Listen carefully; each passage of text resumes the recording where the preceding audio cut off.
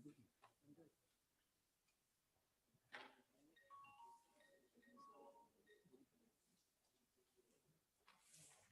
very good morning to one and all present here. What a wonderful day. On behalf of the Global Education and Training Institute, I, Sarita Bhaskar, extend a very warm welcome to this 4-day mega event, the 13th Leadership International Roundtable. This is the largest virtual conference organized by Global Education and Training Institute, Getty. I extend my warmest greetings to all the dignitaries, state heads, school principals, school heads, eminent speakers, policy makers, NGOs. If I call it in one term, it should be the change makers. Last year has been full of uncertainties and challenges for us. But as it is said, that success is knowing your purpose in life, growing to reach your maximum, and sowing seeds that benefit others. Therefore, for past 12 years, Ed Leadership International Roundtables have been providing a powerful platform for conversations that lead to change and are necessary to bring about meaningful change. We are extremely delighted to host 80 plus speakers from across 50 plus countries to deliberate on matters most urgent to education. So, the stage is all set, and once again, a very warm welcome from the city of Lucknow to all of you who have come together to contemplate and go beyond the man-made boundaries. I request my co-host, Ms. Sumita, to proceed further. Thank you very much, Sarita ma'am. One can change a moment. One idea can change a world. One step can start a journey, but a prayer can change the impossible. Remembering the Almighty at short and regular intervals makes it easier to establish communion with Him. Prayer is a perfect opportunity to explore our hearts, share everything with Him, and begin reliving ourselves. Prayers initiates angelic actions. On our behalf, the armor of the Almighty not only offers protection, but it also allows us to take our stand and fight back against the dark forces. There's a way of being. Begin in the moment, begin present, begin the opening. It is a way of learning to be ourselves. Prayer is a way of relating to Him, to ourselves, to those around us, in opening our hearts and minds and souls to the supreme power. Let us join all of us together, all those who have joined on this virtual platform, to offer the prayers to the Almighty. And remembrance of Thee is my remedy. Nearness to Thee is my hope. And love for Thee is my companion. Thy mercy to me is my healing, and my succor in both this world and the world to come. Thy mercy to me is my healing, and my succor in both this world and the world to come. Thou verily art Thee, O bountiful, the all-knowing, the all-wise. Thou verily art Thee, O bountiful,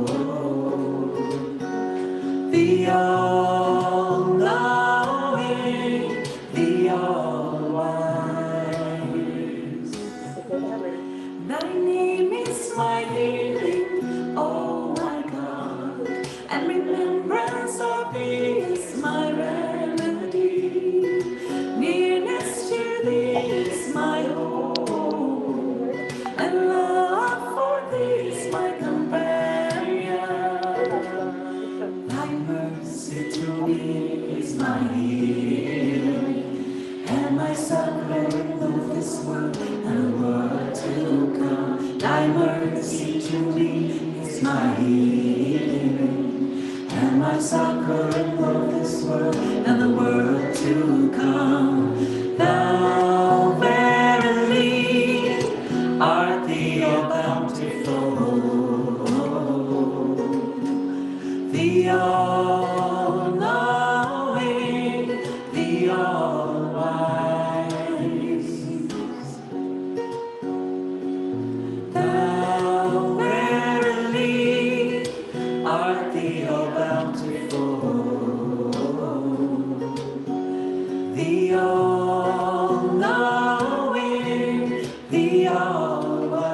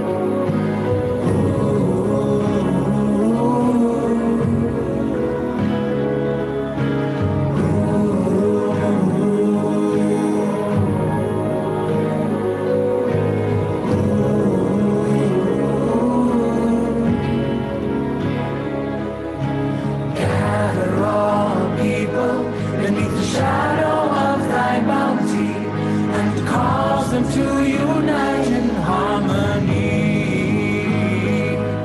so that they may become as the rays of one sun, as the waves of one ocean,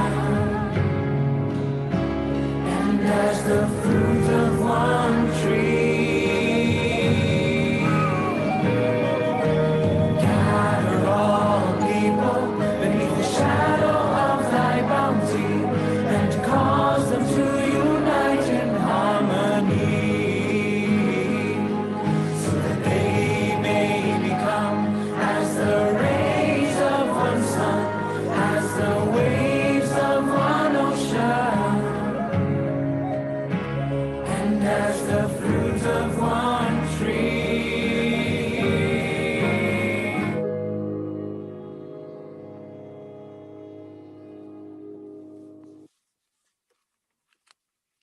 That was indeed so serene, so beautiful. All over the world, people practice various religions, have different faiths, yet the essence of all religions is one. Only the approach is different. Religion provides mental peace, promotes virtues, welfare. It gives direction and purpose in life. We hereby present before you the All Religions Prayer by our very enthusiastic students who give the message of unity, love, peace, and brotherhood.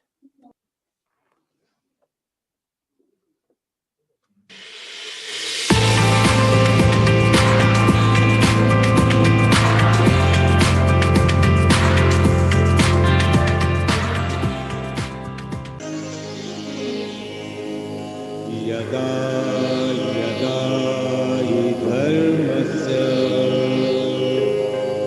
ग्लानिर्भवति Bharat अभ्युत्थानं धर्मस्य सम्भवामि युगे युगे। ॐ श्रीं ह्रीं क्लीं ग्लौं गं गणपतये वरवरद सर्वजनं मे वशमानय स्वाहा।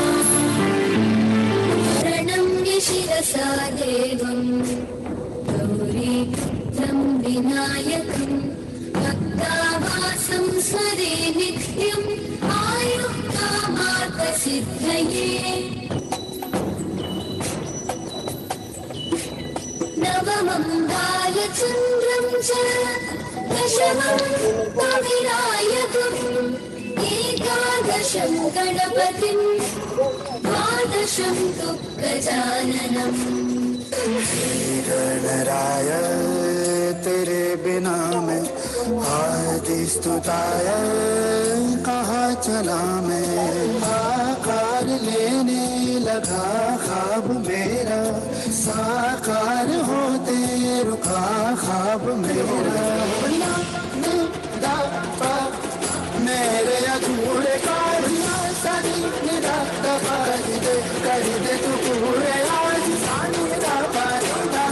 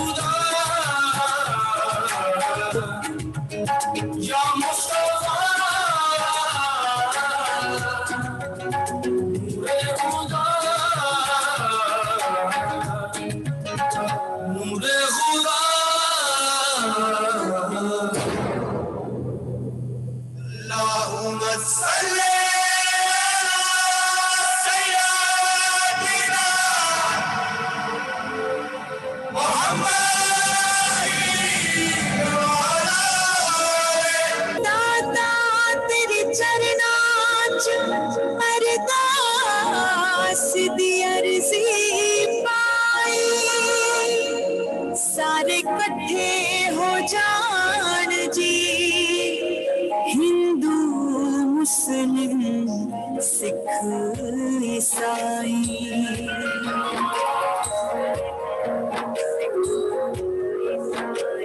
सब दे हमना चो जहर मुक जे किसे नू मिटाउण दा कहर मुक जे सब दे हमना चो जहर मुक जे किसे नू मिटाउण दा कहर मुक जे अरदास करा अरदास करा अरदास करा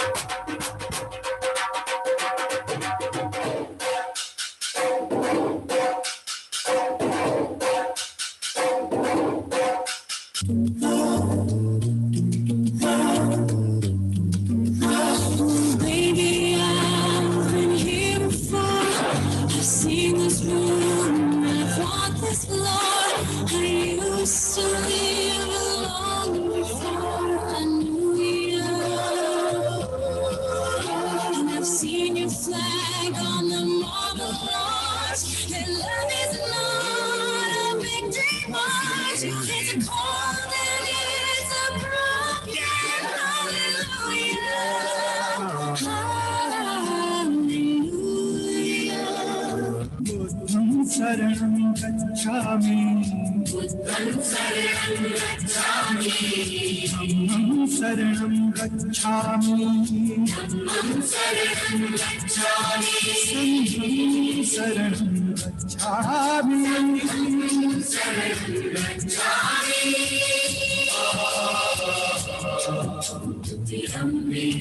बुद्धं शरणं गच्छामि धम्मं शरणं गच्छामि संघं शरणं गच्छामि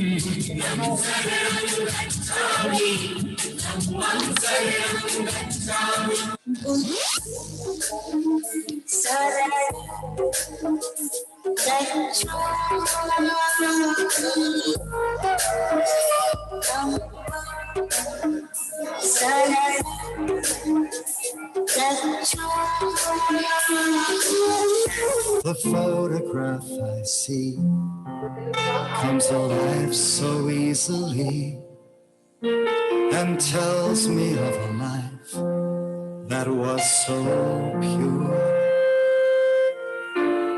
He would never turn away from anyone. And the love in his eyes is so real. He suffered all his life to show us how to be free. He could always love his enemy. What a beautiful and strong message gets conveyed when we see all the religions coming together at the same platform. Message of universal brotherhood and solidarity. And now, please allow me to invite Ma'am Roli Tripathi, who is the co-convener of the Ed Leadership Roundtable. She is also the head training and programs at Getty, head innovation and quality management, Getty and supported schools. She also has been an innovative and accomplished English instructor. This year marks her 18th year in education. She has varied experiences as a teacher and school leader at middle and senior school levels, teaching a variety of grades and content areas. Having traveled to different countries for education programs and events, she is ever engaged in understanding education at all levels. Her passion is developing positive relationships with everyone within the community, working with students as they grow, training teachers and staff so that they can reach their greatest potential, strengthening a connection between school and home, and fostering a positive school and work culture. Over to you, Rolima. Greetings from Getty. I welcome all our esteemed guests from 21st to 24th for this conference, the 13th Ed Leadership International. Mr. Anurag Tripathi, Secretary, Central Board of Secondary Education, India. Her Excellency, Ms. Kiran Bedi, Honorable Lieutenant Governor General of Puducherry, and Sri Rajnath Singh Ji, Honorable Minister of Defense, India. I welcome all our esteemed chairpersons for all the roundtables and our honored guests, Mr. Manit Jain, Mr. Anil Swaroopji, Mohammad Ji, founders of City Montessori School. Online class है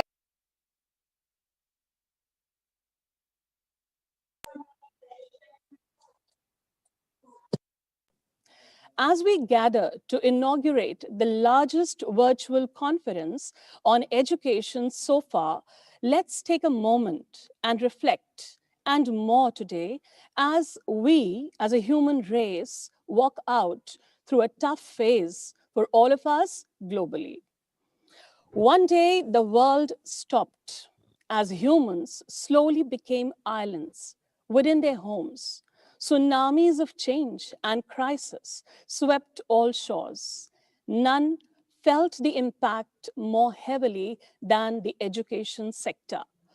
Students not only lost social and cognitive opportunities that are so important for their lifelong development, but also suffered from learning loss. A McKinsey analysis concluded that students lost an average of 7 months of knowledge mastery. Low-income students lost more than a year. As school buildings, often the liveliest in the neighborhood, turned quiet and empty. Bittersweet online classes abounded.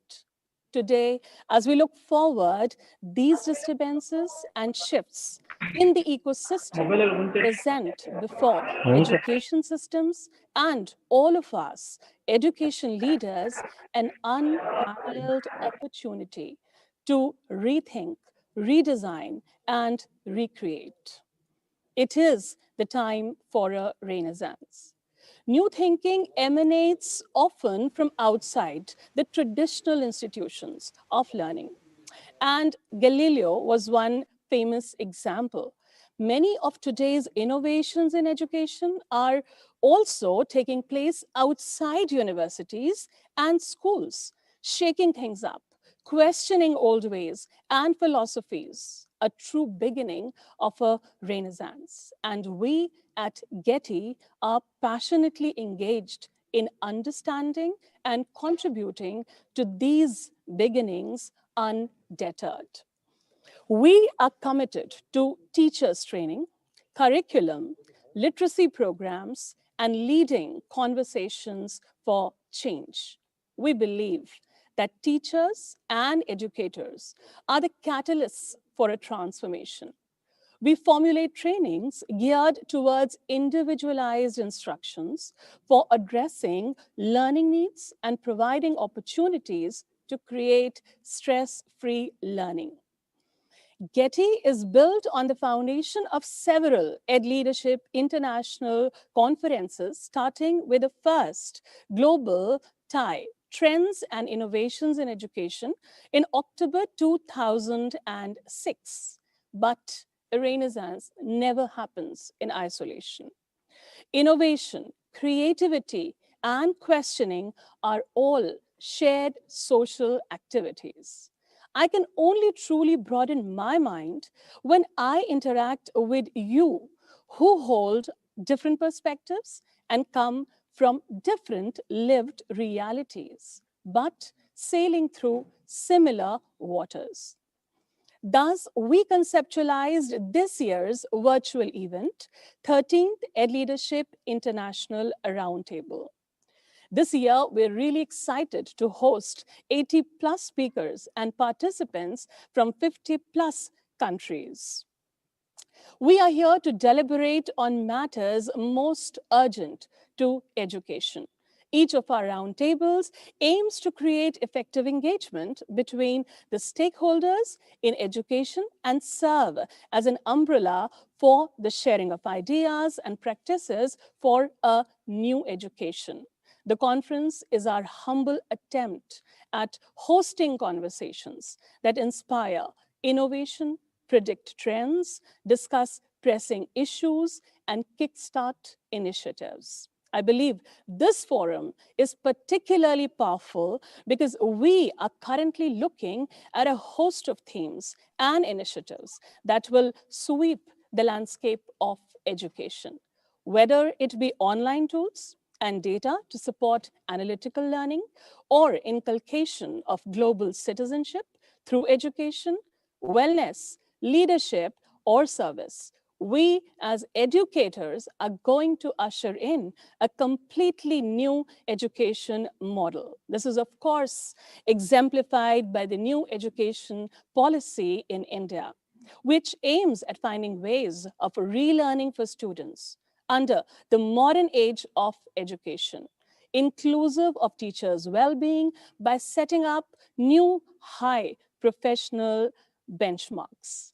Ed Leadership International Roundtables for the past 12 years have been providing a powerful platform for conversations that lead to change and are necessary to bring about meaningful change in education. Each roundtable shall create an effective engagement between education leaders and experts from across the world. No one can predict the future, but as William Gibson famously said, the future is already here. It's just not very evenly distributed. All we have to do then is to look for these indicators of education's renaissance around us, and we will get an idea of what the future of education holds. T.S. Eliot said, only those who will risk going too far will possibly find out how far we can go. And when I remember this quote, I aptly remember our founder director at Global Education and Training Institute, Dr. Sunita Gandhi, who received her doctorate from Cambridge and spent more than a decade at the World Bank serving there. But I'll say it was her passion, it was her inner commitment towards education that brought her back to her country and to her family, already contributing as educators. And today we can see Dr. Sunita Gandhi, the convener of 13th Leadership International Roundtable, committed to her many endeavors towards education, whether it's teachers training, which we passionately call teachers empowerment programs, or curriculum, or literacy program. This conference, we are trying new and unattempted. So please cooperate, support, and ignore our follies, if any. We have been really fortunate to have with us some kind and really prudent, passionate educators who form our advisory board. They consist of experts and education innovators from across the world. So here, I'll just take a moment and thank them all. Ms. Emily Hallinen, who has worked as a head of curriculum development in the Finnish National Agency of Education. Thank you so much, ma'am, for always being around us. Dr. Neelam Parmar, currently working as a Director of Educational Technology, Digital Learning and Innovation, the UK. Thank you, ma'am. We also thank Mr. Martin Richards, who works to ensure that a coaching approach is increasingly and correctly used in schools. He's from Sweden. Thank you so much, sir, for always being around us. We have Dr. Tom Markham, who is the founder and CEO of PBL Global, a psychologist, educator, author, speaker, and somebody who has been enriching more than 300 schools and 6,000 teachers through his training that he provides in project-based learning, for always being around us and supporting us in our endeavors. Ms. Kirsty Lonka, who's a professor of educational psychology at University of Helsinki, Finland since 2005. Ms. Stella Fernandez from Singapore, a veteran teacher for the past 54 years. We also would like to thank here Mr. Bob Barata Lawton, founder, Center for Innovation in Education at California, and Mr. Chris McCry. Thank you to all those who I could name over here, and to all those who've been supporting us from their lands, transcending all these borders and just overcoming all the impediments all the time and connecting with us and guiding us all this while. Today, coming to this day, we are really very fortunate to have as our chief guest this morning, Shri Anurag Tripathi ji. Shri Anurag Tripathi ji is the secretary of the CBSE, or the Central Board of Secondary Education.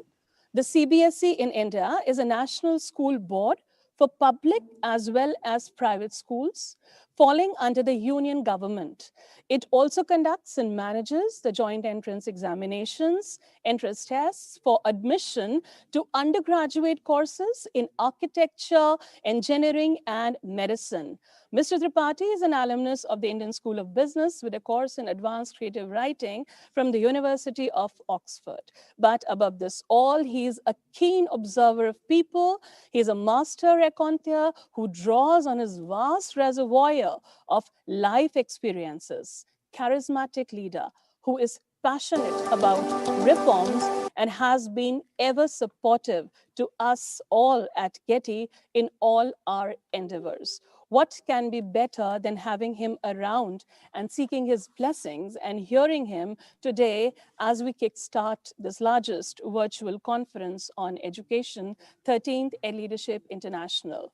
We from Getty welcome Mr. Anurag Tripathi as the chief guest, and over to Shri Anurag Tripathi ji now for your address, sir. Respected Defense Minister of India, Mr. Rajnath Singh ji, respected Lieutenant Governor Pondicherry, Kiran Bedi Madam, respected ex-Education Secretary, Mr. Anil Swarup, respected Mr. Jagdish Gandhi, Mrs. Sunita Gandhi, all principals, teachers, parents, students. A very, very good morning to all of you. In the times when CBSE has started actions for the implementation of recommendations of the National Education Policy 2020. The 13th Ed Leadership International Roundtable comes as a unique opportunity for all educational leaders from India and abroad. At this platform, all stakeholders can share their ideas, views, and best practices to strengthen the qualitative impact that the NEP aims at to make India a world leader in education. You must have noticed that NEP has laid foundation for the much awaited competency-based learning, focusing on the real-life skills so that our learners can become good citizens, global leaders in future. Similarly, the NEP has recommended so many positive actions for all stakeholders, be it the teachers or schools. Our task in this context is of great responsibility. We need to work with full enthusiasm and far-sightedness to fulfill the objectives and aims of the NEP. Our schools must adopt all practices, focus on the attainment of learning outcomes, implement innovative pedagogies, and create a joyful learning atmosphere and working environment. Needless to say, all this must be accompanied with an equal emphasis on the grassroots issues and application of all knowledge in real-life situations. Students must aim to be cultured, committed, and responsible human beings while absorbing scientific inquiry and critical thinking, enabling themselves to take sound decisions when required. With these words, I once again welcome you all to this conference and my best wishes to all participants to have a fruitful learning experience. As we all know, this conference will emphasize to teachers stake importance of teachers in Indian and abroad education system. New Education Policy 2020 says that the role of teachers, the contribution of teachers, the power of teachers will be the main factor to implement this policy. मैं आप सबको ये जरूर बताना चाहूंगा कि 1986 की new जो पॉलिसी थी, एजुकेशन पॉलिसी, जो हमारी ओल्ड एजुकेशन पॉलिसी 1986 की थी, उसमें एंटायर एजुकेशन सेटअप को चाइल्ड सेंट्रिक बनाने की बात कही गई. बट न्यू एजुकेशन पॉलिसी 2020 वो चाइल्ड सेंट्रिक पॉलिसी के साथ साथ टीचर सेंट्रिक पॉलिसी को अडॉप्ट करने की बात करती है. 86 की पॉलिसी में टीचर्स के लिए बहुत ज्यादा एम्फेसिस नहीं था, बट 2020 की पॉलिसी में आते आते हमको ये एक्सपीरियंस भी हुआ कि without teachers, without a good teachers, कोई भी एजुकेशन पॉलिसी इंप्लीमेंट करना जस्ट इम्पॉसिबल है. मुझे खुशी हो रही है बताते हुए कि 1986 से लेकर के 2020 तक की जो जर्नी हमने की है, उसमें बहुत सारे इनोवेटिव चीजें CBSE board and Indian education board ने अडॉप्ट किया है. बट न्यू एजुकेशन पॉलिसी का जो मेन एम है to empower teachers, to create teachers, to train teachers, ये एक मेजर पैराडाइम शिफ्ट होगा इंटायर एजुकेशन सेटअप को चेंज करने के लिए. चूंकि आज के सेमिनार, आज के वेबिनार, आपकी इंटरनेशनल कॉन्फ्रेंस का जो मेन टॉपिक है टू एम्पावर टीचर्स, मैं उस पर अपनी बात को केंद्रित रखूंगा और जो भी टीचर्स, प्रिंसिपल्स पार्टिसिपेट कर रहे हैं उन्हें कन्विंस करने का मैं प्रयास करूंगा. एक छोटा सा बच्चा जब जन्म लेता है तो उसके सामने दुनिया की पहली टीचर उसकी माँ होती है, उसके फादर होते हैं, उसका परिवार होता है. माँ इस जीवन की, इस दुनिया की सबसे पहली टीचर होती है, जो बच्चों को चलना सिखाती है, बोलना सिखाती है, खाना सिखाती है, बात करना सिखाती है, हंसना सिखाती है, अच्छे से व्यवहार करना सिखाती है, सत्य और असत्य का बोध कराती है. जो उसकी सेंसेज होती हैं, जो उसकी 5 सेंसेज होती हैं, उनको इग्नाइट करती है और बच्चों को एक पॉजिटिव एटमॉस्फेयर देती है. छोटा बच्चा जब स्कूल पहुंचता है आफ्टर 3 ईयर, आफ्टर 4 ईयर, तो एक डिफरेंट एटमॉस्फेयर स्कूल में मिलता है। जो मदर का रोल है वो स्कूल के प्राइमरी एजुकेशन पर शिफ्ट होता है। और अगर छोटे से बच्चे को जो प्राइमरी स्कूल के टीचर है, प्री नर्सरी स्कूल के टीचर है, अगर वो मदर की तरह उसको ट्रीट करते हैं, अगर मदर की तरह उससे बिहेव करते हैं, अगर उसको अंडरस्टैंड करते हैं, अगर उसको समझते हैं, उसकी संवेदनाओं को समझते हैं, तो बहुत आसानी से बच्चा स्कूल एटमॉस्फेयर को अडॉप्ट। तो जितने भी टीचर्स आज इस फोरम पर सुन रहे हैं, मैं उनसे ये निवेदन करूंगा कि ऑलवेज ये ध्यान रखें कि कोई भी लर्निंग, कोई भी एजुकेशन तब तक संभव नहीं है जब तक आप अपने बच्चे से कनेक्ट नहीं होते, जब तक बच्चा आपसे कन्विंस नहीं होता, जब तक बच्चा आपसे प्यार नहीं करता, जब तक बच्चे के मन से भय नहीं निकलता। अगर मदर की तरह आप ट्रीट करेंगे, उससे अफेक्शन रखेंगे, उससे प्यार करेंगे, उसे एटमॉस्फेयर देंगे, उसको समझेंगे, अंडरस्टैंड करेंगे, उसके संवेदनाओं को समझेंगे, छोटी छोटी गलतियों को इग्नोर करते हुए उसे मोटिवेट करेंगे, उसको डिस्करेज नहीं करेंगे, तो वो बच्चा अपने टीचर के साथ बहुत जल्दी अटैच हो जाएगा। और एक बार टीचर ने उस बच्चे का दिल जीत लिया, उसके हार्ट में पहुंच गई, आपने उसको टच कर लिया, उसके बाद वो बच्चा आपकी उंगली पकड़ करके चलना शुरू हो जाएगा। ये बात बहुत छोटी लेकिन बहुत ही महत्वपूर्ण है। किसी भी एजुकेशन सेटअप में सबसे आसान तरीका होता है क्लासरूम में टीचर का आना, बुक्स के पन्नों को पलटना, अपना 40 मिनट का कंट्रीब्यूशन देना और वापस चले जाना। एक बार आप इसको वापस रिव्यू करिए कि 40 मिनट में उस बच्चे को जो आपने पढ़ाया, क्या बच्चे से आप कनेक्ट हुए? क्या आपके 40 मिनट का प्लान बच्चे की रियल लाइफ से कनेक्ट हुआ? क्या बच्चे को आनंद आया, जॉयफुल रही कि नहीं रही वो लर्निंग? और आपका जो ऑब्जेक्ट था क्या वो पूरा हुआ? तो मेरा पहला निवेदन ये है, टीचर से मेरी मेजर रिक्वेस्ट है ये, ऑलवेज टीचर को, जो प्राइमरी स्कूल के टीचर्स हैं, प्री प्राइमरी स्कूल के टीचर हैं, उनको मदर के रोल को स्कूल तक ले करके आना है और अपने बच्चे से एक इमोशनल सोशल कनेक्ट करना है, एक तरह का बिलीव पैदा करना है, भरोसा पैदा करना है। और एक बार वो भरोसा, वो बॉन्ड टीचर और बच्चे के बीच बन गया तो लर्निंग ऑटोमेटिकली स्टार्ट हो जाएगी। अगर ये भरोसा नहीं बना तो ये रोट लर्निंग होगी, फिर बच्चे आपके पन्नों को रट लेंगे, आपकी डांट से, आपके पनिशमेंट से, आपके भय से, मार्क्स की रेस से, पेरेंट के प्रेशर से वो मार्क्स भी ले लेंगे, लेकिन लर्निंग नहीं होगी और पर्सनालिटी की ग्रूमिंग नहीं होगी। तो डियर टीचर्स, मैं फर्स्ट रिक्वेस्ट करता हूं आप सबसे कि जब भी आप स्कूल सेटअप में जाएं, जब अपने क्लासरूम में एंटर करें, आपका पहला प्रयास होना चाहिए बच्चों को कनेक्ट करना, उनको इम्प्रेस करना, उनसे जुड़ना। और वो तब तक संभव नहीं है जब तक आप इमोशनली, सोशली उन बच्चों को जुड़े नहीं और रेस्पेक्ट नहीं करें। एक अच्छा टीचर माँ की तरह होता है और बच्चों की गलतियों को माफ करता है। हम जब तक बच्चों को गलतियां नहीं करने देंगे तब तक हमारे क्लासरूम से इन्वेंटर्स, इनोवेटर्स, क्रिएटर्स नहीं पैदा होंगे। इसलिए मेरा दूसरा निवेदन टीचर से है कि आप अपने बच्चों को मोटिवेट करें गलतियां करने के लिए, मोटिवेट करें कुछ ना कुछ करने के लिए।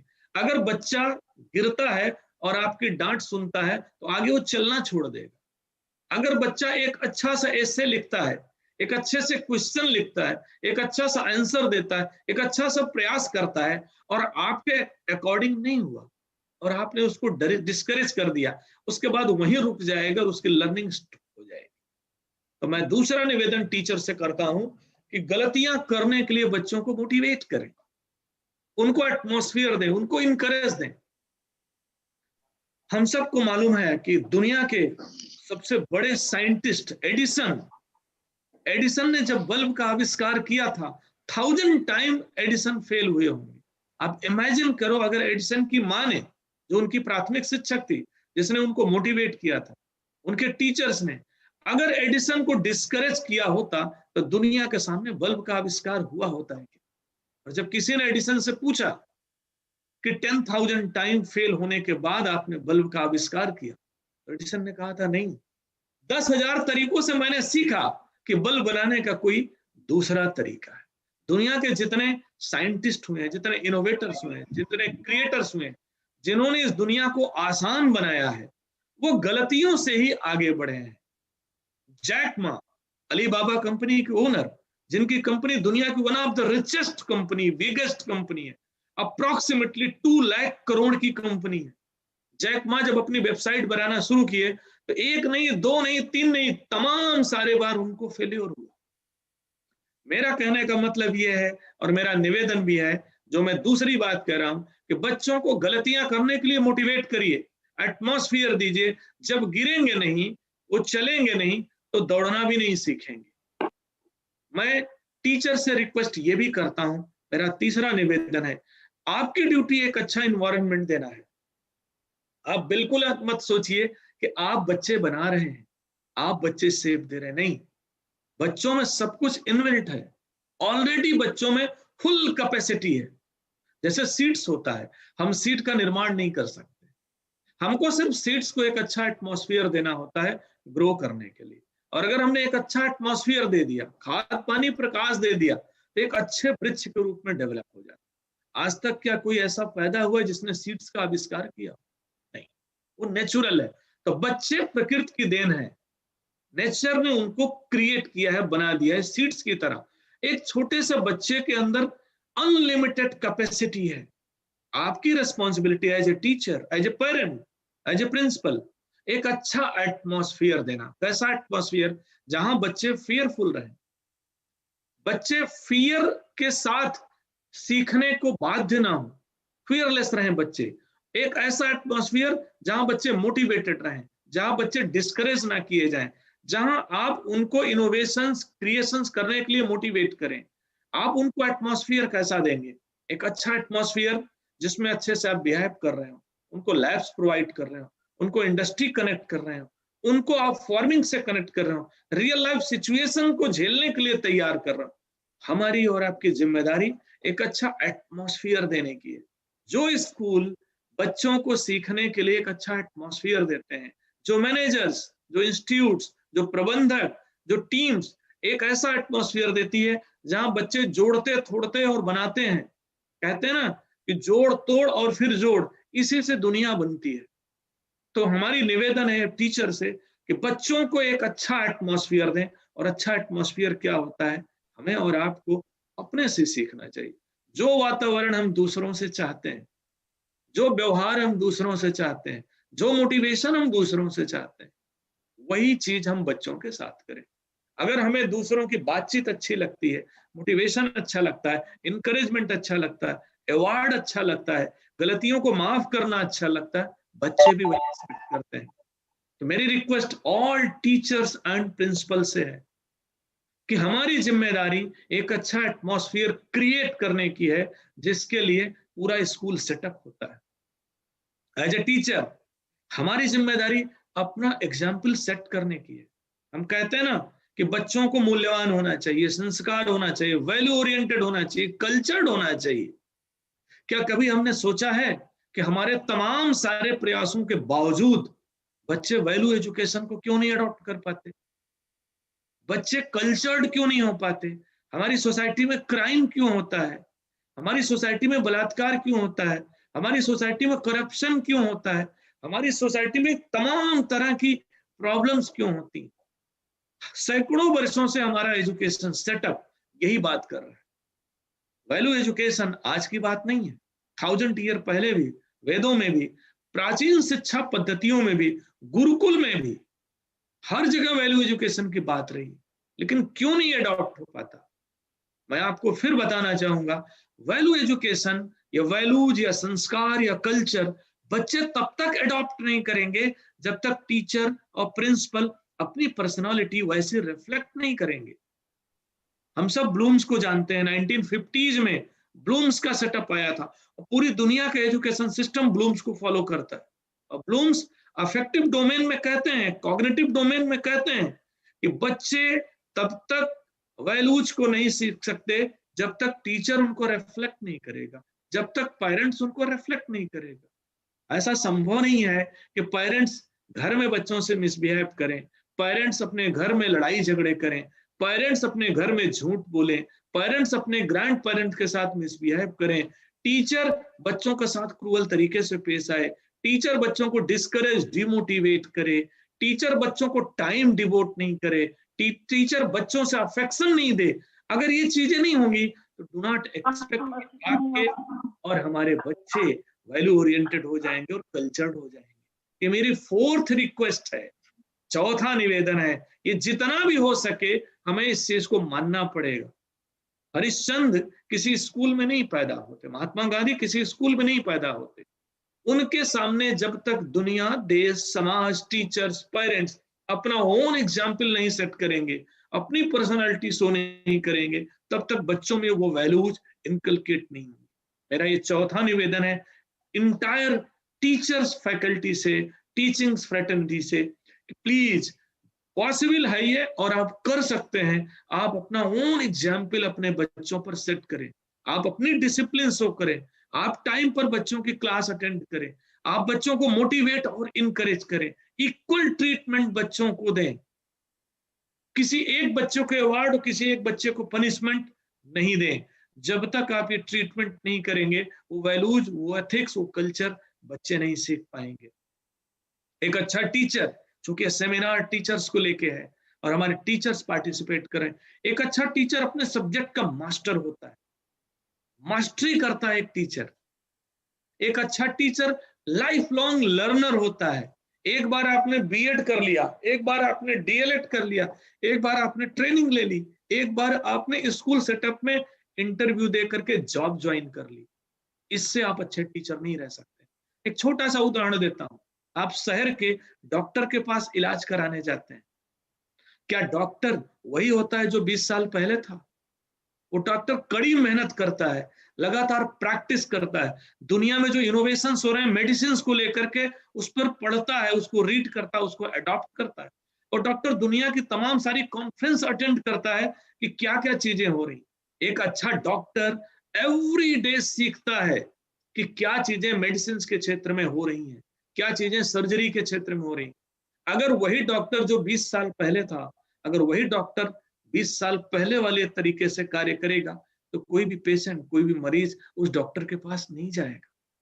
वैसे ही टीचर्स होते हैं, अगर आप अपने 20 साल पुरानी कैपेबिलिटीज और स्किल के साथ ही क्लासरूम में जाएंगे तो आपकी क्लासरूम्स लर्निंग वाली क्लासरूम्स नहीं होंगी, वहां इनकलकेशन नहीं होगा, वहां टीचिंग लर्निंग प्रोसेस, वहां रोट लर्निंग होगी। तो प्लीज टीचर्स, मेरी ये पांचवी रिक्वेस्ट आप सबसे है कि आपको अपने सब्जेक्ट की मास्टरी होनी चाहिए। व्हाटएवर बेस्ट प्रैक्टिसेस दुनिया में जो चल रही हैं, आपको अपने को अपग्रेड करना चाहिए, अपने को ट्रेंड करना चाहिए। Not only IT sector, teaching learning process की तमाम सारी प्रैक्टिसेज होती हैं जिसको पेडागोजी कहते हैं। एक अच्छा टीचर उस पेडागोजी को अडॉप्ट करता है, सीखता है। तो टीचर को अपने सब्जेक्ट की मास्टरी लगातार स्ट्रेंथन करना चाहिए, ट्रेनिंग लेनी चाहिए, अपनी ओन कैपेसिटी बिल्डिंग करनी चाहिए। मेरी रिक्वेस्ट टीचर फैकल्टी से, टीचर्स फ्रेटर्निटी से है कि प्लीज आप जो हैं उससे 10 टाइम्स 100 टाइम्स बेटर करने का प्रयास करें, क्योंकि आप लर्न नहीं करेंगे, आप रिसर्च नहीं करेंगे, आप नए नए तरीके नहीं अपनाएंगे तो आपकी क्लासेस बोरिंग हो जाएंगी और रोट लर्निंग की तरह होंगी। आप क्या अगर अपनी क्लास में 40 मिनट टीच करने जाते हैं और वही तरीका अपनाते हैं जो आपने कल अपनाया था, जो आपने परसों अपनाया था, जो आपने 1 साल पहले किया था, बच्चे अडॉप्ट नहीं करेंगे। बच्चे रोट लर्निंग की तरह सीख लेंगे, रट लेंगे। क्योंकि बच्चों को नंबर लेना उनकी मजबूरी है इंडियन एजुकेशन सेटअप में, तो मार्क्स भी ले लेंगे लेकिन सीखेंगे नहीं, पर्सनालिटी डेवलप नहीं होगी उनकी, स्किल्स डेवलप नहीं होंगी उनकी। तो मैं आप सबसे ये चीज जरूर कहता हूं कि जो बच्चे हमारी सिस्टम में हैं, आप जब भी क्लासरूम में जाएं तो फुल इक्विपमेंट के साथ जाएं, फुल कैपेसिटी के साथ जाएं। दुनिया में जो भी नए इनोवेशंस हो रहे हैं उनको रीड करें, अपग्रेड करें, ऑनलाइन ऑफलाइन ट्रेनिंग लें, प्रिंसिपल्स आपको ट्रेंड करें, देन आप अपने क्लासरूम में उतरें और उसके बाद जो मैच होगा 40 मिनट का, फिर आप जीत करके निकलें। एक अच्छा टीचर, एक अच्छा कम्युनिकेटर होता है। मैं वो बात कह रहा हूं जो आप अपने टीचर, जो आपका सबसे प्रिय टीचर है, आप उसको याद करें। जो बेस्ट टीचर होते हैं, जो अच्छे टीचर होते हैं, उनकी कम्युनिकेशन स्किल अच्छी होनी ही चाहिए। टीचर की जो बेसिक क्वालिटी है, आपकी नॉलेज थोड़ी कम होगी चल जाएगा, लेकिन कम्युनिकेशन स्किल नहीं होगी बिल्कुल नहीं चलेगा। आपका नॉलेज आउटस्टैंडिंग है and communication skill below average है, आप नॉलेज ट्रांसमिट नहीं कर पाएंगे। आप एक तरह से ट्रांसफॉर्मर हैं, आप बच्चों के लिए ट्रांसफॉर्मर की भूमिका में हैं। आपकी कम्युनिकेशन स्किल जितनी स्ट्रांग और अच्छी होगी उतना ही बेटर आप ट्रांसफॉर्म कर पाएंगे, आप ट्रांसमिट कर पाएंगे। एंड कम्युनिकेशन स्किल में मैं फिर कहना चाहूंगा, ये एक तरह की पेडागोजी है। कम्युनिकेशन स्किल अगर आप एक्सपीरियंशियल पेडागोजी के साथ आएंगे, कम्युनिकेशन स्किल में अगर आप स्टोरी टेलिंग लेकर के आएंगे, कम्युनिकेशन स्किल में आप अगर सब्जेक्ट इंटीग्रेशन लेकर के आएंगे, कम्युनिकेशन स्किल में अगर आप स्पोर्ट्स को यूज करेंगे, कम्युनिकेशन स्किल में अगर आप आर्ट इंटीग्रेट करेंगे, एक विषय से दूसरे विषय को जोड़ना, एक सब्जेक्ट से आर्ट को इंटीग्रेट करना, आर्ट की पेडागोजी लेके आना, अपने टॉपिक को स्टोरी टेलिंग के माध्यम से बच्चों को बताना। कम्युनिकेशन स्किल में अगर आप क्विजेस कराएंगे, एक्टिविटीज कराएंगे, प्रोजेक्ट्स कराएंगे, फील्ड विजिट्स कराएंगे, ये ऑल थिंग्स कहीं ना कहीं कम्युनिकेशन से रिलेटेड है, पेडागोजी से रिलेटेड है। एक अच्छा टीचर मास्टर होता है कम्युनिकेशन का, स्टोरी टेलर होता है, ड्रामेटिशियन होता है, एक्सपीरियंशियल लर्निंग देने वाला होता है। एक अच्छा टीचर लर्निंग आउटकम चेक करने वाला होता है। प्लीज टीचर्स, ये मेरी रिक्वेस्ट है आपसे, और आप अपने को बुढ़ करके देखें, असेस करें, आपके प्रिंसिपल आपको असेस करें, आपकी कम्युनिकेशन स्किल किस लेवल पर है। और अगर आपको लगता है तो अपने कम्युनिकेशन लेवल को बढ़ाने के तमाम सारे उपाय हैं। ऐसा नहीं कि आप इंप्रूव नहीं कर सकते, आप उसको 10 टाइम 100 टाइम्स बढ़ा सकते हैं। तो मैं रिक्वेस्ट करूंगा ऑल टीचर से कि आप अपनी कम्युनिकेशन स्किल्स को आगे बढ़ाएं और लेकर के चलें। एक अच्छा टीचर लर्निंग आउटकम समझता है। हमारे सामने बहुत सारे ऐसे टीचर्स हैं जो साइंस पढ़ा रहे हैं, मैथ पढ़ा रहे हैं, लिटरेचर पढ़ा रहे हैं, सोशल साइंस पढ़ा रहे हैं। आपको पता होना ही चाहिए कि सोशल साइंस के जो चैप्टर आप आज क्लास में पढ़ाने जा रहे हैं उससे आउटकम क्या निकलना है। जब एक अच्छी गृहिणी किचन में खाना बनाती है तो उसको पता है कि खाने का टेस्ट बहुत अच्छा रखना है। एथलेटिक्स की मीट में, ओलंपिक्स में कोई पार्टिसिपेट करता है तो उसके पास आउटकम सामने रहता है कि मुझे गोल्ड मेडल लेकर के निकलना है। जब आप अपने घर से स्कूल तक निकलते हैं तो आपका पहला आउटकम होता है कि हम स्कूल तक पहुंचेंगे। जब आप 40 मिनट क्लासरूम में हैं, क्या आपको मालूम है कि लर्निंग गोल क्या है, उस चैप्टर में क्या क्या स्किल्स डेवलप करनी है। और आफ्टर 40 मिनट्स आउटकम निकला, क्या आपको आउटकम जज करना आता है। मैं ये दो निवेदन ऑल टीचर से करना चाहूंगा। ईच एंड एवरी टीचर को अपने सब्जेक्ट का topic wise, chapter wise learning goals पता होना चाहिए। और after 40 minute, after 4 days, after 1 year आपको लर्निंग आउटकम की जांच करना, असेस करना, आकलन करना आना ही चाहिए। एक अच्छा टीचर सबसे पहले लर्निंग गोल्स को समझता है। और मैं एक सुविधा के लिए बताऊंगा कि learning goals, learning outcomes, learning document NCERT ने अपनी वेबसाइट पर लोड कर दिया है। Class wise, chapter wise, topic wise, content wise. आप सिर्फ एक क्लिक करिए, अपने सब्जेक्ट को क्लिक करिए, अपने सब्जेक्ट के चैप्टर को क्लिक करिए, अपने सब्जेक्ट के टॉपिक को क्लिक करिए, आपको मालूम चल जाएगा कि नेक्स्ट 40 मिनट जो आप पढ़ाने जा रहे हैं या जा रही हैं, उसका लर्निंग गोल क्या है और उसका लर्निंग आउटकम कैसे चेक करना है। प्लीज डियर टीचर्स, मैं फिर रिक्वेस्ट करूंगा कि जो भी आप बच्चों को 5 सब्जेक्ट्स पढ़ाने जा रहे हैं, उनके पीछे कोई ना कोई मैसेज है, कोई ना कोई हिडन मैसेज है। लिटरेचर आप इसलिए नहीं पढ़ाते कि बच्चे कविता और कहानी के अर्थ को समझ लें। लिटरेचर आप इसलिए पढ़ाते हैं कि उन कविताओं में, उन कहानियों में, उन नाटकों में, उन तमाम सारे सब्जेक्ट्स में उसके पीछे कोई ना कोई मैसेज होता है। वो कल्चर से जुड़ा है, वो लैंग्वेज से जुड़ा है, वो कम्युनिकेशन से जुड़ा है, वो सेंसिटिविटी से जुड़ा है, वो इन्वायरमेंट से जुड़ा हुआ है, वो फीलिंग से जुड़ा हुआ है, वो डे टू डे की लाइफ से जुड़ा हुआ है। सिमिलरली जब आप मैथ पढ़ाते हैं, साइंस पढ़ाते हैं, उसका ऑब्जेक्ट क्वेश्चन और आंसर में 100 नंबर लेना नहीं है। मैथ और साइंस एक साइंटिफिक टेम्पर डेवलप करता है, एक लॉजिकल थिंकिंग डेवलप करता है, एक डिबेट की परंपरा शुरू करता है। बच्चा कुछ भी स्वीकार करने के पहले प्रश्न करना सीखता है, कन्विंस होता है साइंटिफिक तरीके से। हमारे साइंस और हमारे मैथ बच्चों को अंधविश्वासों से दूर करते हैं, गलत परंपराओं से दूर करते हैं। बच्चे में वो टेम्पर डेवलप हुआ, वो एटीट्यूड डेवलप हुआ, वो बच्चों में एक तरह की कल्चर डेवलप हुई। ये आउटकम होता है। 100 में 100 तो सारे बच्चे ले लेते हैं। सिमिलरली जब आप सोशल साइंस पढ़ाते हैं बच्चों को, सामाजिक विज्ञान के, history, political science, geography, social science, psychology, कोई भी सब्जेक्ट जब आप अपने बच्चों को टीच करते हैं, उसका मतलब ये नहीं होता कि आप उसका अर्थ बताएं, बच्चे 5 पेज लिखें और 100 में 100 मार्क्स लें। उसके पीछे कुछ ना कुछ मैसेज होता है। अगर आप पॉलिटिकल साइंस पढ़ा रहे हैं तो बच्चे देश के और दुनिया के पॉलिटिकल सिस्टम से अवेयर होते हैं। डेमोक्रेसी पढ़ करके सिर्फ डेमोक्रेसी पर ऐसे नहीं लिखें, और डेमोक्रेसी का पालन करते हैं। डेमोक्रेटिक जो वैल्यूज है उनको अडॉप्ट करते हैं बच्चे। जब आप फ्रीडम फाइटर्स को पढ़ाते हैं, फ्रीडम स्ट्रगल को अपने बच्चों को ले जाते हैं, तो फ्रीडम स्ट्रगल के प्रति एक सेंसिटिविटी डेवलप करते हैं।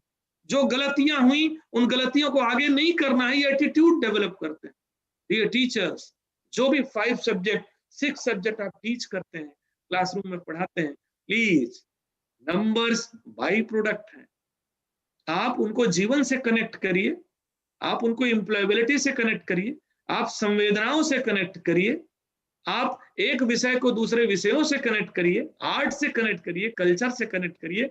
पर्सनालिटी की देन फुल ग्रूमिंग होती है, देन रोट लर्निंग नहीं होती है। देखिए, जो पुराना तरीका है पढ़ाना, रटाना और नंबर लेना, 100 में 100 तब भी आएगा। आईआईटी में तब भी बच्चे सिलेक्ट होंगे, एमबीबीएस बच्चे तब भी बनेंगे, आईएएस ऑफिसर्स तब भी बनेंगे। लेकिन जो आपकी कक्षाओं को रट करके, पढ़ करके निकले हुए इंजीनियर्स हैं, डॉक्टर्स हैं, ऑफिसर्स हैं, लीडर्स, अच्छे इंसान नहीं बनेंगे जब तक उन चीजों को आप रियल लाइफ से कनेक्ट नहीं करेंगे, कन्विंस नहीं करेंगे। देश को नंबरों से ज्यादा अच्छे लोगों की, अच्छे इंसानों की जरूरत है, और इससे आप भी जूझ रहे हैं और हम भी जूझ रहे हैं।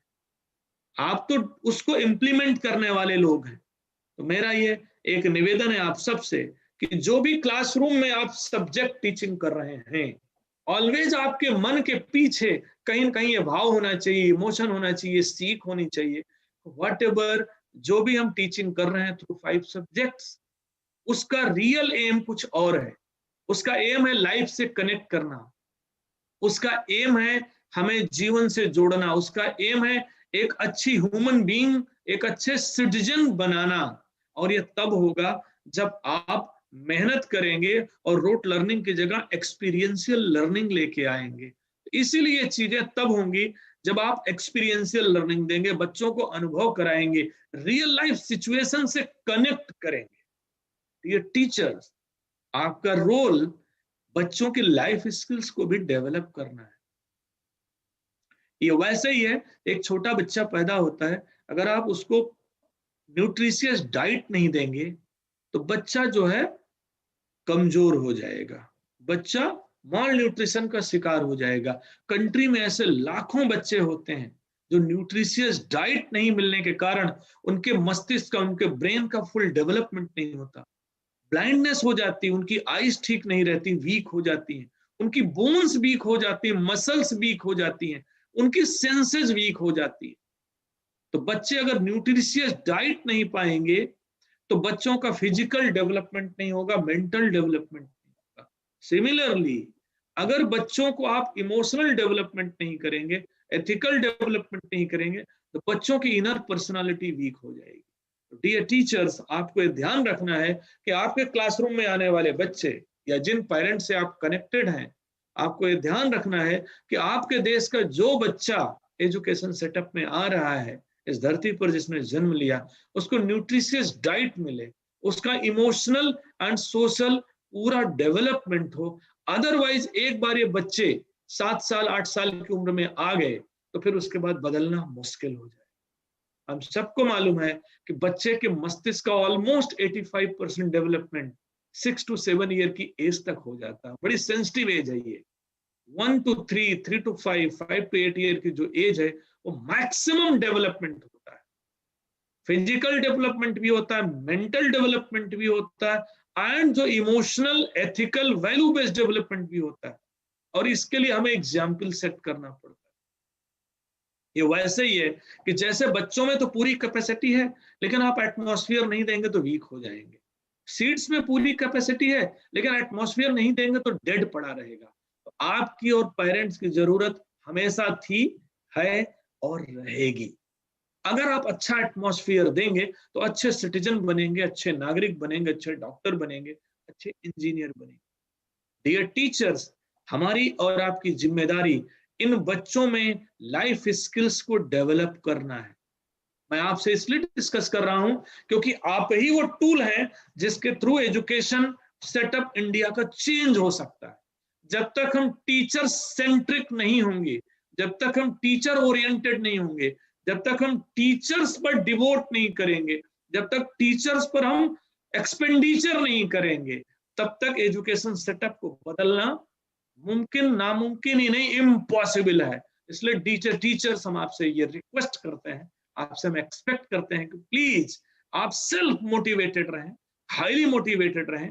एक बार अगर आप टीचर्स की लाइन में आ गए हैं और आपने ज्वाइन कर लिया है, आइदर बाय चॉइस और बाय फोर्स, अगर आपने एक बार ज्वाइन कर लिया तो with full devotion, with full devotion अपने को एक्सप्लोर करें, अपने को इंप्लीमेंट करें और अपने को एजुकेशन के लिए डिवोट करें।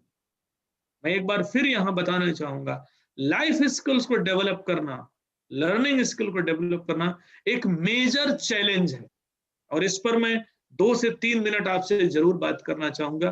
टीचर्स को ये पता होना चाहिए कि लाइफ स्किल्स क्या है, लर्निंग स्किल्स क्या है।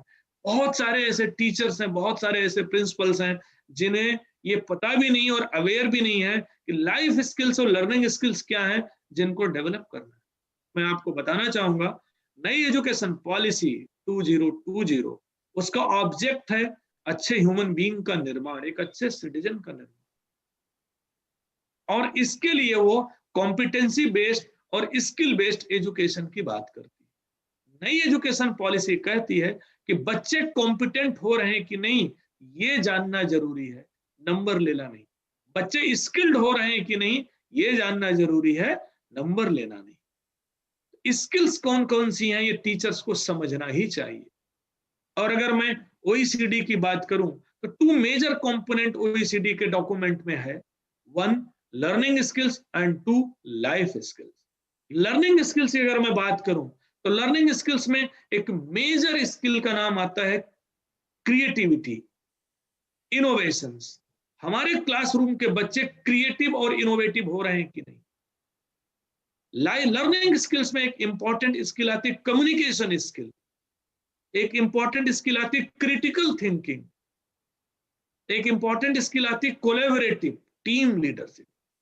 These are the 4 important learning skills: communication skill, collaborative skill, critical thinking and creativity. These are the 4 important components. Her teacher को ये पता ही होना चाहिए कि 40 मिनट या 4 घंटे या 4 वर्ष की क्लासरूम में उसने जो टीच किया है उन सब्जेक्ट्स के बहाने, हिस्ट्री, ज्योग्राफी, फिजिक्स के बहाने बच्चों में क्रिटिकल थिंकिंग डेवलप हुई कि नहीं, कम्युनिकेटिव स्किल डेवलप हुई कि नहीं, कोलैबोरेटिव स्किल डेवलप हुई कि नहीं, क्रिएटिविटी डेवलप हुई कि नहीं। अगर नहीं हुई तो आप अपनी पेडागोजी चेंज करिए, इमीडिएटली पढ़ाने का तरीका चेंज करिए, क्योंकि यही स्किल्स हैं जो आपके बच्चों को जीवन में आगे लेकर के जाएंगी। 100 में 100 लेने वाले बच्चे, ऐसा हो सकता है कि communication skill, critical thinking, collaborative nature and communicative nature 0 हो, इट मे बी। और अगर ये स्किल्स नहीं है तो 100 में 100 लाने के बाद भी उस सोसाइटी के किसी काम का नहीं होगा, उस सोसाइटी में फेल होगा बच्चा, वो क्रम्बल करेगा। दैट्स वाई ये डॉक्यूमेंट और एजुकेशन पॉलिसी आप टीचर से एक्सपेक्ट करती है कि अपने क्लासरूम में कॉम्पिटेंसी बेस्ड लर्निंग देंगे, स्किल का विकास करेंगे। और कैसे होगा? उन्हीं 5 सब्जेक्ट्स के थ्रू होगा। जब आप एक्सपीरियंशियल कराएंगे, जब आप इनोवेटिव कराएंगे, जब आप क्यूरियोसिटी डेवलप करेंगे, जब क्वेश्चन आयर बच्चों से पूछेंगे, जब बच्चों को एटमॉस्फेयर देंगे, जब बच्चों की क्यूरियोसिटी को इनकलकेट करेंगे, इग्नाइट करेंगे, तो ये चारों स्किल्स ऑटोमेटिकली डेवलप हो जाएंगे। लेकिन एज ए टीचर अगर आप सिर्फ पढ़ाते हैं और आंसर देते हैं तो सबसे खराब डेवलपमेंट होगा, ये भी ध्यान रखना। प्लीज आंसर देने के पहले इग्नाइट करिए बच्चों को क्वेश्चन पूछने के लिए। कुछ भी पढ़ाने के पहले पहले क्यूरियोसिटी डेवलप करिए। चैप्टर स्टार्ट करने के पहले लास्ट में दिए गए क्वेश्चंस थ्रो करिए। ये एक पेडागोजी एक अच्छे टीचर की, कि कोई भी चैप्टर शुरू करने के पहले चैप्टर के लास्ट में दिए गए जो क्वेश्चंस हैं आप थ्रो करिए, आप बच्चों को हिंट करिए, आप बच्चों को मोटिवेट करिए आंसर देने के लिए।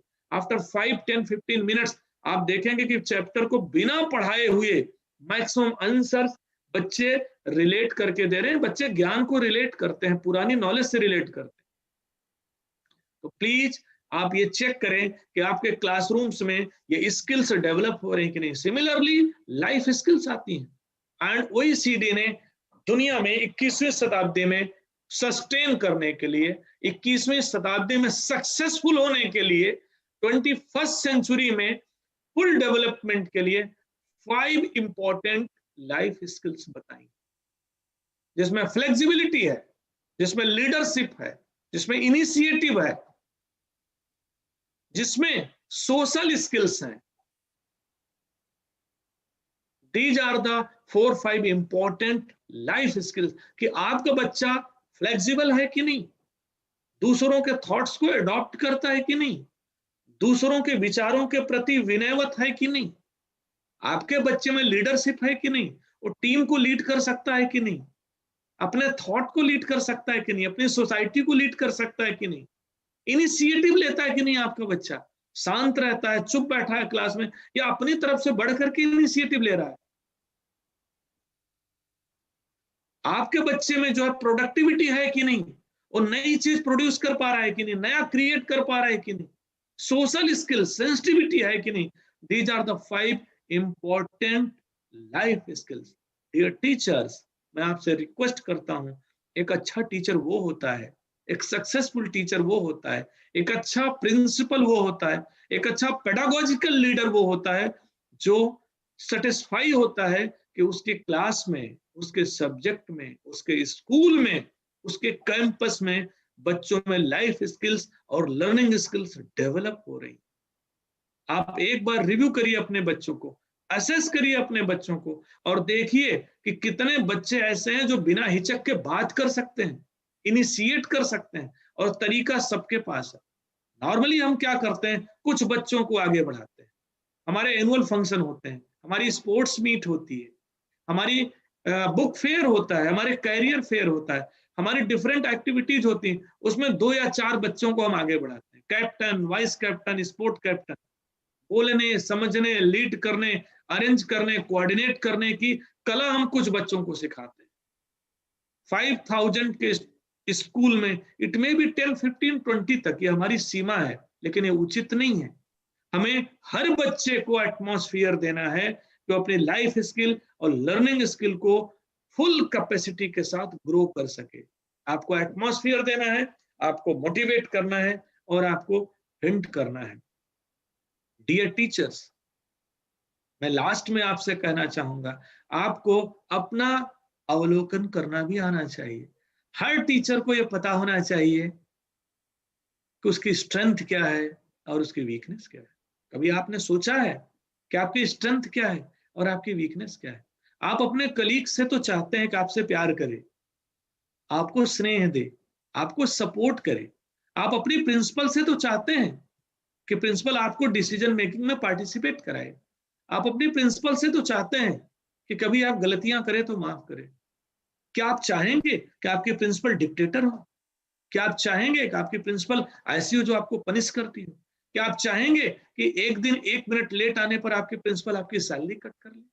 क्या आप चाहेंगे कि आपकी प्रिंसिपल आपसे मिसबिहेव करे? नहीं, आप यही चाहेंगे उस प्रिंसिपल को आप सबसे ज्यादा लाइक करते होंगे जो आपसे अफेक्शनेट होगी, आपको प्यार करती होगी, आपको अपने टीम में बैठा करके डिसीजन लेती होगी, आपको मोटिवेट करती होगी, आपको ट्रेंड करती होगी, गलतियां करती होंगी तो माफ करती होगी। एक अच्छे प्रिंसिपल से जब आप एक्सपेक्ट करते हैं, ऐसे अपनी माँ से एक्सपेक्ट करते हैं, ऐसे हम अपने फादर से एक्सपेक्ट करते हैं, ऐसे हम अपने बॉस से एक्सपेक्ट करते हैं। टीचर्स, जो एक्सपेक्टेशन हम दूसरों से करते हैं, क्या हम अपने बच्चों के साथ कर रहे हैं? तो प्लीज अपनी वीकनेस और अपनी स्ट्रेंथ को एक बार रिव्यू करिए। इट मे बी कि आपकी स्ट्रेंथ लव एंड अफेक्शन हो, बट इट मे बी आपकी वीकनेस कम्युनिकेशन हो। इट मे बी कि आपकी स्ट्रेंथ सोशल रिलेशंस हो, बट इट मे बी कि आपकी वीकनेस डिक्टेटरशिप हो। इट मे बी कि आपकी स्ट्रेंथ कोलैबोरेटिव नेचर की हो, लेकिन इट मे बी कि आपकी वीकनेस आइसोलेशन की हो। तो प्लीज आप अपनी स्ट्रेंथ और अपनी वीकनेस को रिव्यू करें और ये देखें ये 21st सेंचुरी स्किल्स आपके भीतर किस स्तर पे हैं। आपके अंदर कम्युनिकेशन स्किल है, आपके अंदर क्रिटिकल थिंकिंग है, आपके अंदर क्रिएटिविटी है, आप कोलैबोरेटिव हैं, आप फ्लेक्सिबल हैं, आप लीडरशिप रखती हैं, आप इनिशिएट करती हैं चीजों को, आप प्रोडक्टिव हैं, नई नई चीजें बना देती हैं, आप में सोशल स्किल्स है, सेंसिटिविटी है, इन्वायरमेंट को लेकर, सोसाइटी को लेकर, गरीबों को लेकर, एनर्जी को लेकर, नेचुरल रिसोर्स को लेकर, एनिमल्स को लेकर, बर्ड्स को लेकर, नेचर को लेकर आप में है सेंसिटिविटी। डियर टीचर्स, ये रिव्यू करें कि 21st सेंचुरी स्किल्स आप में किस स्तर की हैं। सबसे पहले शुरुआत खुद से करें, और ये बहुत आसान है, ये टफ नहीं है, ये बहुत आसान है। आपको सिर्फ जिद करनी है, आपको सिर्फ सुबह उठ करके प्रतिज्ञा करनी है, हैबिट डालनी है, जिद करनी है कि आज मुझे गुस्सा नहीं करना है, आज मुझे किसी बच्चे को डिस्करेज नहीं करना है, आज मुझे आंसर नहीं देना, बच्चों को क्यूरियस बनाना है, आज मुझे टीम वर्क कराना है, आज मुझे कोलैबोरेटिव वर्किंग करनी है। आपको मॉर्निंग में उठ करके सिर्फ प्लान करना है कि आज धीरे धीरे आपकी आदतों में पड़ जाएगा। डियर टीचर्स, इस देश में, हमारे कंट्री में मोर देन करोड़ टीचर्स हैं, मोर देन 30 करोड़ स्टूडेंट्स हैं। अगर आप अपने को नहीं बदलेंगे, आप स्किल्ड नहीं होंगे, तो बच्चों तक इनकलकेशन नहीं होगा, ट्रांसमिट नहीं होगा, फिर आप ट्रांसफॉर्मर नहीं हो सकते। तो मैं एक शब्द आपको देता हूं, टीचर्स ट्रांसफॉर्मर होते हैं, और उसके लिए आपको मेहनत करनी पड़ेगी, अपनी हैबिट्स को बदलना पड़ेगा, आपको हार्ड वर्क करना पड़ेगा, ट्रेंड करना पड़ेगा, उसके लिए आपको पैशनेट होना पड़ेगा। तो डियर टीचर्स, नई एजुकेशन पॉलिसी का जो प्रियम्बल है, जो आमुख है, जो फर्स्ट पेज है, जिस पर ऑनरेबल कस्तूरी रंगन साहब के हस्ताक्षर हैं, उस फर्स्ट पेज को एक बार पलट करके देखिए। उसमें कहा गया है कि हमें ऐसे टीचर चाहिए जो मेहनती हों, जो पैशनेट हों, जो अपने प्रोफेशन से प्यार करते हों। ये 3 शब्द हैं, आप ध्यान से सुनिएगा। जो हार्ड वर्कर हों, मेहनती हों, जो पैशनेट हो, मतलब जुनूनी हो। जो जुनूनी व्यक्ति होता है ना, वो आसमान में भी विजय प्राप्त कर लेता है। जब तक किसी में जुनून नहीं होगा, तब तक दुनिया में आगे नहीं बढ़ सकता। सचिन तेंदुलकर में जुनून था तो क्रिकेट के भगवान कहे जाते हैं। नरेंद्र मोदी जी में जुनून था तो आज देश के प्रधानमंत्री बन सके। धीरू भाई अंबानी में एक जुनून था, एक हार्ड वर्किंग थे, तो यहां से यहां तक पहुंच सके। जैक मा में एक जुनून था कि अली बाबा कंपनी खड़ी कर सके। बिना मेहनत के, बिना जुनून के, बिना हार्ड वर्क के इस दुनिया में एक भी रुपया प्राप्त करना असंभव है। डियर टीचर्स, हमारी एजुकेशन पॉलिसी का फर्स्ट पेज ये कहता है हमें ऐसे टीचर बनाने हैं, हमें सिस्टम में ऐसे टीचर कॉन्स्ट्रक्ट करना है, डेवलप करना है, एजुकेशन से जोड़ना है, जो हार्ड वर्कर हो, जो पैशनेट हो, जुनूनी हो, और जो अपने प्रोफेशन से प्यार करते, अपने प्रोफेशन से प्यार करते हो। प्लीज आप अपने को डिमोरलाइज मत करें। अगर आप टीचिंग लाइन में आ गए हैं तो बहुत कुछ छोड़ना पड़ेगा, बहुत कुछ छोड़ना पड़ेगा। महात्मा बुद्ध को जब ज्ञान हुआ था तो उन्होंने सारा राजपाट छोड़ दिया। दुनिया में कुछ प्राप्त करने के लिए बहुत कुछ छोड़ना पड़ता है। महात्मा गांधी लंदन में बैरिस्टर थे, ट्रेन की जर्नी कर रहे थे दक्षिण अफ्रीका की यात्रा में, और जब उनको उस ट्रेन की बोगी से निकाल दिया जाता है, क्योंकि वो एशियन थे, क्योंकि वो ब्राउन स्किन वाले थे, क्योंकि ये लगता था कि ये फर्स्ट क्लास की बोगी उनके लिए नहीं है। जब उनको धक्का देके निकाल दिया गया था तो एक इग्निशन स्टार्ट हुआ था, और उसके बाद उन्होंने सब कुछ छोड़ दिया। और हम आपको मालूम है कि एक ऐसा समय आया जब एक वस्त्र में रहना शुरू कर दिया था गांधी जी ने।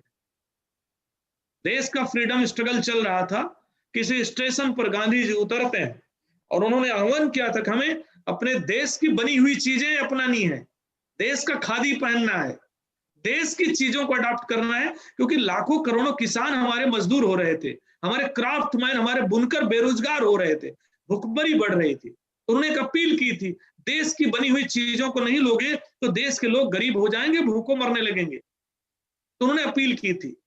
जब स्टेशन पर गांधी जी उतरते हैं, वहां विदेशी वस्त्रों की होली जलाई जा रही थी। तो एक किसी ने उनसे पूछा कि गांधी जी, खादी बहुत महंगा है, खादी बहुत महंगा है, हम इसको कैसे पहनेंगे? गांधी जी के शरीर का जो ऊपरी वस्त्र था उन्होंने आग के हवाले कर दिया और उस दिन से गांधी जी धोती में रहने लगे। बोले महंगा है लेकिन फिर भी अपने देश का पहनना है, भले हमें एक कपड़े में रहना पड़े, बहुत सारी चीजें छोड़नी पड़ती हैं। यहां तक पहुंचने के लिए बहुत सारी चीजें छोड़नी पड़ती हैं। अगर आप टीचर्स हैं और टीचिंग प्रोफेशन को चुना है आपने, तो सबसे पहले तो मान के चलिए कि एक नोबल प्रोफेशन है ये आपका। आप बच्चों के बीच हैं, आप आनंद के बीच हैं, आप नेचर के बीच हैं। कितने लोगों को बच्चे मिलते हैं? आपको तो 3 नहीं 300 3000 बच्चे मिलते हैं। उनके बीच रहना, खेलना, खाना, जीना और आनंद लेना। हो सकता है आपकी सैलरी 10,000 रुपए कम हो सकता है आपकी पावर थोड़ी कम हो सकता है कोई फाइल डिसीजन आप नहीं करते हो, लेकिन प्लीज एक बार अगर आपने प्रोफेशन चुन लिया, उससे प्यार करिए, उसके प्रति पैशनेट होइए, उसको सीखिए और अपने को अपग्रेड करिए। और अगर आप अपने को डिमोरलाइज फील कर रहे हैं, तो प्लीज टीचर बनने का सपना छोड़ दीजिए, टीचर की जॉब छोड़ दीजिए, क्रम्बल मत करिए, क्रिप मत करिए। टीचिंग लाइन में रह करके अगर आप रोज सवेरे उठ करके यही सुनेंगे और सोचेंगे कि पैसे कम हैं, इज्जत कम है, तो प्लीज मैं यही कहूंगा कोई दूसरे प्रोफेशन में जाइए। लेकिन एक बार आपने ज्वाइन कर लिया तो पैशनेट रहिए, अपने प्रोफेशन से प्यार करिए। जब तक आप अपने प्रोफेशन से प्यार नहीं करेंगे, तब तक आप अपना बेस्ट आउटपुट नहीं दे पाएंगे। डियर टीचर्स, एक बार फिर इस फोरम पर, इस कॉन्फ्रेंस पर मैं अपनी बेस्ट विशेष देता हूं, क्योंकि आपको भी किसी ने बनाया है। आपके जीवन की पहली टीचर आपकी माँ थी, आपके पिता थे, आपके फादर थे। उसके बाद स्कूल टीचर का नंबर आता है। जीवन में आपको यहां तक पहुंचाने में कुछ लोगों का योगदान रहा है, माँ बाप का और टीचर्स का। अब वो जिम्मेदारी आपकी है। जो बुरी चीजें आपके साथ हुई उसको छोड़ना है, और जो अच्छी चीजें आपके माँ बाप ने, आपके टीचर ने की हैं, वो दुनिया को देना है। यही सीखने की अंतिम सीढ़ी है। मैं आप सबसे निवेदन करता हूं कि आप उस प्रोफेशन में हैं जो देश और दुनिया का निर्माण करते हैं। हर कोई टीचर नहीं होता, हर कोई प्रधानमंत्री नहीं होता, हर कोई डॉक्टर नहीं होता, हर कोई सफाई वाला नहीं होता। हर किसी का रोल है, हर किसी का रोल है। पूरा शरीर मस्तिष्क नहीं बन सकता। आपने कभी कल्पना की है? मस्तिष्क बहुत महत्वपूर्ण होता है, हार्ट बहुत महत्वपूर्ण होता है, किडनी बहुत महत्वपूर्ण होती है। आपने कभी कल्पना की है पूरा शरीर मस्तिष्क हो जाए? एक एक उंगलियों का योगदान होता है, तब जाकर के शरीर बनता है। इस समाज में टीचर भी चाहिए, डॉक्टर भी चाहिए, इंजीनियर भी चाहिए, प्रधानमंत्री भी चाहिए। डियर टीचर्स, इस जिम्मेदारी को समझें कि आप जिस प्रोफेशन में हैं, आपको उसके साथ गले लगाते हुए आगे बढ़ना है, और आप बहुत जरूरी भूमिका में हैं। आप ट्रांसफॉर्मर हैं। आप पेरेंट्स को बदलेंगे, बच्चों को बदलेंगे, समाज को बदलेंगे। आप इग्निशन वाले व्यक्ति हैं, आप चार्ज करते हैं। आप ये मान लें कि हमारी और आपकी जिम्मेदारी एक अच्छा एटमॉस्फेयर देने की है, एक गुड एटमॉस्फेयर देने की है, तब जाकर के चीजें आगे बढ़ेंगी। इन्हीं बातों के साथ एक बार फिर गांधी जी को, जगदीश गांधी जी को, सुनीता गांधी जी को, उनके पूरे परिवार को, जो शिक्षा के क्षेत्र में बहुत जबरदस्त कार्य कर रहे हैं, लखनऊ ही नहीं पूरे देश और दुनिया में जिनका अपना नाम है, मैं आपको शुभकामनाएं देता हूं। आप लोग आगे बढ़ते रहें, देश को बढ़ाते रहें, शिक्षा को बढ़ाते रहें, और शिक्षकों को मोटिवेट करते रहें, चार्ज करते रहें, इग्नाइट करते रहें। इन्हीं बातों के साथ आज जो पार्टिसिपेंट्स हैं, मेरी शुभकामना। आप सबको बहुत बहुत धन्यवाद। Thank you, thanks a lot.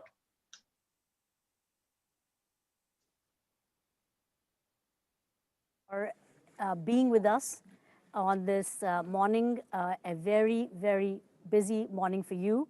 I want to let our foreign participants and those from South India know that Sir is, the Indians would know, of course, that Sir is running as secretary of India's biggest board, examination board. And that is millions of teachers and many, many thousands of schools that he's looking after. I would like to summarize very, very quickly what he has said. Firstly, that he's talking about education in 360-degree sense, how education needs to be vastly different from what it is today. And for that, what are the steps necessary to make that happen? India has a brand new education policy, and he has made a lot of useful connections to that. He says that India needs, and education all over the world needs sweeping changes, and that education should be connected to life. I think we cannot disagree with that. We need to make at the core of it, we need to make a good human being. And he has been a strong advocate of experiential learning, of holistic development of the children. And he has made many, many pertinent points. I'll summarize just a handful of them, that we need to really work on the overall development of the child, and that it is not possible to do so without focusing on pre-primary education, because once puberty is passed, it is hard to change a child. He says the emotional and values development must be part of a child's full development of capacity. Just like a seed needs the right environment to become the best tree of its kind, similarly, children need a fantastic environment in which they can grow and develop. They all have the potential, the capacity, but because of our old and archaic systems of education, we're not able to deliver that quality. And he talked about how teacher training and teacher motivation is critical to this agenda, and that child's development is impossible without that.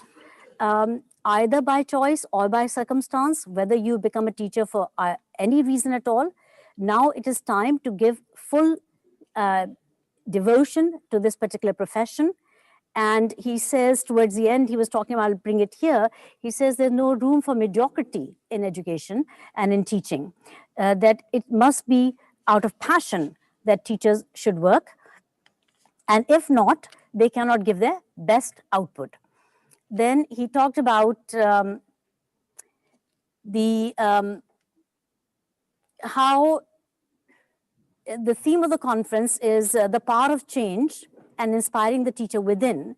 So he linked it very beautifully to how we as teachers can set new example before the children. So we have to shed all our worries outside of the school door, and as we walk into the portal of the school, that we should be an exemplary human being. In the morning, when we look ourselves in the mirror, prepare ourselves to go to the school, we should tell ourselves, today I'm going to be kinder to every one of my children. Today I'm going to do a far better job than I've done in the past.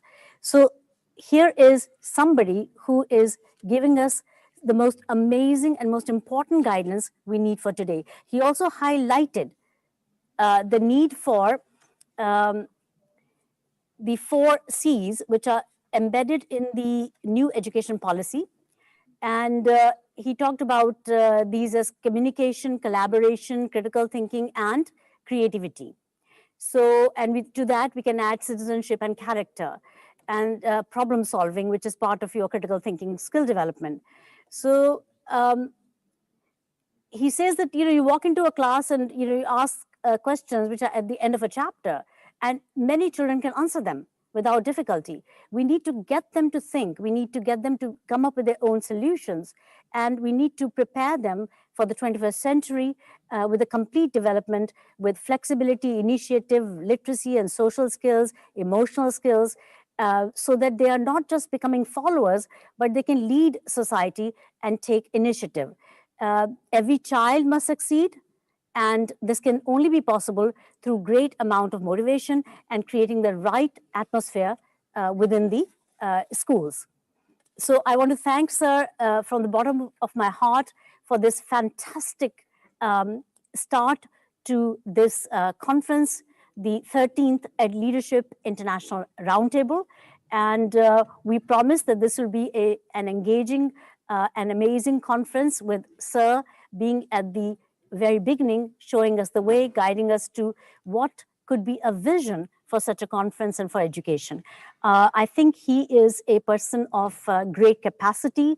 Very, very quickly in his term as Secretary of the Central Board of Secondary Education, he has created sweeping changes, deep and profound changes, not just to the system and the infrastructure in which we operate in terms of the admin structure, the way the procedures are followed within the CBSE board, but also within the pedagogy. So he has led from the front, and we are most grateful that he could be our chief guest for this session and to start off and flag off this conference so very beautifully and to declare this conference open. So I really want to thank him and appreciate his every single word. Herewith, I, Sunita Gandhi, convener of this conference, would like to also welcome all of you who are present here today in this morning session, and those who will join through the 4 days of the deliberations. We have 4 2-hour sessions every single day. That's not a small agenda. And I hope many of you will have the stamina to stick through it. We will be here throughout the time, and we hope you will also. There's lots to learn, and I really honestly do a lot of these connections with people, because sitting in India, in Lucknow, I would love to learn what's going on the world over. So here's an opportunity where the world has come to Ed Leadership. We have presenters from 40 different countries. Totally, there are participants from 50 plus countries, and there are 80 plus speakers from India and overseas. I welcome them all, and I really want you also to thank you who are the participants of this conference to warmly welcome you to this conference and to be a part of it. I'm really grateful for the time you're giving. I think education needs these deliberations. Education needs these discussions. Education needs those challenging thoughts and ideas. We talk about critical thinking for our children. We need to be critically engaged as educators. So I really warmly welcome all of you, and I want to thank every single one of you who are here today. With this, I'd like to say that I've requested on the Zoom chat that people may ask their questions of Sir, and I can take probably 2 questions. So if you'd like to ask a question, please post it on the Zoom chat. Those are who are inside the Zoom. May I also point out that because we were oversubscribed on Zoom, we have made this possible for teachers and anyone who's interested in education to join us from anywhere on our Facebook account, which is facebook.com/gettylearn/live. And we hope that many of your teachers, the leaders who are in this Zoom room, will be inviting their teachers to join from that platform and watch live from that session in the comfort of their homes or wherever they are. Okay, so here is a question from Neha Mathur. Will pre-primary schools be allowed to operate class 1 and 2 as per the NEP? That's one of the questions to you, Sir. Anurag Tripathi ji.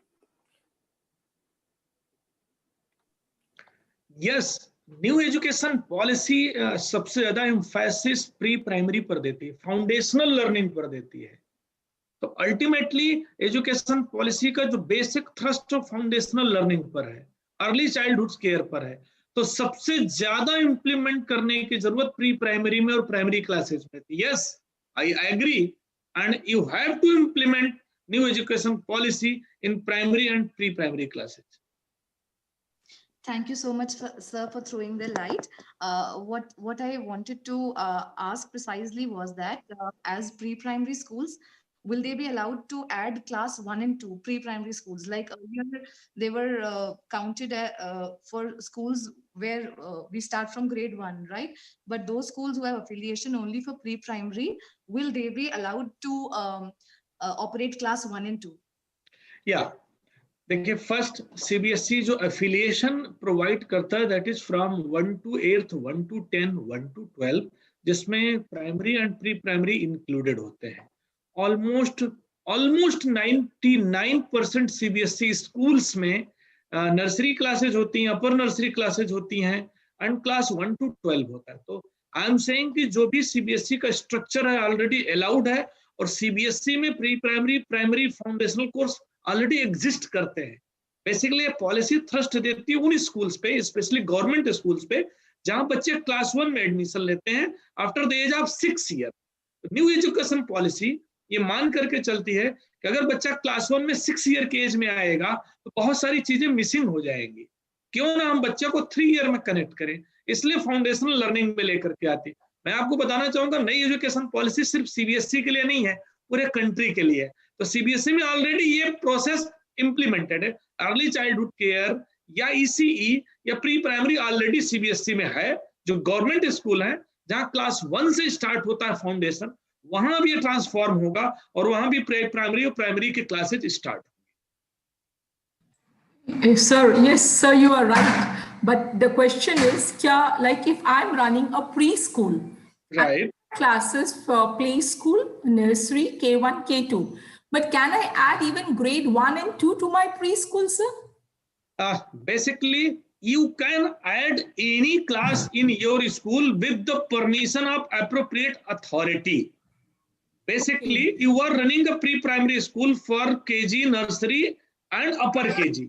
You can start class 1, 2, 3, but you should inform to appropriate authority, appropriate government. Yes, yeah, that we will do, sir. But my question still. Okay. Maybe move on to other questions, please, because I think sir has answered that twice. And he's saying yes, you can add other classes, 1 and 2 rather, to pre-primary. Now we have other questions as well, but we are running short on time, so I'll take one more question. That's all. Right? We have a person here from Afghanistan. And he's Abdul Azim.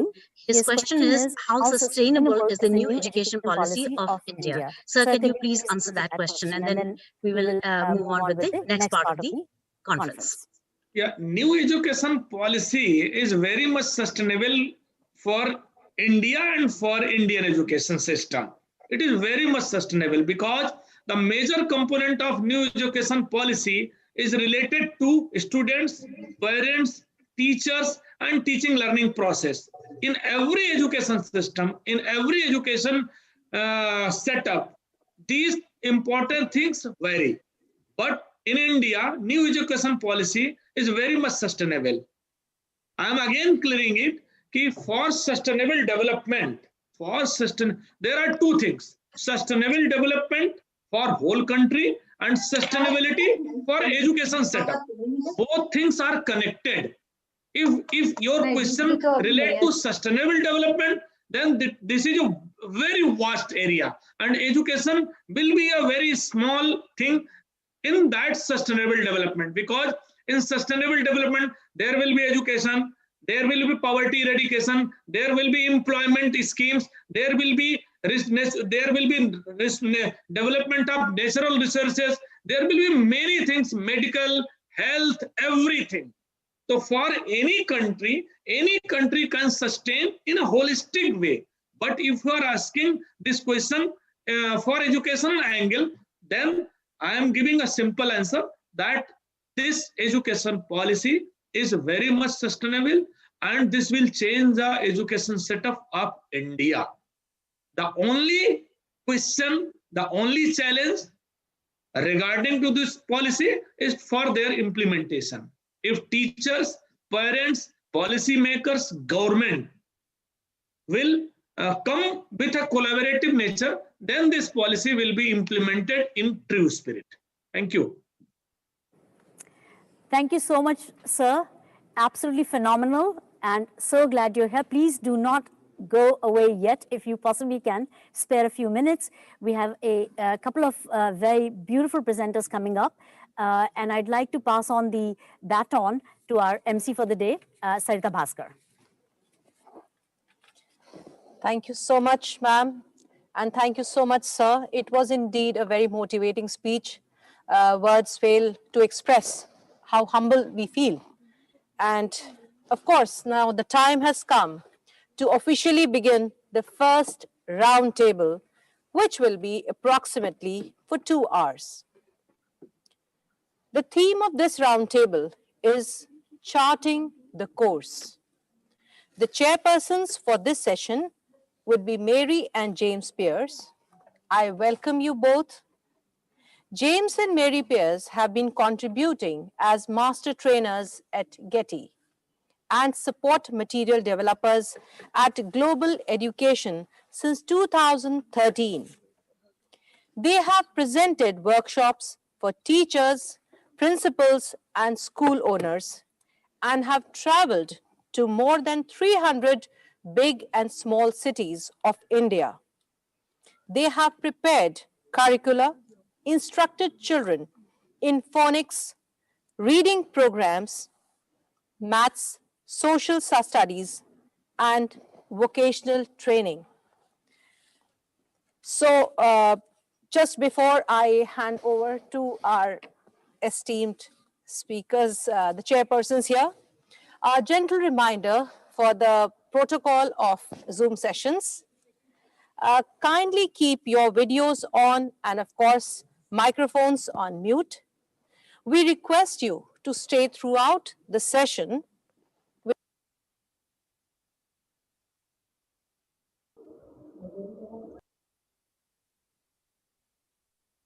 of Roundtable, where you can unmute and participate when asked. Kindly make full use of the chat box while on mute to raise any question or share your thoughts. At the end of this roundtable, very important thing, there will be a feedback link which will be shared to you in the chat box itself. And by filling the feedback form, your participation to this conference is confirmed. Thank you so much. And now to Mary and James Pierce.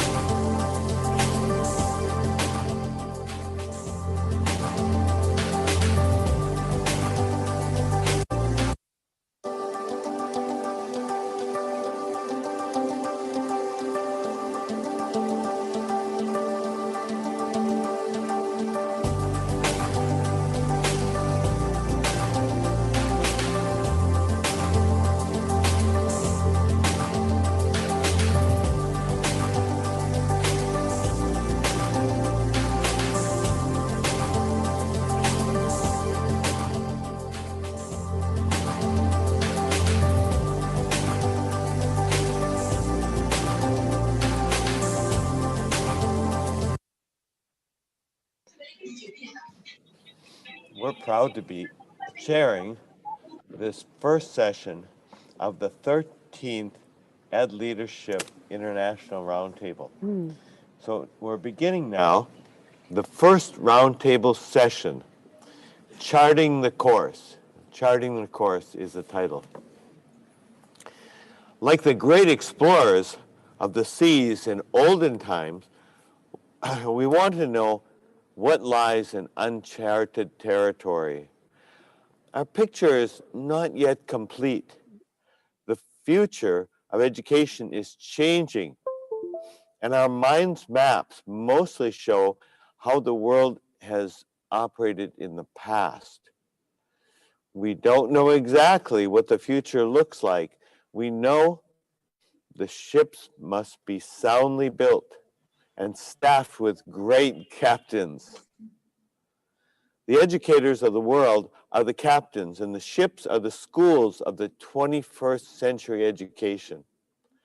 Our students are the crew members, and we're sailing for new lands, new adventures. And we're getting a glimmer of what lies ahead. We are here to explore how to make the ships as seaworthy as possible, the captains as brave, and the crew as able-bodied and excited about the risk-taking adventure ahead.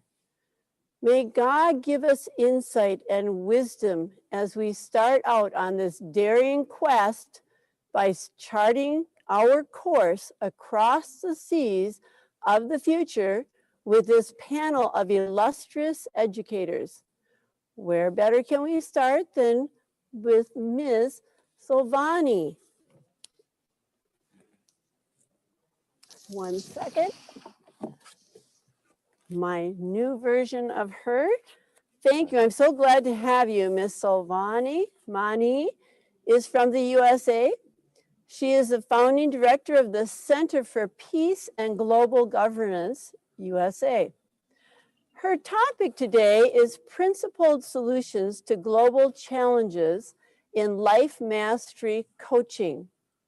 Sovada Imani is an author, speaker, transformational thinker, international lawyer, and life mastery coach.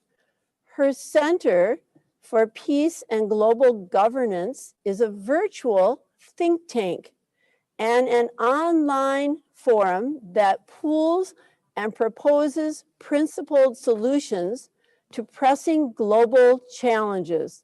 Her latest book is The Alchemy of Peace: 6 Essential Shifts in Mindsets and Habits to Achieve World Peace. We welcome you all here to listen to her, and we want to remind you that you should put your comments in the chat box, and at the end of all the speakers, we shall take them up with them.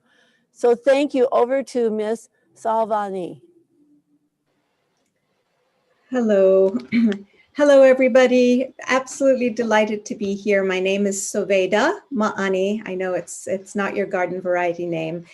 I am here. The topic of my presentation tonight is actually the critical role of educators as catalysts for shifting mindsets and habits in order to achieve world peace.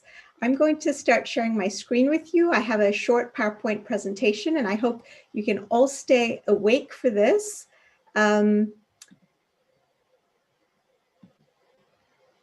I say that because it's after midnight here, our time in the United States. So, but I'm feeling very jazzed by everything I've heard so far.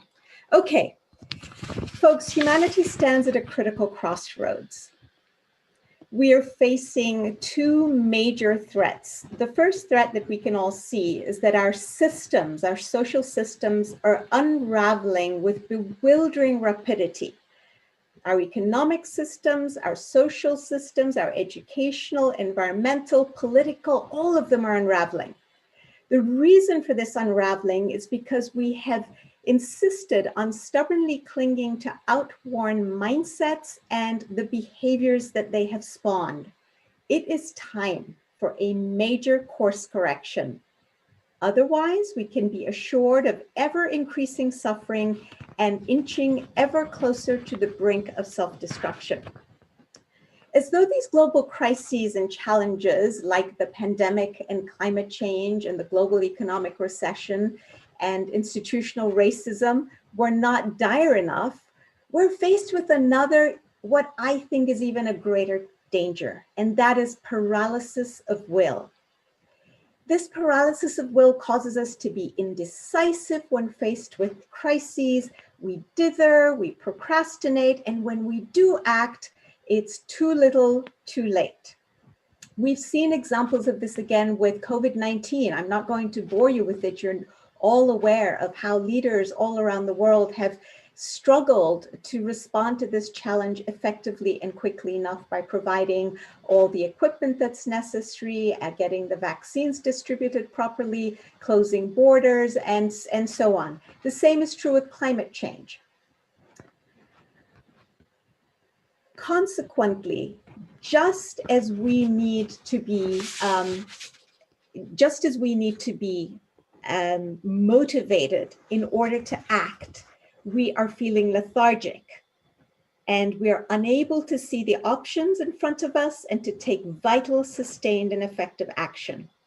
When we dig deeper, we find that the root cause of this malaise and the root cause of our problems and our paralysis is this clinging to outworn mindsets. What is mindset?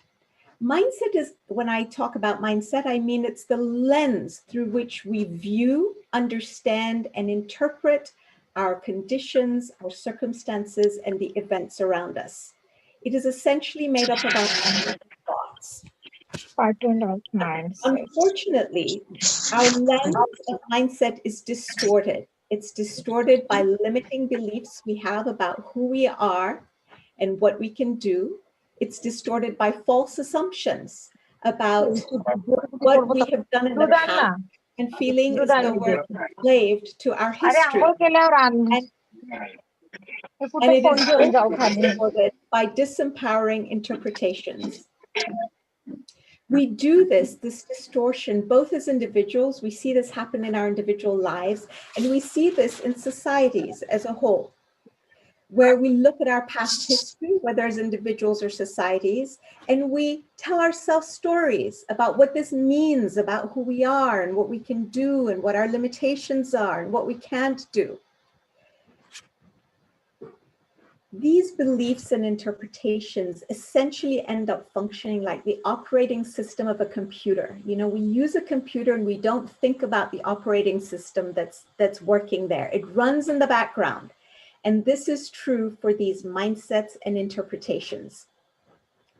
Now, one of the consequences of these interpretations is that they trigger certain responses, in particular, 2 emotional reactions. The 2 top emotional reactions are, first of all, a feeling of helplessness. We're victims. We're victims to our circumstances. We couldn't control the pandemic. It just happened to us. It came out of left field, so we tell ourselves. We're out of control, and there's nothing we can do about it. This causes us to be fearful. It causes us to feel anxious and helpless and depressed. And as a result, we avoid making decisions. We go into denial, and we do too little too late.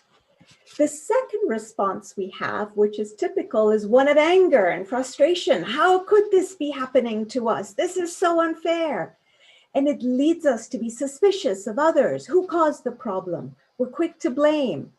We get angry and we become prone to conflict. It is the fault of the Blacks or the whites, or it's women's fault, or it's the fault of middle-aged men, or it's the fault of the Muslims or the Hindus, or some religious denomination or other. And so we just point fingers. Both of these reactions are destructive, and they lead to a paralysis of will and a propensity to conflict.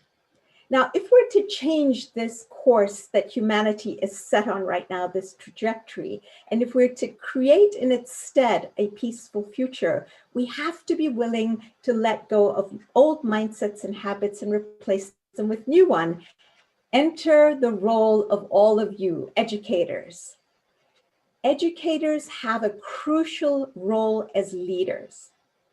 One of the famous authors and motivational speakers in the US, Jim Rohn, said this in defining what leaders do. He says, to lead others is to help them change their thoughts, beliefs, and actions for the better. Those are key words.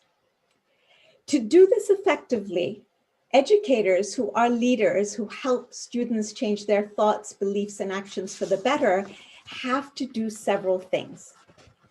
Their first job is to help their students, train them to see reality as it is and not as they would wish it to be. And having seen it as it is, to totally accept and embrace it. This means bringing to the surface and to the light of awareness old habits of thought, because these are traps that we fall into as societies when faced with crises. The second thing that educators help students do is to identify outworn habits that have been the result of these old mindsets. The third is to help them identify new and more empowering mindsets and habits to replace the old ones. The next thing that leaders and educators need to do is to help students recognize that when we identify outworn mindsets and habits, we have to take responsibility for the choices we have made in this regard in the past. No point pointing a finger of blame. Let's take responsibility. So if we find in a country that we have a leader who is unfit, instead of pointing a finger of blame at the leader, we have to look at ourselves and say, we're the ones who elected this person. We will take responsibility and we will do better the next time. Or with climate change, we take responsibility for having brought our world to the brink of disaster. And we recognize this and say, okay, we will do better now. But first we have to take responsibility rather than saying it's this country's fault or that people's fault or this corporation's fault. It is a collective responsibility. Having done that, the next thing that educators can do with children is to help them envision new possibilities. So the first step is accepting where we are and seeing with clear eyes where we are, taking responsibility. Then we have to be able to envision the future we want. If we don't like our current reality, what is the reality that we want? We need to encourage our young ones to envision, to be innovative and creative in thinking about the kind of world they want and what kind of people they want to be as global citizens. Having done that, the next thing we need to help them do is to help them recognize the power of free will choice. Where we are today is merely a snapshot of where we are in time. It is not a predictor of our future. Our past does not predict our future.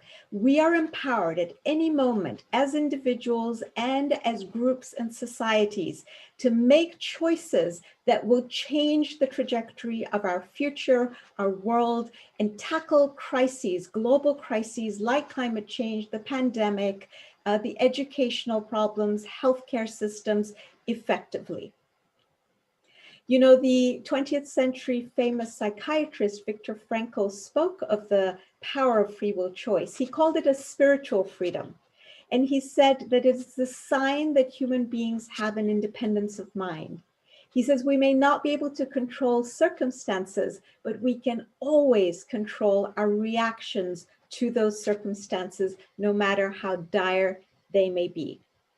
And finally, the last thing that educators as leaders do is to provide their charges with the tools that enable them to craft innovative, creative, and principled, this is a key word, principled solutions to global challenges.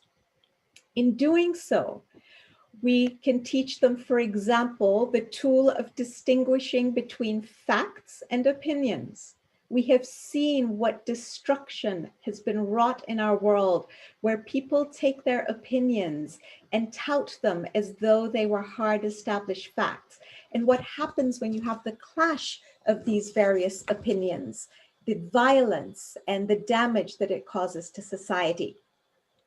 Another tool we can give our young ones is to teach them that before they attempt to solve any problems, small or large, in their individual or collective lives, they would do well to first identify the principles involved, achieve consensus around them with the group of people that they're seeking to find solutions with. In other words, consult, and on the basis of consultation, find consensus, and then apply those principles systematically to solving the problems. Now, I'd like to give you a brief example of how this methodology that I've laid out can be applied in action. So let's take a collective mindset that the world suffers from. Here it goes. We say globalization is to blame for all our problems. The destinies of all our nations have become too enmeshed with each other. And we've lost our independence as a country, and we need to take back control. This was what the British told themselves as they voted for Brexit. This is what people in many countries are telling themselves as we say, my country first over and above other countries. The habit that ensues from this mindset is the habit of nationalism, of isolationism, of xenophobia, and of polarization. All these very deleterious habits that are tearing our world apart. The result of this habit is that our world has become increasingly fragmented and is prone, stands at the threshold of conflict at any given moment. There are so many hot spots in the world that could easily burst into flame and lead us even into a third world war. And this is putting aside our global challenges of climate change and the pandemic and the global recession, which in and of themselves could take us out. The second big result of this old mindset and the habits that it has spawned is that we find ourselves unable to solve the greatest global challenges of our time. We're unwilling to give up our reliance on carbon dioxide, on fuel that produces CO2. We've been unable to solve the global pandemic. We're unable to solve the problem of genocide and nuclear proliferation and so on. Now, what if we were to take these old mindsets and habits and throw them out and replace them with a new mindset that I want to propose, something that we could share with the next generation? Say, yes, we acknowledge and accept that our world is interconnected in an unprecedented manner. As a result, the reality is that the world has become like a single organism. It has become one. And yes, being a single organism exposes us to systemic risks, just like the human body. Various members of the body are individual and each has a role to play, and yet we're all interconnected. What happens when you get cancer in the body, which is a systemic illness, is that it spreads throughout the body. It makes no sense for the heart to say to the lungs, I don't care if you're diseased. I'm out for heart first. I'm number one. It doesn't make sense for the liver to say to the kidneys, I don't care if you have kidney disease. I'm only interested in my health, because all of the parts of the body are intricately interconnected, and there is no escaping that fact. I want to share an analogy. This has been mentioned a couple of times tonight, and I thought it was interesting. We're clearly all on the same wavelength. An analogy given by a Singaporean diplomat called Kishore Mahbubani. He has likened our world to a ship. This is the ship analogy, but slightly different.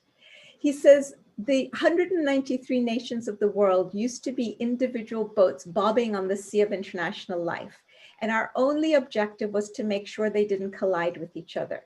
He says that is no longer the case. We have become so interconnected that we're now a single ship with 193 cabins. He says, unfortunately, while each cabin is run beautifully, think of each cabin as a nation, all the internal affairs are run beautifully. Unfortunately, the ship as a whole lacks both captain and crew.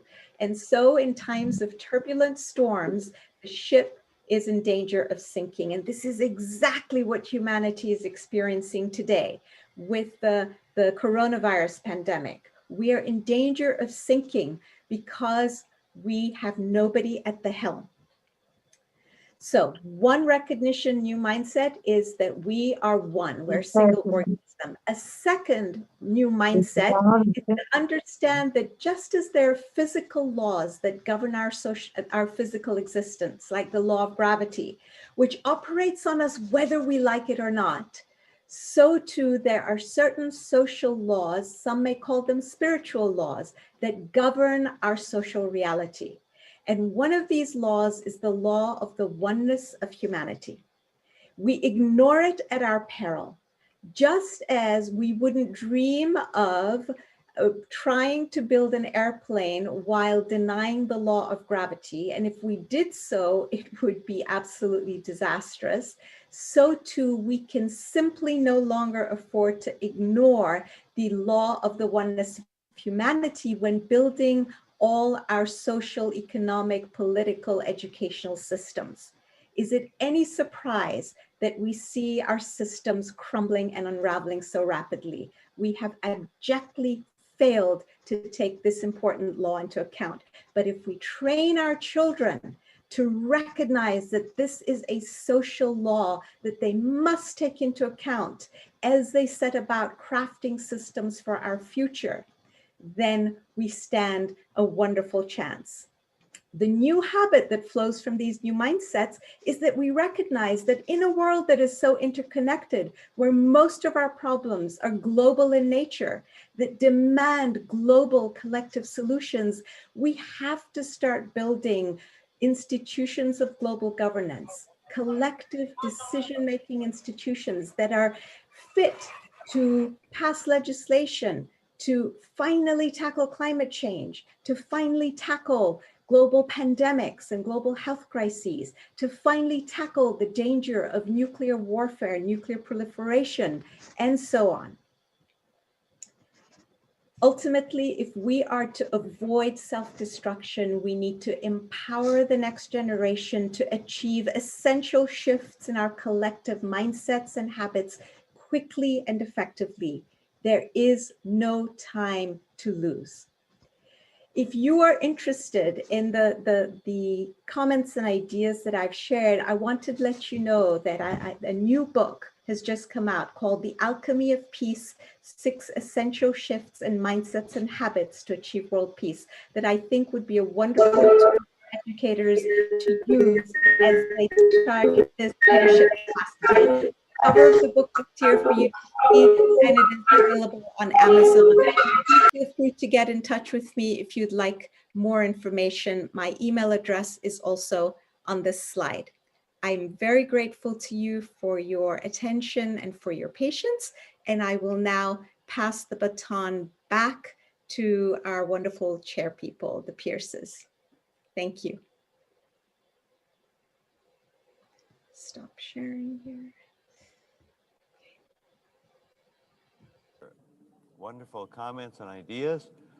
We're excited about thinking about mindsets and the need for the proper leadership over education and world events, and how mindsets relate to habits, and that leads to results, whether we want results that we might need and those that we don't need. So thank you very much, and we'll be taking questions later on this. Yes. Okay. In the meantime, okay, we're going to move on for now, and so we're excited next about introducing of all wonderful people, Dr. Jagdish Gandhi of Lucknow. And he is, of course, the founder and manager of the world's largest school, City Montessori School, and recipient of the UNESCO Prize for Peace Education. Dr. Gandhi will be speaking about the modern Gurukul. He was influenced greatly by Mahatma Gandhi and Vinoba Bhave and others. The young and idealistic Dr. Jagdish Gandhi ventured in 1959 to create a new mindset through education. With just 5 children on the rolls, the no personal wealth, and the equivalent of $10 in borrowed capital, the self-motivated Dr. Jagdish Gandhi began his own personal experiments in Lucknow with education. Now, 60 years later, the world's famous largest school, City Montessori School is popularly known as CMS. He always saw the school as a powerful vehicle to prepare minds to prevent conflicts rather than working with negotiations and top-down policy efforts alone. To do this, he gave up his own active role and successful career in politics, serving at the time as elected and popular member of the Legislative Assembly of Uttar Pradesh, the largest state of India. Today, Dr. Gandhi has no regrets. He works with the same undiminished zeal towards multiplying his mission for peace through education. In the past 60 years, he has not taken a single day off. He has slept little and has worked through every weekend and holiday. Although the journey has by no means been easy, the citizens of Lucknow have now greatly endorsed Dr. Gandhi's mission and values.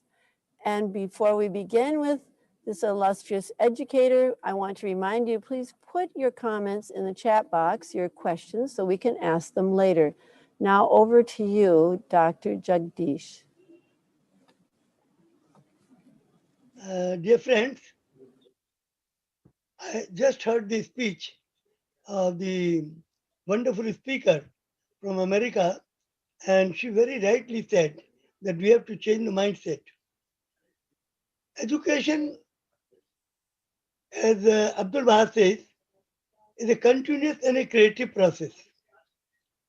Its aim is to develop the capacities latent in human nature and to coordinate their expression for the enrichment and progress of society by equipping children with material, human, and divine knowledge. Man has three realities of life. Man is a material being, man is a human being, man is a divine being. He needs a balanced education of all the three realities of life. Whereas true education releases capacities which are hidden in the nature of a man. It's a reservoir. The man has a reservoir of capacities. So true education releases those capacities which are hidden in the nature of man. Releases his capacity.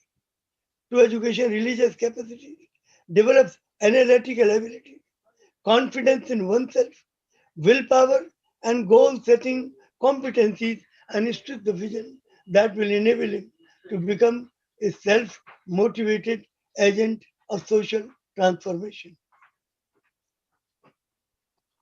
Paulo Freire, a great educationist, said, education changes the people and people change the world. And Nelson Mandela says, education is the most powerful weapon which you can use to change the world. If you really want to change the world, it is only through education. You can change the mindset of the children. It is a classroom is the most important place where the change can be effected. So let us go to the classroom. Let us go to the classroom. Let us go to the classroom to change the mindset of our children. Make them global citizens. What is important today is that children should develop an attitude of globalism. India's philosophy has been always Vasudhaiva Kutumbakam. The whole world is my family. So we must teach our children. We must teach our children the oneness of mankind is the need of the hour. Oneness of religion and oneness of humankind is the need of the hour. So we must mention all these things, include all these things in our system of education. Education must be concerned with the affairs of the age. As we all know, the affairs of the age are disunity, lawlessness, inhumanity, brutality, violence. This is the order of the day. This is what we are witnessing everywhere. So we need to change the system of education so that the mindset of our children can be changed. Dear friends, as I said that for that, a school must be restored to its traditional role as the lighthouse of society, and teachers must be restored to their traditional role as the transmitters of morality, builders of character, and custodians of the culture. So this is what is important, that our teachers should be transmitters of morality and builders of the character and custodians of the culture. So that is what is needed. Dear friends, in the name of religion, so much of hatred is being generated all over the world. Out of ignorance, that ignorance has to be removed. There is only one God, and He is eternal, changeless. He has never changed. He is the creator of the whole of humanity. All the divine educators have come from one source. All the divine books, holy books, have come from one source. All the revealed books of God are unerring and collected wisdom that are sent by one God as required from age to age to open the mental locks of mankind and to cure the maladies of the age. And the basic purpose of all the religion is to safeguard the interest and promote the unity of the human race and to foster the spirit of love and fellowship amongst men.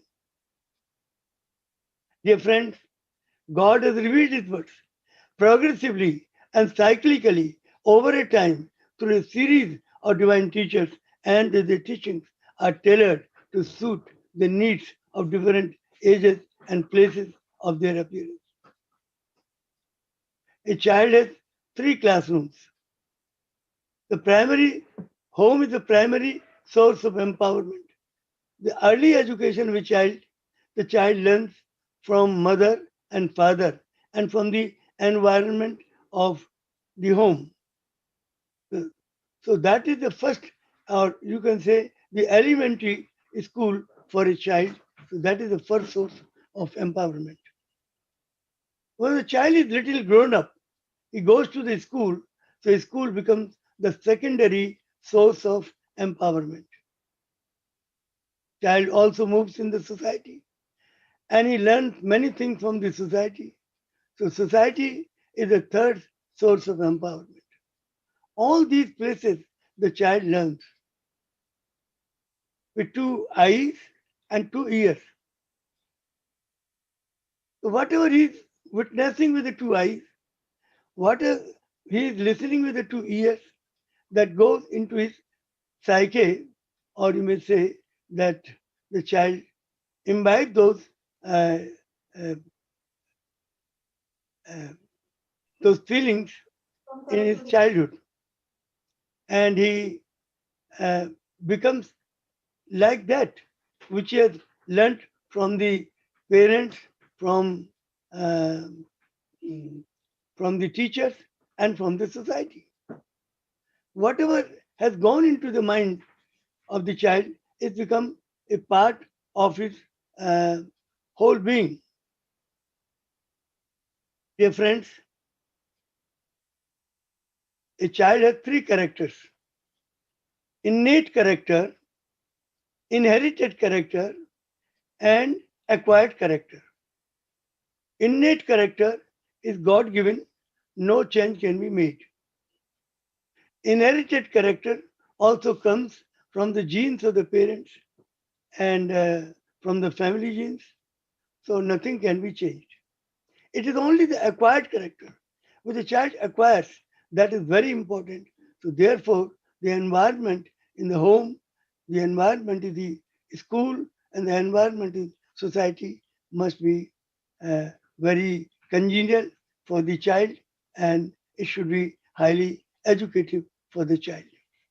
What is the education that is needed today? Bithalo, Gita ke kamre mein, aur chai pilao. So what is the need of the hour?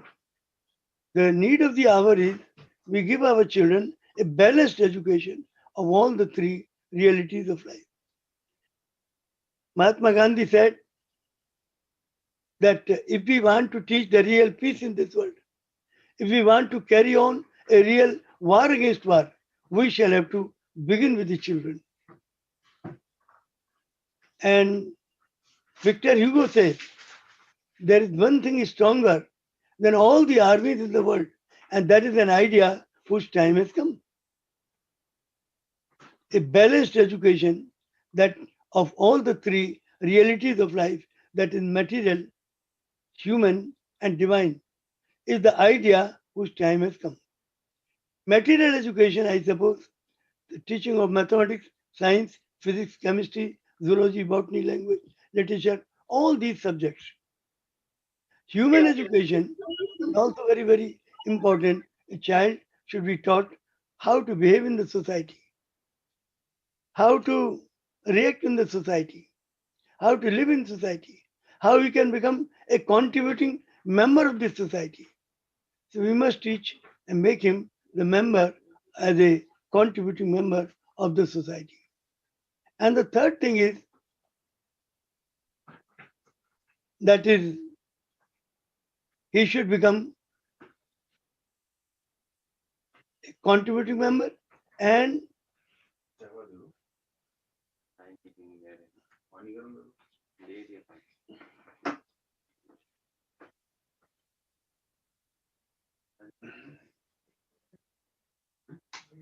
a contributing member to society. And the third thing is that he should become a he should obey the teachings of God. So material education is important because so that he is prepared for life, for running his own life and the life of his family. And then human education makes him a good human being, a member of the society. And divine education, that is very, very important. That is spiritual education that makes him a balanced human being. A child can become balanced human being if he has given all three kinds of education. So this is the time has come. Time has come to give our children the balanced education of all the three realities of life. Schools are giving lot of material education, and the children are becoming very efficient in all their subjects, in engineering, in medical sciences, in all the fields. That is very important also. But at the same time, what is needed is to make them a good human being, a member of the society, a contributing member of the society, so that he can contribute to the society. And third thing is, the most important is that he should become a spiritual being. He should become a divine being, believing in God. God is one, religion is one, man is one. All the divine educators have come from one source. All the holy books have come from one source. All the revealed books of God are unerring and collected wisdom that are sent by one God as required from age to age to open the mental locks of mankind and to cure the maladies of the age. God has revealed his words progressively and cyclically over a time through a series of divine teachers, and their teachings are tailored to suit the needs of different ages and places of their appearance. And basic teachings of all the religion is to safeguard the interest and promote the unity of the human race and to foster the spirit of love and fellowship amongst men. We must teach our children God is one, religion is one, man is one. All the teachings that have been sent by different manifestations of God, by divine educators, they all have brought these messages from one God. Because there is only one God. God of Ram, God of Krishna, God of Muhammad, God of Jesus Christ, God of Nanak, the God of all the manifestations of God is only one God. All the teachings that these manifestations of God revealed, they are the teachings which have been sent by one God. So we must respect all the religions, all the teachings. For example, 7,500 years ago, Lord Ram came and he taught us the lesson of Maryada, that is righteousness. 5,000 years ago, Lord Krishna was sent by God and he taught us the value of justice. न्यायार्थ अपने बंधु को दंड देना धर्म है. And then again, 2,500 years ago, Lord Buddha came and he gave us the value of Samyak Gyan, that is, all are equal in the sight of God. No upper caste, no lower caste. 2,000 years ago, Jesus Christ came and he taught us the value of love and compassion. He said, the kingdom of earth will belong to those who are kind and compassionate. 1,400 years ago, Muhammad came and he taught us the value of brotherhood. He says, एक खुदा के बंदे हैं दुनिया के इंसान, एक अल्लाह ने दुनिया को बनाया है. We are all creations of one God. We are like brothers and sisters. We must love each other. And Nanak came. He taught us the value of sacrifice. And he taught us that all the people have come from one source. Abbar Allah, Noor upaya, Kudrat ke sab bande, aur ek noor te sab jag upja, kaun bhale kaun mande. It is only one God from which we have all been born. So therefore, we must believe that we are like a family member and we should live like family. And then Baha'u'llah came 200 years ago, nearly 200. He taught us the value of unity of hearts. He said, oh my God, unite the hearts of thy servants and reveal to them the great purpose. So dear friends, this is the need of the hour. Not only the material education, but human and divine education is also very much needed. And before I finish, I have come to know that Mr. Anurag Tripathi, Secretary of the CBSE Board of India, is here. So I welcome him, and I could not hear his speech, just a little part of it. The last part of it I heard, but it was very nice. So I welcome Mr. Anurag Tripathi, the Secretary of the CBSE Board, for participating in this conference. I congratulate Sunita Gandhi for organizing this wonderful conference in which many countries are participating. And many friends from abroad and from all over the world are participating. Thank you once again, everybody. Okay, we're on. Thank you so much for your insights and wisdom. We appreciate the universal values that your school is built upon: the knowledge, wisdom, eloquent speech, and spiritual perception that every child should have. This is a wonderful heritage. No child should be left out of these things for their life. And we also appreciate that you want things to be better in the world. And so therefore you have also said that we are with one God, one family, and one world. And this is very true. And we appreciate your insights in all of this, because we are physical and intellectual and spiritual beings. So we have some questions now. Thank you for both of you. We will have to keep on schedule. So Dr. Sunita Gandhi graciously has decided to have her talk in another time. And we know we have an audience of quite a few people around the world, so this makes timelines even more important. But we wanted to ask a few questions that we have found in our chats.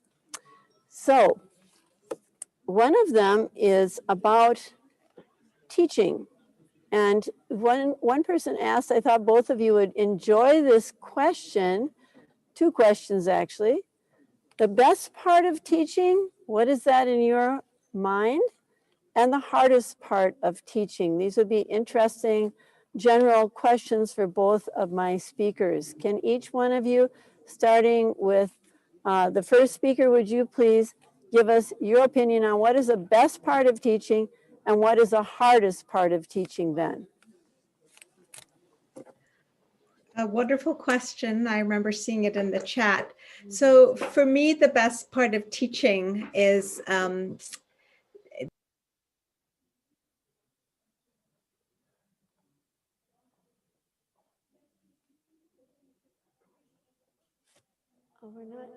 sorry.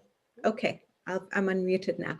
The best part of teaching for me is the ability to walk with another soul, another human being, and assist them in the journey of actualizing their potential. Because I believe that we're all put on this earth, as Dr. Gandhi said, with a preordained capacity. And our job in this lifetime is to essentially do whatever we can to fulfill that potential by exercising our free will wisely. So helping actualize human potential is the greatest part. The hardest part of teaching for me is getting the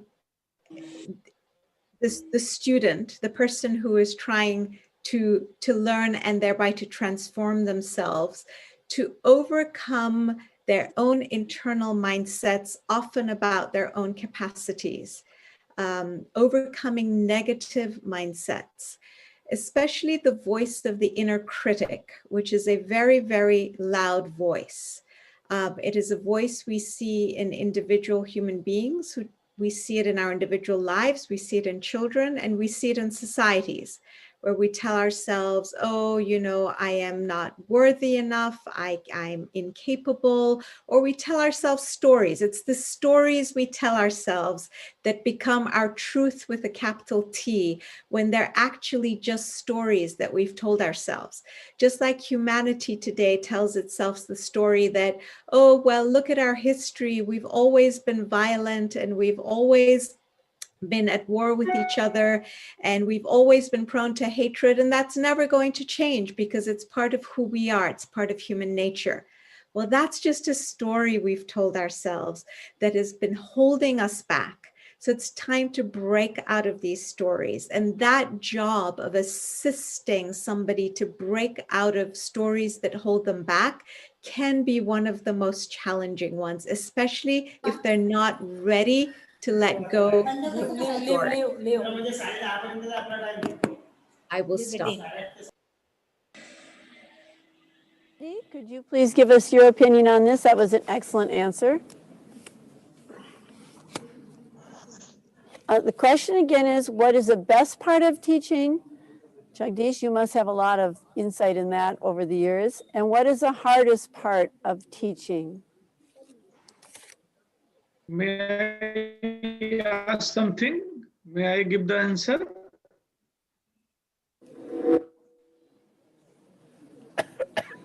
Yes. May I say something? Please go ahead. Okay. Thank you once again for giving me opportunity. I think the best part of a teaching of a teacher is a motivator, an inspirator. He ignites the inner strength of a child. A teacher, a best teacher, always he motivate, ignite, and inspire his children. And the worst part, when he thinks that he is the best, the ego, the dictatorship, when he thinks that he is the best, that is the worst part. Maximum teachers, I think, इस conference में Indian teachers participate कर रहे हैं. मैं एक छोटा सा myth, एक छोटी सी स्टोरी रिकॉल करूंगा टीचर्स के लिए. भारत में, हमारे देश में रामायण हम सबको मालूम है और भगवान राम की कहानी हम सबको पता है. Ramcharitmanas Ramayana, lord Rama and Sita. Story start होती है जब समुद्र पार करके हनुमान जी को लंका जाना होता है और इतना विशाल समुद्र, 7 योजन जिसकी दूरी थी. उस समय जामवंत एक भूमिका में आते हैं.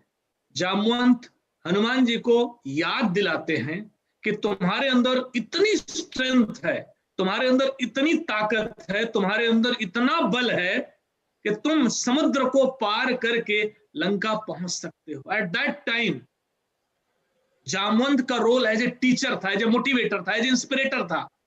He was igniting to Hanuman.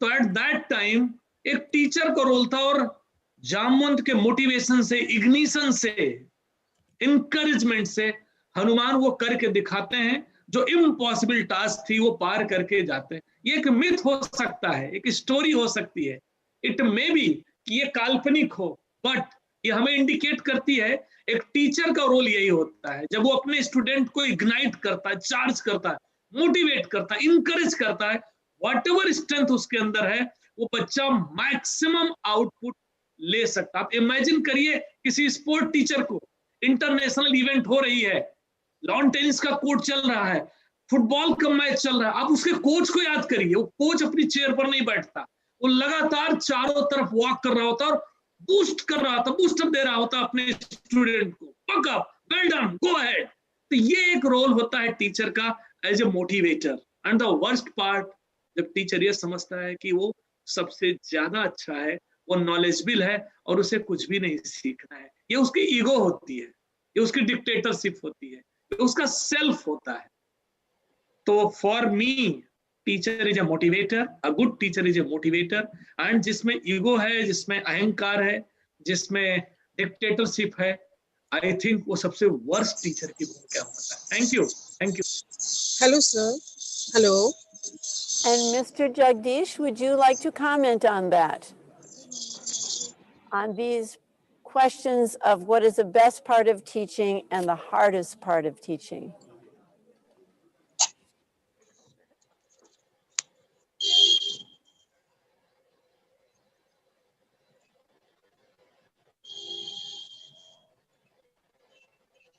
Okay, maybe we should move on then.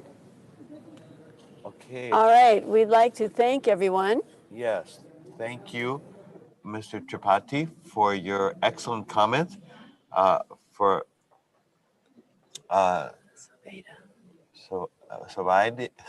sorry. Ani. Okay, did I get it a little closer? I'm not sure. I hope. Yep, we're getting there. Dr. Gandhi, for your comments, for your help, for your speech. Thank you very, very much. We appreciate it. Everyone here did. Yes, and thank you for your time. We know it's quite late in America, so we will now let you go to bed, some of you. And we will now be handing this over to the masters of ceremonies we have here with us. Thank you so much, everyone.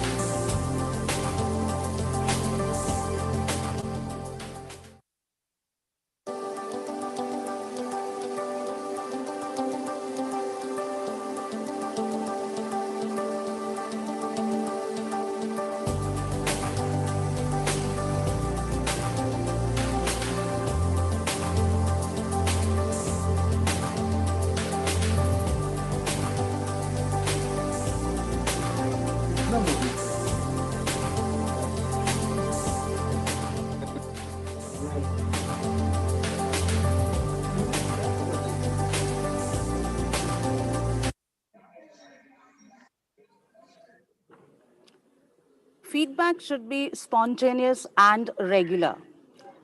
The session, the first roundtable is over, and now I request all our participants of the feedback immediately as soon as the roundtables are over. We have requested you already that the links will be given to you and forwarded to you in the chat box. You can always have an access to it, and this piece of information is very vital because we also instantly, when the feedback is given to you, we see and look that we are moving towards the right direction of the talk.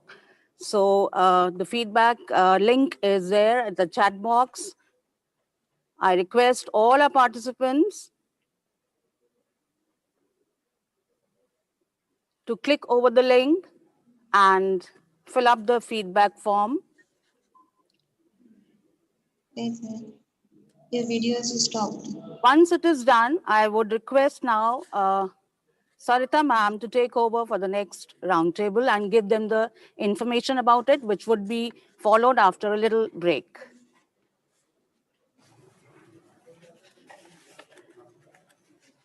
Thank you, Ma'am Sumita. The first roundtable is done. We came across so many key terms: joyful learning, conducive atmosphere, scientific inquiry, critical thinking, balance between spiritual and material learning, and so many. This is what we are aiming at. This is the purpose of this largest virtual 13 Ed Leadership International Roundtable. Of course, more is lined up, but we have to take a break of approximately 30 minutes. And in fact, okay, so because we are already running short, so we will cut short the break. So you will have to bear with us because we have to keep up with the timeline. And 11:30 sharp, so we take a break of approximately 3 to 5 minutes. That's it. Keep logged in, and the protocol remains the same. Your video should be on and mic on mute, and rest of the things follow. Thank you.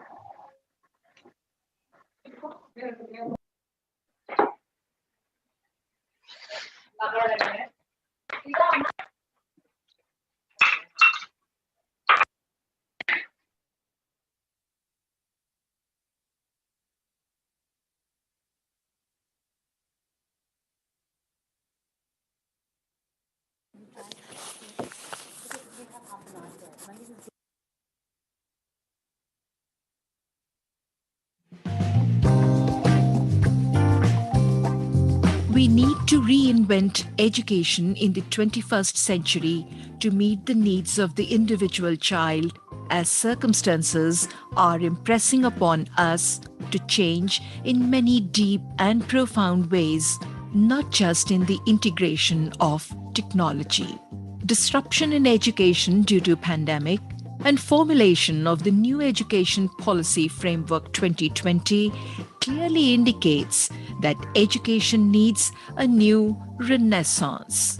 It is time to reimagine, restructure, and create a new paradigm. Welcome to Ed Leadership, an international roundtable for continuous change in education, the largest education synergy organized by Global Education and Training Institute, GETI, a non-profit initiative that focuses on creating an effective engagement between education leaders, founders, directors, institution heads, policymakers, educationists, and experts from across the world on global trends and innovations in education. Transforming leadership to transform education. It is time now to construct a new framework of learning environment that fosters motivated, dedicated learners and prepares them to overcome the unforeseen challenges of tomorrow in this rapidly changing 21st century socio-economic scenario. Better education, better India, better world. Ed Leadership International serves as a catalyst for enabling a broader, bolder education through encouraging the implementation of new and innovative ideas guided by vision and backed by research and evidence. Innovation in process fellowships when business as usual is not enough, when education needs major reform, when you want to be part of the process of change. Also, you have many ideas to bring about change. Fellowships and awards are one way of saying thank you. Conversations that make a meaningful impact. Educationist Dr. Sunita Gandhi, founder Global Education and Training Institute, lead worker Global Dream Literacy Campaign, convener Ed Leadership, has been hosting Ed Leadership, the International Roundtable, since 2008, is now holding the 13th Ed Leadership International Roundtable, a virtual conference on the power of change, inspiring the teacher within. Dear friends, I would love to welcome you to our forthcoming Ed Leadership International Roundtable, because this year, more than any, we need to rethink about education. So we need to have those discussions that make a critical difference to education as we know it. Till every child feels better, till every child does better in academics, till every child feels confident, till every child loves coming to school, we have our work cut out. And there are a lot of thought processes going on across the globe. It'll be lovely to hear what they're thinking. It'll be lovely to hear what they're doing during this pandemic and how education is being blended and being made in a vastly different way so that children succeed not just in academics, but in life. So we need to go back to the drawing board. We need to go back and have those critical discussions that help us create a brand new education. I look forward to your presence, and I look forward to welcoming you at the other end, the digital platform, at the next Ed Leadership International Roundtable. Change in education is now. Yes, teachers, let us together link education better to life's purpose. We invite you to arbitrate strategies and convert our dream into reality. Register today for free online participation so as we together make better education.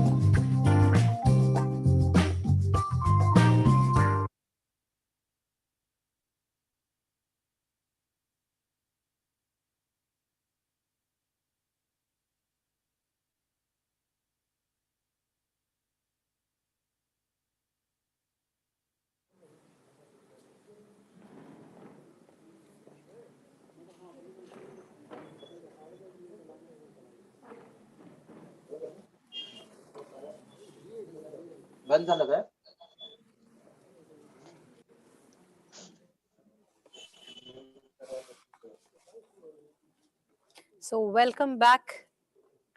Now we begin with the second roundtable, and the theme is a new mindset. The theme of this 13th Ed Leadership Conference is the power of change, inspiring the teacher within us. So today, let me have the privilege to introduce the chairperson for the second roundtable, Mr. Manit Jain. Mr. Manit Jain is the co-founder, Heritage Group of Schools, Champion Experiential Learning. Mr. Manit Jain is an alumnus of Harvard University and co-chair of FICCI's School Education Committee. Manit has been actively involved with HXLS in an advisory capacity on several strategic issues, including infrastructure development, talent attraction, curriculum design, teacher capability development, parent engagement, systems, processes, and standard operational procedures. He has personally championed and led several change initiatives to transform the school into an experiential learning school. He is also the co-founder of I Am a Teacher, an initiative that is developing a model for practice-based teacher education in collaboration with Boston Teacher Residency. Over to Mr. Manit Jain. Thank you so much for having me here and for the generous introduction.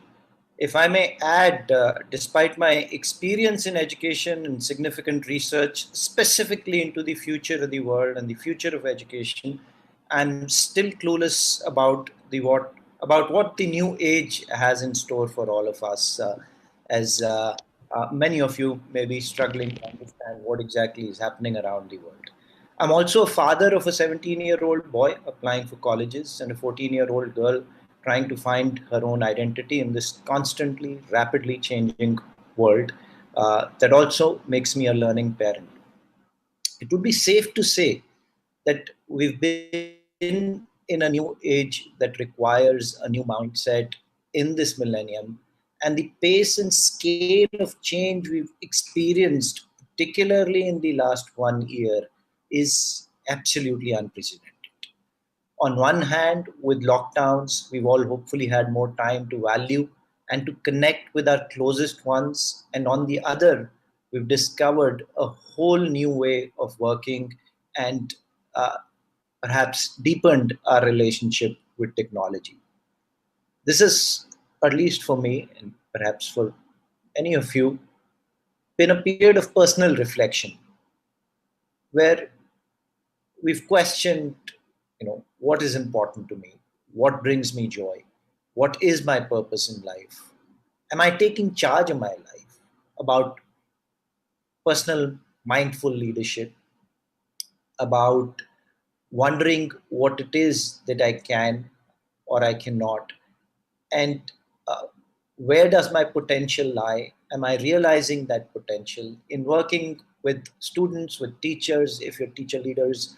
Uh, are we really being able to exercise the leadership that we need to adapt to this new world? Are we being able to reach out within ourselves and within others to find their potential? And as we continue to seek answers to these questions, our incredible line of speakers today, school leaders, two of them, three of them actually, life coaches and mentors will definitely illumine some of the answers. Allow me to welcome our first speaker, Ted Neslany. Ted, I hope I have the surname pronunciation right.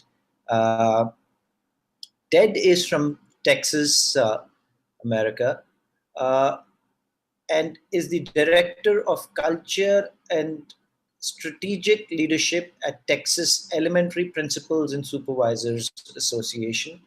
Uh, White House Champion of Change, top 10 finalists for the 2018 John C. Maxwell Transformational Leadership Award, 2015 BAMI Award recipient for Elementary Principal of the Year, in 2014 the same award for Elementary Teacher of the Year, uh, 2014 TCEA Classroom Teacher of the Year, 2013 NSBA 20 to Watch, CDE Top 40 Innovators in Education, Classroom Champions Teacher, Scholastic Principal Advisory Board. Todd has authored several books, Stories from Web, co-authored Kids Deserve It and Flipping 2.0, as well as the author of children's book Spruce and Lucy.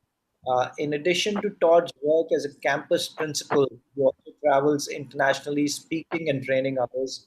Besides all of this, Todd is a strong advocate for children and truly believes that the way to their mind is through their heart. The topic he is speaking on today is You Can Lead, focusing on how to become the leader you want to be. Thank you so much, Todd, for joining us. And I know it's a really odd hour wherever you are right now. So thank you for waking up this early and looking forward to listening to you. Over to you, Todd.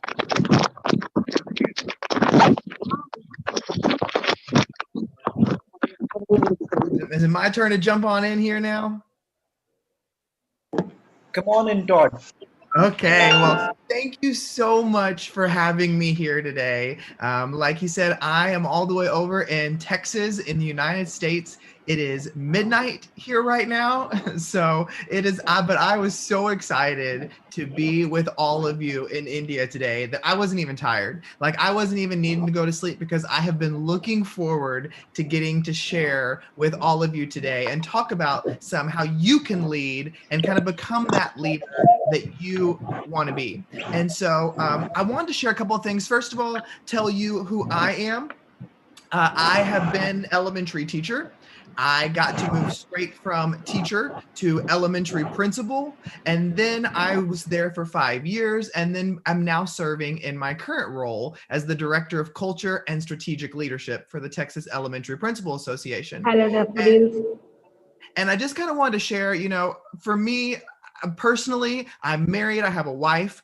We are expecting our first 2 children in July. So my wife is pregnant with twins. And so we have that coming in July. And just like you, I have been learning how to live through a pandemic while trying to still inspire kids, work with adults, all that kind of stuff. And I've written a couple books, but what I want to talk about today is kind of how you can grow yourself into a leader. And the first thing I want to share with you is the simple fact that, when you think about the whole school that you work with, even if you don't get to see all the teachers every day, even if you don't get to see every kid every day, all of them play a role in who you are at that school. And so really thinking about, how can we grow ourselves to be leaders? Because some of you may be listening right now and thinking, I'm not a leader on my campus. I'm just a teacher. And that always really hurts my heart when I hear somebody say, I'm just a teacher.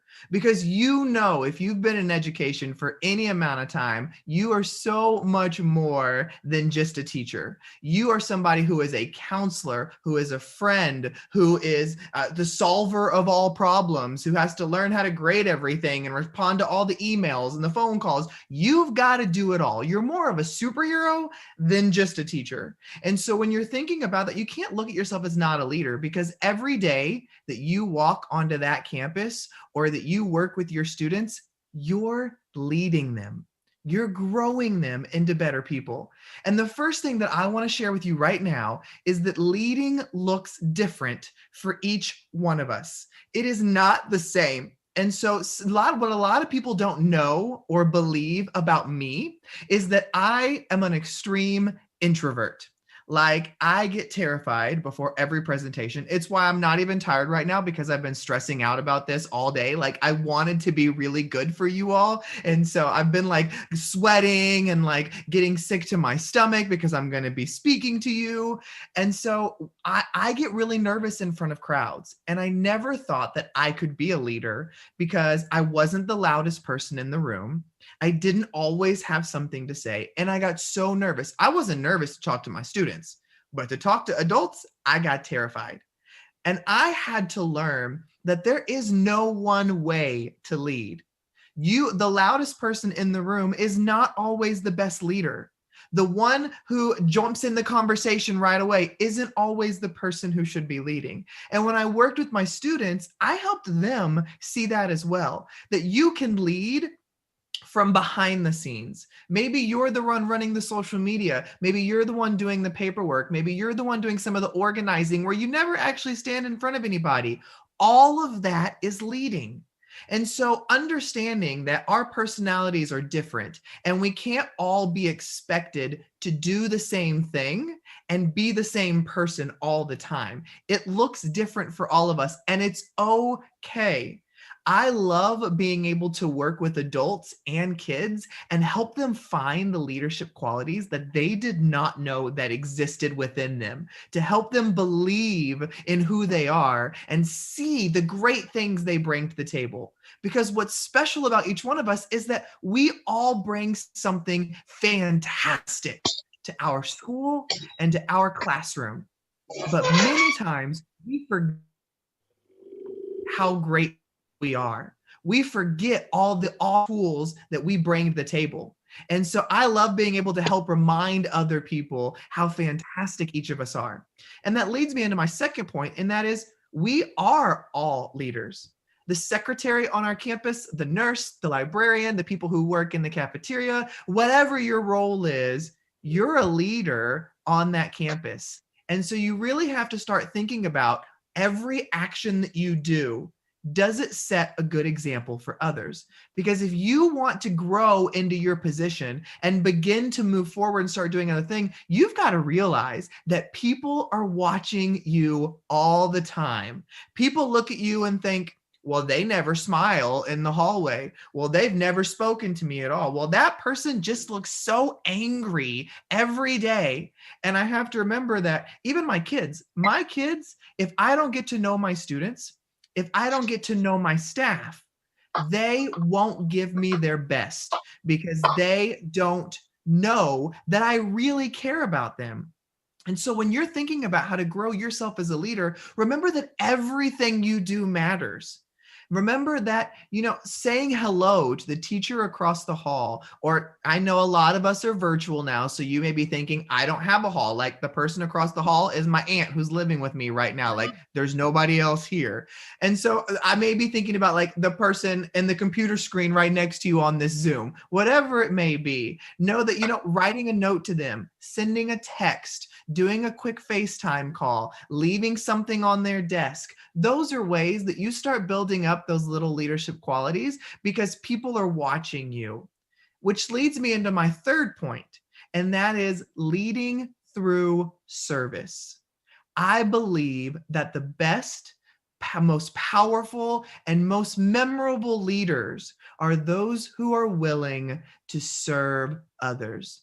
For many people, I have a faith that is very important to me. And in my faith, throughout the scriptures that I read, I know it always talks about people leading by serving others. And even if you don't celebrate a faith, there's always people that I remember when this person helped me here, or when this person did this. And so what I've tried to do as a leader is lead through service. And there's several ways that I've made that happen. Maybe it's leading in my community. We saw that there was a need in my community that a lot of families struggled with finding food.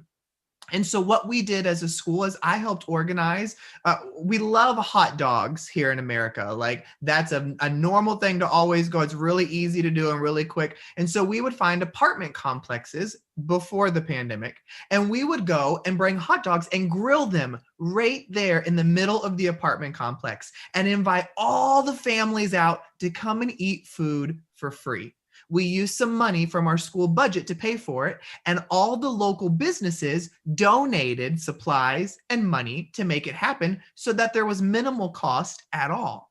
And what we found is that the families would love to come out and spend time with us and get a meal. And what it taught them was that as educators, we were showing them that we care about you more than just a name on a page, or a button a seat at school, or a grade on a paper. We care about you. Our job as educators is to love the whole child. That means the families they come with, which may mean the neighbor or the grandparent down the street, or the priest at their church, whatever it is, we care about you. And by getting out there and serving them, it wasn't just us telling them we cared, we were showing them. And then I think about service on the campus, period. I loved being able to go and just check on other people and say, how can I help? What do you need? And when somebody's having a bad day, and to be able to go to them and say, you know what, let me take your class for a little bit. Let me go and help you out with this. Can I bring some cookies tomorrow? Is there some little treat I'd love to bring you a coffee. I loved being able to cook things at home and surprise my team members and leaving little treats at their door or on their desk, or even the simplest handwritten note makes all the difference. Sticky notes are my best friend. I always have a pad of sticky notes with me at all times, and I love leaving sticky notes on doors. I love leaving them on desks, on tables, everywhere, with just little reminders. What I also want to share with you is the importance of leading by growing yourself. And that means reading. And, I run into people all the time who tell me either A, I'm not a reader, And I tell them, that's not true. Everybody's a reader. You may just not have found the book that breaks your heart. Because when you find the book that breaks your heart, that you can't put down, that's when you become hooked as a reader. And then I run into people who tell me, I don't have time to read, Todd. I'm too busy. And I remind them that you have time for what you make time for. Don't say, I don't have time. Instead, what you need to say are things like, there are other things in my life that are more important right now. Now, that's true. You always have time, though, for what you make time for. And what we found through research is that when you read books with characters who do not look or sound like you, that is the number one way to build empathy in you.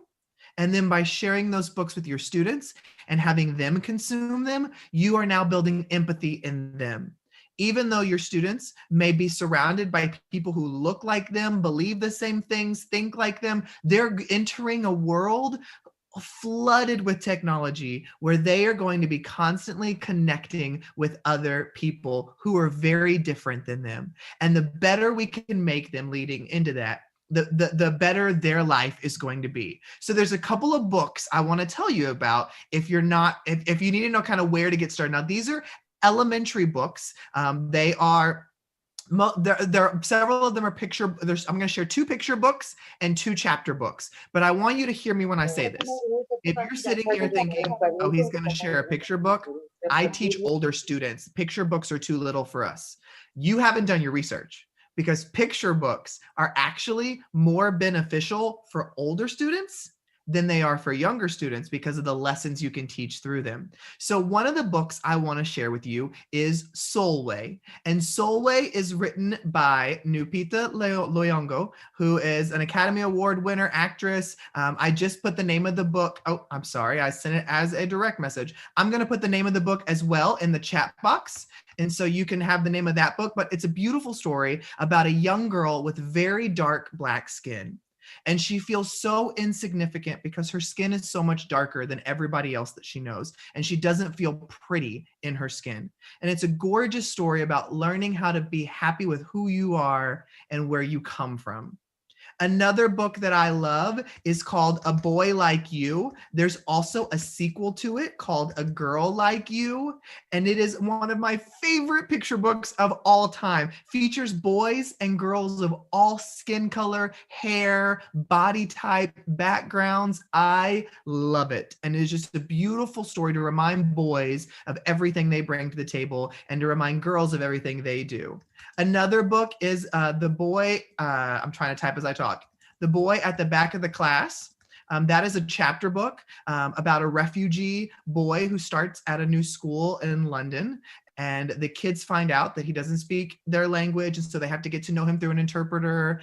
And so, but they get to know him and figure out that he's a refugee who has been disconnected from his family. And so they bond together to try to connect him with his family. And the final book that I want to share with you is Insignificant Events in the Life of a Cactus. Now that sounds like a really crazy title, but it is a beautiful story about a young girl born with no arms and a boy with severe Tourette's who become best friends and go on this great journey. And it's a beautiful story. As I wrap this up, I want to go and review the things I talked about today. I want to give you ways that you learn that you can lead by understanding that leading looks different for every one of us, that we are all leaders in some capacity or another, that the number one way you can lead is lead through service, and that leaders read. Leaders are consuming information constantly.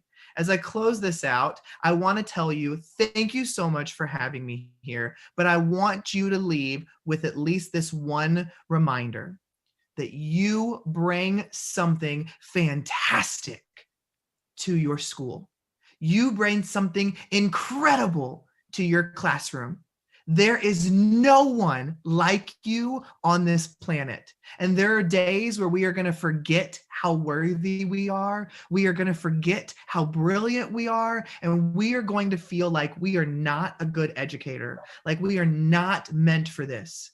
But those are the days that you surround yourself with people who will remind you who you are, because you deserve to be here. Those kids need people like you who show up every day. So don't tell me you're not a leader. Don't tell me that you don't have the skill set, because you do. So if you hear nothing else today, I hope it's that simple reminder that you are worthy of the title of educator. Thank you so much, Ted, for that inspiring talk. And I couldn't agree more. A lot of us confuse authority for leadership.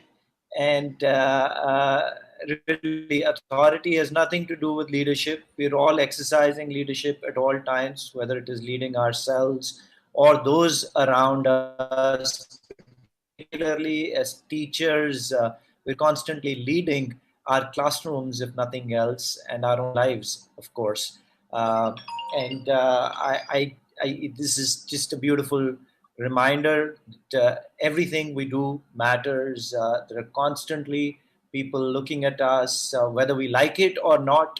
As adults, we're role models, and we would have to live up to being those role models, particularly in the space of education, leading through service, loving the whole child, the parent, the entire community they belong to, and making that love visible. That love and care, making it visible, making it palpable for others, and we all have time for what we make time for. Thank you for reminding us of that, and the brilliant books that you spoke about. I'm going to come to questions when we're all together. There are so many things that I'd like to learn from you, and I'm sure the audience have a lot of questions too. So we'll now move to the next speaker of the session, Dr. Elizabeth Lucas from UK. Uh, uh, Elizabeth is an author, inspirational speaker, youth mentor, advisor. She's been awarded honorary doctorate of philosophy in counseling by GLIBU Nigeria. She's an award-winning author, administrator, entrepreneur, bachelor's in business and management at University of Northampton, family and relationship mentor. And she's been recognized for her contributions to peace, humanity, NGOs, charities, and community, and has been awarded International Nobel Ambassador, UNRS Nigeria, the International Peace and Humanitarian Award by Abhigyan Foundation of India. And as we explore the power within in this conference, her topic today is Yes, You Can, Mindset and Change. Elizabeth, over to you.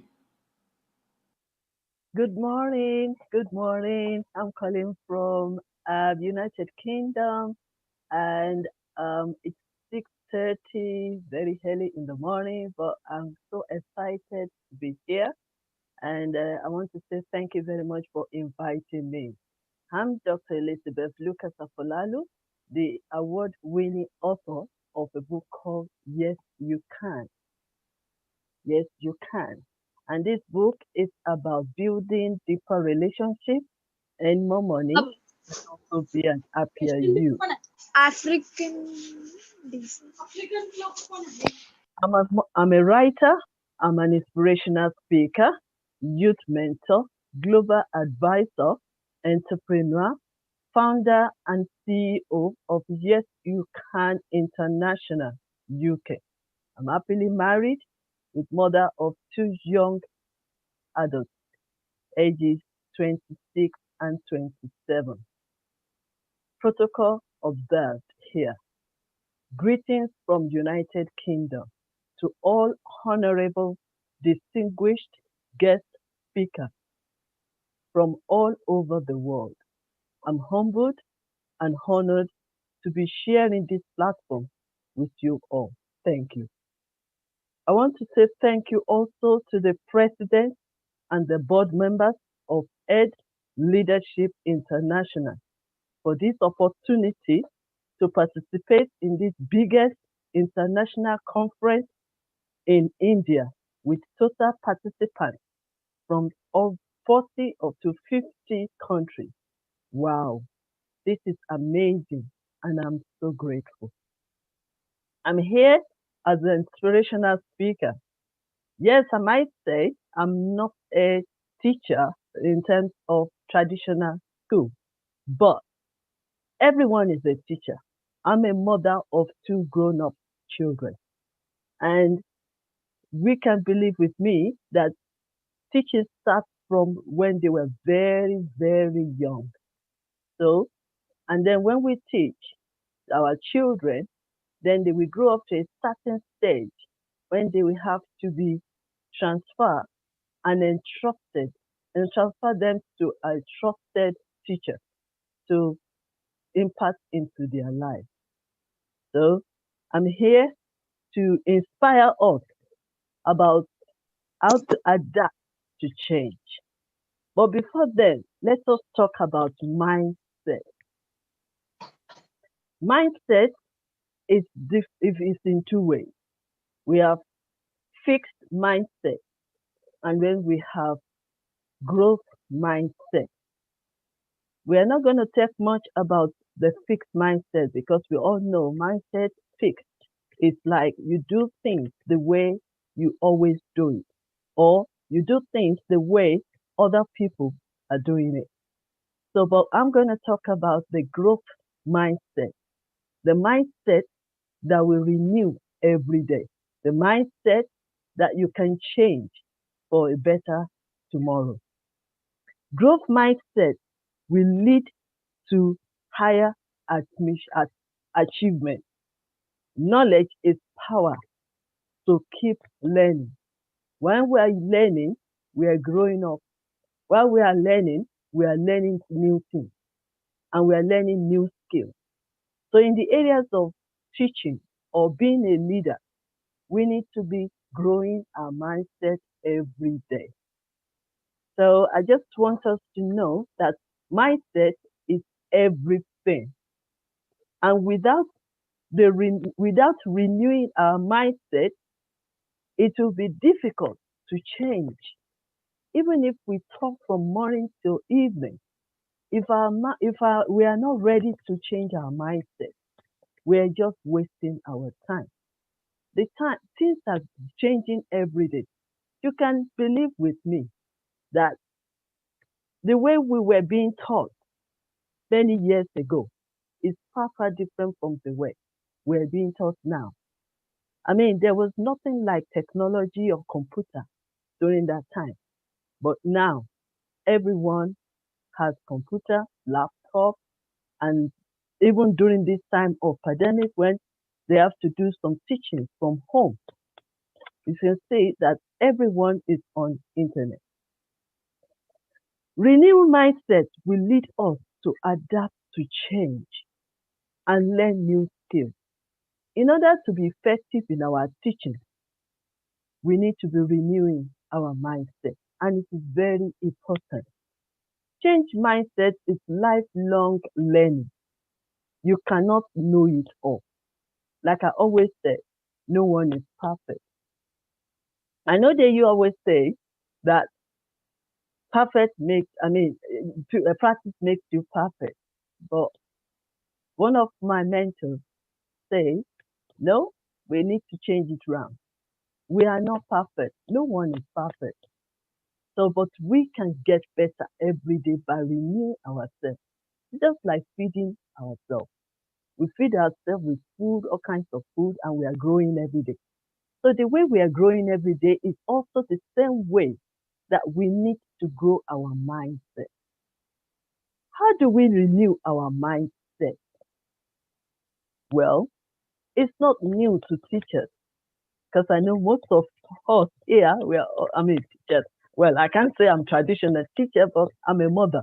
So that qualifies me to be a teacher. But you can agree with me that every day we are preparing to teach. We are reading, we are researching, we summarize and comprehend what we've read, and then we impart it into other people's lives. That is just simple. And that is the way to renew your mindset. So it's not new to us as a teacher or as a leader to renew our mindset. We just have to start reminding ourselves that we need to constantly renewing, constantly learning, constantly observing, because that's the way we can bring a new thing to the table. Our wisdom is the principal thing, and in all our getting, we get understanding. So when we start renewing ourselves, when we start reading, when we start observing and researching a lot, you can agree with me that for a professor to be qualified as a professor, the main thing they normally do is to research. They research a lot beyond what they're being taught in class. I remember when I was studying my business management at University of Northampton. After all the lectures in class, we're still being told to go and study, to go and research, come out with new ideas. So it's not only just depend on the teachers to impact everything into our mind, but we also need to research. And that is why I call it renewing our mindset. A changed mindset will improve our performance and having better choice to change our life and help others. What you know is what you will give.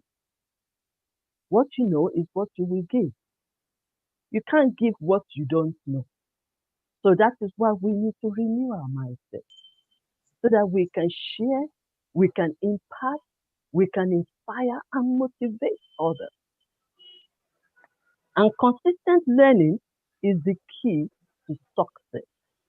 Yes, we keep on learning. The very person that will say to himself that he doesn't want to learn is the person that tries to know before. But between अच्छा आपको phone किया था doctor ने know that we don't know it all. We learn every day. New things come in every day. A year ago, who would have thought that there will be COVID-19? But it comes. Yes, none of us. हम लोगों ने भी इससे 2 दिन पहले बात But it comes and then makes every one of us to adapt to new things, to adapt to change. So it's very important. Now, let me draw you back to teachers. Teachers play a very important role in our education system. If you think of education, you think of teachers. Teachers and education, they go hand in hand. Without teachers, there will be no education. And without education, there is no teacher. So we need teachers. Teachers are very, very unique. Let me tell you a story. When I was very young, and I did GCSE, after secondary school. I didn't do well at all. I mean, I failed completely. Math, English, geography, everything. But there is one favorite teacher. She called me aside and said to me, Elizabeth, this is not the end of the road. And this is not the end of your life. You can still make it and you can still fulfill. And then she also told me that some people, everything will be pam, pam, pam. That means you go to secondary school, you pass your exam, you go for A levels, you pass your exams, you go for university, you finish up, you get a job. That's one line. Then another line, you go like a snail, crawling over. But then you will reach your destiny. And that really encourages me. That's the teacher motivating me. And guess what? Few years later, at the age of 49, I passed with a second class in University of Northampton in business and management. Who knows? Who would have thought that people like me can still go to school? But after I raised my lovely children up, I determined What they say is not possible, I'll make it possible.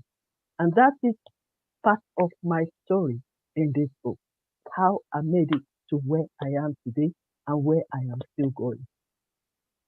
A mindset change will improve.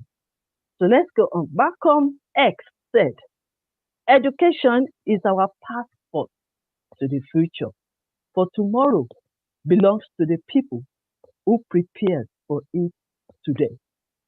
Carl Belmont stated that they may forget what you said, but they will not forget how you made them feel. Like today, after 40 years, I can still remember my teacher that spoke and transformed me, that spoke into my life and encourages me. Bill Gates stated also, technology is just a tool. In terms of getting the kids to work together and motivating them, the teacher is the most important. That means we have all the tools, like I said before, the tools we used in 20 or 40 years ago is different from what we're using now.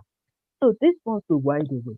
But then the teachers motivating us will take us another level. Teachers are our role model.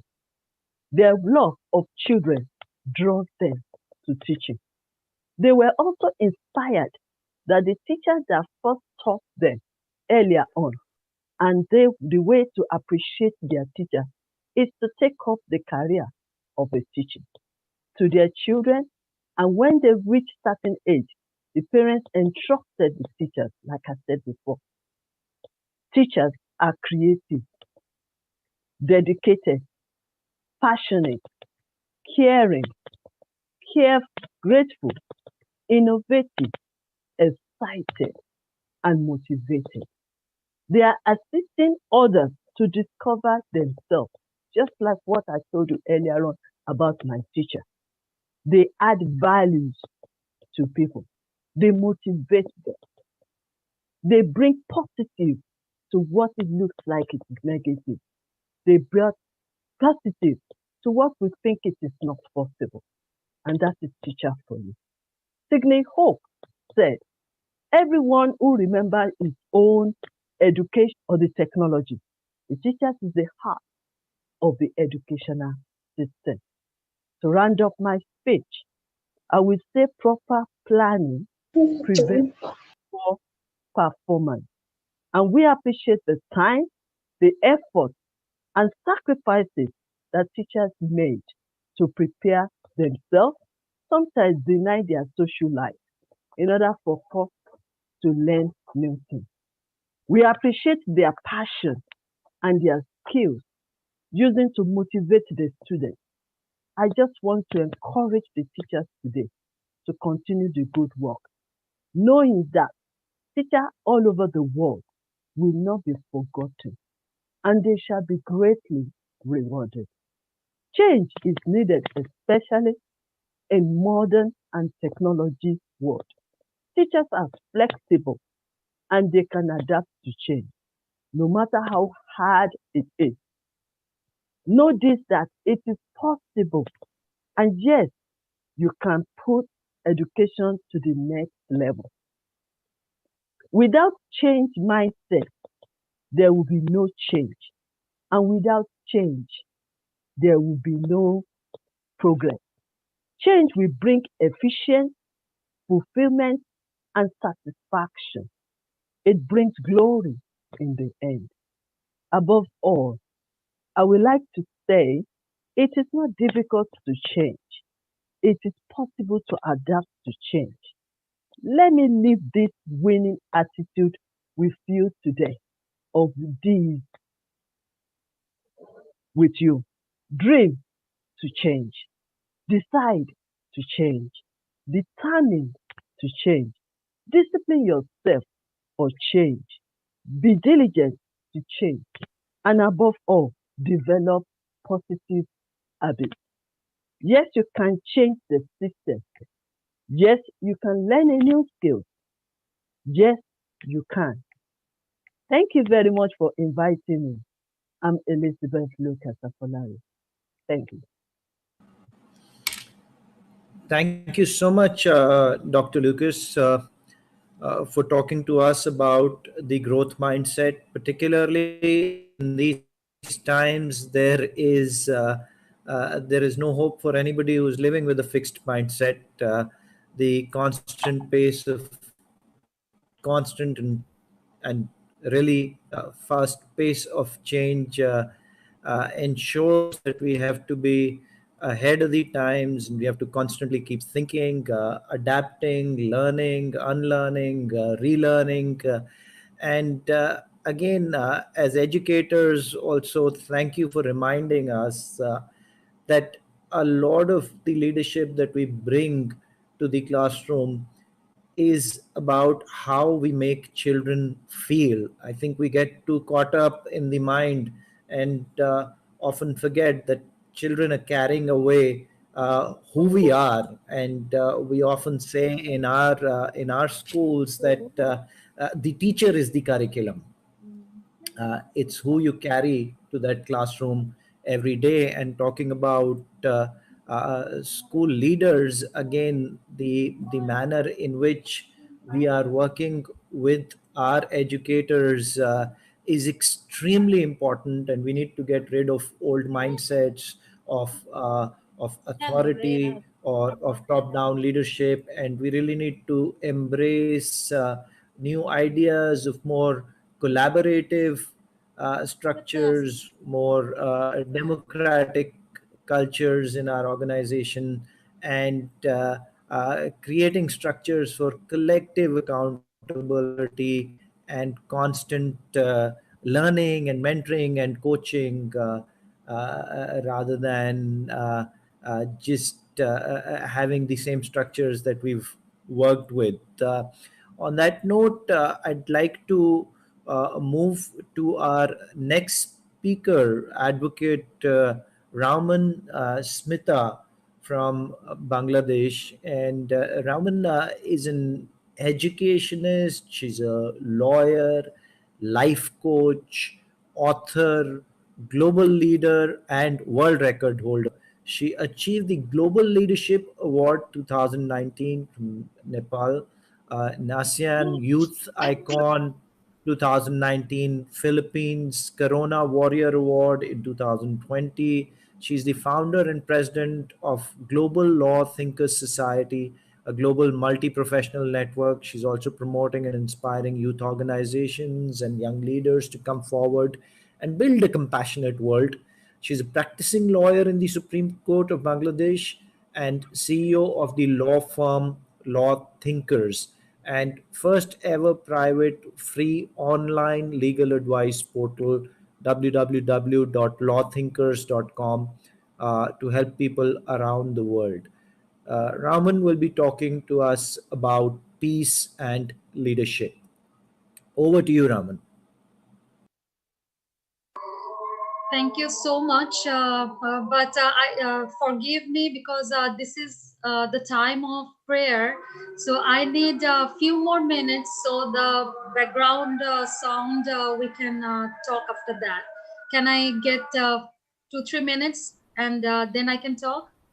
Is So, it okay? Raman, maybe what I could do is move to our next speaker, Dr. Banerjee, and then we can come back to you in a few minutes. Is that all right? Okay, all right. Yeah, let's do that. So, Dr. Sangamitra Banerjee, I would invite you in. She's again a young, lively, talented, and versatile educationist with exemplary mentoring and leadership skills. She's the principal of the Gateway International School in Chennai.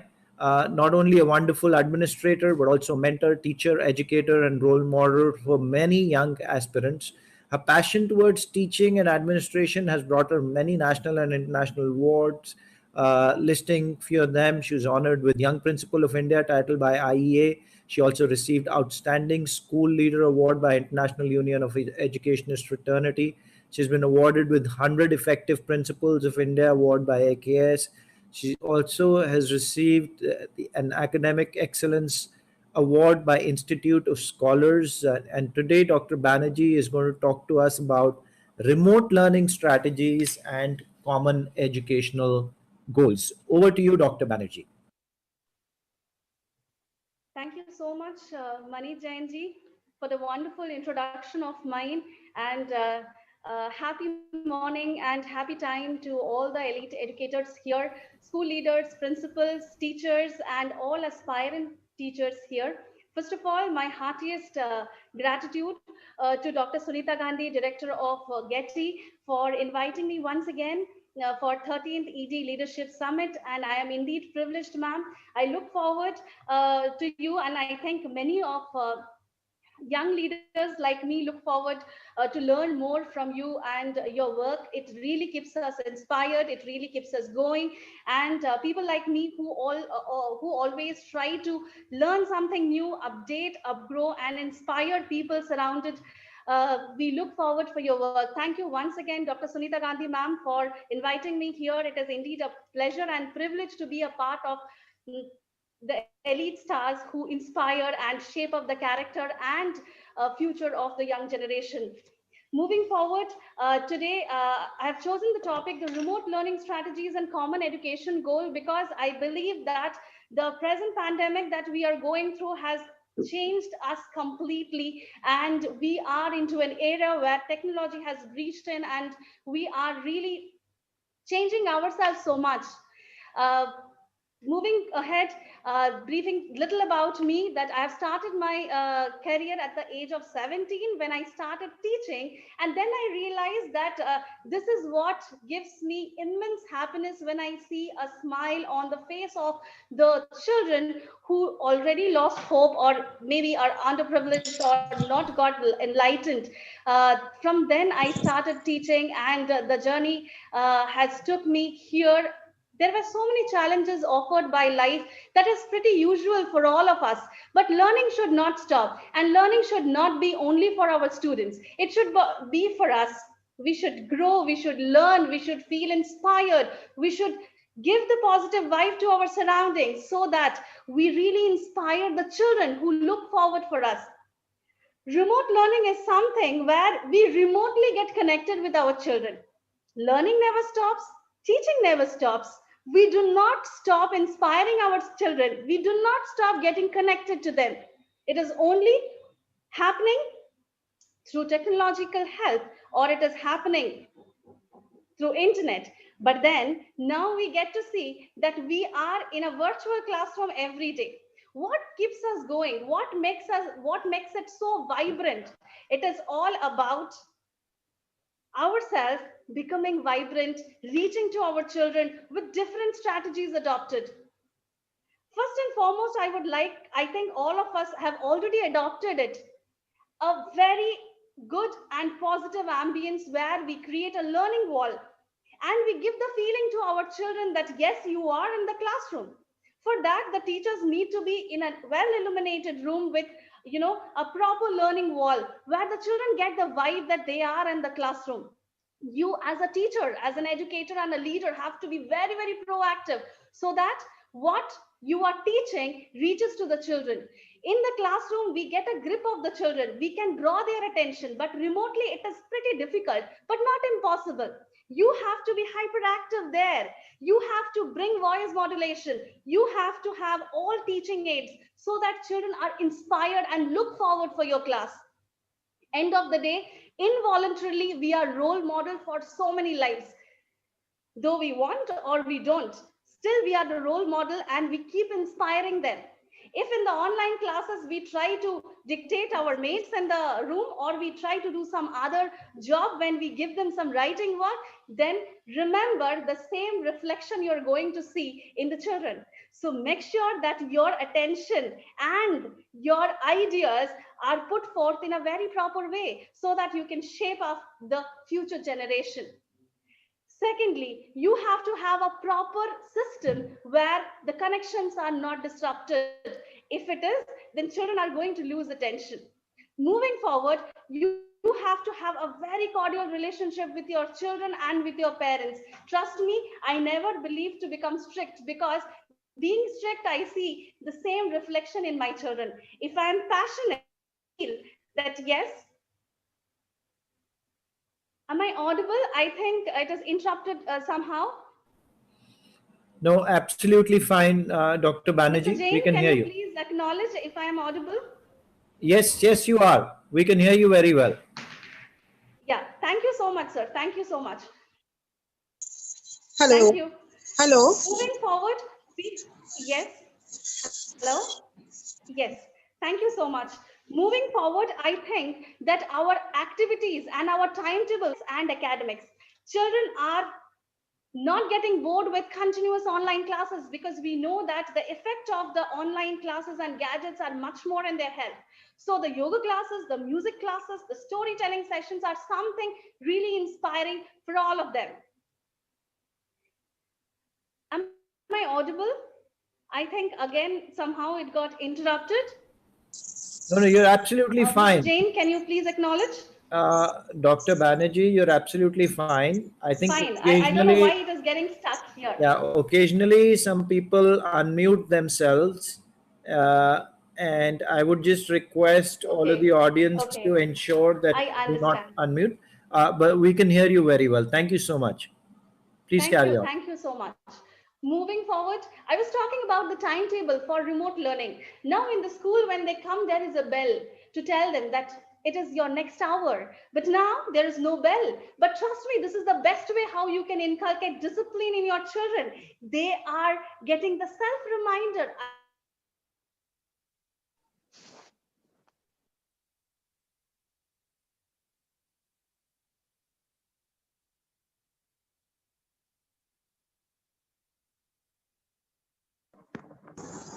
Hello, I cannot hear. Dr. Banerjee, I think the screen is frozen right now. Um, just ask Zainab from the team to please look at what's happening. That she might be having a connection issue. We'll wait for exactly 20 more seconds and see if she's not coming back on. Then we'll probably move to the next speaker and have her do the rest of the session later on. I think these are issues that we're all still battling with. And for those of you who have joined from uh, other parts of the world, with the incredible progress India has made in putting fiber across the nation to villages that did not even have electricity, sometimes connectivity can still be an issue in some parts of the country. So please bear with us. म्हणजे मी सगळ्या session So okay, so I'm now going to invite Advocate Raman Smita to come in again, and we will finish the rest of the session, Dr. Banerjee's session, where she was specifically talking about things around online learning and relevant concrete tips for all of us. This is also a huge mindset shift that we need and could not have been ignored in this session. So, Raman, over to you on your work in peace and leadership, your incredible work in peace and leadership. Over to you. Thank you so much. Thank you so much. First, I want to thank Global Education and Training Institute and Ms. Sunita Gandhi for organizing such a beautiful program to unite all the super cool educators under one platform. And happy day to everyone, and peace be upon you all. I am Advocate Raman Smita, as I was introduced. You can call me Raman or Smita, whichever is comfortable. So I'm moving to my theories and the practical things, the way I have worked with the young people, the youth, and I actually learn from them. And I am going to share my experience today. It is not that I'm going to tell you a lot of things, rather I will share just my experience so that you also can relate to yourself and you can have some changed mind. So the first thing, I'm just giving an overview that what I'm going to talk about. The first thing I'm going to talk about is new generation education. And then the technology, you see that now we are all adopting technology so fast because of the corona, but it was supposed to happen because we are in this fourth revolutionary time.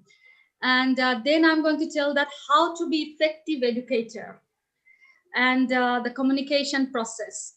So the first thing, the new generation education. This is the time that the generation is changing so fast and everything is changing so fast. And we are the educators, same time we are the learners, because learning never ends and teaching never ends as well. So the new generation education based education, we see that there are skilled education, there are knowledge based education. But in this generation, what we have found is that we need thought based education, because everything changes with the thought, the situation, the world, our environment, our people, their thinking process, everything is changing. And our children or young youth or adult, whoever they are, they need to be adopted with the new things. And we need to learn it so fast. Everything, we just need it quick, quick, quick. So how actually we can bring the new things and teach our young generation that they can have a thought-based education system. So those education system can help them to think. There are too much information out there. There are many education systems out there. So our teacher, the educators, and same time the learners, they need to connect to it, and they need to understand what to pick and what not to, what is related to them, what they do not need to. There are a lot of information. So we do not want as educator or as learner to just lost in all this information. So in that case, we brought this thought-based education system that brings some results, and that helps our the educators and same time the learners to be strong, to yeah, surely I'm going to telling it elaborately, but in a short I will share it. That what is thought-based education? Thought-based education is changing the mind and tell the students or the learners that how to think, because when they can think, they will find the interest to learn. It is not like the theory based. We are learning the theory, like we go to school, college, universities, and then we learn, like we have to learn it. If I learn it, then I will get some good job. It is like that. So there are also skill based education has come, like we learn how to operate computer, how now we are learning coding also, so that we can connect to the technology. But the thought based education helps an individual to think widely and think deep and can connect to that person, because every person, every individual is unique. So even we are bringing all the students under one class or one platform, but they are separately unique person. So you see, even we have the same book we are reading, but the results are different. So why is so? Because we have the different thought process. Yeah, it is. Okay, I got a question that you mean exchange of ideas. It is definitely exchange of ideas, sharing the thoughts, sharing the knowledge. It is not that you just show the road. Like if you know the destination, if you know the road, what we do is that we teach our children to go through that road, like we just telling them the maps. But what if we create some learners who can create their own map? Because the same road we can go through different ways, right? So somebody can go straight or somebody can go some other way. So it is fun, and it is those things brings curiosity. So we make our learners very curious. They try to know about it. So this is called the thought-based education system.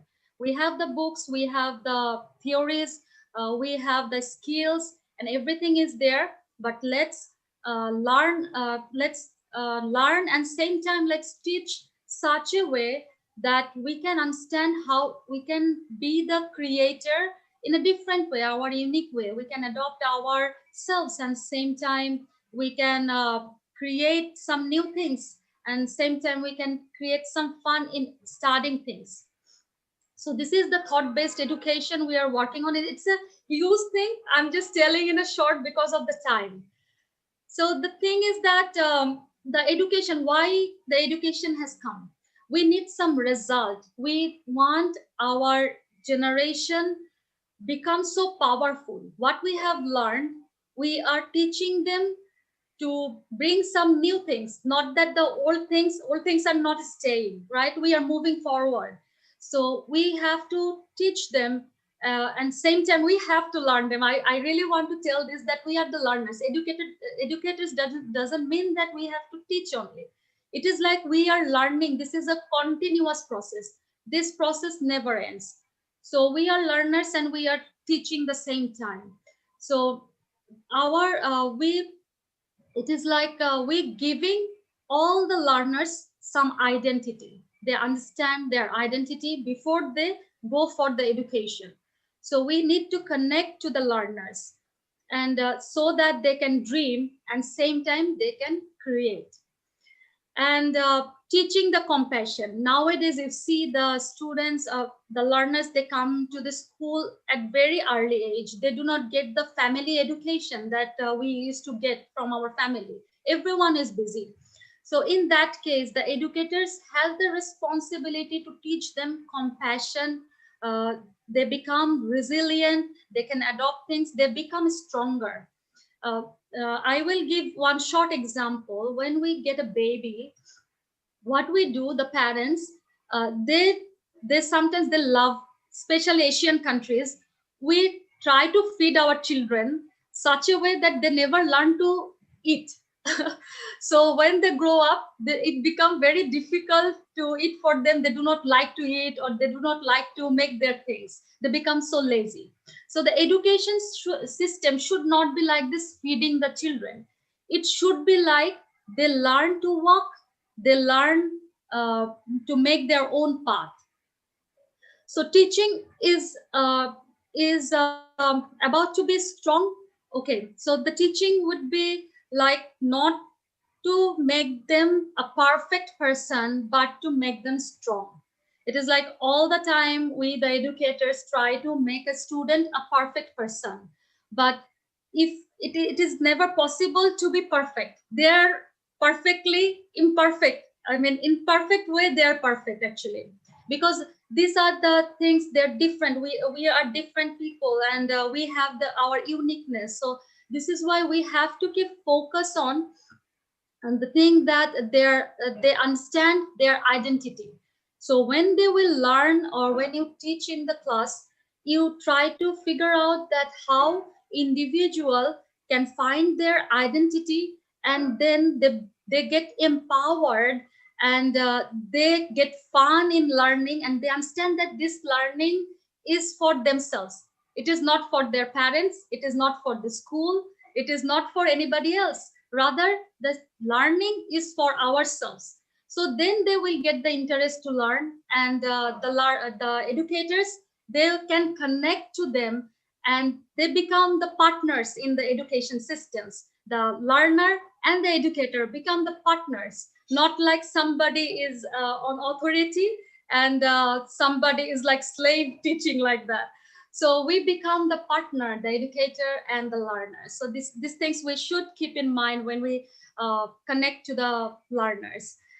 And then I'm coming to the next part is technology.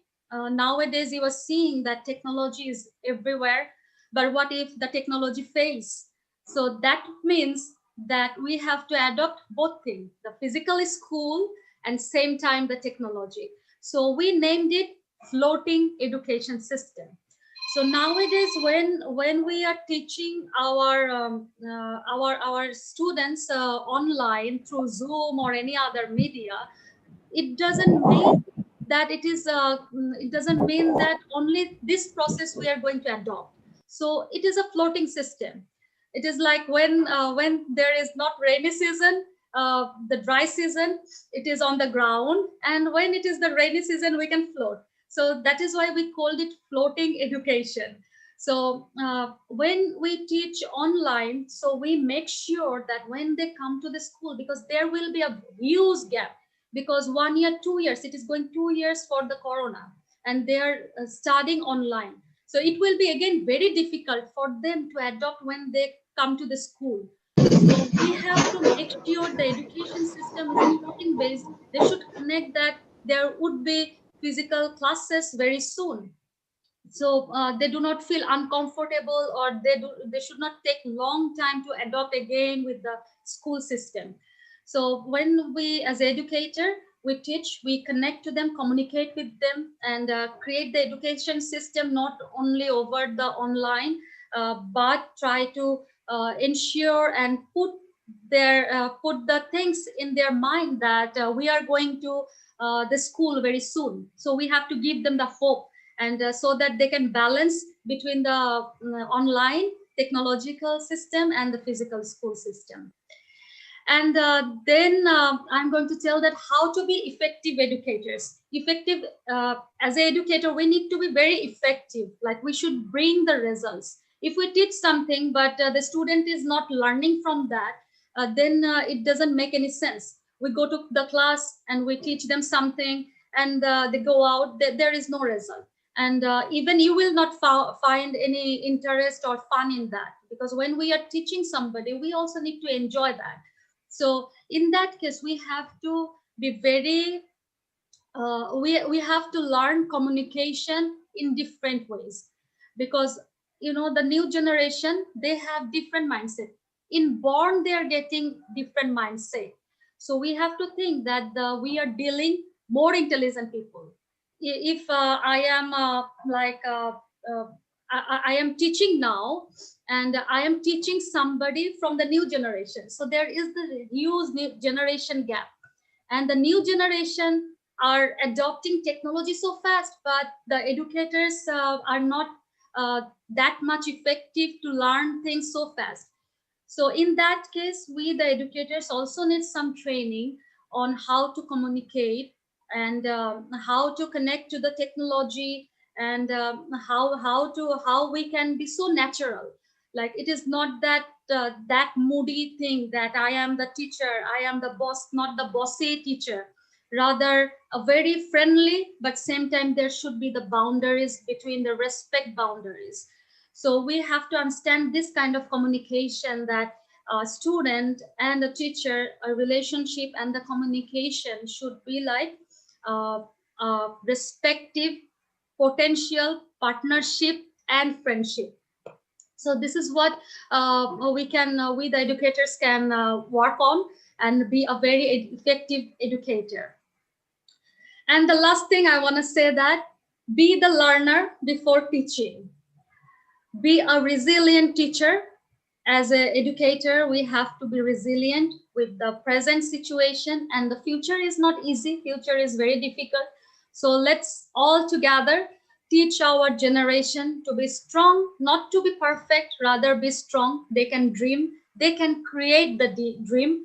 We help them, we support them, and at the same time we collaborate with many other institutes, so we also can increase our thoughts, increase our knowledge, and also try to adopt the new things. And thank you so much for listening me, and hope that we all can make a beautiful world together. Thank you so much. Thank you so much, Raman, for your wonderful insights. I really liked the idea of not trying to make our children perfect, and all too often, as parents, as educators, we make that mistake. Uh, we perhaps do not do such a good job of understanding their own identity, their own swabhav, and possibly what we want to do is to help them become who they are and not who we want them to become. Uh, I totally agree. All too often, again, as parents and educators, particularly in the privileged environment in the country, in many other countries right now, we overprotect, we actually can sometimes disempower them, make them too dependent, because we're not working on actually empowering them.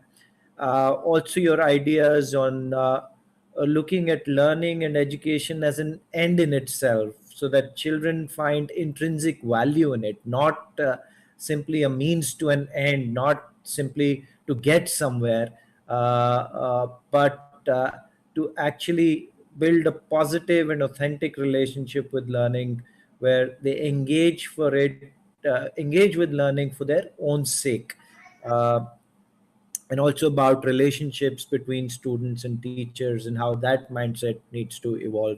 Thank you so much for your thoughts. I'll now move to Dr. Banerjee again to finish what she was talking about. Over to you, Dr. Banerjee. Thank you so much, Mr. Jain, and thank you to you for bringing me once again on the forum. I got disconnected because of the internet issue, and I was really waiting to share my thoughts and to learn more from this roundtable conference. Because we, as a leader, I think Ms. Roman was very true that we, as a leader, have to continuously learn and be the role model for many. Students and our associates who exchange knowledge and enhance our knowledge tank. I truly agree that we have to come down to the level of the students to understand and not to impose on them. Let them be independent. As Mr. Jain was saying, let them be independent. And I truly agree to it. I was talking about the remote learning strategies. I think by now we all have already started teaching online, and it's been almost 11 months we are into this pandemic, and we are bridging the gap pretty good. I remember last year I was trying to conduct so many capacity building programs for my teachers so that they get aligned with technology and share the same platform. But trust me, it took almost 1.5 year time for me to actually bring them and make them understand that technology and AI is what we are looking forward for the future. But the pandemic has done a smooth job. It has made it so easy that the teachers or the educators or the parents, they automatically have started adopting technology, and it has just become a cakewalk for them now.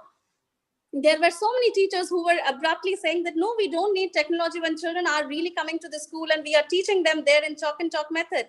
But then now they understand, and soon after the pandemic we started the online classes. Ever since we started, I think the journey was not very smooth. We took so many trial and error methods, and finally we understood where the children finds their comfort and how we have to be approachable to them so that the classes are really interesting. One thing I understand, that if a child waits for your class, then definitely your class is something really happening.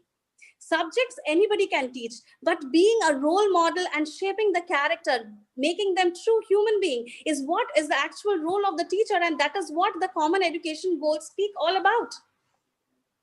I think apart from the subjects, whatever we teach in the online classes, there should be one fine day, maybe a Saturday or a Friday, where we should conduct awareness programs right from grade 3 onwards, so that children are much aware about their surroundings.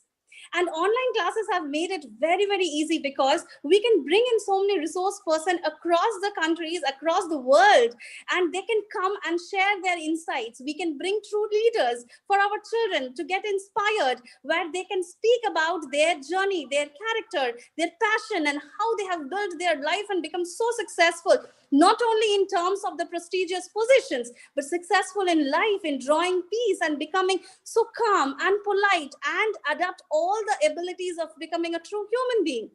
Awareness programs are must for remote learning strategies. That is what I have seen in past 11 months of the journey. We have brought in so many educationists, so many players, so many people, those who have excelled in art, in painting, in music, and in so many different dimensions in photography, so that children get inspired that only engineering or medicine or research work is not the future, but they have to actually go forward so that they can cultivate the passion in themselves and follow the passion. If they truly follow the passion, they will become successful in every means one day. And who is going to show light to them? It is we, the teachers, the educators. For that, we have to remember, if we are here today in this forum, if we are here as a teacher, as a leader, trust me, it is only because we are passionate about it. Teaching forum and teaching job is something without passion we cannot be. We are actually getting connected to the raw souls. We are actually getting connected to the tender hearts, and we think about them, how we can shape them up. The curriculum definitely gives them knowledge, enhances their knowledge tank, but who will inculcate passion of education in them? It is we. For that, we have to upgrade, update, and really explore so that we can reach them. Moving forward, remote learning strategies, I have taken one more strategy and have implemented it. Do you know what? It is the I Connect session. I have named it as I Connect session, where I insist my teachers to, if they are a class teacher, they will call each and every child, maybe monthly twice, and get connected, speak to the child whether the child is comfortable with the classes, going through any health ailments, problems at home through the because of the gadgets, or are they not able to really concentrate and are struggling?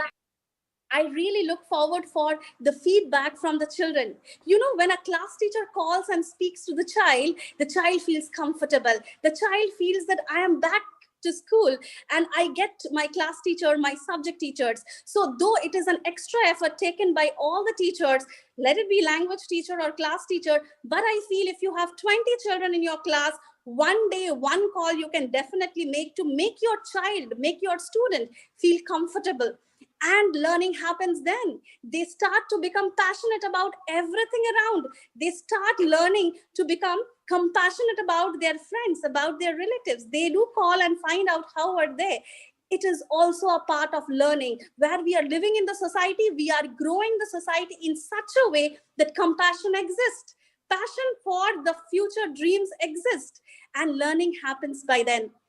We have also started Let's Learn session. Let's Learn session is something where we talk about the current affairs. It is not related to only geography or history or mathematics or science or languages. It talks about everything. The teacher brings one topic per week and everyone have to share that. So when they start sharing, knowledge enhancement happens. They actually understand that every week I have to increase my knowledge tank. That is where learning happens. Learning is not confined inside the books. Learning is not confined inside the online classrooms or offline worksheets. It happens every time when we ignite the passion for learning in the children. I hold a book and I say that, children, this is the book I am reading this week. Will you try to join me? Trust me, by Saturday, when I have a session with a bunch of students, they try to cross question. They try to ask, ma'am, what was about that? So when I really feel good that, yes, learning is happening. So apart from only subject-wise teaching, dear leaders, let's concentrate on something extra, which will shape up their character, which will inculcate and ignite the passion for learning in them. I believe learning happens by them. When we start talking about the common education goals, I think ever since we started, the education goals remained the same. It has only got restructured because of the different challenges and demands of the era. I think all of you would agree that common education goal, what does it expect? When a child comes to school, what is the expectation of the parents and what is the expectation of the teacher and the society from the child? To become a good human being, where 7 C's again come here. 7 C's. What are those? Let me brief you about it. It starts with collaboration, collaboration, coexistence. We talk about community engagement. We talk about co-creation. We talk about cooperation, confidence, and finally, we talk about consistency, which is very, very important. These are something over the years we try to inculcate in children. 7 C's. Once again, it starts with collaboration, teamwork, cooperation, consistency, confidence, communication engagement, co-creation, and coexistence. So this is very, very important. And every subject over the years, the curriculum, how it has developed, it speaks about these If I show respect to my students, trust me, the student is automatically learning to show respect to the surroundings, to nature, to people, to things, to whatever coming towards him or her. Also, when we start listening, I see most of the times, even as a parent or as a teacher, we lose temper and we start shouting, not listening or not giving to a listening ear to the child. Do you think the child is really getting a good example from us? No. Be a good listener so that the child starts listening in future as well. Moving forward, when we talk about confidence, so if at times in the family we sit together and we discuss, the child comes and says, Appa, I want to share something. No, you are a child, please not now. Why? The child should be independent to share the information in the family, and it starts right from there. Even in the school, it happens. So we should give room to the child so that the child is confident enough to share his or her opinion. The child starts thinking. Critical thinking happens then. Critical thinking cannot be done only on pen and paper. Critical thinking cannot be done only customizing the syllabus. It happens every day. And we as educators should take it up so that critical thinking happens when we offer the platter of problems to the children and expect a fair solution from them. So we are moving forward with so many common education goals. And I believe that moving forward, we have to have the passion and zeal so that children do draw the same from us and learn to live the life passionately. We are running short of time today. I think any questions from your side, I would love to share. And I would love to give a fair solution. Try to learn from all of you. So request you to put down your questions in the chat box. Thank you so much for listening to me. Thank you, Dr. Sunita Gandhi ma'am, Dr. Bharti Gandhi ma'am, for having me here. Thank you, Mr. Mani Jain sir, so that you have coordinated well in this program. I was getting disconnected so many times. Thank you, all the listeners. Do continue inspiring lives of the children and see how we reshape the future for tomorrow. Thank you so much.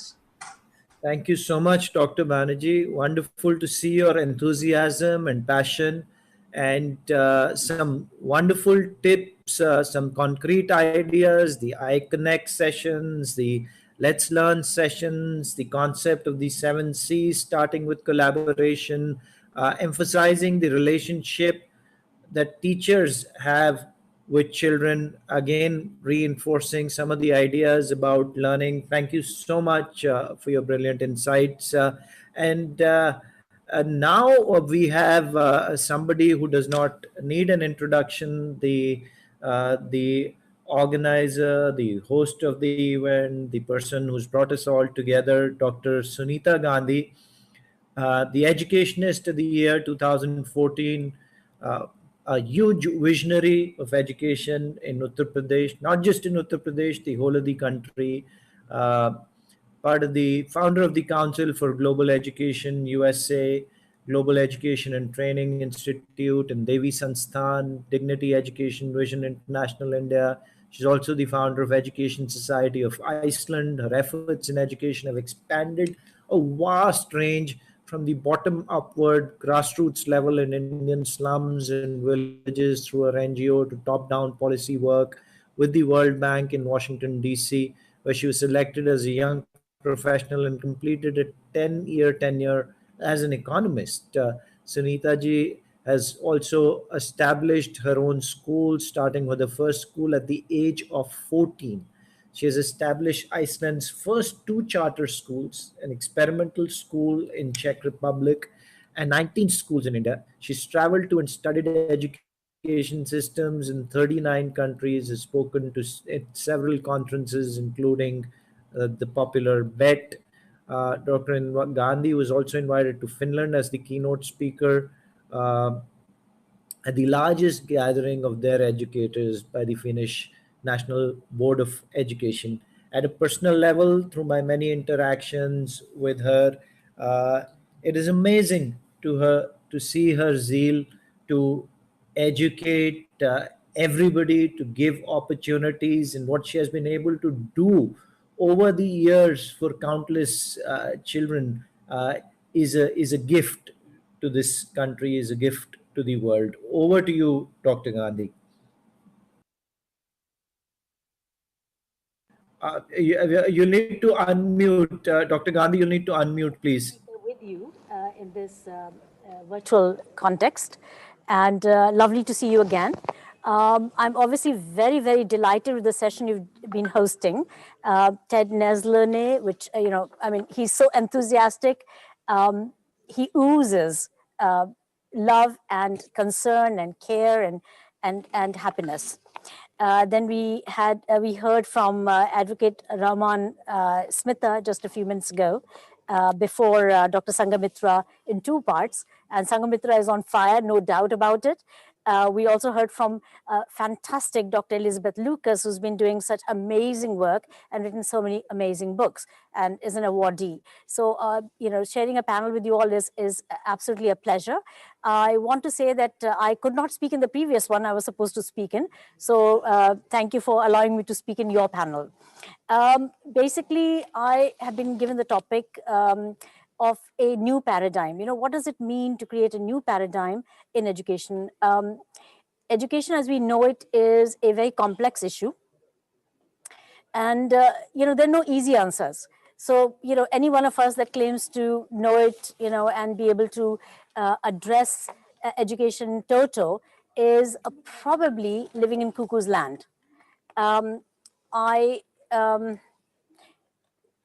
Yeah, so I wanted to say that maybe I should go on this web rather than on the screen, please, yeah? Okay, is my Zoom camera be better, yes. Is it okay if I'm on the Zoom camera, please, guys? Yeah.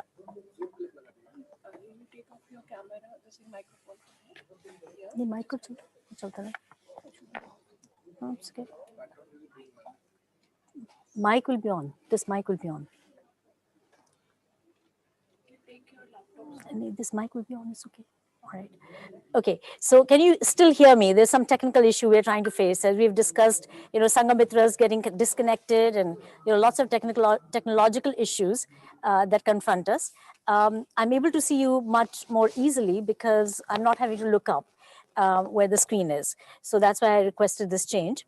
So basically, I would like to say that education obviously needs a huge reform. And we can be agreeing to this on grounds that all our children are not succeeding as they could and should. Perhaps we have not questioned the premise on which education is based and has been forever and ever.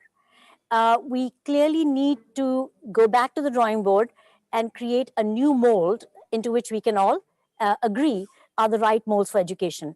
So what does paradigm shift mean? I mean, it's different from incremental change. Incremental change would be about, doing things better.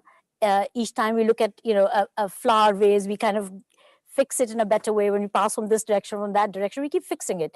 Or it's a building which is crumbling down, and we keep putting more cement on it. We keep fixing the windows. We keep doing things TLC on it.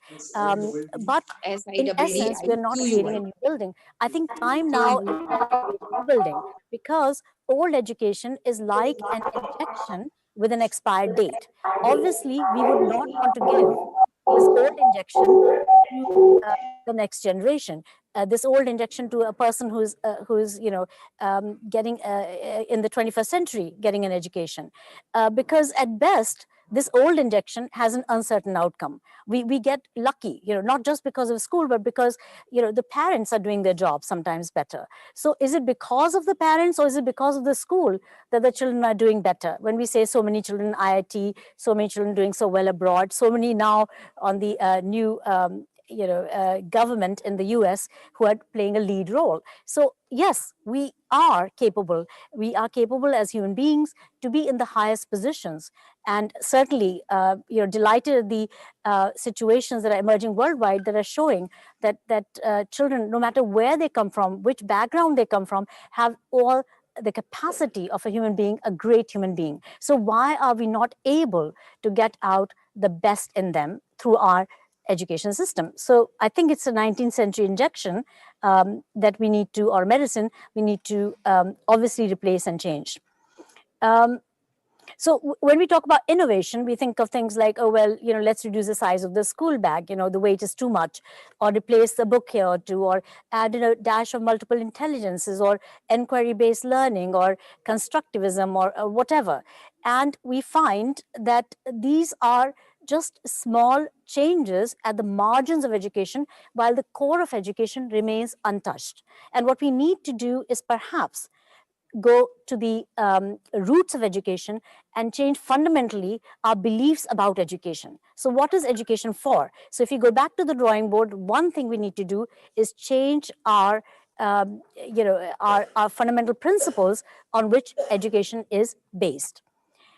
So when we say that we need to accelerate learning, we need to make as if it were younger children smarter faster. Now that cannot be the goal of education, that the child can look at you in the eye and tell you a whole bunch of facts. What we need is wisdom. We need people who know what's right from wrong, who have an ethical dimension. So perhaps going with the noise बहुत ही लोग कर रहे हैं, बातें कर रहे हैं, हम कर नहीं पाएंगे. Okay, so basically, we need a new vision of education, new direction for education, because as a Chinese proverb says, that if we do not change direction, we're likely to end up where we're headed. And where we're headed is not a comfortable place. Kofi Annan, at the turn of the 20th century, he said that the previous century, the 20th century, had been the most murderous and brutal in human history. And if so, just by reducing the size of the school bag, or giving a dash of this, a dash of that, is not going to cure the ills that are facing humanity. And education is centrally capable of addressing those ills, because policies come, policies go. Women have been given rights forever and ever, but do we have the rights? Unless we as people decide it's time to change things, things will not change. And this catastrophe, this pandemic that suddenly has thrust us in a much smaller world, if you like. Everybody's in the same boat. We are connected like never before. I think this is time to think harder. We've got, luckily, the time to also brood and think a lot more. So, jaldi kariye, jaldi band kariye. Thank you. So today has been a day of a bit of adventures here as well. Anyway, so having been fortunate enough to grow up to a family of educators, I obviously had the opportunity to go to Cambridge, to go to World Bank and work there, as Mandaji so kindly said, and so many other opportunities came my way. I can't say that I lived in privilege, that I cannot say, but I had a terrific background and a terrific education. And, all this, all this goes to show that education is a great differentiator.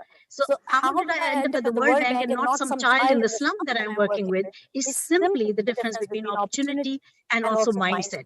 Because, what you breathe into the heart and mind of a child is what really remains with a child. I think we should give up all education. We should give up all the books and all the teaching we do if you're going to compromise on the heart and soul of the child, if you're going to tell them they're not good enough because they didn't get so many marks on a sheet.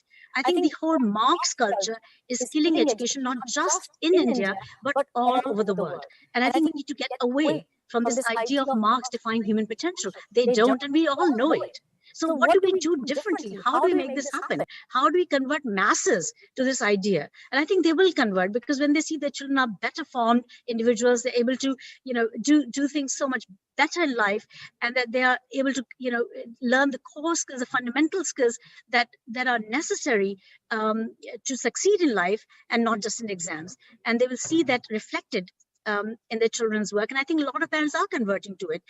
And parents are, of course, the guiding force, because, we sort of create the fabric around them, so the report card becomes the back end to which everybody sings the tune, so we change the equation on the back end, we change education in a way.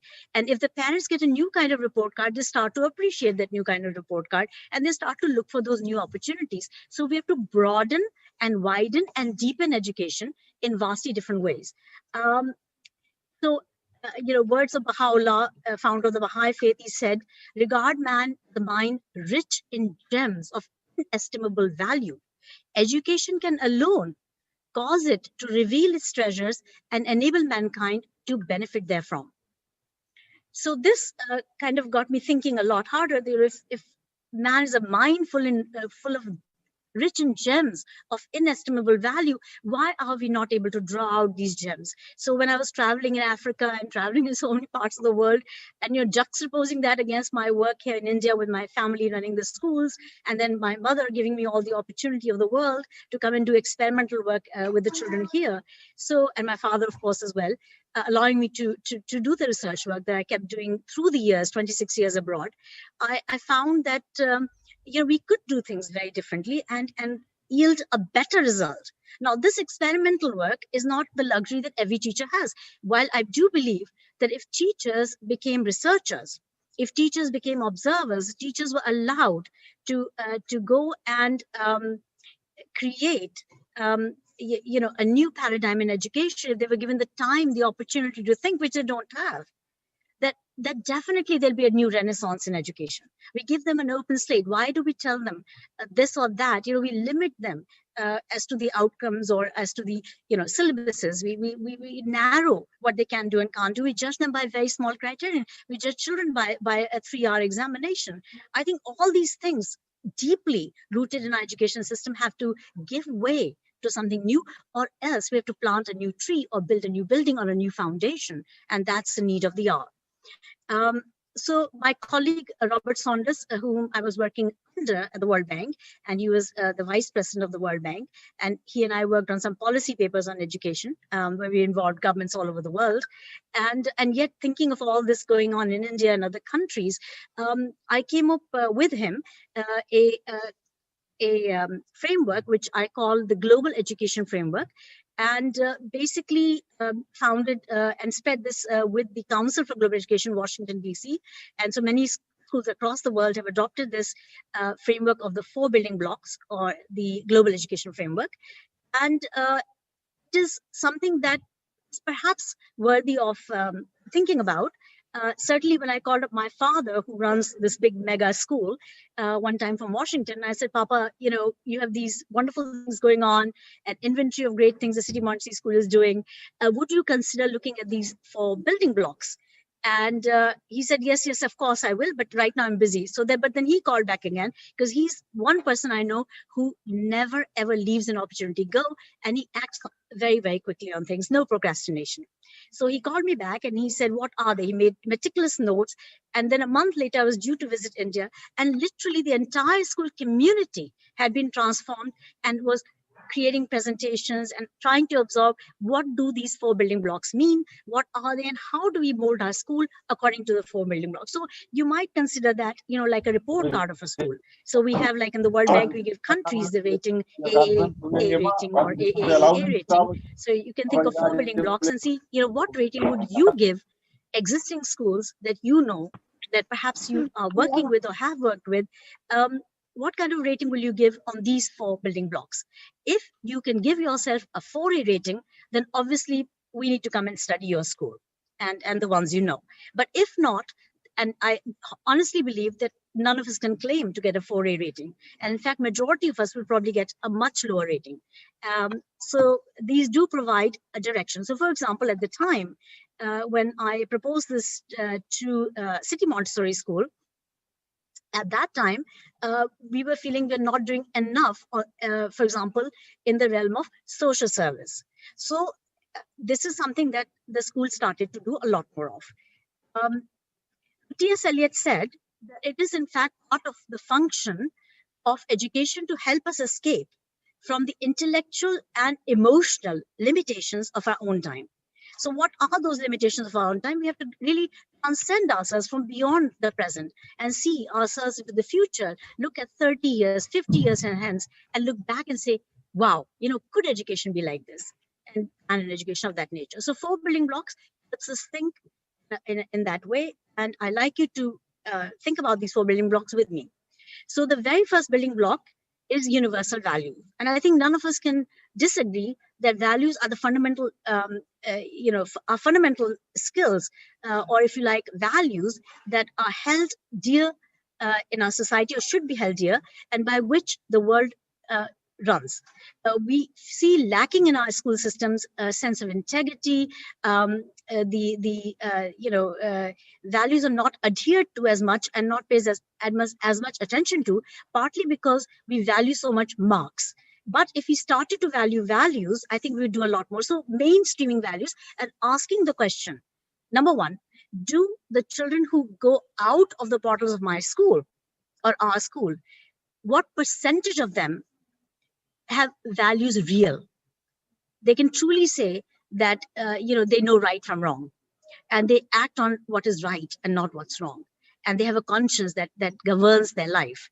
So if you can say that, oh, you have 90% and above of your children because of you as a school, not because of parenting, are actually getting out of your school with the A grade rating, give yourself an A. If not, it's a B, C, or D. And I'd like to see your vote on the chat box as to what you think the schools are getting on universal values, making values real.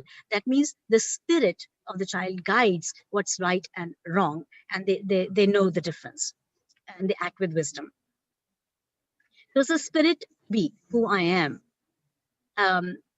So in the chat box, please put your rating of schools you know as A, B, C, or D, depending on how much you think, what percentage of the children walking out of these schools are endowed with values that we can say are universal values that we hold dear. The second building block, so there are many ways to do that. How to make values real? Obviously, example. The example of the adult. If we act with values, the children will learn values automatically. So where it again falls upon is what, as Anuragji said in the morning, and Bhatiji, the teachers. If the teachers are conscious of their great role, as my father also said, as creators, creators of the future, they're within the four walls of school. There are the children and the teachers create that future. So if we think of teachers as exemplary human beings, then we can truly see that we can create a far better, more humane world. Okay. So the second building block is excellence in all things. Now, we have narrowed excellence, as we can all be perhaps feeling guilty of, and please give yourself A, B, C, or D on the second building block. Excellence in all things has been reduced to marks on a sheet and defined very, very narrowly, while human potential is huge. If Newton, one of the greatest scientists on earth, can say, I am but a child playing with the pebbles and the stones on the beach, when the vast ocean of knowledge lays bare before me, he could acknowledge that what he knows about the world is so little, that he's but a child playing with the pebbles and the stones. And there's this great ocean of knowledge that's not known to him. Why are we calling our kids excellent when they accomplish so little? Why are we even grading them or rating them? Who are we to grade or rate them? Why don't we show them the universe? Why don't we show them the possibilities? Why don't we give them the exposure to what is, greatness? And certainly, I agree with Anurag Tripathi. If we expose them to people who have done great in their lives, I think this is missing in our education. We don't have role models. Children need role models very, very much. But excellence in all things is about not just academic excellence, and academic excellence also can improve. It is also about excellence in everything the children do. So we teach them, for example, are we doing so or not? Teach them the importance of perfection and beauty. We don't. How come the Germans make the buildings so much better? Because they teach perfection, because they care for detail. I wish we could be doing that all over the world. Perfection and beauty, because they create a sense of inner peace, inner joy that comes from expressing yourself with beauty and with seeing things with an eye of wonder and beauty. So perfection, beauty. So take away all the erasers. Children don't think, just write, rub constantly. Have the erasers be on the table of the teacher. They have to think first before they write. So many things we can do when we think about beauty. Why are we rushing through syllabus? The handwriting goes for a song. What's the whole rush? We've got the whole tunnel of learning. We've got 14 years, or now with the new education policy, 15 years of a child's life in this tunnel of learning. Why don't we convert it to a process of enlightenment and think of education as a 15, 14-year process rather than as exam to exam cycle, 6-month exam to exam cycle, where we narrow down things so amazingly. It's not necessary. There's age appropriate teaching. Why are we teaching things, so early on, things that are not necessary? If they were age 8, they learn that in no time, what they're learning for all these 3 years, 4 years, 5 years before that.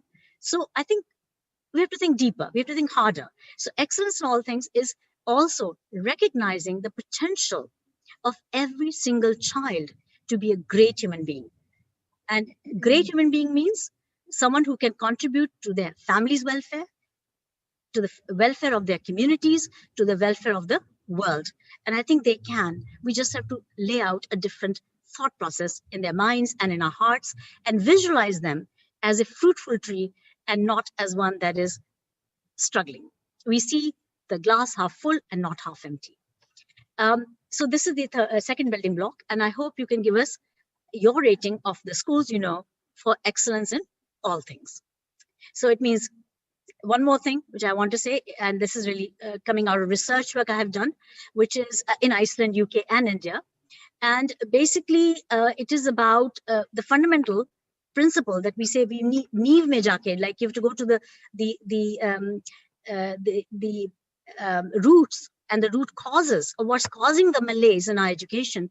And we can truly say that the competition that we put inside education is killing human potential.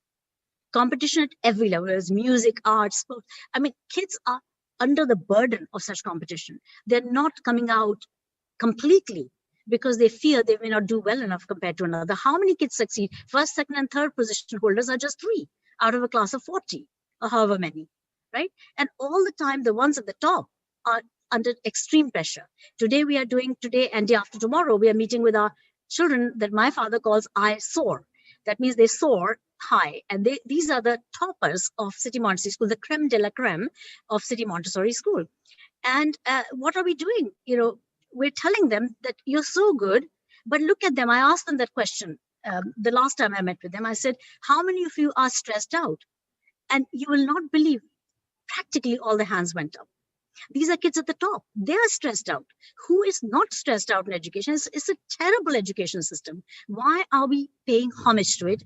I don't know, right? So we need to think very fundamentally about it. So here is the principle that competition with others is killing human potential. The summative evaluation, marks out of 10, marks out of 100, is killing human potential. Children don't need to know how another person did. The moment you give marks out of 10, they're going to compare. Rather, it is to make equations in a vastly different way, make report cards in a vastly different way that do not allow the basis for competition. We can discuss that because the research work of mine is there for 15 years in Iceland, UK, and India.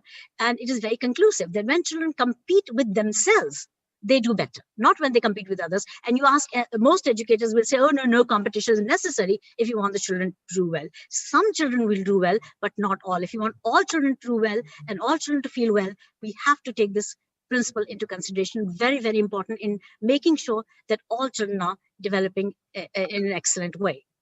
So second building block. Third building block is global understanding. So what is global understanding?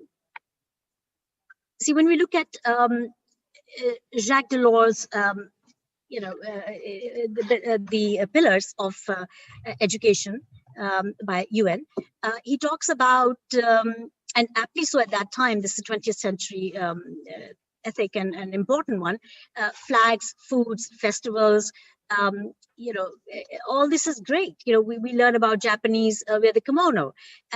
Indians wear saris like I'm wearing today. But the truth of the matter is that everyone is now wearing jeans as well. Everyone is connected through the internet. Everyone is in a smaller world. And we need to recognize coexistence in an old paradigm. We need to think in terms of love of humanity, love of the stranger who walks in the door, who happens to be of a different color, different culture. No cultural arrogance, recognition of the fact that we are part of one human landscape, one human family. And that is an ethic we need to teach our children. And this is the third building block. Please rate your schools. How are your children walking out of the portals of your school? Coming out with the idea that we are one human family that do not have prejudices of race, caste, color, religion. This is the need of the hour. And they have love for environment, they have love for every form, living and non-living, and they are preservers of the world. They care for everything. So give yourselves, the schools you know, a rating A, B, C, or D. Then finally, the fourth building block. And the fourth building block is service to humanity. So I think this is the culmination of all that we do in education, because ultimately we need to prepare our children so that when they emerge from education, they are servants of humanity, that they see not just service as an occasional act of charity. I gave 10 rupees, I'm going to tell 10 people that I gave this person or that cause so much money. Instead, that they will see that what they do with every single minute and every single day of their life is dedicated to service and to God Almighty. And so it's done in a spirit of service. Teachers come to school in a spirit of service. Children are taught that spirit of service from the earliest ages. They're engaged in a lot more of activities which basically gets them to empathize and feel that emotion, feeling the other person's shoe. And from the earliest ages that they become caregivers for others, if they have the capacity, that they should see themselves as privileged enough that God has given them the opportunity to do greater service and not bask in that glory, but bask in the glory that they are serving others. So if we have that potential coming out of our children are becoming proactive agents of social transformation, that we can truly give ourselves an A on that fourth building block. So these are the four building blocks. Please give this fourth building block also a rating. These are the four building blocks of education that I feel that could be a very good framework to consider. When we look at the 6 C's, so we have collaboration, communication, critical thinking, which also is problem-solving skills, and creativity, the 4 that are mentioned also in the new education policy, and the 2 others, character and citizenship. I think these are critically important, but when we put them in the 4 building blocks, we find still a few things that we could add to the 6 C's. So do please look into this, and I invite everyone to adopt this framework of the Council for Global Education in Washington, D.C., and we'll be happy if you promote this in your own context and at least adopt it for your schools and see where the gaps are. Like my father so humbly agreed to do. I mean, I'm just nothing in front of him. He is somebody who is, doing amazing things, has always done amazing things. He's far ahead of his time. And here, I came across these ideas in my own mind after traveling to so many places and thinking and brooding. But frankly, he adopted it at his school. And I feel that, we can keep adding to this. If you feel there are other things you can add to it, please feel free. It's just there, humbly put in front of you as well.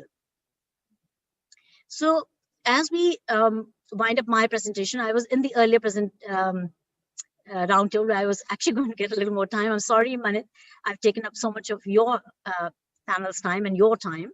I hope that's okay. I'll just wind up on this thought process.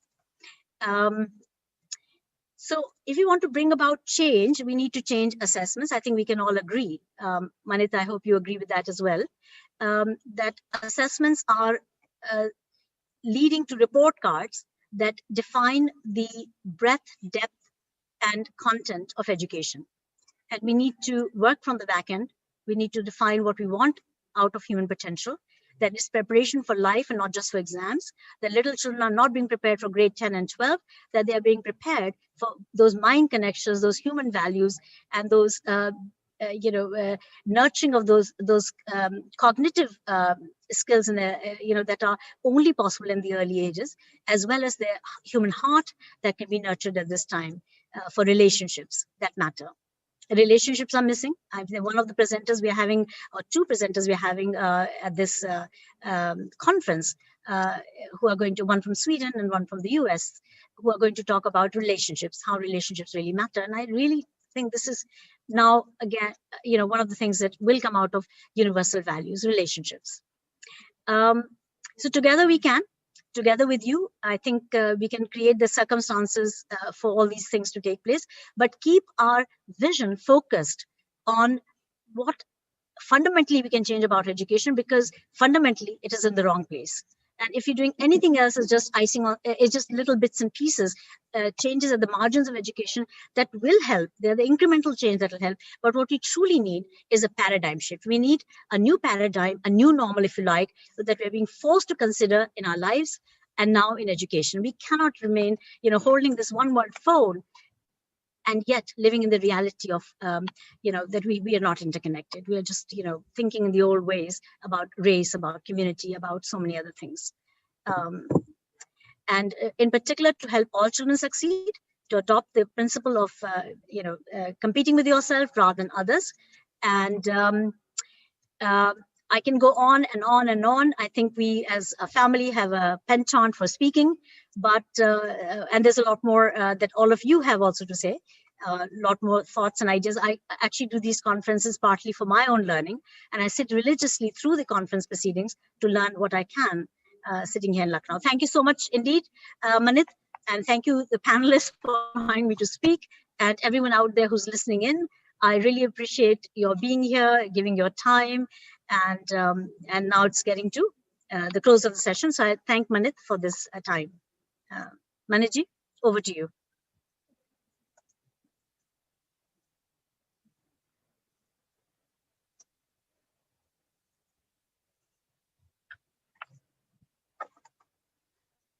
Thank you so much, the esteemed speakers. Actually, Mr. And so he left a message, and of course he was feeling bad about it, but we can't help it because sudden engagement came up. And on behalf of Mr. Jain, I take this opportunity to thank all the esteemed guests, all the esteemed speakers. Of course, we had Todd Nesloni from Texas, then of course Advocate Roman Smitha, Dr. Elizabeth Lucas from London, UK, and Dr. Sangamitra Banerjee. And thank you so much from the bottom of my heart, because it was really a very enriching session. When we talked about let's connect, let's not just teach, when we talked about the paradigm shift, when we talked about the 4 building blocks, of course, a very, very enriching session we had, the second roundtable. Before we break for lunch, I would just request, I have got 2 very important reminders, very gentle reminders. One is the fellowship awards, fellowship and awards, Getty Fellowships and Awards. Well, fellowships and awards are our way of saying thank you for being a part of the change process so urgently needed in education. We invite you to apply this year for the same. The recipients of the fellowships implement their ideas for change after the conference and collect evidence in an e-portfolio, that is photos, videos, slide presentations, surveys, pre and post intervention, data and its analysis, anecdotal and qualitative evidence. These lead to their automatic entry for the Innovator Award. Those individuals or schools that have already implemented innovations of their own and who have documentary evidence may also apply for the Innovators Award. The link for the same will be shared in the chat box, and you have to access through that link and apply for the Fellowship Awards. It is going to be posted. The second reminder is regarding the feedback. We value your opinion as it helps us to improve, amend, and progress. There will be a feedback link in the chat box, as already mentioned. Please fill the form with the same ID with which you have registered. That's very important. And your filling the feedback form will confirm your participation certificate. You can also copy the link and fill it at a later time. But filling is more important. Your feedback is extremely important to us. So it is 1:35 and we come back at 2:25. As I said, we will follow all the protocols of the Zoom meeting. 5 minutes before we will log in, and that's it for this second roundtable. Looking forward to a more enriching session in the third roundtable, which will begin sharp at 2:30. In the meantime, Yes, and we will not, you will not be sitting idle. Actually, we are having many information, many presentations for you. In the meantime, please sit and enjoy and give your feedback too. The 2 links have already been posted, so please find them there and do the needful. Thank you so much.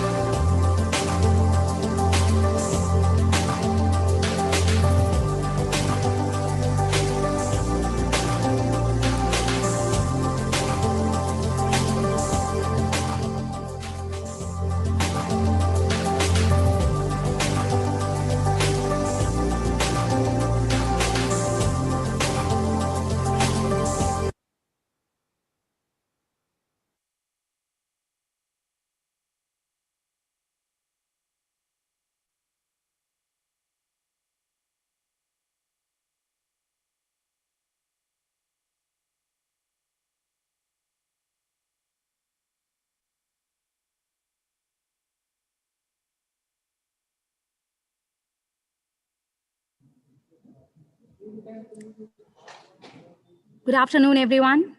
I hope I'm perfectly audible. So good afternoon, my dear friends from all across the globe. I'm Shilpi P. Srivastava. Glad to have this opportunity to share the insights of my action research project with all of you today here. Guys, the last year has really been hard on a lot of us, particularly on our students who face this era of doubts, demotivation, because they could see the summit, but they were totally skeptical about the journey through the mountains. Things were new for all the teachers. And as a teacher, more than anything, I realized the need for designing a new normal, designing a way out there that could be fun for my students, at the same time, be interactive, engaging, productive, and be a scientific way with measurable learning outcomes. So I started working on the cognitive side and art of questioning. We designed our lessons in a way that imbibed quizzing in the system. So we would start our lessons with the help of a quiz just to make sure it was interactive and engaging. The fun fact is that most of the times these quizzes were designed by our students and were posed as a challenge to their fellow students. What a fantastic way to give a kickstart to a lesson. We also, at every baby step in the concept, made sure that every little concept was followed by a quiz, and the lesson would again earn its impact by a quiz. The entire purpose was to make sure that assessment is not the end of learning, but is a tool towards learning. Definitely, emotional bonding between the teacher and a student plays a very, very important role in the outcome of the entire process. So one of my major interventions was also based on Alfie Kahn's Punished by Rewards. And I worked on intrinsic motivation. Intrinsic motivation that came through language of encouragement, measuring and celebrating the progress. In the meanwhile, making sure that every student feel celebrated. A little insight on the results that show quizzes and motivation definitely work wonders with the students. And that is all from my side. Thank you. For any kind of feedback or comments, you can obviously contact me on shilpi.economiccis@gmail.com. Thank you.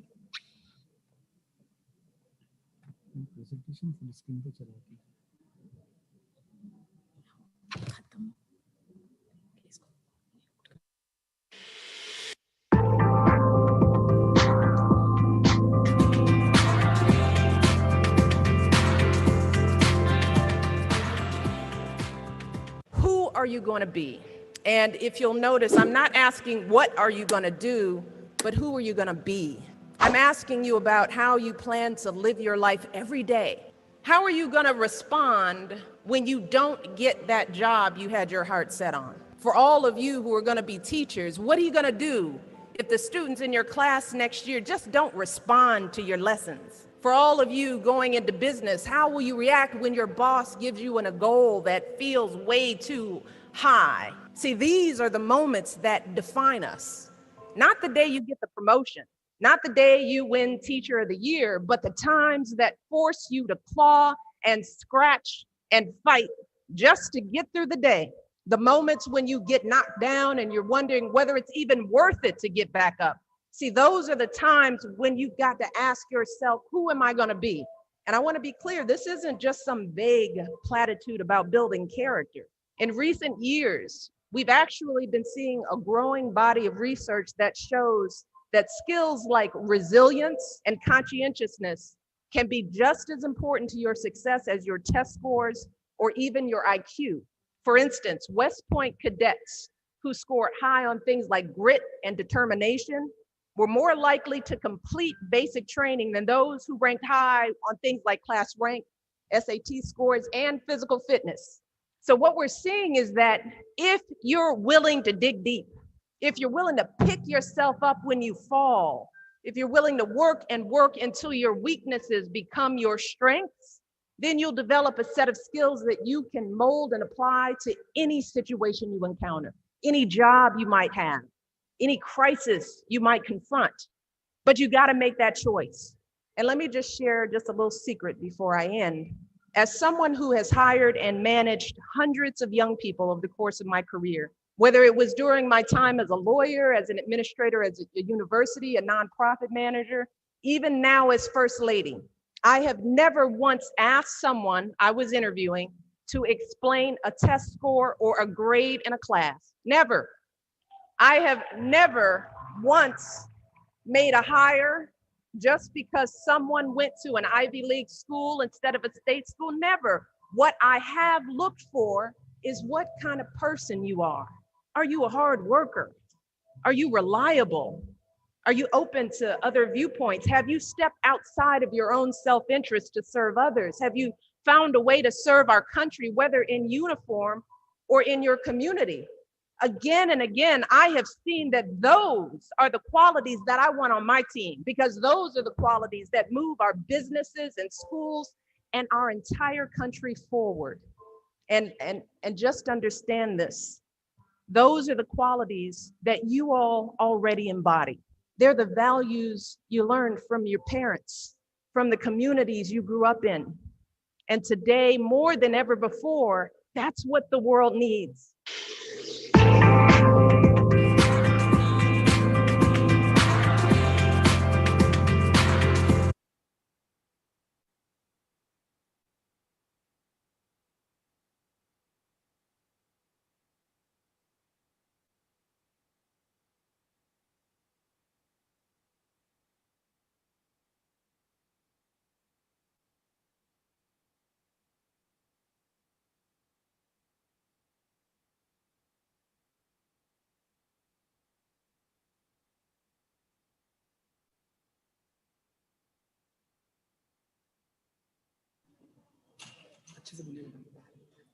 It is the supreme art of the teacher to awaken the joy of creative expression and knowledge. A very good afternoon to one and all present in this 13th Leadership International Roundtable. I, Astha Mishra, postgraduate teacher serving at City International Manas Vihar, Lucknow, consider myself fortunate enough to present my intervention before you all, titled as Hybrid Learning. As we all know, that the year 2020-21 witnessed the terrific and horrendous phase. The online teaching wasn't an easy task. To build the classroom feelings among the students was really cumbersome. This is only the basis of my hypothesis for intervention.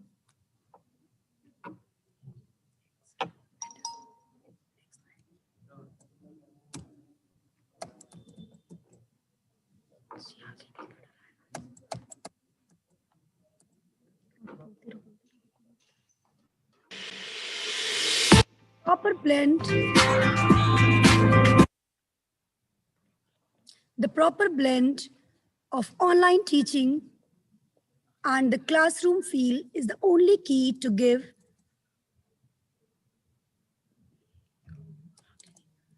There's some technical glitch, sorry for that. Okay. The hypothesis of my intervention is the proper blend of classroom and online teaching method is the only key to make online more easy, effective, and reader-friendly.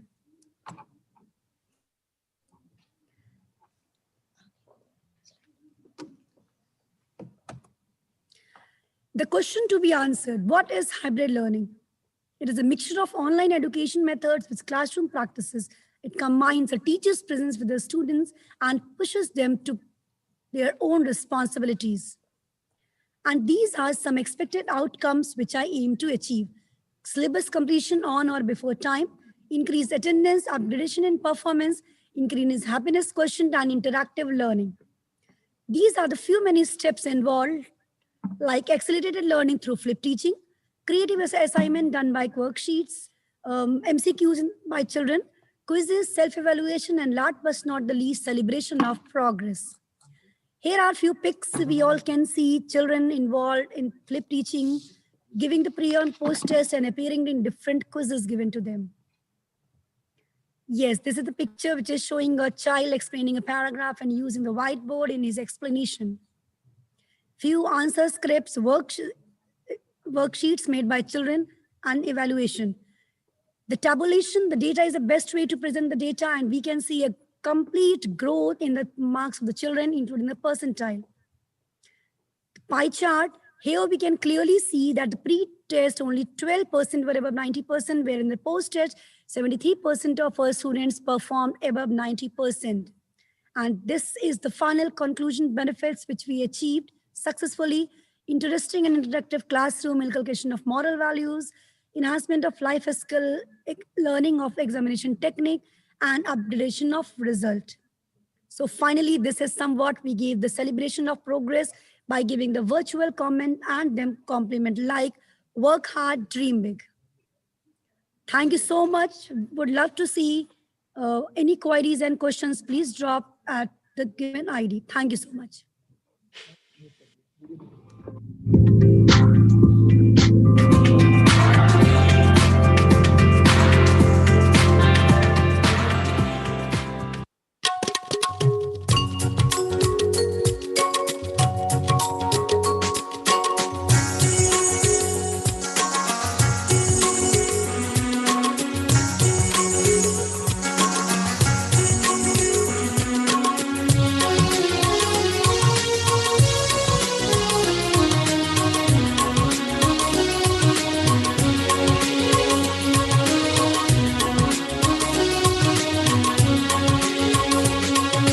विद्यालय है सब धर्मों का एक ही तीर्थ धाम। विद्यालय है सब धर्मों का एक ही तीर्थ धाम। क्लासरूम शिक्षा का मंदिर, बच्चे देव समान। क्लासरूम शिक्षा का मंदिर, बच्चे देव समान। शिक्षक यहाँ पुजारी है, देते विद्या का दान। विद्यालय है सब धर्मों का एक ही तीर्थ धाम। विद्यालय है सब धर्मों का एक ही तीर्थ धाम।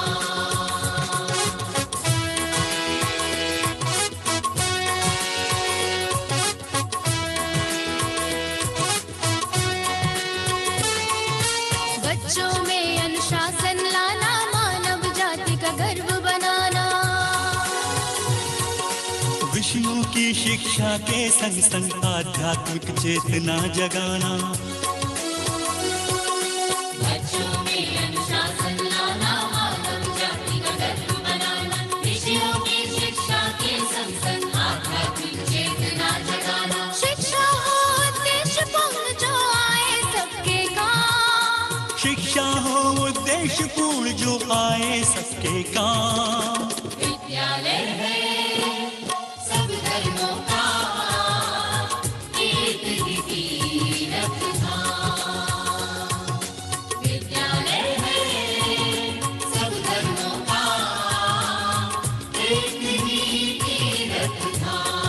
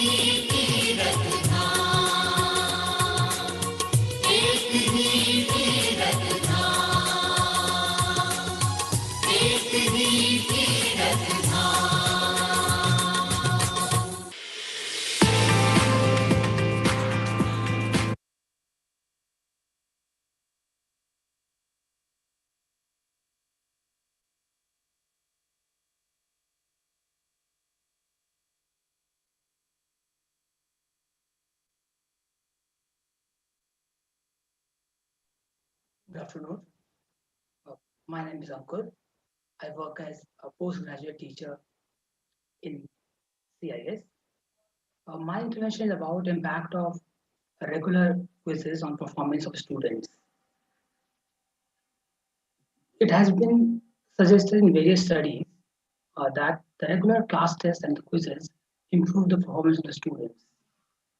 The objective of the intervention is to see this impact on the performance of the students in their marks and other spheres. In this intervention, some quizzes were organized in a planned manner. After every topic, a set of 10 questions, MCQ-based questions, were given to the students. For quizzes, the platform used was Slido, which provides time-based MCQ questions. After completing the chapters in the similar manner, an exam was conducted and then results were evaluated to see the change in the performance of the students. This is one example in which one chapter semiconductor was taken up in the class, 4 quizzes were conducted in a given duration, and the results were that with every passing quiz, the performance of the students improved. As you can see, in the last quiz, the average marks of the students in the quiz went up to 93%.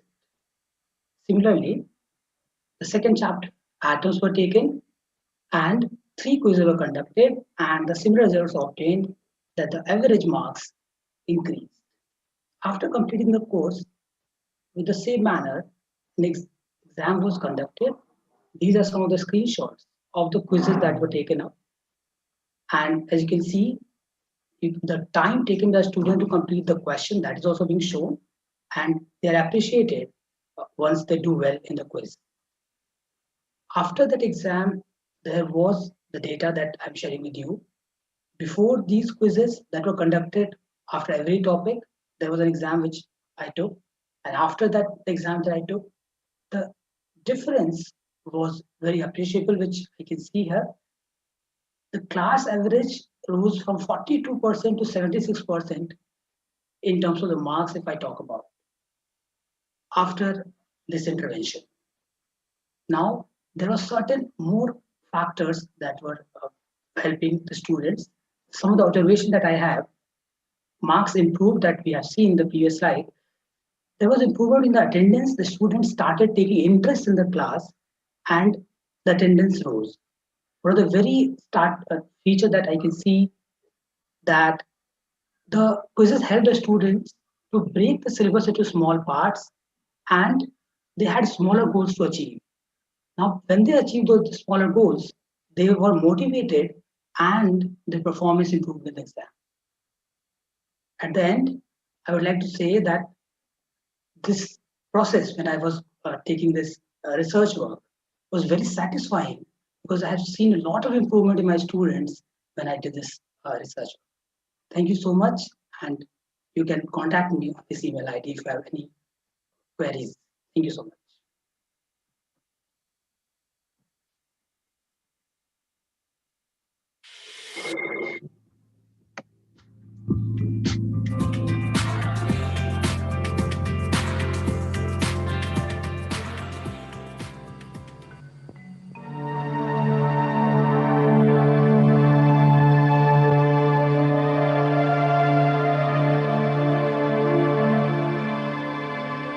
मिले सुर मेरा तुम्हारा तो सुर बने हमारा सुर की नदियाँ हर दिशा से बह के सागर में मिले बादलों का रूप लेकर बरसे हल्के हल्के मिले सुर मेरा तुम्हारा तो सुर बने हमारा मिले सुर मेरा तुम्हारा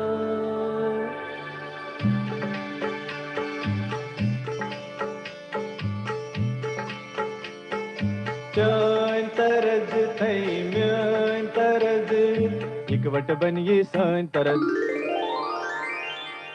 तेरा सुर मिले मेरे सुर दे नाल मिलके बने एक नवा सुरताल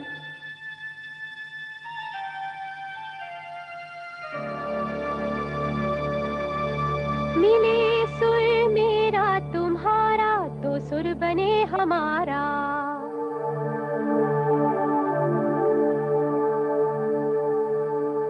मुंहिंजो सुर तुंहिंजे सां प्यारा मिले जॾहिं गीत असां जो मधुर तरानो बणे तॾहिं सुर का दरिया बहके सागर में मिले बदलांदा रूप लखे बरसन होले होले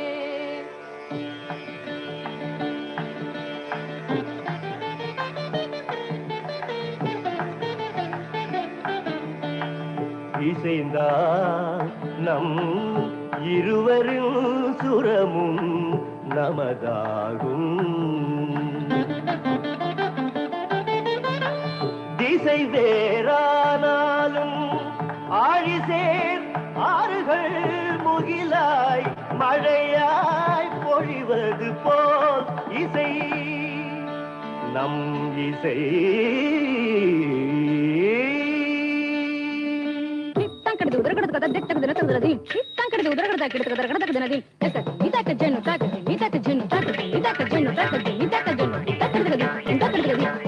నన్నదనిగే నిన్నదనియా తీరినంతే నమ్మదనియా నా స్వరము నీ స్వరము సంగమమై మన స్వరంగా అవతరించి എന്റെ സ്വരവും നിങ്ങളുടെ സ്വരവും ഒത്തുചേർന്നു നമ്മുടെ സ്വരമായി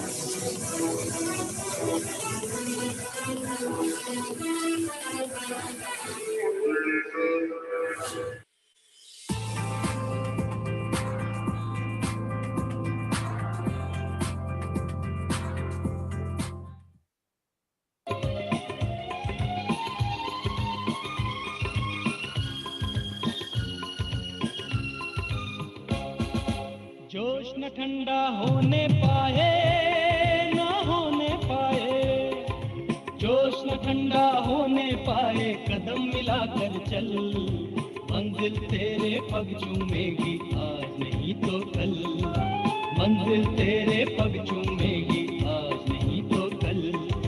जोश न ठंडा होने पाए ना होने पाए। बढ़ता चल बढ़ता चल बढ़ता चल वो साथी। बढ़ता चल बढ़ता चल बढ़ता चल वो साथी। बढ़ता चल बढ़ता चल बढ़ता चल वो साथी। बढ़ता चल बढ़ता चल बढ़ता चल।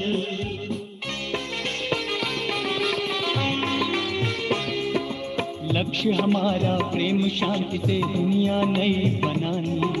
मानवता के हित में लिखे आओ नई कहानी।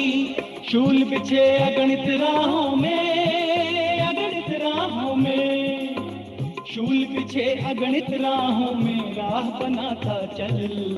मंजिल तेरे पग चूमेगी आज नहीं तो कल। मंजिल तेरे पग चूमेगी आज नहीं तो कल। जोश न ठंडा होने पाए कदम मिलाकर चल। मंजिल तेरे पग चूमेगी आज नहीं तो कल। मंजिल तेरे पग चूमेगी आज नहीं तो कल। जोश न ठंडा होने पाए ना होने पाए ना होने पाए ना होने पाए।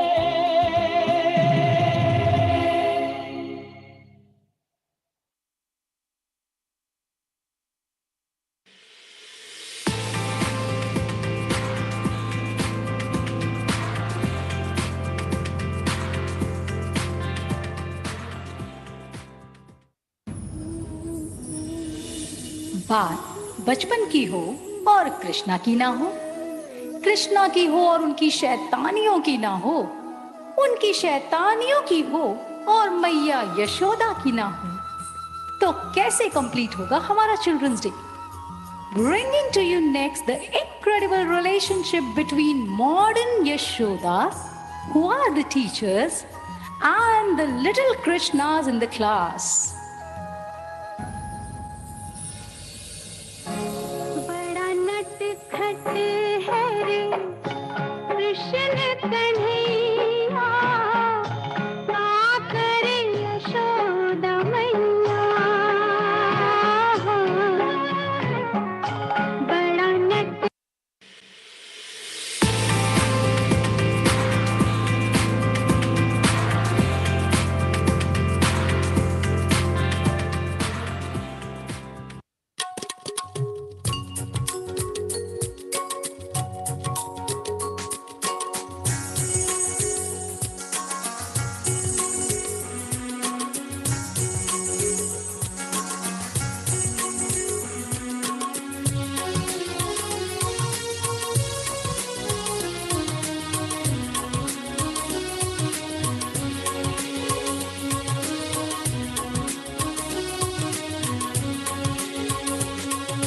विद्यालय है सब धर्मों का एक ही तीर्थ धाम।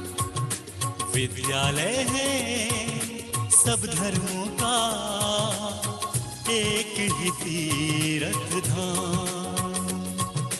क्लासरूम शिक्षा का मंदिर, बच्चे देव समान।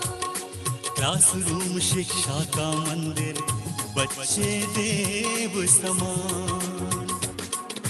शिक्षक यहाँ पुजारी है, देते विद्या का दान। विद्यालय है सब धर्मों का एक ही तीर्थ धाम। विद्यालय है सब धर्मों का एक ही तीर्थ धाम।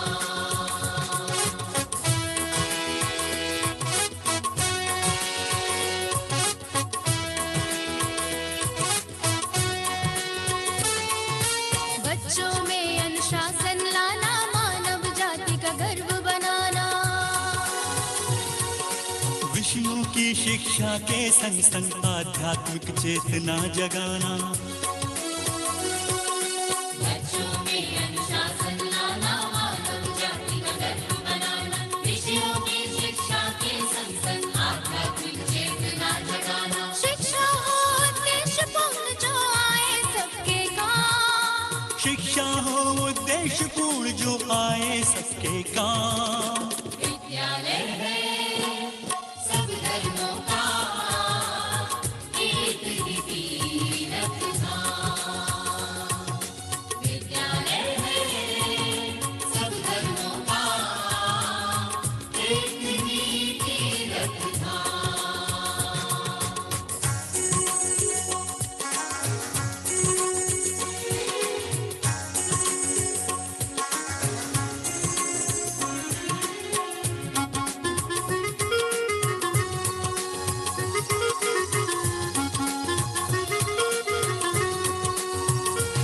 विद्यालय है सब धर्मों का एक ही तीरथ धाम।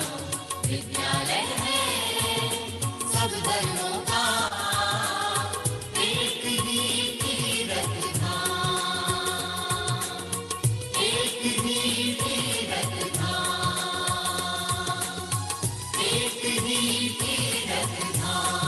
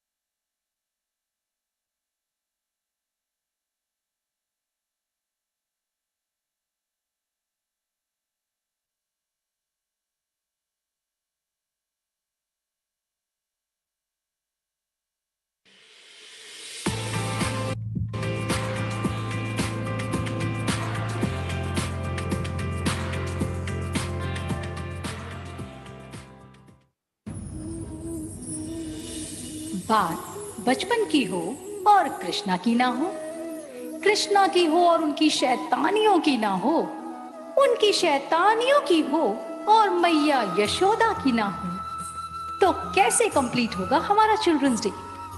Bringing to you next the incredible relationship between modern Yashodas, who are the teachers, and the little Krishnas in the class. बड़ा नटखट है रे कृष्ण कन्हैया, क्या करे यशोदा मैया। बड़ा नटखट है रे कृष्ण कन्हैया, क्या करे यशोदा मैया। बड़ा नटखट है रे। And nowadays in online classes, when all our little Krishnas go and hide themselves, switch off their videos, the teacher can only say, Children, switch on your videos. Children, switch on your videos. ढूंढे रे अखियाँ उसे चाहूँ, जाने कहाँ छुप गया Nand Kishore.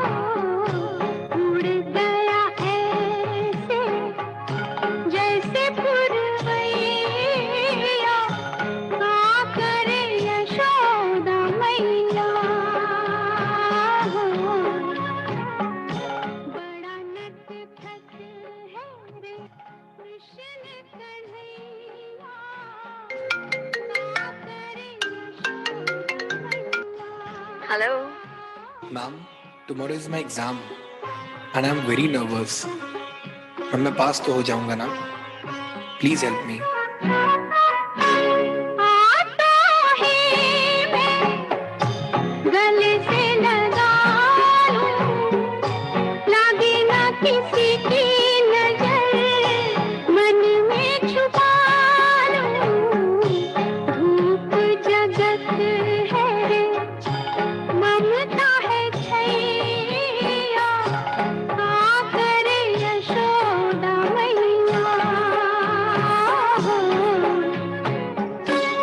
Ma'am, I'm selected and I'm going abroad.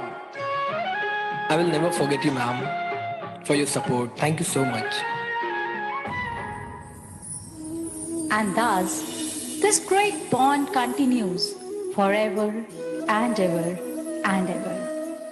On this Children's Day, we wish may all the little Krishnas find their Yashodas, and may all Yashodas love and nurture their Krishnas.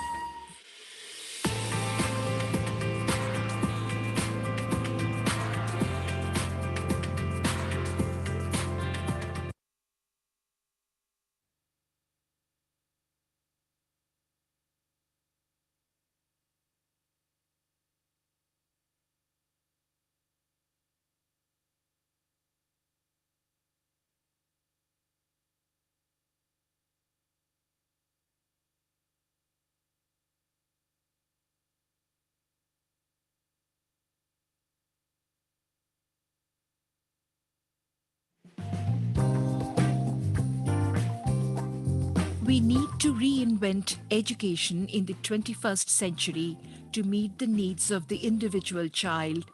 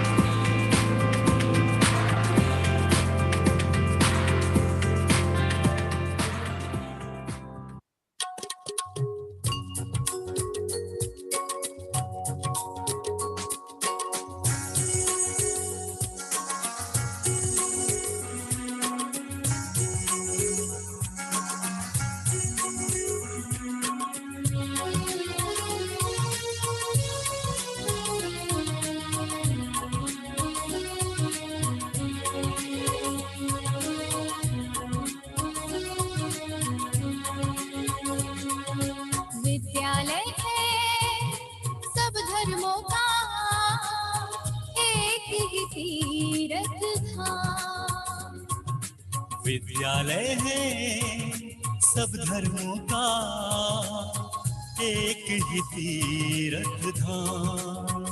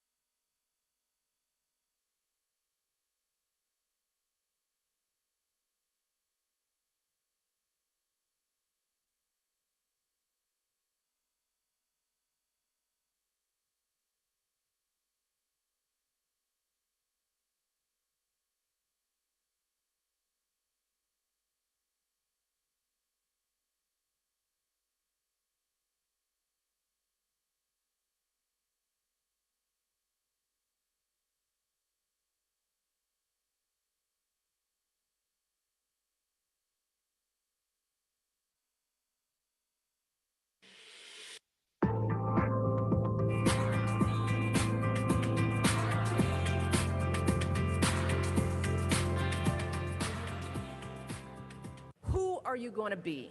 And if you'll notice, I'm not asking what are you going to do, but who are you going to be? I'm asking you about how you plan to live your life every day. How are you going to respond when you don't get that job you had your heart set on? For all of you who are going to be teachers, what are you going to do if the students in your class next year just don't respond to your lessons? For all of you going into business, how will you react when your boss gives you a goal that feels way too high? See, these are the moments that define us. Not the day you get the promotion, not the day you win Teacher of the Year, but the times that force you to claw and scratch and fight.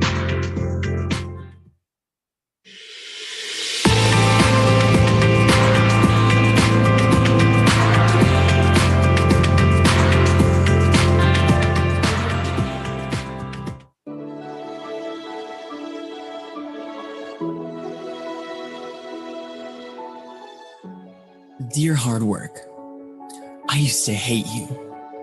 When you called my name, I heard it, but ran away from you. And afraid to fail, so I didn't even try. Now look at me, you've made me who I am today. Because of you, I have this never losing, never giving up attitude. You see, I'm a dream chaser. That means I chase my dreams, no one else's. Only I can beat me. And it's me against this work that you put on me. There's no losing. I will not lose.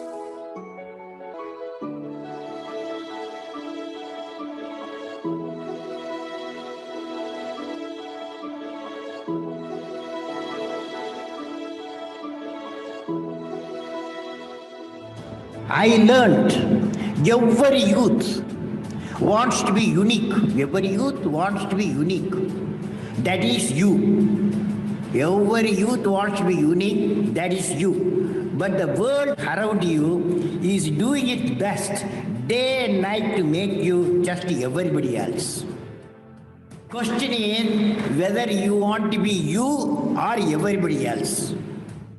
Being like everybody else is convenient at the first glance, but not satisfying in the long vision. The challenge, therefore, my young friends, is that you have to fight the hardest battle. You have to fight the hardest battle, which any human being can ever imagine to fight, and never stop fighting until you arrive at your destined place. That is the unique you. To get the unique you, it's a big battle. The battle means you don't need to take a gun. The battle means you have to have 4 unique things. 4 unique tools you must have in that battle. One is you have to set the goal. The second one is acquire the knowledge continuously. And third one is a hard work with the devotion. And fourth is perseverance.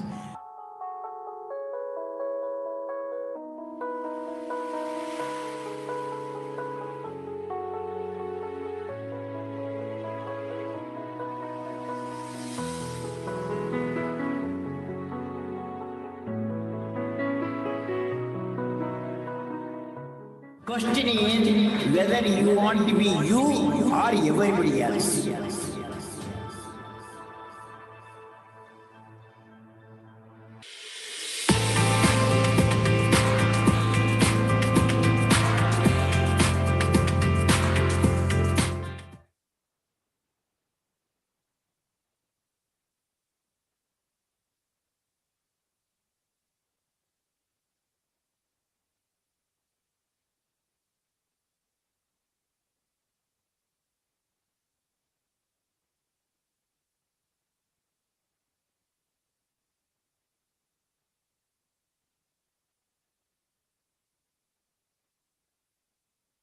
Thy name is my healing, oh my God, and remembrance of thee is my remedy.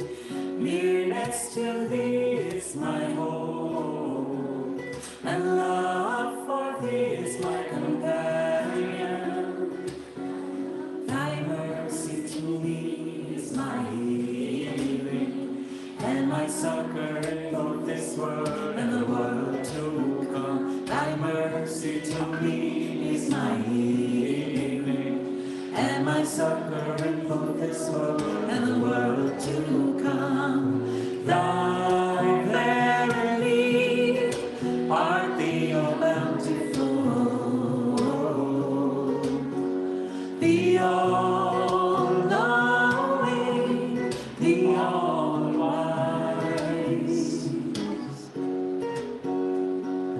Thou verily art thee, O bountiful, the all-knowing,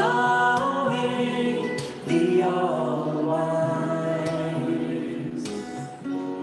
Thy name is my healing, oh my God, and remembrance of thee is my remedy. Nearness to thee is my hope, and love for thee is my companion. Thy mercy to me is my healing, and my succor in both this world and the world to come. Thy mercy to me is my healing, and my succor in both this world and the world to come. Thou verily art thee, O bountiful, the all-knowing, the all-wise. Thou verily art thee, O bountiful, the all-knowing, the all-wise.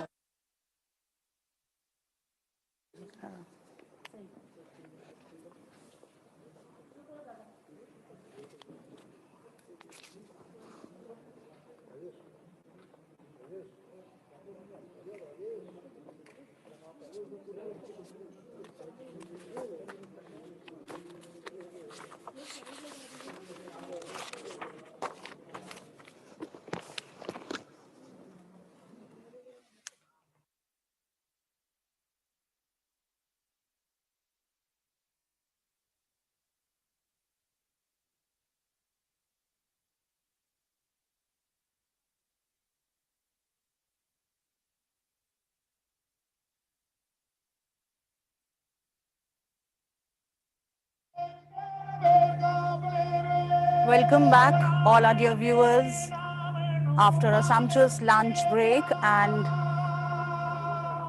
just to remind and recall the first two roundtables that we had this morning session.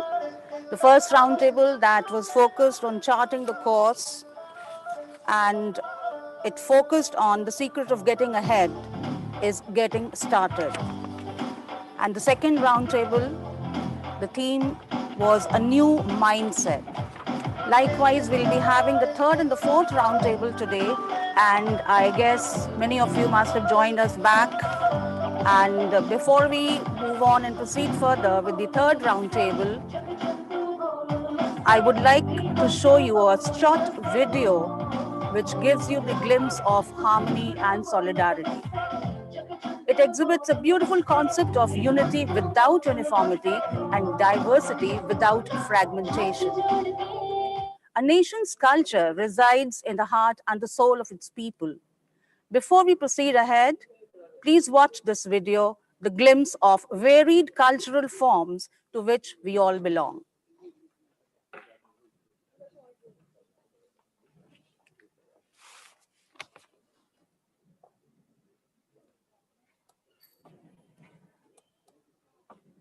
As you all know that these roundtables are conducted under the aegis of Global Education and Training Institute.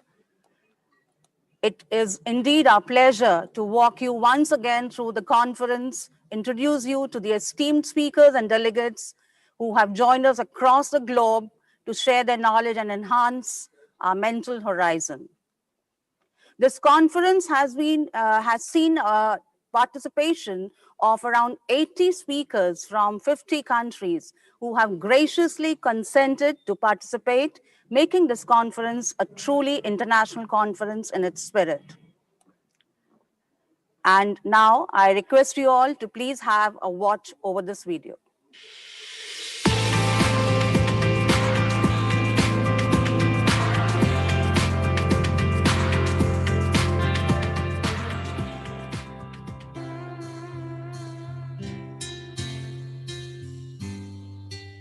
Bharat हमको जान से प्यारा है, सबसे न्यारा गुलिस्तां हमारा है। भारत हमको जान से प्यारा है, सबसे न्यारा गुलिस्तां हमारा है। सदियों से भारत भूमि दुनिया की शान है, भारत माँ की रक्षा में जीवन कुर्बान है। हिंदुस्तानी नाम हमारा है, सबसे प्यारा देश हमारा है।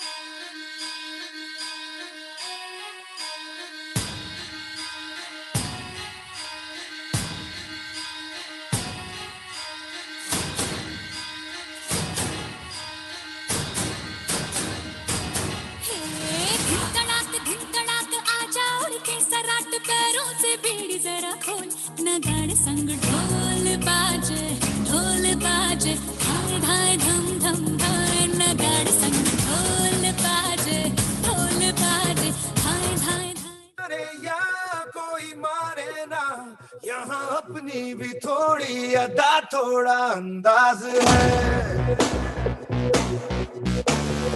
ऐसे हैं चाहे वैसे हैं अरे जो भी हैं जैसे हैं खुद पे हमें नाज है जाने ना हमको ये जमाना चाहो तो हमको आसमाना यार बाज हम चाल साज हम इश्क बाज दिल वाले कहते हैं हमको प्यार से इंडिया वाले छू लेते दिल के तार से इंडिया वाले हर जीत ले हार से इंडिया वाले दुश्मन के छक्के छुड़ा दे हम इंडिया वाले अपनी मर्जी के हम खुदा आती है जीत की अदा यारों से अपना वास्ता दुश्मन के छक्के छुड़ा दे कम है तो कोई रोक ले सूरज से ऊंचे हौसले साथ मिलकर जो हम चले किस्मत से किस्मत चुरा ले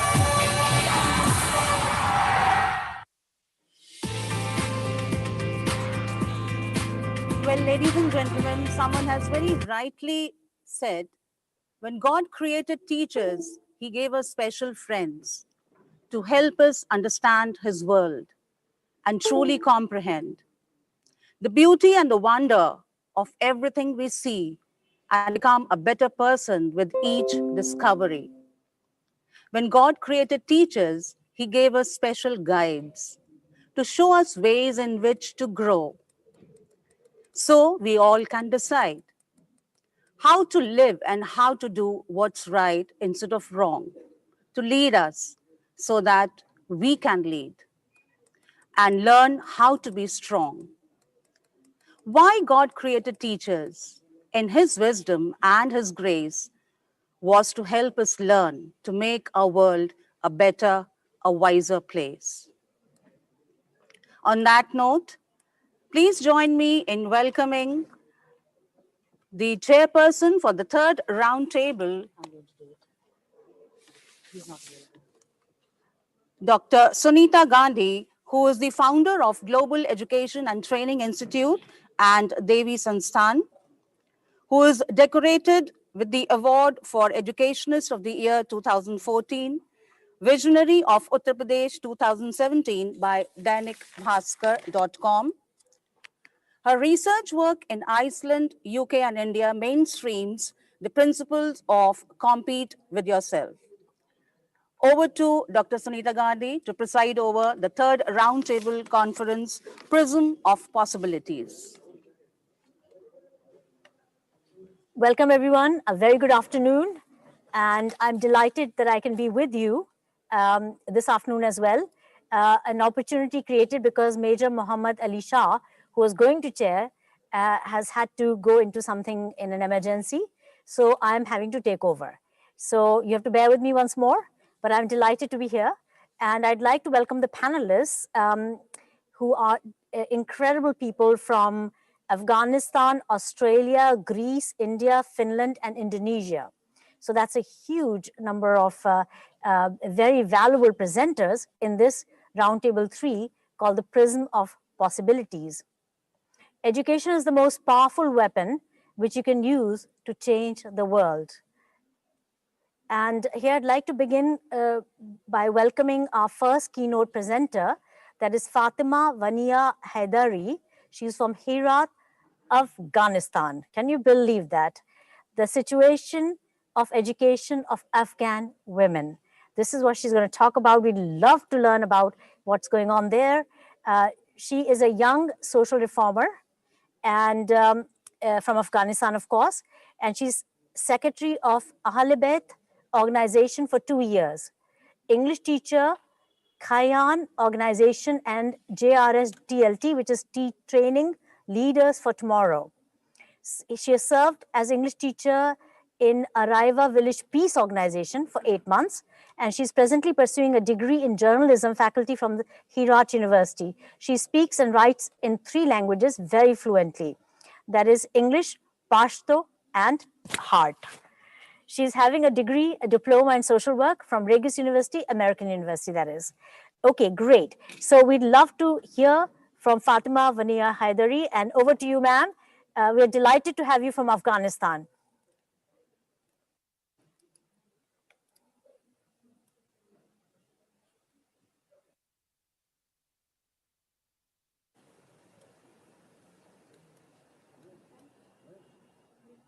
Okay, maybe some technical issue. So we'll then go over to Dr. Hazel Tan, who is joining us from Melbourne, Australia, and I'd like to introduce her as well. Dr. Hazel Tan is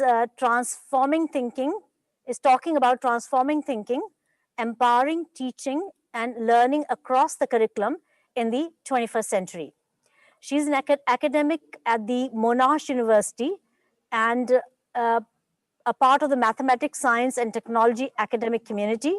Her areas of research and teaching interest are in secondary mathematics education, education technology, and international comparative studies.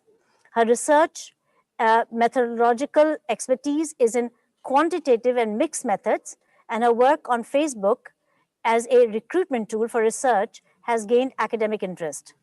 Before moving into academia, Hazel worked as a senior secondary mathematics teacher and head of mathematics department, and as an educational technology officer for the Singaporean Ministry of Education. This prior experience provided her a solid foundation for her current academic and research work. We warmly welcome you, Dr. Hazel Tan, and please do address this wonderful gathering of principals, teachers, policymakers, NGO heads, and people from all walks of life interested in education. We're delighted to have you on this panel number 3. The floor is over to you, ma'am. Okay, thank you very much. Yes, as you said, I'm very delighted to be, talking and sharing some ideas with so many of you, wonderful people. I actually have some PowerPoint slides, so I'm wondering whether is it possible to, because the host has disabled the sharing of the slides, so I'm wondering if I can share slides. Maybe you can make me the co-host. One of the things with technology is, if you could make me a I think you have made me a co-host now. So, okay, cool. So are you able to see the shared screen? Thumbs up if you can. So this is part of the online learning. Cool. You should be able to see, yep, I can see the chat and I can see the that you have thumbs up too. So that's cool. So my background is in mathematics and STEM, which stands for Science, Technology, Engineering, and Mathematics Education. So yep. So let's see. All right. So, I'm very happy to be talking to you. I think there's a 5-hour time difference. So it's actually 8 o'clock, 8 p.m. at my time. So after this, I'll, go back and sleep. So I just had a quick look at comparing. So you can see the screen. So this is Australia. And Melbourne is in the Victoria state, which is at the sort of like the bottom part. So where the arrow is pointing, and that's where I am located currently. And of course, India, as you are familiar with, and if you look at just some quick numbers, you can actually look at and compare the ratio of the population and the area is quite different. I mean, as a maths teacher, so this is what I'm interested to look at and maybe talk about with students. But well, so next thing is, when my colleagues heard that I've been sharing, having this session, they all tell me, oh, you must talk about cricket. because that's the latest thing that happened, that India pulled off an unthinkable miracle win over Australia at the Gabba, which is in Brisbane, somewhere around this side over here where the line intercept the coast. So yeah, so I'm not quite into cricket, but you can tell me about it. You can put it into the chat as well. Well, anyway, that's fantastic. So everybody's rooting for India. Actually, my colleagues, even though they're Australians, they're also very, happy, and it was very interesting and rooting for India and lots of cheers. So as was mentioned, a lot of you actually log in from different places all over the world. So I thought I'll just take this opportunity to have a quick poll. So it's like, where are you logging in from? So, I'm going to put it into the chat. So you can click on the link and, oops, let me see. Oh, that's very strange. Doesn't seem to be entering. Oops. Maybe somebody can put the link into the chat. Let's find it very strange. And then you can, yeah, okay. No sound. Can you hear me? No? Can you hear me? Yes, we can hear. Oh, yeah, okay, good. Thanks, sorry. So I've put the link into the chat, so you can click on the link that I've just sent, and then that will take you to a browser, and then you can click where you are logging when on the world map that you are now. And I have a, oops, I can see some people logging in from this part of the world, I'm not sure. So you can see a live, okay, a lot of people logging in from India. Yeah, I should have one that is here. Oh, somebody in Africa, okay, cool. Yeah, and I thought that was quite fun, and it's an interactive sort of example of things that you can do in a online learning, but you probably would know now as well. Oh, somebody from Australia too. Cool. Okay, I'll leave you to log in some more. So that's the interesting part of it. So okay, cool. Thing is, it's part of the fun. Okay, that we can see people logging in from all over the world. Oh, I'm not sure whether you can see my share. Maybe not. Okay, let me just share again. Yep, you should see my share screen. Yep, cool. Okay, so that's just using the poll everywhere. So, okay, so back to today's sharing. So today I'm talking about transformative thinking and learning. So what is it about actually? So I'll just be quickly sharing with you a bit about what is transformative learning and thinking, and STEM as an approach for all. Yes, include humanities as well, even though STEM stands for science, technology, engineering, mathematics. I'll just share a quick example, and then I'll just conclude with some implications for teachers towards transformative thinking. So firstly, actually, this transformative learning and thinking is a process of deep, constructive, and meaningful learning that goes beyond just the simple knowledge acquisition. And it supports the critical ways in which learners consciously make meaning of their lives. I think as we come to the 21st century and sort of meet during this COVID period and so on. So all the more, it's important. I think around the world, there's this call for deep constructivist kind of learning because it's no longer just telling students the knowledge and students just learning from the textbook and just the sort of knowledge that is fixed. They have to be flexible, they have to be critical, they have to have this deep learning and be able to apply learning in different situations.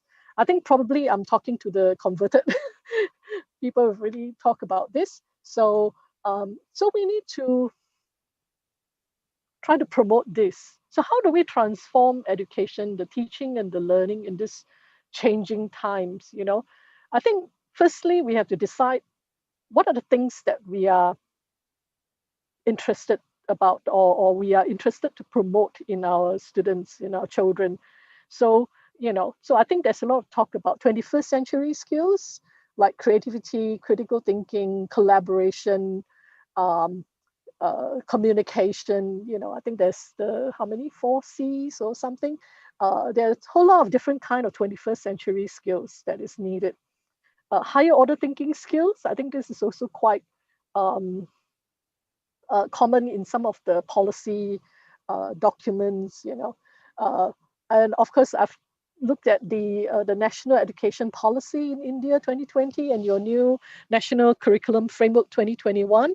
I'm not sure what's going to go in there, but I think that also represents, you know, what the country and the people think that is important in education, important that we need to teach our students in this current, you know, in this current world. Yeah. So I think some of the things that I picked up is interdisciplinary, holistic, and multilingual. I think these are the sort of key words that I saw from the NEP 2020. So this, you know, it's really quite related to what I'm talking about today. So next, so that's sort of, we have to decide what we want to transform. What is transformative thinking? What do we want in our students? The next is about STEM. So STEM, as I mentioned, is science, technology, engineering, and mathematics. So a lot of people think that maybe science, STEM is just the subjects on its own, you know, like I'm teaching STEM means that I can just teach maths and then I can call it STEM education. But actually that's not quite what the everybody's sort of starting to agree about what is STEM. Okay, so if you talk about STEM, actually one thing that they talk about, or people talk about, is integration. How do you integrate STEM? You know, how do you integrate STEM together, all the different disciplines? So there are different ways that people talk about integration. So one is, one way people talk about is this increasing levels of integration. So people start with talking about the disciplinary, multidisciplinary, interdisciplinary, and transdisciplinary. So disciplinary means that, you know, the students just learn the concepts in their own individual. Yeah, people talk about STEAM now with the A. And what is A stands for also is arts. Or what is arts? You know, arts, is it performing arts? Humanities, arts and humanities. So I think that these are some of the keywords, but I think the main idea is, you know, with STEM or STEAM is talking about integration. So as I mentioned, disciplinary, because in current world or in the past world, you know, students learn subjects on its own. Okay. Or sometimes they have multidisciplinary where students learn the concepts and skills separately, but with one common theme. And then, but we are trying to move towards interdisciplinary. That was the keyword there, where, you know, these things that the concepts and skills that students learn in the different subjects are interlinked. Okay, and to deepen the knowledge and skills, and it's sort of like applied. And transdisciplinary, that's another word that people use also. It's about, you know, connecting to real world problems or projects. And you apply from 2 or more disciplines to shape the learning experience, but it's really connected to the real world. Okay, and yeah, so sometimes people don't even just have individual subjects. They actually have a combined sort of subject called, you know, maybe STEM or STEAM as a subject.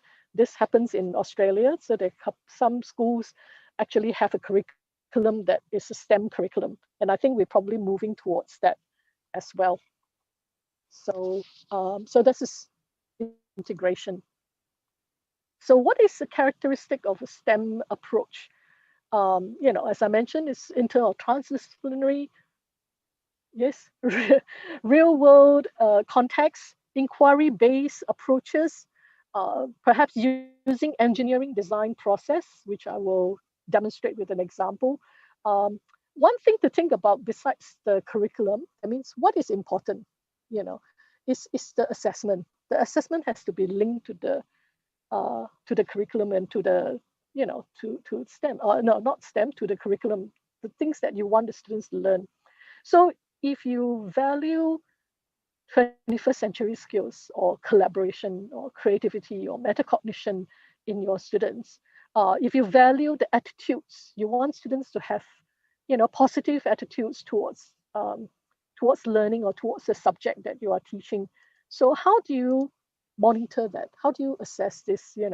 Um, because if you don't assess it, or if you don't sort of monitor it, how do you know the students have learned? How do you know they have improved, in their skills? So this is where, it is not just having a summative assessment. It's not just having a test or an exam, because the test or exam can't, you can't check, or you can't monitor that the students have developed the skills. So you need more formative type of assessment to monitor their progress. Okay, like a portfolio, of learning for them, or learning journals, or performance-based type of assessment, or authentic assessment. So these are some of the terms that you can um, look up or find out more about, or you can employ these sort of uh, there is language. So, okay, I'll just talk, that leads to the next bit. So in language, you also talk about analysis, evaluation, being critical, being creative. And these are the things that if you want to assess, then you have to put it into your assessment. If you value, if you think it's important. So what I want to say is that STEM, here, I want to talk about STEM as an approach, like a teaching approach. It is not about if you're teaching English or history or geography or humanities or arts, it is not about you trying to teach science, mathematics, or technology. So that's not the point here. So that's not what we are trying to say here. So what I'm trying to say here is that um, it's like you use the STEM kind of characteristics or STEM as an approach, okay, to teach your subject. So what are the things that we talk about, which is the integration, the inquiry, the valuing of the 21st century skills, and so on. It has to be, you can use this approach in your teaching. So, and it has to be situated with a scenario, like a real world scenario, or culturally relevant to your context. So, later I'll give an example, but is this example relevant to you? I don't know. I'm assuming that it will be relevant. I'll give you the example later. So you use this approach to teach your subject, whatever it might be. Okay, so that's what I'm trying to say about STEM as approach. Okay, so now I'll give you an example. So you can, because I'm not the expert in your subject area, so you will have to think of, as I share this example, you think of how can you use this example to teach your subject, in a in a way that is like an inquiry to find out about things, in a way that satisfies that approach that I was talking about here. Okay, so as you know, the reason why we have this virtual conference is also because of the COVID situation. And actually, there are positive things that come out of it, because with the virtual, people are more willing to attend or go to a virtual conference and also speak in a virtual conference. So in a way, they're actually using the technology to join everybody, So this example is about COVID. You know how COVID, everybody has to wear a mask, right? This is the situation. So, I don't know about you, but have you ever seen like masks being thrown around on the floor, like discarded on the floor? Like it could be people who are irresponsible, or it could be accident, like, you put it in your pocket, but somehow it came off, or in the rubbish bin, but the wind blew it away. So in Australia, in my current situation, sometimes we do see the mask on the floor. So, and when I search on the internet, I also saw, people also said that. So they say, they saw it on the floor and it is a biohazard because when you look at the mask on the floor, you don't know whether the people who wore that mask, is this person, does this person actually have COVID or not? So you can't just, it's a big problem for like the cleaners or whoever that have to clean up the road or the place, right? So you need to, and I saw this one about, there's actually a lot of masks being used and thrown away every day. So actually the disposal is also another big problem. So so these are some of the current problems, and problems or context is things that you see in your everyday life and you think that, that might be a problem, let's investigate it. So here, what is so I have an activity. Maybe I can think of an activity that says design a tool to pick up or to collect those masks that is thrown away, that you see lying on the road or roadside. You can get the students to design such a, design such a tool. So you have to think about what is the context, what is the problems, what questions can the students ask here, what kind of information do they need? Do they need to go and interview people who are the cleaners? And maybe they don't want the cleaners to bend down and pick up the mask. Maybe you need to design something that, that you can pick up the mask from the floor. Prototype, prototype, think of, communicate and explain and propose the solution. So this is where you can draw, they can test out, they can communicate, they can write a proposal. So that's where the languages might come in. And you can integrate literacy and numeracy into your activities for that design. And here is a couple of examples that me and my colleagues have designed. And we also had a PD for teachers who designed a bionic hand. This was another professional development activity. So you can see here, this can be linked to science. You can see it can be linked to, here we can have like poison spray, okay? So antiseptic liquid, you can have fingers, so you can have like science, you can have, mathematics, you can look at the angles. You can think about like geography, you can go and test out, trying to find out, the place and so on. So it's up to your creativity to think how you can link this example to your subject. So yeah, so towards transformative thinking.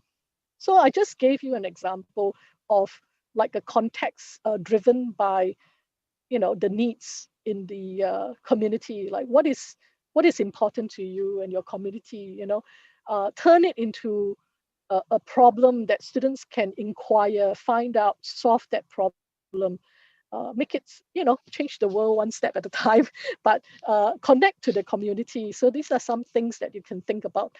So when you talk about STEM as an approach, here I gave you an example about mathematics and, not just learning from the textbook, but moving towards learning in the context.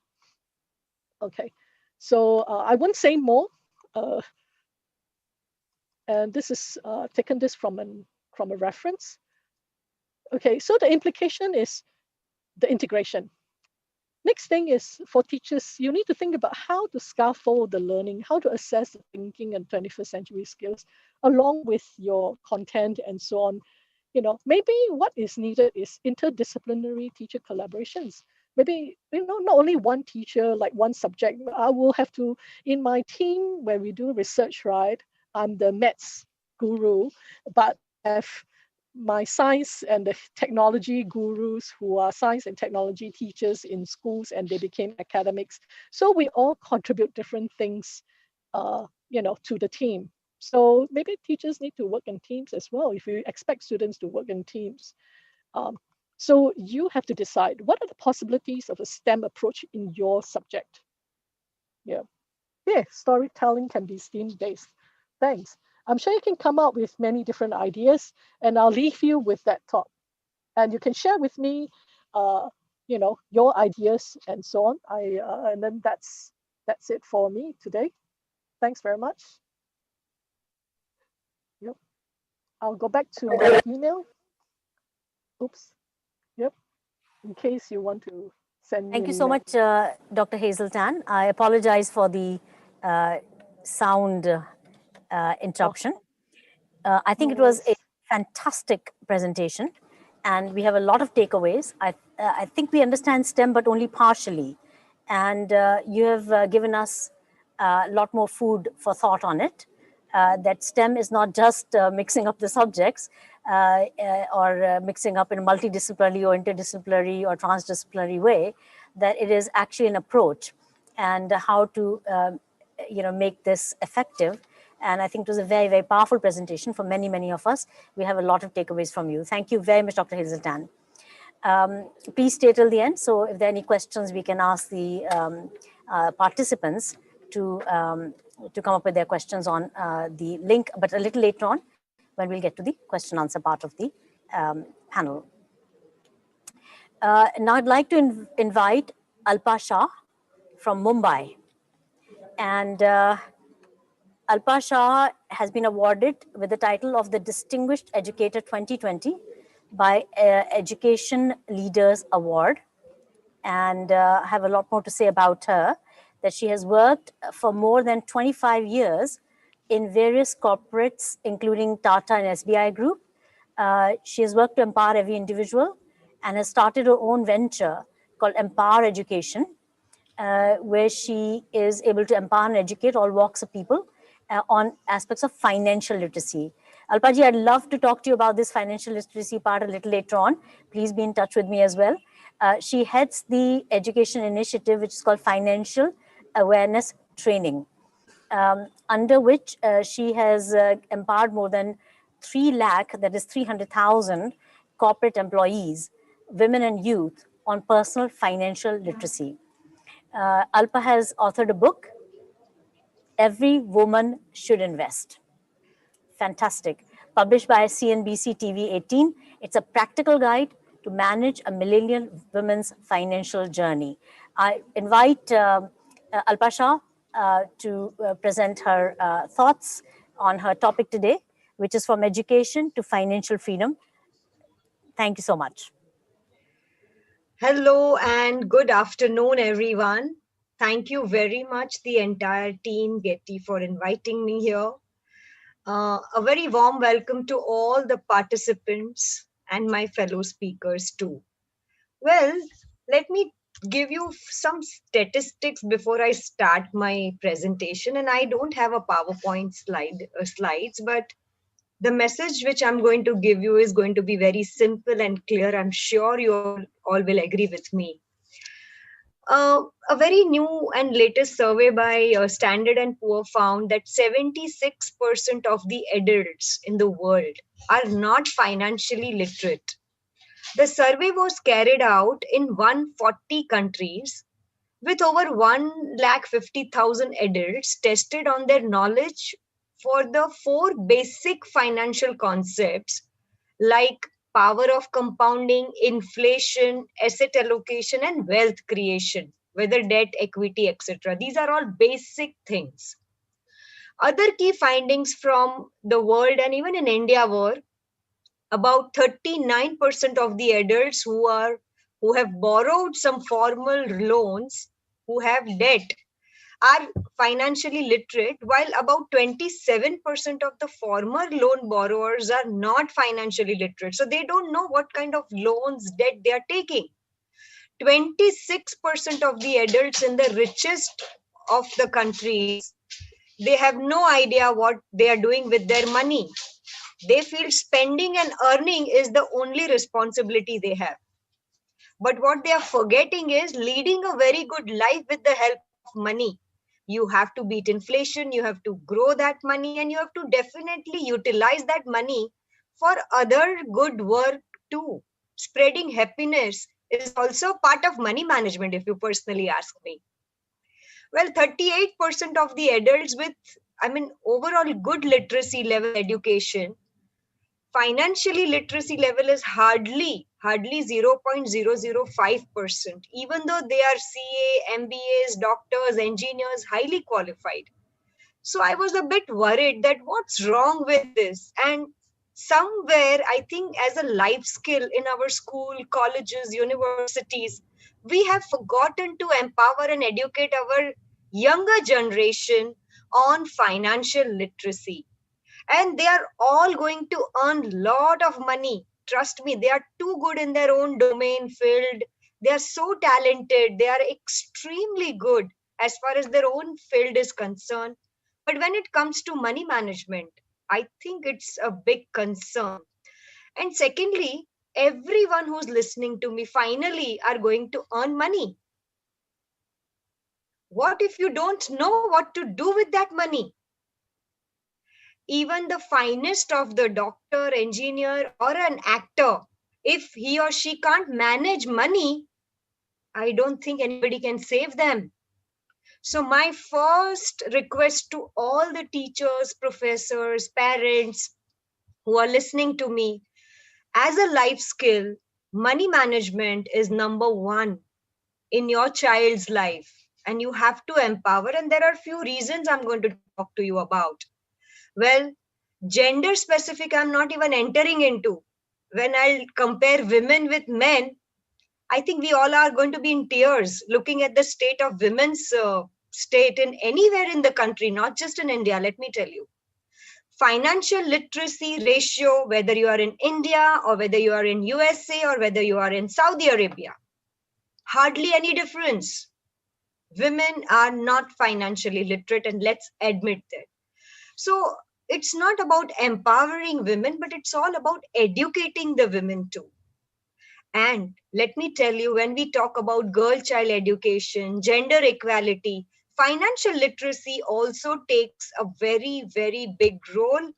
And it is very, very important, according to me.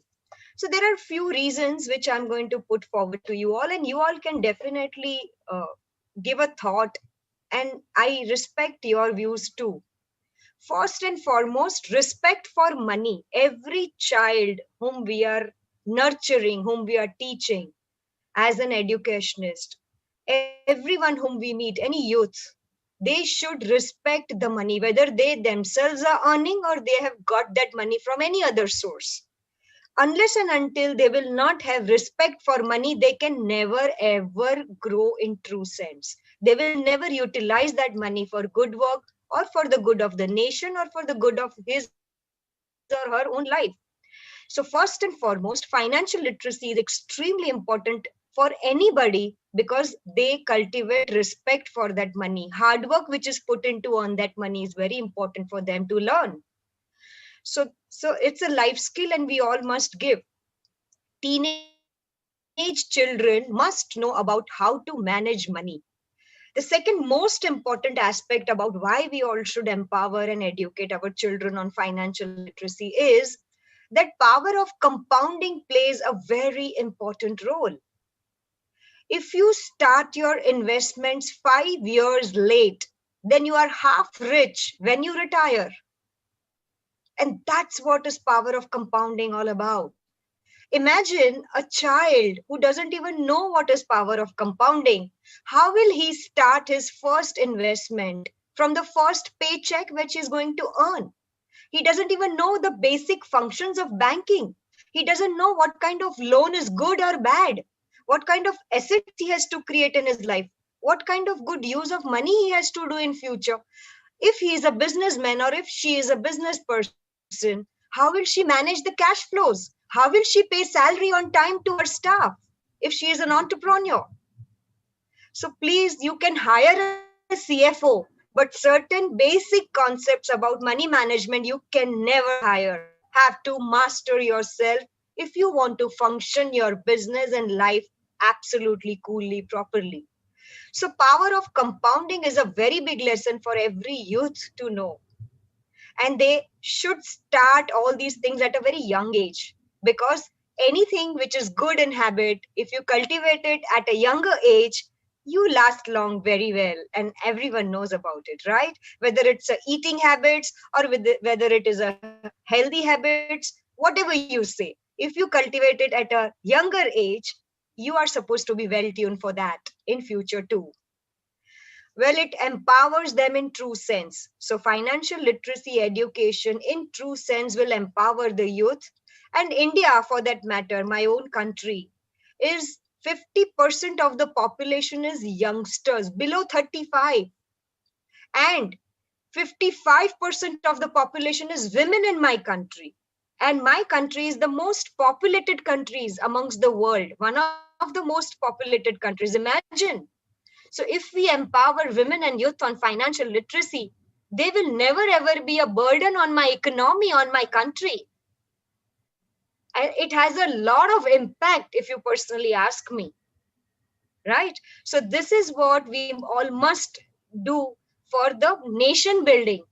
And it's completely a very fruitful exercise. If we empower them on financial literacy, we create a very great nation.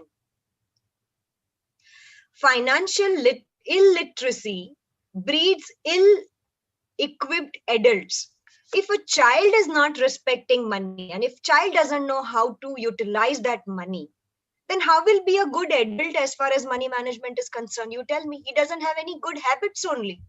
So it's a very, very important aspect in children's life.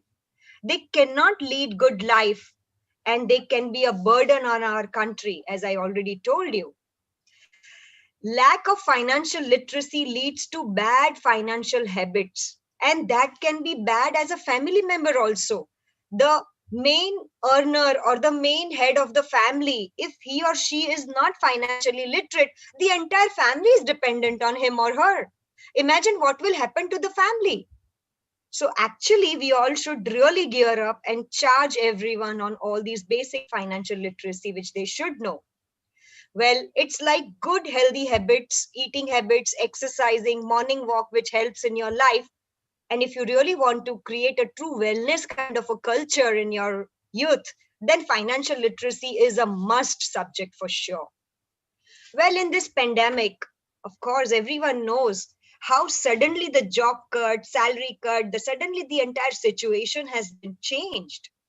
Nobody expected this, and nobody knows how to tackle at times such situation, right?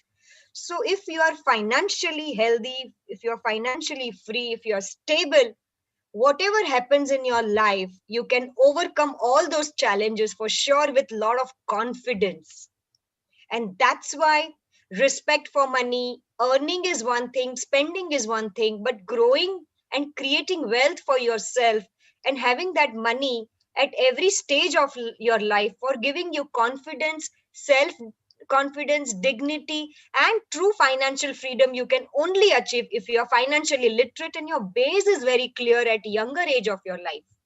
And I'm firmly believing that we must introduce such subjects in our schools, in our universities, because we have to create this solid base in our youngsters because their grasping power is so fast. They are so well online readers. They know everything. Any subject you teach them, they grasp in few minutes.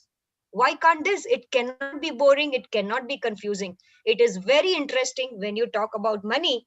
I think every youth will just charged up and they will definitely listen to you, what you're talking to them, because everyone wants to become rich. Everyone is aspired to create a lot of wealth and everyone will be also doing a lot of social work, charity, everything they'll be able to do. Unless and until they are not rich, they cannot do all these things, right? So finally, let me tell you, whether you like it or you don't like it, whether you agree or you don't agree, it's better or worse. Money touches all areas of life. And I'm nowhere saying that you chase money like a mad person. No. But you have to understand what are the right kind of things you have to do in your life so that you can lead a very beautiful life for yourself and you spread happiness, you enjoy that money, and you make others also happy with the help of that knowledge and money you have in your life. So, on that note, I think I have finished my 15 minutes time and more than happy if any questions later on. And please remember one thing, financial attitude of adults is emulated in youth. Please, youth has to be empowered so that the entire nation, entire world, everyone will be empowered. And financial literacy is a very, very important aspect and subject. Thank you very much for giving me this opportunity. Thank you, Alpashaji. Very, very grateful for your presentation. It's an angle that we don't normally think about. So clearly an aspect we need to perhaps consider even more. I think people would like to know from the comments that were coming in, and while you're speaking, you can't read the comments, but basically they're saying how do you go about doing it? You know, if in the question answer time, you can think of 1 or 2 ways they can do this in their schooling, or where can they get the material to include financial literacy in their curriculum? That would be very nice. Yeah, so excellent. Thank you so much, Alpa Shah from Mumbai, India. All right, I believe Mikko Korhonen is here. Mikko, are you here? Mikko from Mikkeli, Finland. Yes, Mikko is there. Lovely to see you, Mikko. We want to hear you clearly, and lovely to see you after God knows how many years now.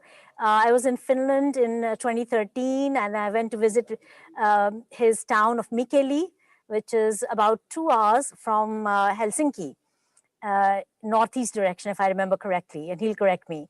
So it was a wonderful day and a half. I stayed with Mikko and his family, and it was awesome, just the most amazing experience staying with him in the countryside of this town called Mikkeli, just in the middle of the forest, his house. And everything was done by him and his family, how they made this oasis within the forest, all snowed in and snowed under. Anyway, I have such wonderful memories of witnessing his work firsthand. He has been an awardee in many places, including in Finland. He is a physics teacher in Mikkelen Lukio, that's a Mikkeli High School. He has been a member of a group that has written 5 different book series for elementary schools, middle schools, and high schools. Now he's writing physics books at the high school level. He has had Fulbright Distinguished Fellowship Award in teaching in 2010, and he has received Distinguished Science Teacher Award in 2013. That's the year I stayed with him, and Learning Material Award in 2020. He likes to teach physics, and I've seen that happen in front of me with toys, with hands-on learning materials. And I attended his entire set of classes and interacted with his students. And he teaches the phenomena, the physics phenomena, with multiple demonstrations. And the kids love it, and they learn more. So we'd love to hear from you, Mikko, and lovely to see you again. Over to you. Thank you. Yeah, Sunita, it's great to see you again. It's really, well, 7 years. Time flies, but it's great to see you, Sunita. And I would love to visit India again if it is possible one day. So, but now you're gonna see some physics, and you're gonna see some my presentation, which is a few PowerPoint slides. But I would like to start with a few demonstrations, and I have to put my mask on because I have students here in my classroom, and we want to show you some demonstrations with the students. And now I think this is a good experience for you to see the Finnish students, and you can see my classroom here too. And after the demonstrations, I give the presentation and put the headphones on so the sound is clearer. But now we're going to show some demonstrations, and see here. So, girls. Okay. We are showing you a demonstration now. Here we have 2 plates and 2 minute मुझे दीजिए। meters. मेरा mic on रखिए please. Pardon? You can see the temperature of the plates on the device. Can we please welcome these students? They are the reason why we are meeting all in the first place. So we welcome the opportunity to be with you students in Finland in a real classroom. Thank you so much for being with us. Can we all give a virtual clap for these wonderful students and the teacher?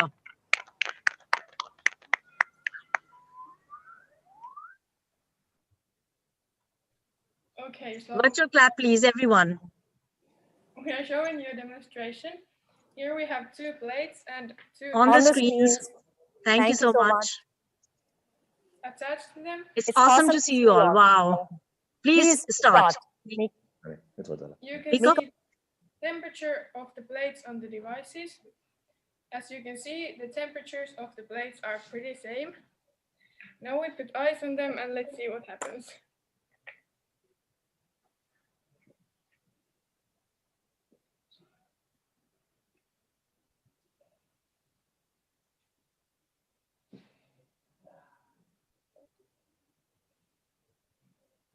As you can hopefully see, the other one is melting and the other one isn't.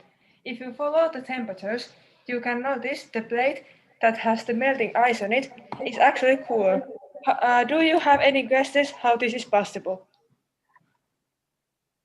The explanation behind this is that the other plate is heat conductor and the other one is thermal Insulation. Yeah. Ice that's on the heat conductor melts and the other one doesn't react. Yeah. So you can actually see the temperature. Yes. Yeah, the temperatures. Wow. And then we have one demonstration for you. Thank you, girls. Thank you. One demonstration outside, because I bet you want to see some snow. So there's one student standing outside with a glass of blue boiling water with her, and now she's gonna throw it in the air, and let's see what happens. So you can see the blue water turned into white cloud, which is something that we wonder a lot why this happens. And if we throw some coffee on the air, the black coffee turns into white cloud. And I could start my presentation.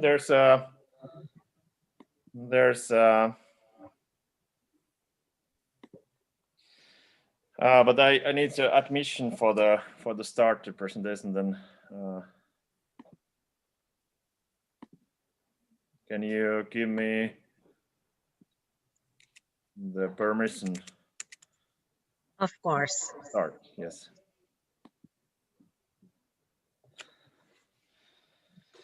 But I'm sure that it's always great to see some snow. But you might not have it there, and I can't open the presentation.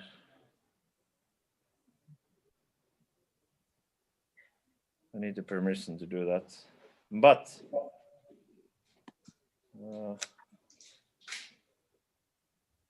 maybe now. Oh yeah, good.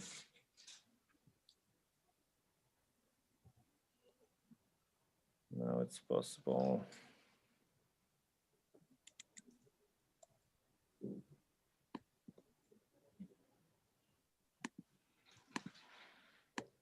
Just a moment.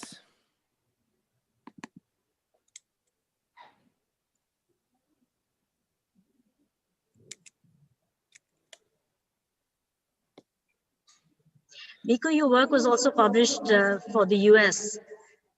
Yes, could you mention that a little bit? A few books in I think 2013, 14, 15. See, that was a lucky year for you. Yes. So now, can you see the presentation now? I think you can. Okay. my topic, teaching and learning as an art. I have a few things I want to say. Like Sunita told, I have thought maybe 20 years now. It's my passion. It's so cool to be with students and teach them all the great stuff like physics. I just love the physics and the phenomena and ideas what I have there.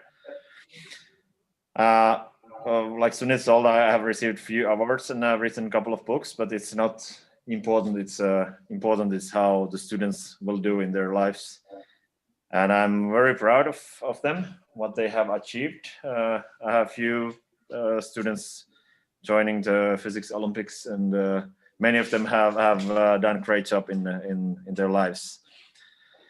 And I have few principles that I want to share with you. Maybe they are right or maybe wrong, but that's the idea of how I think about teaching. And first thing, what I want to do in my classes. Next page is first create the atmosphere for learning. And what is the atmosphere for learning? It has to be supporting and inspiring atmosphere. So the students, if they are in the classroom and they give the explanation about some phenomena or something, I always say that the best answer is the wrong answer. So if you are thinking and tell the wrong answer, then the students are brave enough to share their thoughts, even though they might not be right. And from the wrong answer, we learn the most, because we need to correct it and we need to build the right answer by ourselves. And then many times you will see one student again and about one video about what he has done. So if you create something new, then you are learning a lot. And I have one example about one thing that we did this week. And if I give the right orders what to do, it doesn't teach that much. That I give the students the ability to work their own ways, and the results might be better than I ever expected. And then the main goal is instill the passion to explore and search. The learning doesn't end from the school. So if you go to work, that's what you do. You study and explore and search for the new things. And if you really want to know something, then you are learning. If I'm telling that you should learn this, then the students might not be that eager to learn. But if you really want to learn by yourself, then you're learning. And if they love to learn, then you have succeeded. That's my point. So now I want to introduce one of my students, and he will tell what was the topic they wanted to they were asked to do. So Arni. Hello everyone. So we were given a task to build real working parachutes. So next you will see a video I made about this project. So enjoy and thank you. Kiitos, Arni. So this is the parachutes that the students made. And I didn't keep any ideas what to do. So you can see all the different colors, shapes, and different ideas, wrong or right, doesn't matter. It's we spent many hours to do that when they were planning and doing their building work. So it doesn't matter if they fail or not, because everybody's learning from these tasks. So the best parachute went into the tree, and you can see the snow. It's beautiful here now during the winter. Now I put headphones on so you can hear me clearer, and I will continue more about the idea. More about ideas that I have. Can you hear me now? Okay, good.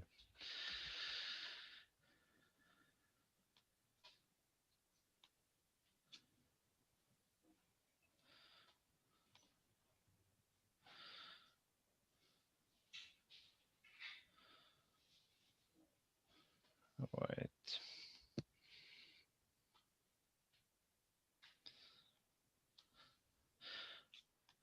Oh, wait. I want to. Okay, we see another video now. This is about crossing the can. It's an idea about make students to think. So there's a easy video, and there's a phenomena that have to be explained. And you can see the can is crushing because of the pressure of outside air. There's hot water inside the can, and then when you pour it to the cold water, the pressure will crush the can. I have problems with the problems with this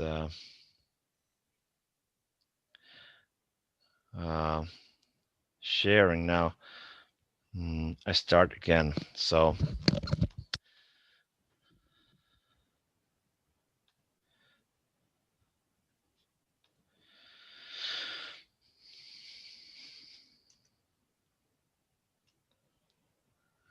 here.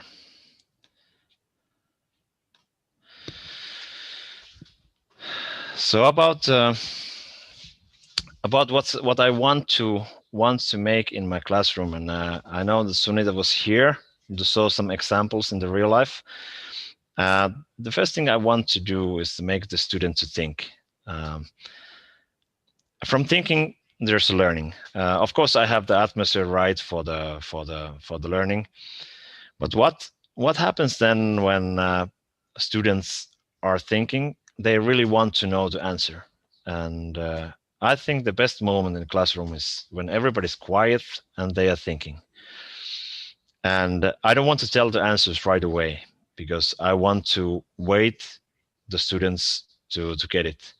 And there have been lessons that I have been quiet for 10 minutes, and students are just thinking. And then somebody wants to explain the phenomena that I showed, and then it might be wrong or right, but we are getting there. And if it's wrong, then I want to guide the students with the right answer questions. So do you really think so that it happens because of this? And think about this explanation, and how about this? And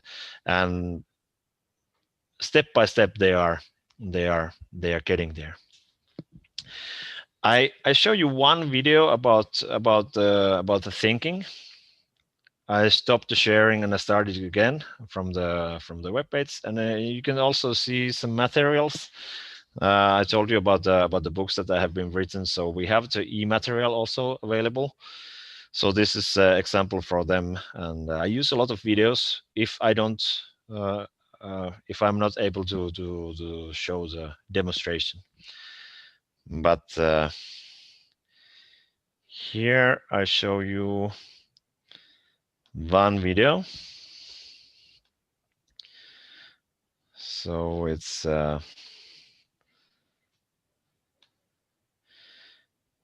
here. I hope you can see it.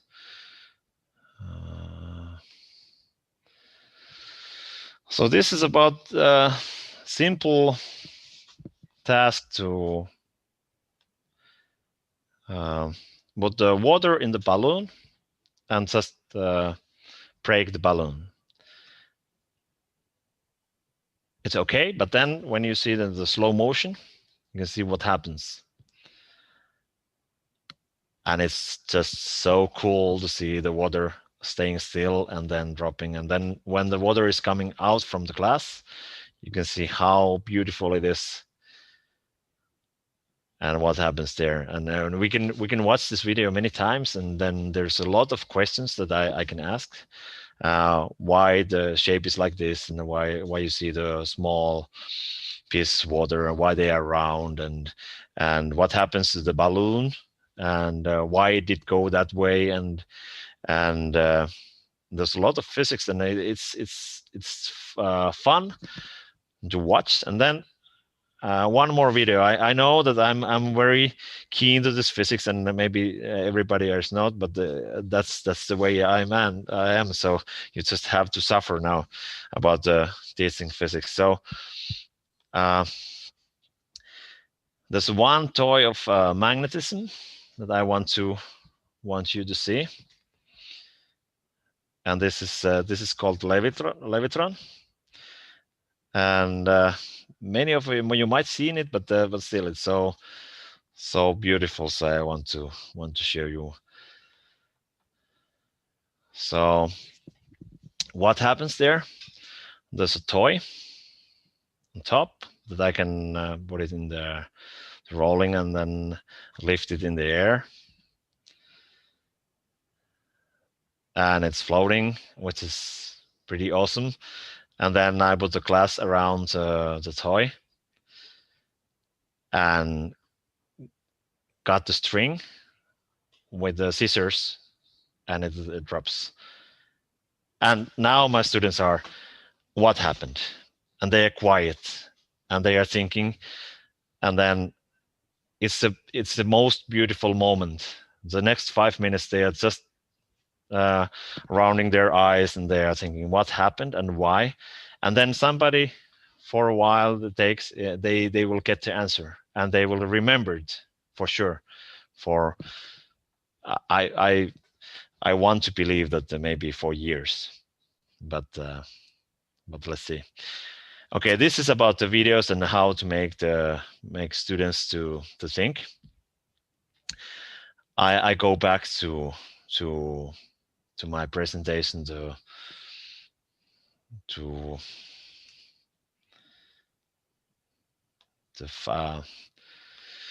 say more about what I think. So this is about the thinking, and maybe a few more videos, but I will save them because I want to speak about the role of the teacher. This is what I said one year. I think the teaching is like sailing. You know the target where you want to go, but when you go to the classroom, you don't know which way the wind is going to go. So it depends on the students. Somebody, they want to learn with seeing things. Somebody, they want to learn with talking, and then somebody with the calculations. And you need to see what kind of group you have. You know that you have to go someplace, and then you just have to find the tools how to do it. And the role of the teacher, about the atmosphere, about the learning, that's support to teachers, students, guide them, and trust them so that they can do their own solutions, and trust that they will learn, and trust that they want to learn. And then when you trust and they can rely on that, there's learning. And for me, it took a while for me to understand that it's important to teach you all the way, also to say that I don't know. then they will see that I'm a human. And one of the best things is when the students are telling me what to do. In some cases, they are explaining the phenomena that that they think that they understand better, and I'm here to help them to learn. So if I can say that I don't know, but we can figure it out together, then we are like a team that we want to learn together, and that's important.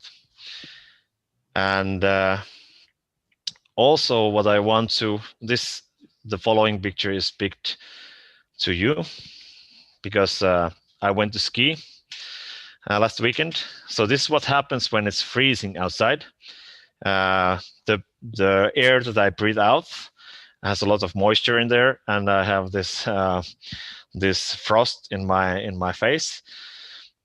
It's fun, you know, it's fun, even though it's cold, but it's fun. And then when you come inside, you have to clean your face from the snow, and then then start to do the inside stuff. But about this blue liquid that you saw earlier, I wanted to put one video here still. This about that made me feel good. One of my students came after class that I saw what you did in the classroom and I wanted to do it at home. And this is the video that I want to share with you. This was from this week. And it's not about the phenomena.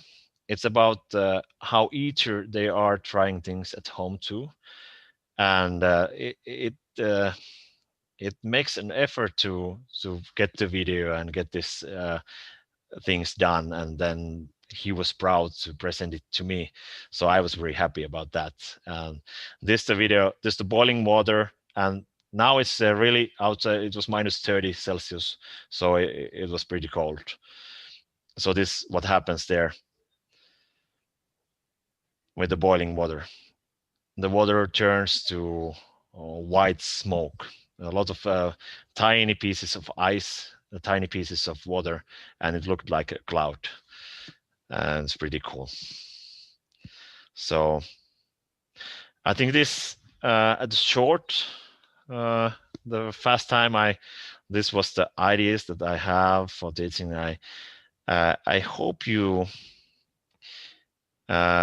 realize that at least that I love my work, and I love the students, and I love them when they are learning new stuff. Thank you. Thank you, Sunita. It would be great to see you again soon. Thank you. We have a saying in Hindi, we ask, Kaso lago? We say, Nico lago. So here we can say, Miko lago. Kaso lago, how did you find it? Nico lago, very nice. So Miko lago is very, very nice. Thank you so much, Miko. Awesome. Cool, from a very, very cool place called Mikeli. And Irmeli Hailanen, who is our advisory board member, also is going to present her thoughts, I believe, tomorrow or day after. I'll check. But Irmeli is also here in this session and has been attending sporadically throughout the day. So I'd like to acknowledge her presence here. Irmeli Hailanen has been the architect of the curriculum that Finland is using at the moment. And Finland led a very elaborate multi-year exercise in which loads of committees involving all stakeholders from the country at large got involved in designing their curriculum that they're using today, which is an integrated curriculum. And Irmeli will talk more about it later on. But Irmeli is saying that though Mikeli is cold, the town of Mikeli, where Miko comes from, is very cold. Helsinki, where she is in, is colder still. So I wanted to tell Miko this, that you're really definitely living in a very, very cold place, and Irmeli even more so. Anyway, I want to acknowledge the students. Can we please have them, say hello and introduce themselves, or you can tell their names, the students who are involved. We'd like to just acknowledge them personally. Oh, the students, they went for the classes, but there was Katri and Venla from my class of physics 2, and then Arni from the Abitur. So he's gonna go to university next year, and those were the students. Students in the US equivalent, and they're going to university after it. There's Irmeli. How wonderful. Irmeli, you know Miko, I suppose. I'm not sure. I met both of you, but I don't know whether you know each other. So Miko is doing tremendous work. We also had Miko in India at an earlier year. I think it was 2009 when Miko came to India at our invitation. Or 2000, maybe. Was 11? it 9? Maybe, yeah, maybe 11. Maybe 11. Who would remember? Yeah. So. But it was great. You were your students, and I saw the comments, and people are really appreciating something on that's measurable, that that takes us into the realm of wonder, literally.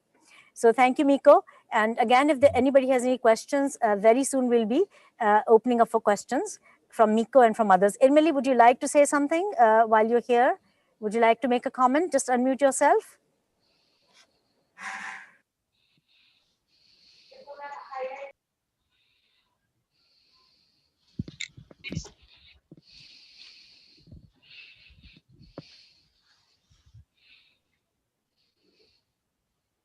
So now we're going to move over to our next presenter of the panel, and it is no less than Fadila Mahilan Shelsa. And she's from Aceh, Indonesia. She is going to talk about importance of human rights education for young people. Importance of human rights education for young people. She's founder of the Fadilan Talks, and she's chief leader of the Global Law Thinkers Society. I also want to say that, I'm sorry, it's a he. Very, very sorry. Okay, he's from Miluba, Indonesia, and he's an NGO leader. He's, as I mentioned, founder of the talk called Fadila Talk. He is from World Voice International, a speaker there, and chief leader of Country Leader Global Law Thinkers Society in Indonesia. He's ambassador of International Youth Society, also creative team Helping Hand International, also member of the creative team Helping Hands International.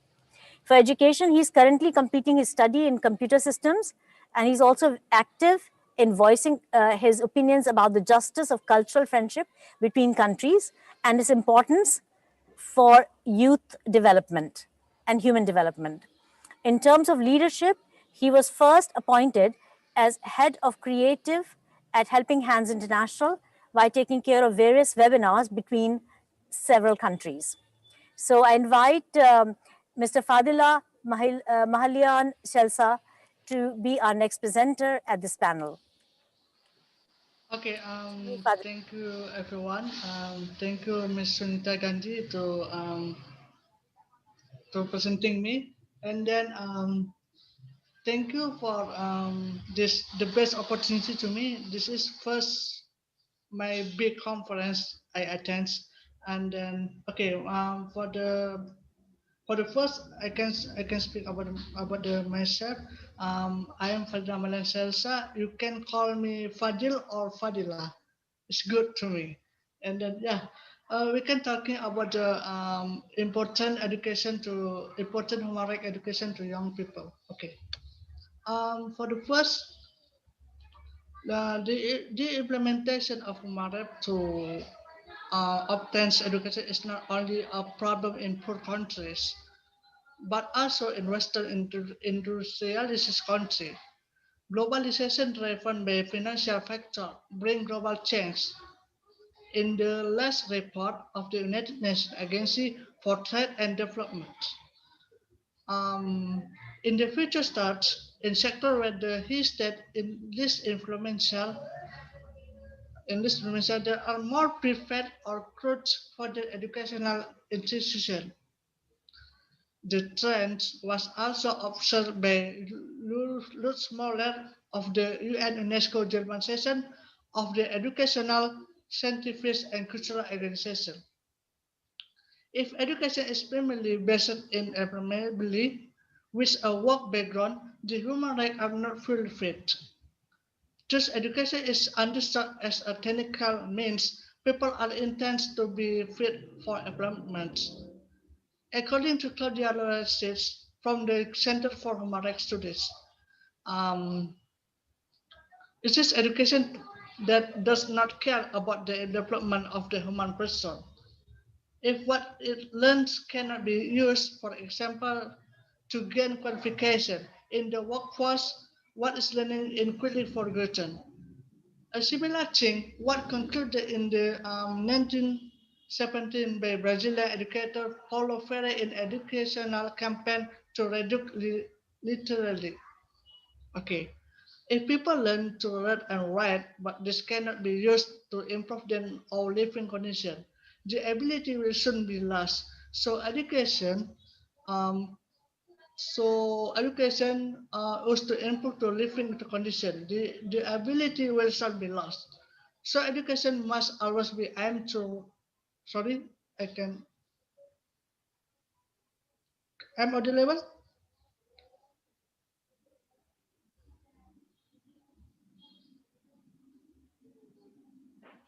Okay. So education must always be aimed primarily at improving the condition of life which he determines himself. Otherwise, people will immediately abandon the demands of education for themselves. This concludes that human rights as per Learned says. One said this kind of education concept is the duty of international community is right. Improve education right for human who live in poverty, limitation, or for example, in area of war or conflict. For those whose educational opportunity are weak, the progress of civil life and humanity in society can be measured. Stress Homarek, as Claudia Lohan said, especially in poor region of the world, access to education has failed a lot. For example, if in rural area schools are only equipped with shared toilet for girls and boys, girls often do not want to go to school because for them, from a cultural or hygienist perspective, the condition is not acceptable. Um, Homeric, Homeric as well as Marland report from UNESCO practice in the many countries in the southern region of the earth. Homeric for education that enable peaceful conscience, which is dissemination in the different world community are the dirty all nation in the world. Also motivating a adult human to learn for life for human rights aspect of their life is important. Okay, for the last message, to me, if education of human rights, education is young human rights is very important to speak. For example, in this December 2020, me and my organization, Workforce International, arranged one workshop with Afghanistan students. We're talking about the important education and build peace in Afghanistan. And Afghanistan student is very important to talking about important human rights. I'm so grateful about that. And then for the last, my mission is important. My mission is human rights is very important to all young people, especially. Thank you.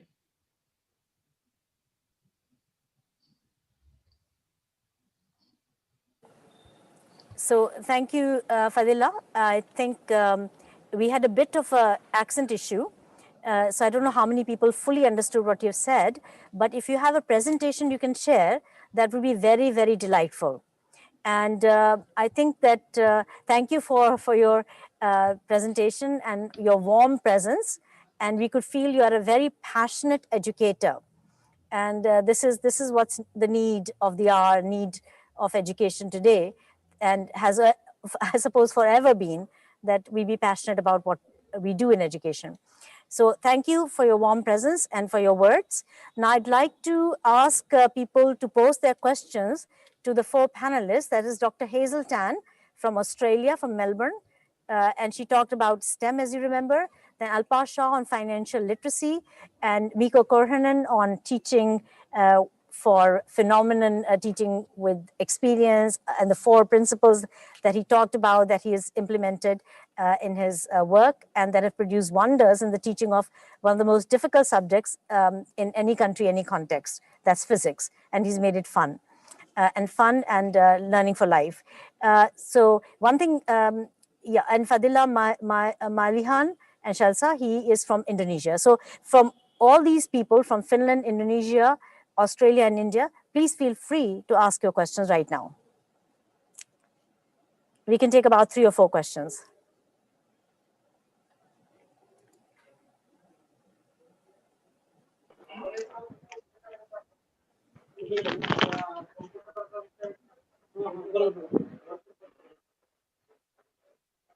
That it is important, we've learned that it is important to teach, in the case of Fadila, he's talking about human rights. With the kind of education we have, we are probably not teaching human rights. To start with, we are having children compete with each other, which is against the idea of human rights, because human rights are all about collaboration, giving equal opportunity and equal status to every single person. So maybe Fadila has some view on this, and I can ask him the first question. Then there's some questions coming in. Please keep posting. I'll be taking them up in the next few minutes. So Fadila, would you like to answer this question?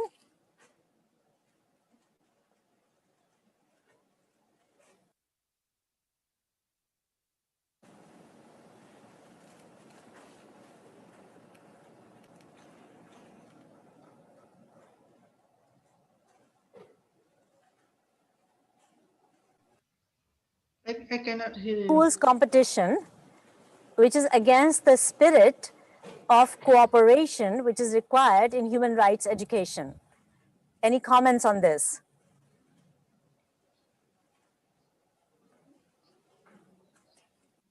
Okay, Fadil, I'll write it down and send it to you on chat. So have a look in a minute.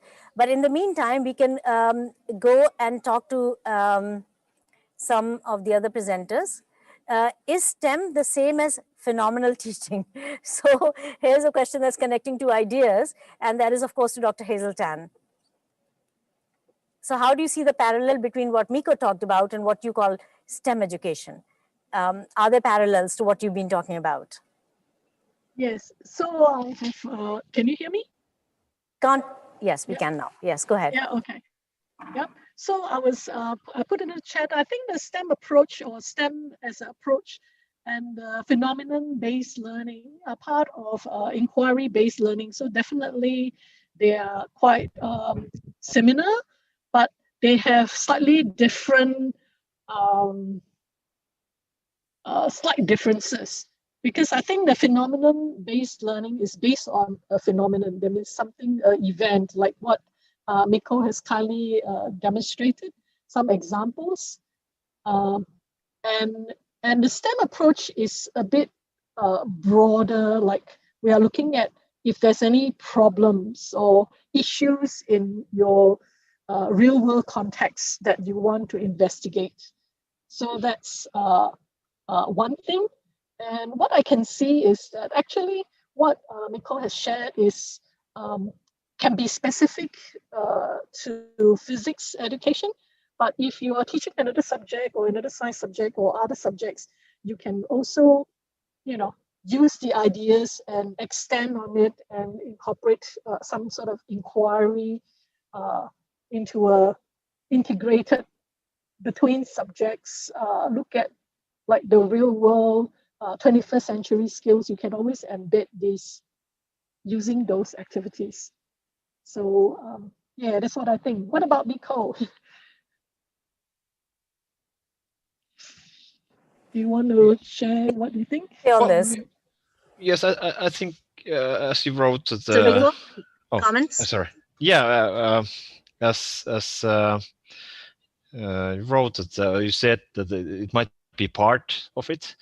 If STEM, I think it's a bigger problem, bigger project, but with the ideas of this phenomena-based inquiry or phenomena-based problems, you can take the small part of this bigger project and make it fun for the small part, and then with the small parts of fun, you have great fun, I think. Yeah, it's saying like if you appreciate little things in life, you're going to be happier. Yes. Okay, wonderful. All right.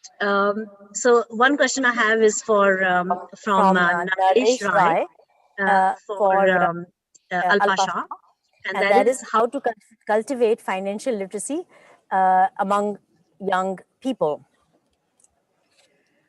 Thank you very much, Naresh, for They asking think this money grows question. on And the. it's They a think very, money grows on a tree. it's a very relevant question, and thank you Alpa, very we much. cannot hear you. Yeah, now. Yes. Can you hear me? Yes, I can hear you. Okay, so it's a very good, relevant question. And first of all, I think the government itself, from under skill development budget and the education ministry, I personally have met our education minister several times and have requested them to, if not a compulsory subject, we should definitely put this subject as a very likable subject, or a optional subject, and motivate children to come forward. So online courses or games or quizzes or very interesting storytelling type of classes, if we can design for our young children, which is in 8th, 9th and 10th standard, because they would love to learn the subject this way. So the full content and everything is available with me. My company designs all these things day in, day out, keeping in mind the segmentation and the target audience whom we are approaching for financial literacy. If it is a woman, then we have other set of a knowledge series or something like that. If she is a homemaker, then we design something which she can relate the subject and topic with. Also from the BFSI sector in our country, Nagesh, which is banks, insurance, and stock exchanges, National Stock Exchange and Bombay Stock Exchange, they all have to compulsorily spend 2 basis point of their AUM or the profits on financial literacy as their moral responsibility, because the people who are buying their products, they should be taught on the basics of financial literacy, and students is one of the major captive audience. So in schools, in colleges, universities, there is a budget available, and I think it's just a matter of going and telling and talking to the principals or the coordinators to incultivate this habit and this subject in the curriculum itself. And lastly, the CSR budget also, Nagesh, we can use, wherein the lower strata income group people also need all this knowledge. So I have a NGO called Freedom Foundation. I'm the managing trustee for that NGO. And I do a lot of government schemes promotion, because all the government schemes which is meant for the lower strata income group people, like all our support staff, maids, security guards, or anyone for that matter, drivers, cook, they all need to be financially literate. They all should have bank account. They all should do all the investments which government has made for them, and they can make the best use of it. So children can do CSR projects for empowering financial literacy in the lower strata income group people, and the children will also learn. They will do social work also, they will do social impact projects also. Government will also build a very strong nation by empowering children. We can do wonderfully well. Everything can be done, provided we convince the authority and the decision taking people in universities and schools to incultivate this habit and to put this as a mandatory subject. If not mandatory, fun loving optional subject, I'm sure children will come forward.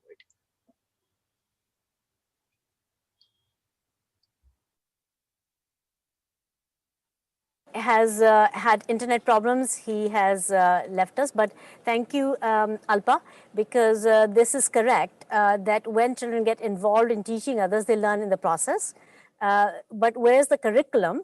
And many schools are actually, from I can tell, they're looking for something that can be given to them like a kit that they can go implement in their classes. So if you can arrange that, It's that'd be ready. fantastic. I'm also working on a kit for financial literacy. We're doing a literacy program, So which I will share with you on it's day 4. ready. It's ready. You tell That me, people know and about it. everything is ready. So yes, I So look forward to National Stock your comments on Exchange that. You and were saying something. Please say it, yeah, again. sorry, yeah. So I think the kit is ready, the curriculum is ready, content is ready, everything is ready, because the NISM, which is the government body who spreads financial literacy in our country, MFI, SEBI, and Ministry of Finance have already designed so many various content, quiz, online modules, offline modules, exams. I mean, everything is ready. It's just a matter of implementing it.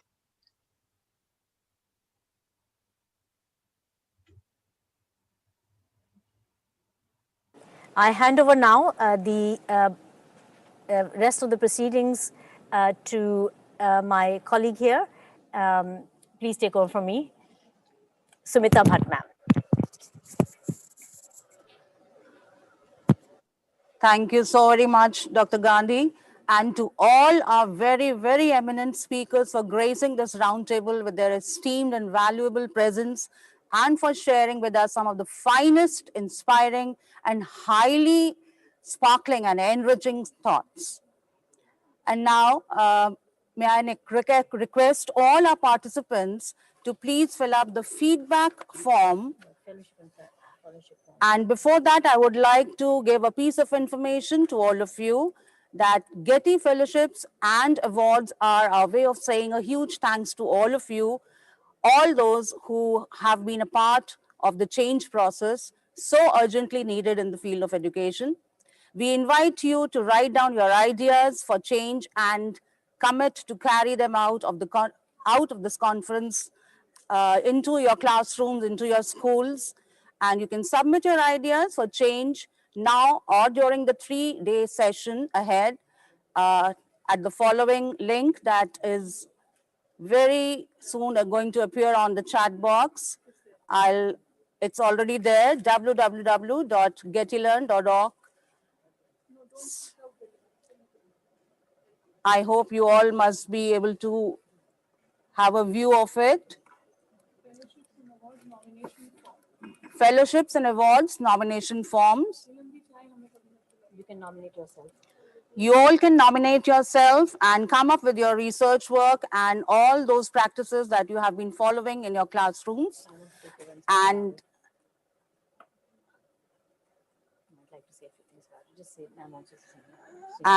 here, I would like Sunita ma'am views on this fellowships and awards. Okay, right.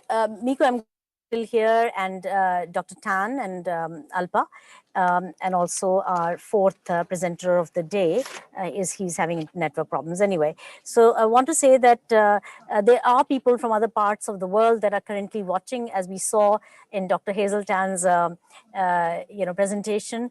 They're all across the world. I think Iceland also I saw that people are watching from Iceland.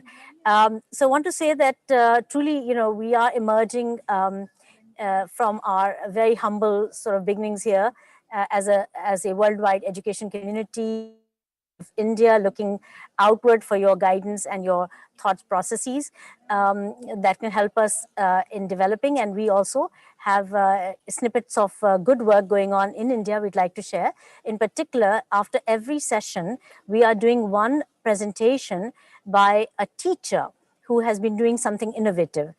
We saw 2 presentations at lunchtime, and now just before lunch, and now we're going to have one more presentation immediately following, a few tidbits from our side. In particular, I'd like to know what these fellowships are for. We started them in 2009 when I was trying to look for people whom we can give an award to for innovative work. It was very hard to find people. and perhaps ignorance, perhaps because I was living in the West before, I don't know. But I felt that if we were creating the possibility of teachers and principals and school communities together, or in their own individual context, or NGOs working with the smaller communities and or the government, that we would create the circumstance for a lot more innovative work in these contexts. And so with the help of my team here, we created this fellowships and awards idea, but especially the fellowships. I'd like to say that we are going to give 500 plus fellowships on Sunday. Around lunchtime, we'll be having the fellowships and awards ceremony. And basically, there's a big difference between the two. Award is saying you've already done it. Basically, you've passed your undergrad or your equivalent of a degree in your innovation, and you've written up your work. You've got evidence, you've got photos, videos, you've got data, you've got the data analyses, the reports, you've got a whole bunch of evidence in a portfolio, an e-portfolio if you like, which you can upload on our link that we have provided. And from that, an international jury, each year we appoint an international jury. Last year, Irmili was part of the international jury. So we appoint a jury, which is not us, not the organizers, and they decide who will get the Innovator Awards. Innovator Award is already something that you've done and for which you have some evidence. If you don't have evidence, then bring it back to the next conference, and we are going to have more than one conference henceforth, because digitally we can do a lot more. And this is what the COVID has taught us. So come back to our next conference with your evidence, and we can obviously consider that. So it'll be on a rolling basis. The fellowship is something different. You have to put on a different hat when you think of fellowship. It is like enrolling for something. It's not that you've achieved it, you're just starting it. And what you're starting is with an idea. So for example, you're hearing a lot of things today. You've had a lot of thought processes of your own in the past. And you will be having a lot more ideas in the course of next 2 or 3 days. So whatever idea you're getting, you think of what can you do in your school or your local context in which that idea can be implemented. And so you write up that idea. And so fellowship is for an idea that you'd like to go and implement. It's not for an idea you've already implemented. And it's basically the jury is looking for ideas that are well written, that are well understood, that are clear, they're articulate, they are properly laying out what the problem that's being addressed, what is the hypotheses. So it's a very simple form, nothing major, and you can easily fill it, the link that's been given to you in the chat box. And so you'll apply for the fellowship. So we're looking for 1,000 fellowship applications, and if 1,000 are well written, and it doesn't, the idea is always good. It's how you articulate the idea, and so others can understand and they can appreciate that you are serious about it. And so if 1,000 are written well, then 1,000 people will get it. There's no upper limit to fellowships. We've been giving out fellowships since 2009, and so this is innovation in process fellowship. And then you collect evidence, you implement that idea when you get back to your schools and contexts, and then you come back with that evidence, and automatically you enroll for our Innovator Award. We have a link, a secretariat that manages this, so there'll be a link upload your evidence, ongoing evidence. So I wanted to explain that, make it very clear as to what is this fellowship. Yeah, all right. And we hope that you'll all apply on this link that's been given. Just copy and paste it in Word or someplace where you can save it, because the link is important to you. You won't be able to fill it now. It'll take a good amount of time, maybe 20 minutes, half an hour, an hour. The more seriously you fill it, it might take a little more time, might need a consultation with your, other colleagues and partners. So looking forward to that. And that's all I wanted to say. And over back to you, Sumita Vaji. Thank you so very much, ma'am, for giving us the valuable input for fellowships and awards.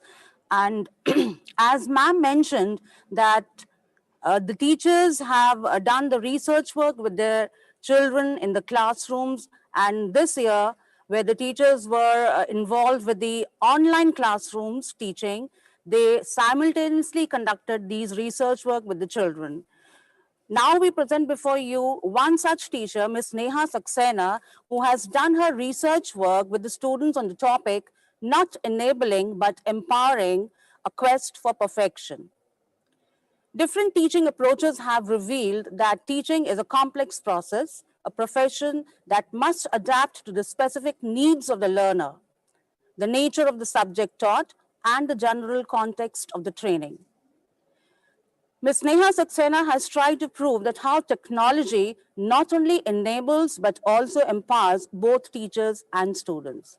Here comes her presentation.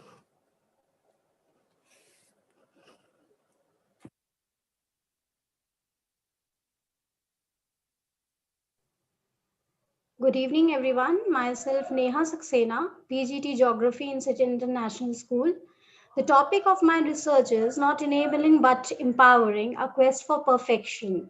In my research, I try to find out how technology is not only helping teachers but also students in coming up with the COVID situation.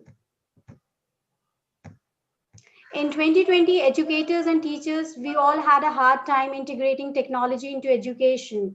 And it was really difficult, especially for a technophobe teacher like me, to use technology in my classroom. But the use of technology increases efficiency and effectiveness of both teachers and students that we cannot deny. Online resources enhances the traditional way of teaching and keeps students more engaged. Use of technology not only enables and empowers teachers by helping them in teaching, but also enables students in effective learning. With the aims like study the impact of online technology-based learning process on the abilities of teachers and students, and I try to study how the technology-based learning enhances the performances of both teachers and students. Not only that, I also try to study how technology facilitates learning process and increases students' performances also. And there were certain outcomes that were expected, like use of technology enhances not only the teaching, but also the learning process. Use of technology helps in smooth flow of knowledge, and it also helps in instant feedback and progress visualization. Use of technology is also helping in preparing effective assessments for us teachers. Before using technology, it's a kind of a pre-test for me. Before, when I was not using technology, we were only using WhatsApp group. There was no live interactions. There was delayed feedbacks. Effectiveness of the lesson was reduced. No reinforcement was there, and personalized attention was lacking. And student performance could not be assessed properly. We tried many things. Then what we wanted some change. Schools were closed. We were in great hell. Analysis of the situation was made, and the teachers started researching various effective online methods for teaching with the help of school administration, like Google Classroom, Hangouts, Microsoft Teams, Zoom. Now, the situation was from traditional classroom and studies, we were moving to the online classrooms. Our classes were online. With the use of technology, different apps were researched for use in classes so that effective learning and assessments could be done. These online apps not only helped in assessing the student, but also helped in immediate feedback. We were able to mark the gray areas and the gaps were filled there only. Quizzes that were systematic way of learning helped in the reinforcement of the topic. Number of quizzes were conducted for each topic so that there is a clearance of the concept. We use number of learning apps like Survey Hard, Survey Monkeys, Google Forms, Flipgrids, Slido. Not only this objective part of the lessons were prepared, but also the subjective topics were taken by using Padlets and rubrics. These apps gave children an insight as to what is expected from them and what should be the model answer look like. It saved a lot of time. Technology-based assessment can quickly produce data. that can help teachers identify where the students are faltering and intervene with a targeted concept clearance immediately. Before the student falls too far behind, we were able to give our personalized attention to each and every child.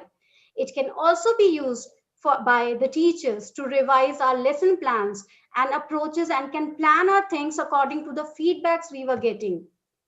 We also tried to use interactive slides like Peer Deck, Google Slides, and tried to simplify the concept in front of our students. You can right now here see these pictures where the students, they were using the Peer Deck slides, and quickly we were getting the feedback. Online quizzes, they were able to give us the instant feedback, and we were able to take up number of series of tests, and with that we were able to let our students perform better. This is the teacher data that I took up. Previously, before using technology, I was lacking in interaction, feedback, assessment, engagement, and mostly attendance.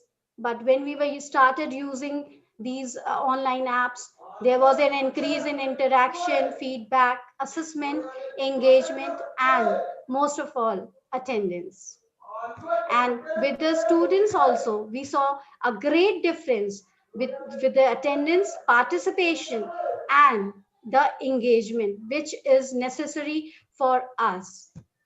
Now, the result of using technology was we were not only together learning, we were also engaged. We were not only interacting with each other, but we were also growing together, the students and the teachers. With this, we can conclude that technology not only empowers teachers to provide more focused, personalized instruction, but also gives teachers a window into what's working. Technology helps the teachers to do more with fewer resources and afford better access to resources. It encourages self-paced learning and also helps in making learning more interactive and collaborative and can improve student engagement. And with this, I end up my presentation with a quote: technology will not replace teacher, but technology in the hands of the teacher can be transformational. Thank you. This is me, and you can contact me here.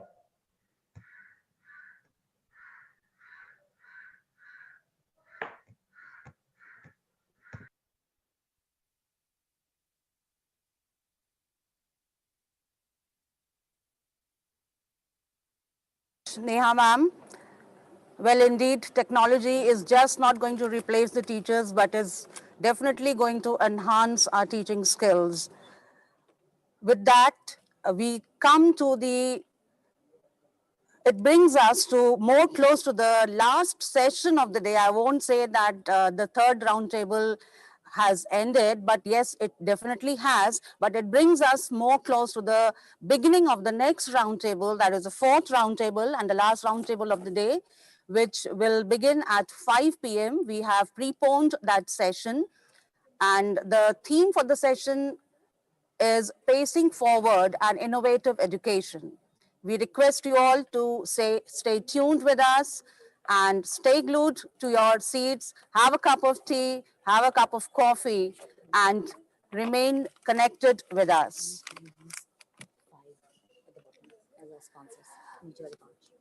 I would also like to inform you that the entire conference has been in collaboration with our sponsors who happen to be Learning A to Z, then S-Chan, UFIS Learning, Ratna Sagar, and media partner Digital Learning.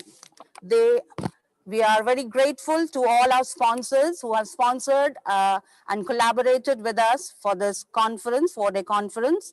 And you can take a very short break. Stay tuned with us because we are going to join back and hope to see you sharply at 5 p.m. with the fourth roundtable, Pacing Forward and Innovative Education. In the meantime, I would also request all our viewers and participants to fill up the feedback form, which is immediately going to appear on the chat box. You can make a good use of the break, a short break given to you. Those who feel the feedback form get a certificate, and please don't log out. And this filling up of the feedback form ensures a participation certificate from us. You're requested not to log out. Stay tuned, stay linked with the Zoom link, and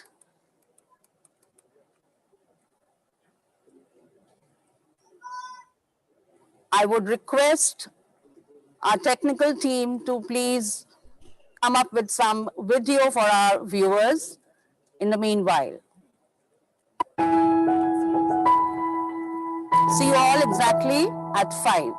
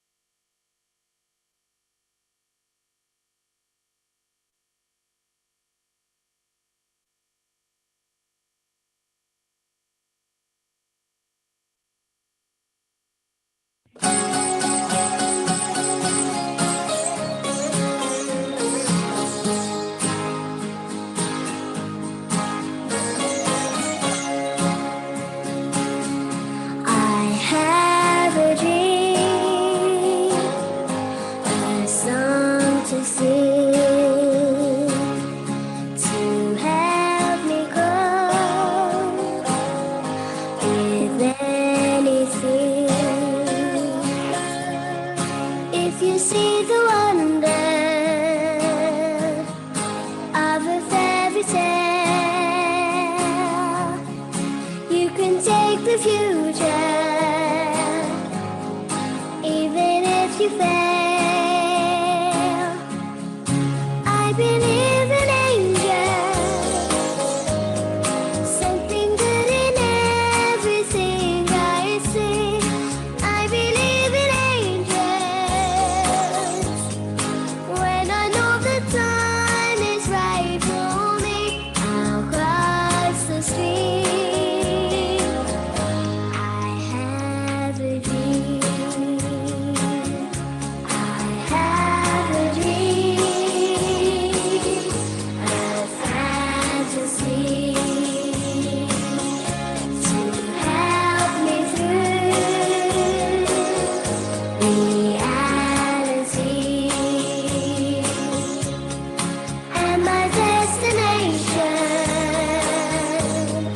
makes it worth the while. Pushing through the darkness, still another mile. I believe in angels. Something good in everything I see. I believe in angels. When I know the time is right for me, I'll cross the street. I have a dream. I'll cross the street. I have a dream.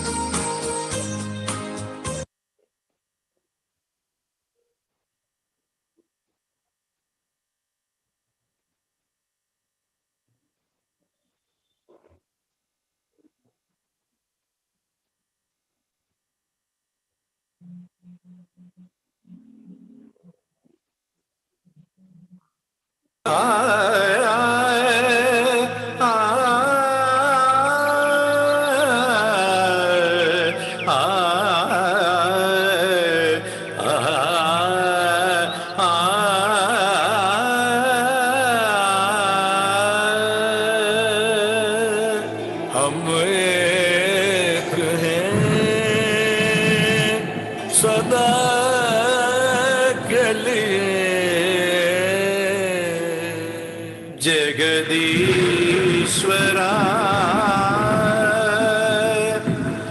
सर्वदा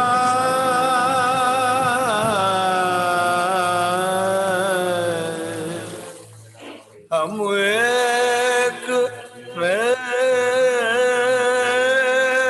खुदा के लिए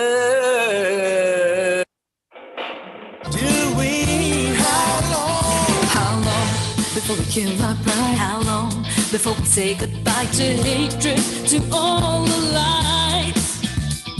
religion, humanity, Peace, love, security. no more human sacrifice. Whoa, whoa, whoa.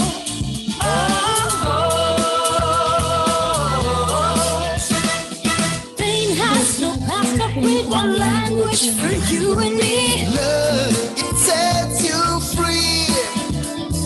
Holds me to hold my hand. Know that you understand. This is the brotherhood of man. Brother kill brother in the world that we live. This is the truth. This is for real. A shot in the dark, my world falls apart. Where do we go from here? Can we change our destiny? Can't we bridge boundaries For all our sons and daughters. Then why do we close our eyes? Why do we criticize? Ahimsa beyond all borders. Now is the time we must unite. This is the cry of our motherland. Give all you've got. Give peace a chance. We stand together as one.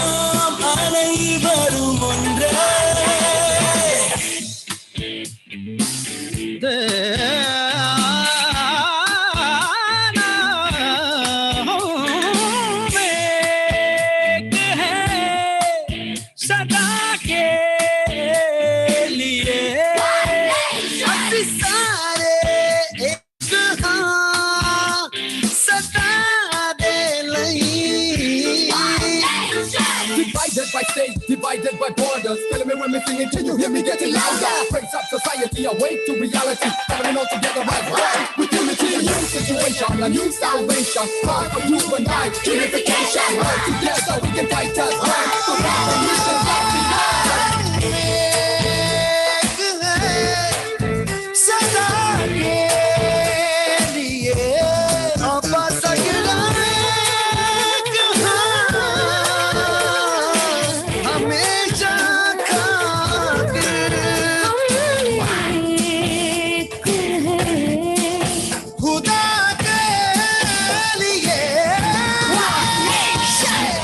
kill brother in the world that we live. This is the truth, this has to change. Give it all you got, you gotta give it all you got, you gotta give it all. You gotta make the change. Now is the time we must unite. This is the cry of our motherland. Give all you got. Give peace a chance. We stand together as one.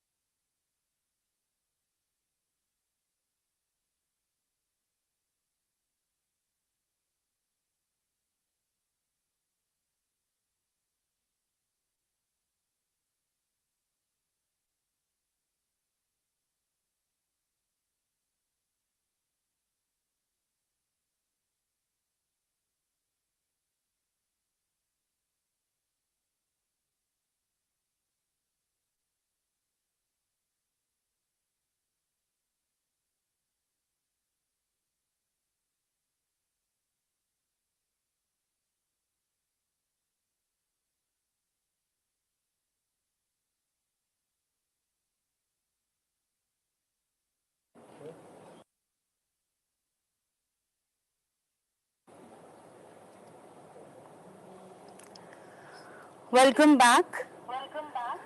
Hope you all must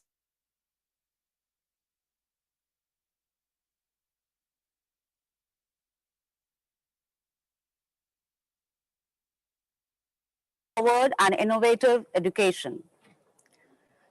For some, it is a privilege. For others, it's a right. The difference between darkness and a failure that is bright. Some will think a burden, where others see it as a gift. The key to moving forward and to give your life a lift. If school is not your calling, look beyond its doors. The world can be a teacher. Many adventures are in store. As long as you are learning, you are educating, and you grow, that will lead to contributions as you share the things you know. Ladies and gentlemen, Global Education and Training Institute, Getty, was built on the foundation of several EdLeadership international conferences. Getty believes in transforming professional learning for teachers and education leaders. It is emerging as India's premier training institute for in-service and pre-service teachers. At Global Education and Training Institute, we very strongly believe and recommend that training sessions hold a paramount significance to have an effective classroom management skills. Here we come up with the Getty Anthem, which will give you an insight into the entire belief of Getty.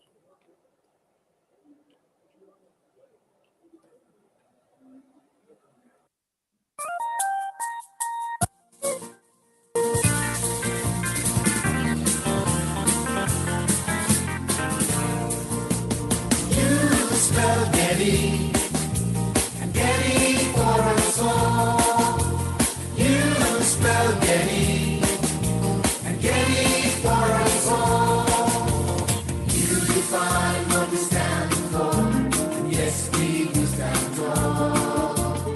You define what we stand for, and yes, we do stand tall. You spell Getty.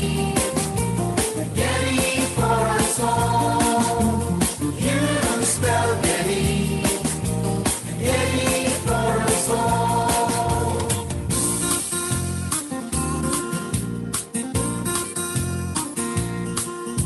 We're teaching the world how to fly, to reach up to newer heights, bringing forth the beauty light from cuckoo to butterfly. This is how you are, my friend, and much more than words to say. Your imagination with a zealous, 'tis a delight to behold. You spell Getty, Getty for us all. You spell Getty, Getty for us all.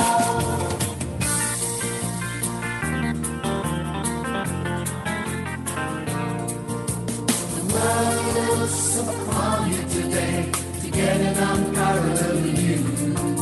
You have a competitor within yourself who strives for a better you. A metamorphosis is vocation needs to one way.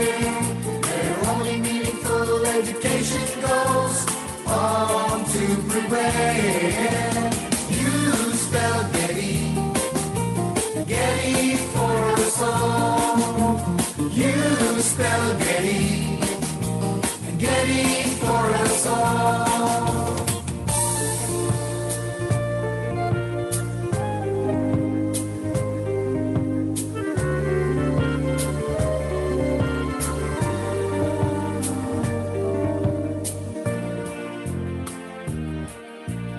You've made a difference in the world of education, to one and all people from every nation. A light of knowledge which is ever burning, giving a better information to the students of this generation, giving a better definition to the students of this generation. You spell Getty, Getty for us all. You spell Getty, Getty for us all. You define what we stand for. Yes, we do stand tall. You define what we stand for. Yes, we do stand tall.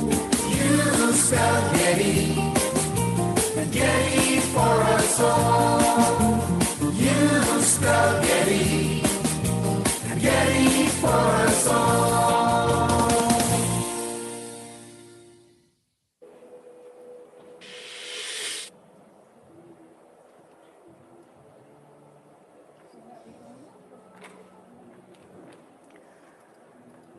Ladies and gentlemen, before we begin the fourth roundtable, a request to all of you to please stay on mute and get all your queries answered through the chat box. We request you to sit throughout the roundtable as it would last around 1.5 or 2 hours. All our participants are requested to switch on the videos and keep themselves on mute. We shall be needing your participation during the course of the entire roundtable and would appreciate that. With that, I would like to introduce you all to the chairperson of the fourth roundtable, Ms. Deepa Garg, who is in charge of New Era Senior Secondary School. She is the coordinator at the school and has been working there since last 20 years. She has organized numerous workshops, seminars on school leadership, classroom management, curriculum development, innovative practices in education, coding, and art development, professional development, recipient of the Global Teacher Accreditation Award from Cambridge Foundation, UK, finalist at the Education Prize 2015, Harnessing Innovation, at the Global Education and the Leadership Foundation, Delhi. Over to you, Deepa ma'am. Thank you so much, Sushmita ma'am. The fact that we are having a conference of such a magnitude online affirms my faith that we all are inspired educators here who have embraced the change wholeheartedly. Well, that's the power of change, of raring to do things differently, even in the face of adversity. Hello, everyone. Namaskar.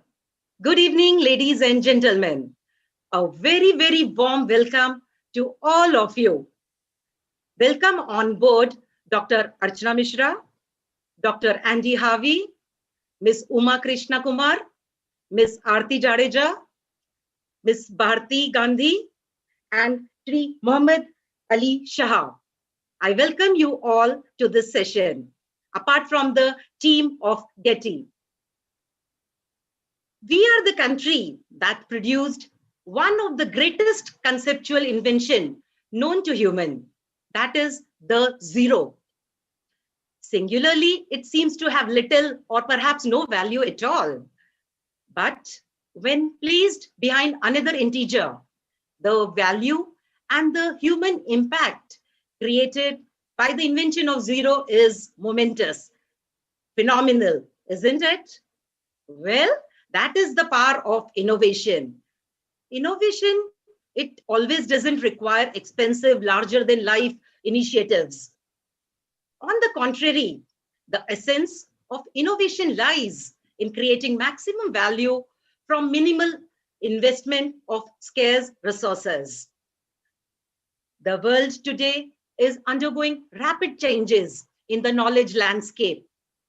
Education must move towards less content and more towards learning about how to think critically and solve problems, how to be creative and multidisciplinary, how to innovate and generate out-of-box ideas, absorb new materials in novel and changing fields.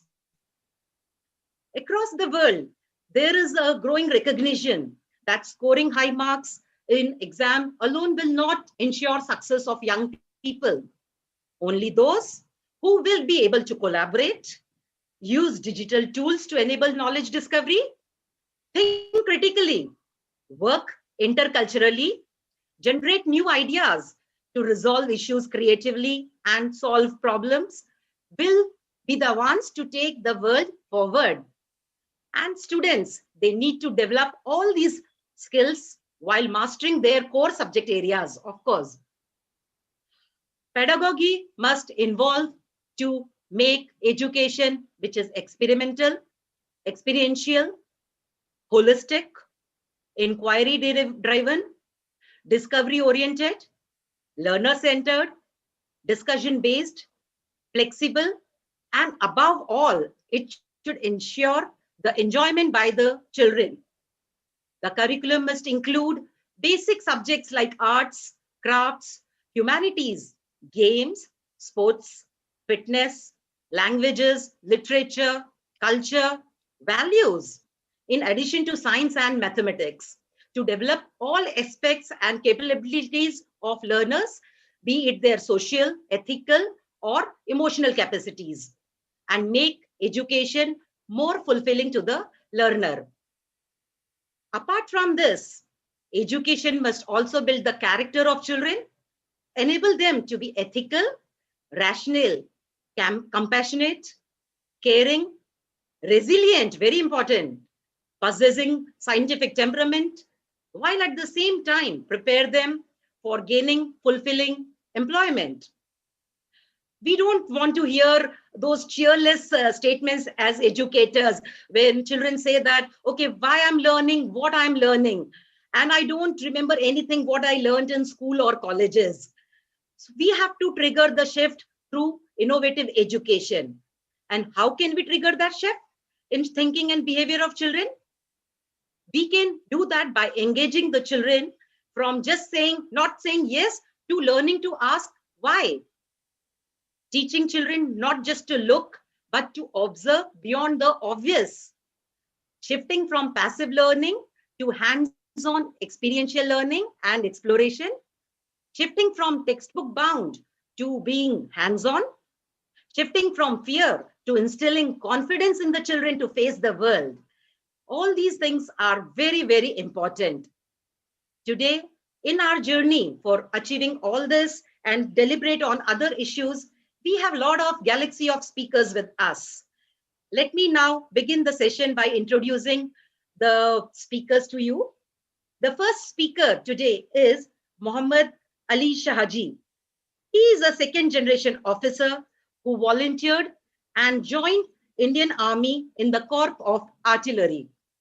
He was posted along the line of control, Indo-Pak border. He saw active service and operation posted in the Assam Rifles in the northeastern part of country. He was awarded a commendation card for his meritorious service to the nation.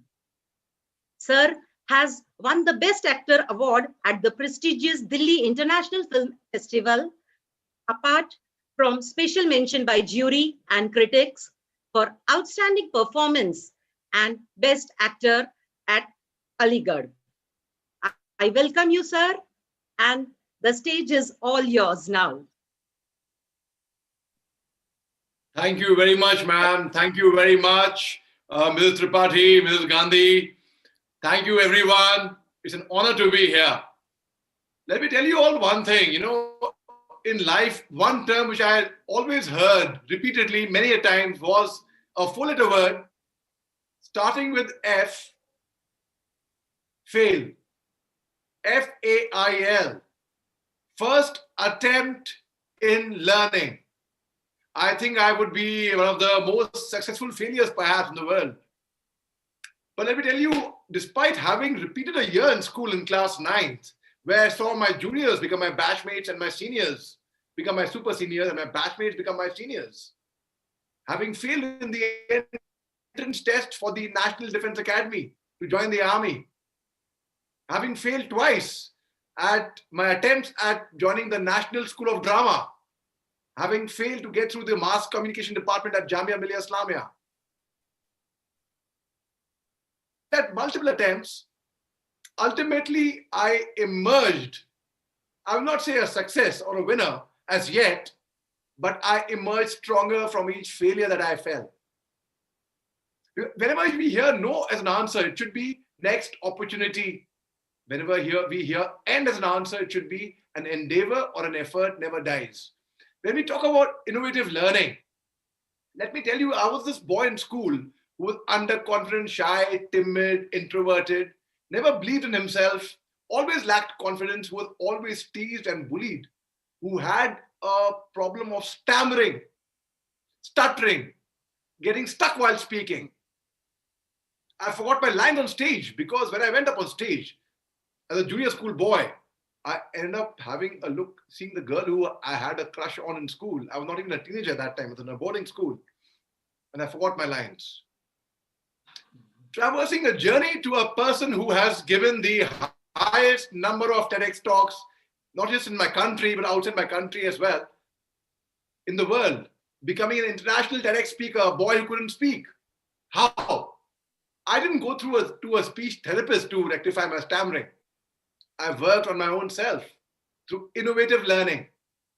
I went back to my alma mater, to my school, where I forgot my line on stage, to direct the founders play.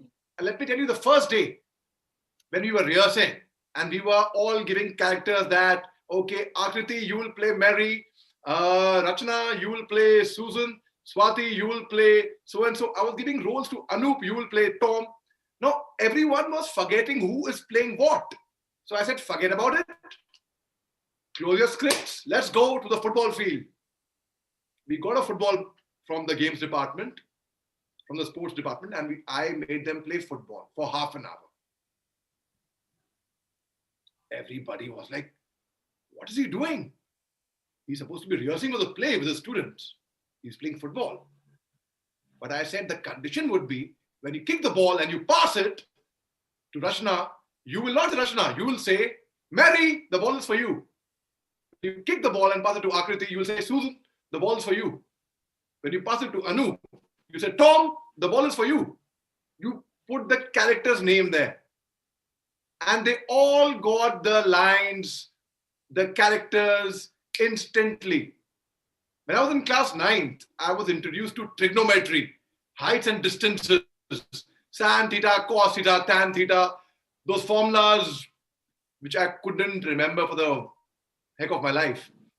But I really wish my teacher had taken me under a bridge which was under construction and shown us the various angles over there. See this angle, and this will help you in measuring heights and distances later on in life. In class 9, we just mugged up the formulas and gave the test, vomited it out and forgot about it. When I joined the army, the regiment of artillery, in the regiment of artillery, as we all know, the big guns, the range of our guns was 17 kilometers, 800 meters, 17. So now we had to calculate the height and the distance as to where we would fire being in the army. It would come handy then, but we did not pay any emphasis on it that time. Now there are two things.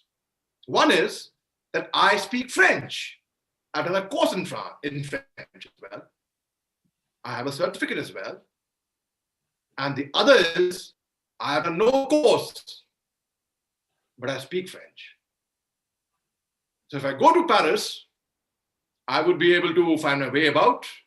With a certificate, what do? I don't speak French, but I have a certificate. But now I don't have any certificate, but I go there, say, bonjour, comment allez-vous, and I find my way about, which is better. Even better would be, I have the ability, I have the skill, I have the knowledge, and I also have a certificate to back me up with that. So I will not just go to Paris, I will end up finding a job over there as well. Innovative learning also reminds me of a very good letter which I read in school. This letter was written by the 16th President of the United States of America, President Abraham Lincoln. Just yesterday we had Joe Biden taking over.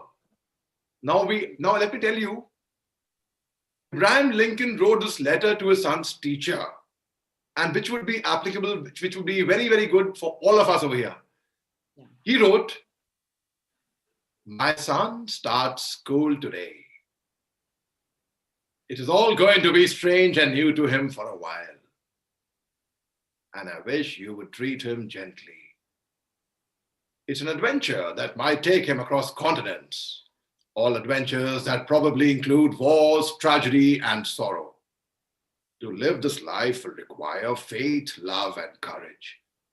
So, dear teacher, will you please take him by his hand and teach him things he will have to know? Teaching him, but gently if you can. Teach him that for every enemy, there is a friend. He will have to know that all men are not just, all men are not true. But teach him also that for every scoundrel, there is a hero. For every crooked politician, there is a dedicated leader. Teach him that 10 cents earned is of far more value than $1 found. In school, teacher, it is far more honorable to fail than to cheat. Teach him how to gracefully lose and to enjoy winning when he does win. Teach him to be gentle with people, tough with tough people. Steer him away from envy if you can, and teach him the secret of quiet laughter. Teach him how to laugh when he's sad. Teach him there's no shame in tears. Teach him there can be glory in failure and despair in success. Teach him to scoff at cynics. Teach him the wonder of books, but also give him quiet time to ponder about the extreme mysteries of birds in the sky, bees in the sun, and flowers on a green hill. Teach him to have faith in his own ideas, even if everyone tells him they're wrong. Teach him to listen to everyone, but also to filter all that he hears on a screen of truth and take only the good that comes through. Or try to give my son the strength not to follow the crowd when everyone else is doing it. Teach him to sell his talent and brains to the highest bidder, but never to put a price tag on his heart and soul. Let him have the courage to be impatient. Let him have the patience to be brave. Teach him to have sublime faith in himself, because only then he will always have sublime faith in mankind, in God. This is the order, teacher, but see what best you can do. He is such a nice little boy. And he is my son. This is what Abraham Lincoln wrote then. Imagine the vision. He wasn't talking about literacy, that educate him, give him a degree in school. No, he wanted his son to learn these things.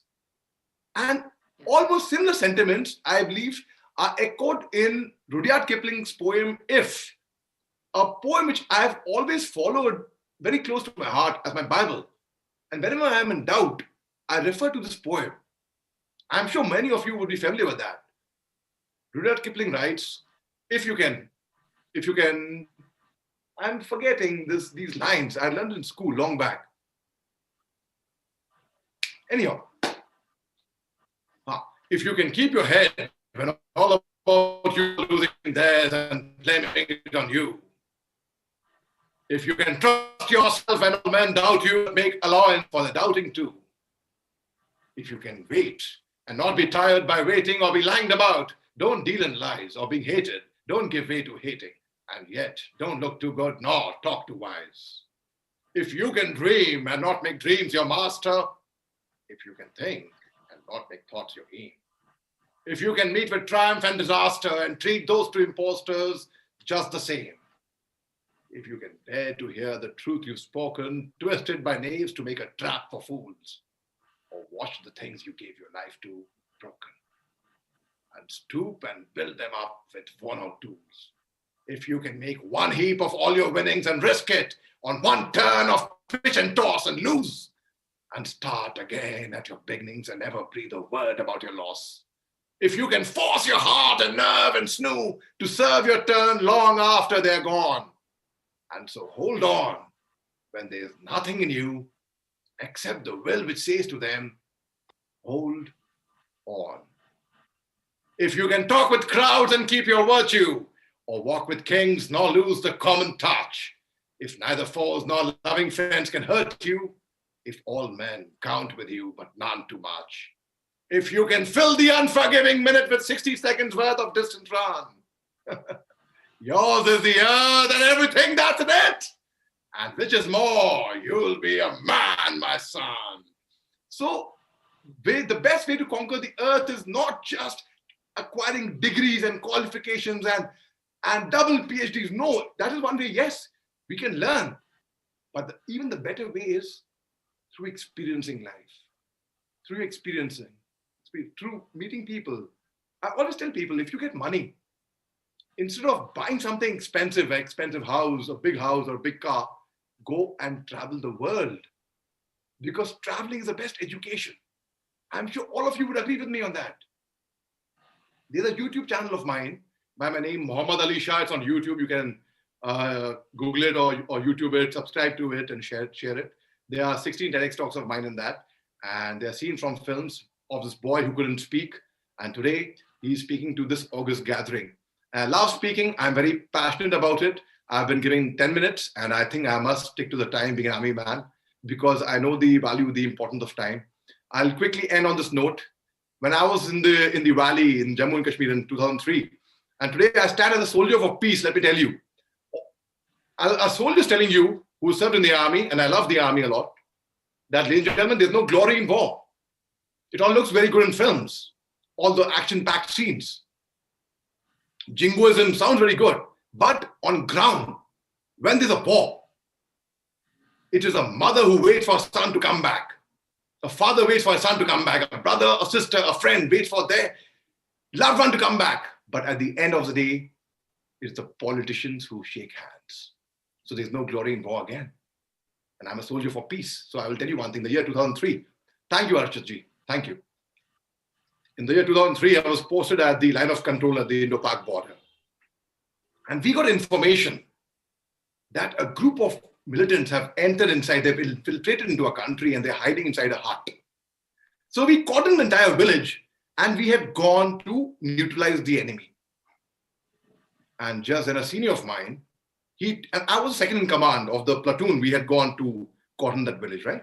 The senior of mine told me that, the enemy, the militants are hiding inside that hut and I will go inside there all alone. No one is going to follow me. No one is going to come behind me. I said, no, sir, I'll come with you. No. If something happens to me, you will be in charge of the troops. He goes inside the hut all alone. Within seconds, we heard fireworks inside the hut. All that we heard. And we did not know what's going to happen now. And the young captain, I was a lieutenant at that time, comes out of the hut saying, I have neutralized the target and we are safe now. We go back to the officers' mess at night and the pleasure of drinking one cold glass of water, where it was already snowing that time, was unimaginable. It was boiled water, but which had almost frozen. And then he told me the entire experience. He said, Ali, when I entered the hut, the militant had come face to face with me. There was only 1 meter difference and a 1 meter distance between him and me. And my eyes were at him, his eyes were at me. We were pointing a weapon at each other. It was that split second. Who will pull the trigger first? And whoever pulls the trigger first lives to tell the tale. My reflexes were better. I pulled the trigger first. And here I am having dinner with you and telling you the entire incident that happens. That's when I realized the value of a split second. Ladies and gentlemen, unless and until we are punctual in life, unless and until we are disciplined, unless and until we have integrity and honesty and we are true to ourselves, we cannot make anybody true to their own selves. And I commend each and every one of you, you're doing a fabulous job in making the world a better place to live in. Thank you very much. I request for your prayers upon me. Thank you very much. Thank you so much. Thank you so much. A big salute to Major Muhammad Ali Shah for that fantastic speech. We can see the vision in your eyes, the indomitable enthusiasm, focused communication, and the heartfelt sincerity. And definitely a lot of takeaways from your speech, sir. Definitely in the innovative education that we have been talking about. We have to prepare our children in such a way that they are able to face any situations. So thank you so much for that wonderful speech. Now moving further, I have been given the task of introducing you all to another personality whose experience in the field of education is more than my age. So I'm feeling that I'm really not the right person, but still let me give it a try to introduce you all to none other than Srimati Bharti Gandhi. Well, Dr. Bharti Gandhi name has become synonymous with City Montessori School, world's largest school. She is the founder director of CMS. Her sincere devotion towards education of children, training of teachers, upliftment of women, eradication of social evils is recognized everywhere. And she is respected by everyone for the same. Dr. Bharti is quite an original thinker, and CMS has greatly benefited from her hard and dedicated services. Her innovative ideas and fresh thinking on education has influenced not only CMS, but many schools nationally and internationally. Dr. Bharti Gandhi's life has been one of dedication, for working for the women's welfare, and she continues this task undeterred by any obstacles. She has a tremendous zeal for life. Even after 53 years of service to CMS as its founder director, she spares no efforts to make constant improvement in CMS by providing her wholesome inputs. We welcome you, ma'am. It's our privilege to have you on this show. The stage is all yours, ma'am. Thank you. My dear chairman, chairperson ma'am. rather, and Yes, ma'am. all the intellectual teachers of the world, intellectuals. I am an old-fashioned person. I come when, when this Azadi was brought about, I was 13 years old. So I know I could not get that wonderful education which we have been providing to our students now. But still, I have understood one thing which you will agree with me. That is, among the greatest of all the great services which a man can possibly render to Almighty God is what? Education of children, building their character, and inculcating in their tender hearts the love of God. So, my dear friends, we ourselves come to a community where we really praise ourselves. That is what? Greatest of the great services is your service. Teacher service, not DM service, not Prime Minister service, not whatever you think, judge service.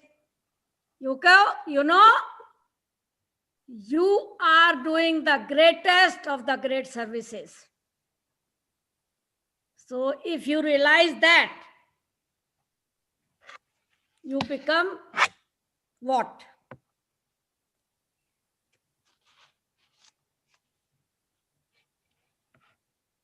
What station do you have? Everybody regards you. And I tell you another thing, that is, among all the sciences, medical science is the highest science,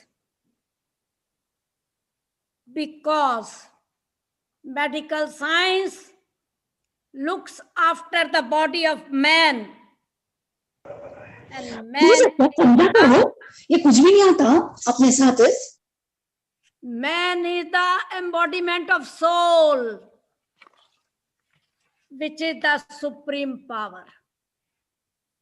So, even there was an essay in high school once. Whom do you think has a better job of a teacher or a doctor? So there was a competition. What do you think was the answer? Teacher. Answer was Teacher. the teacher, because teacher makes the Doctors. doctors. True. Okay. So teacher should rise to this high station. True. Everywhere in India, they respect teacher. We may be anything in his house, second class citizen, nobody, but no sooner we come to school, we are Brahma, Vishnu, Mahesh.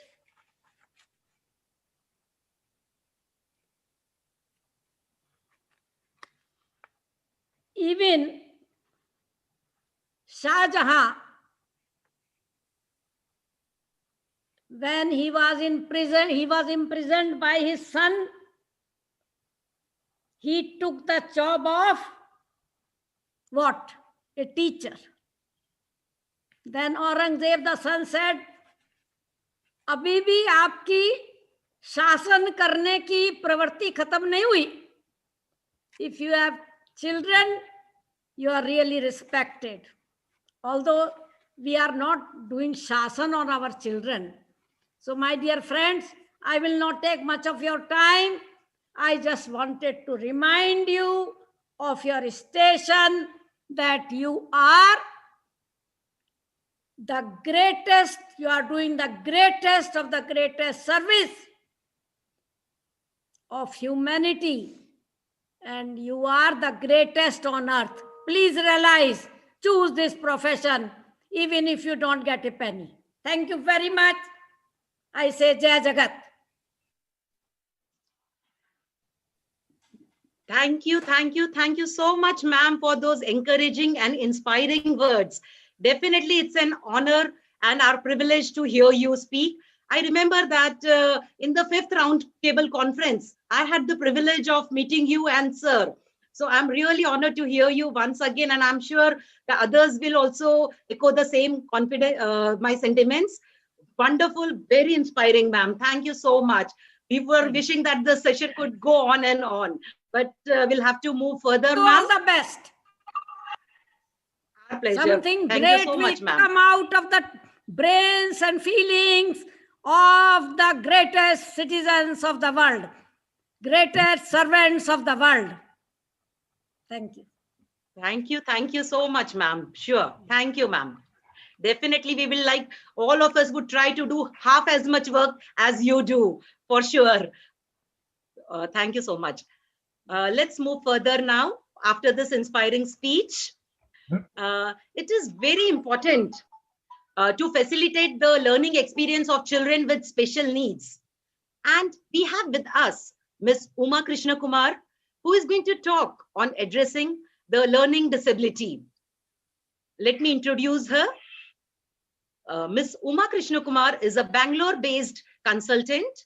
She is a teacher with over 20 years of experience handling various classes of ICSE, CBSE, and state syllabus in India and abroad. She is also the RCI certified special educator. Her expertise include identifying children with special disabilities and helping them cope with the normal stream of education.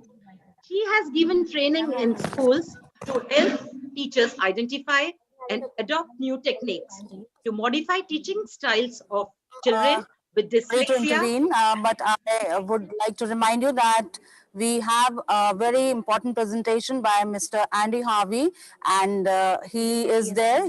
Yeah, because he has some time constraint. He has to leave early, so we would like to have his presentation immediately.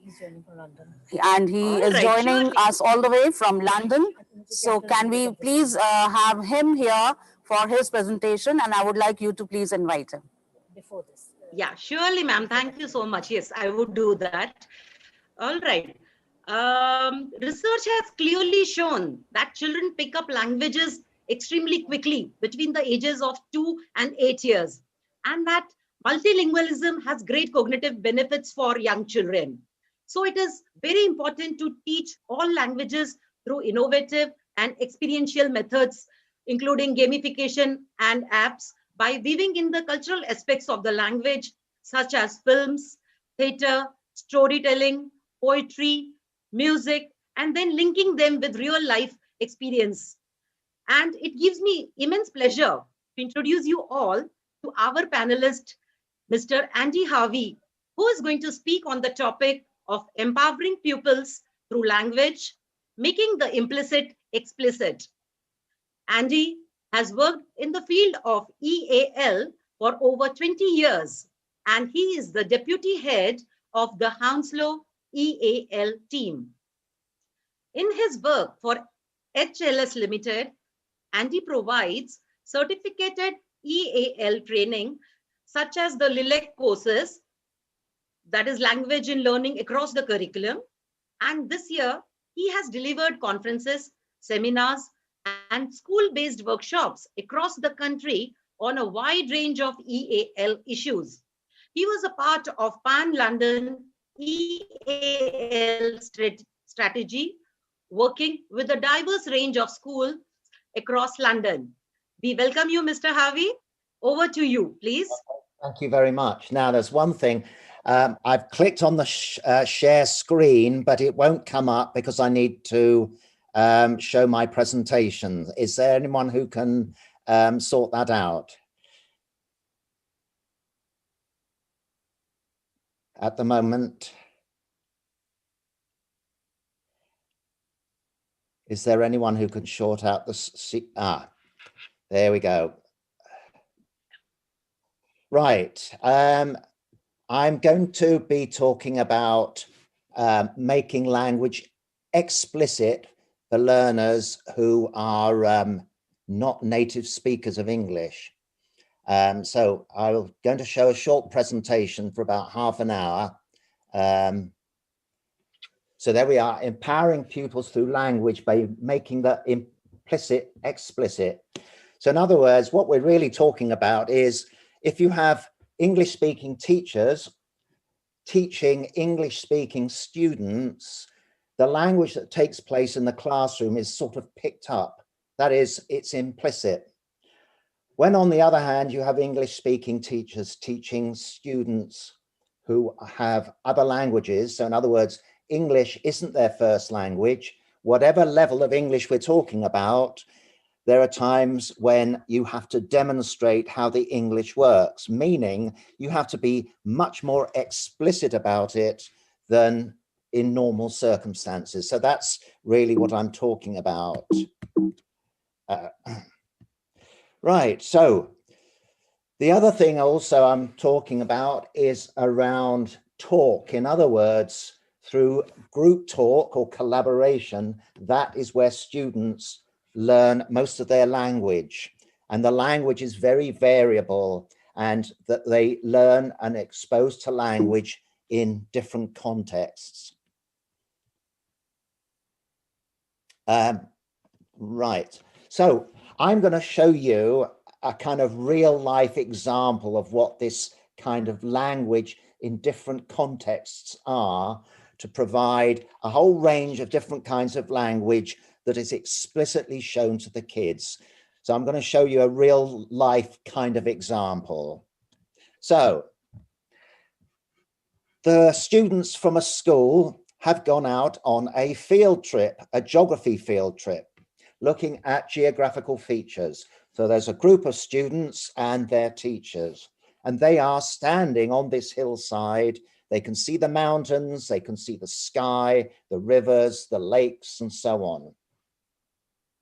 There we are, there's a picture of the group that come on their trip.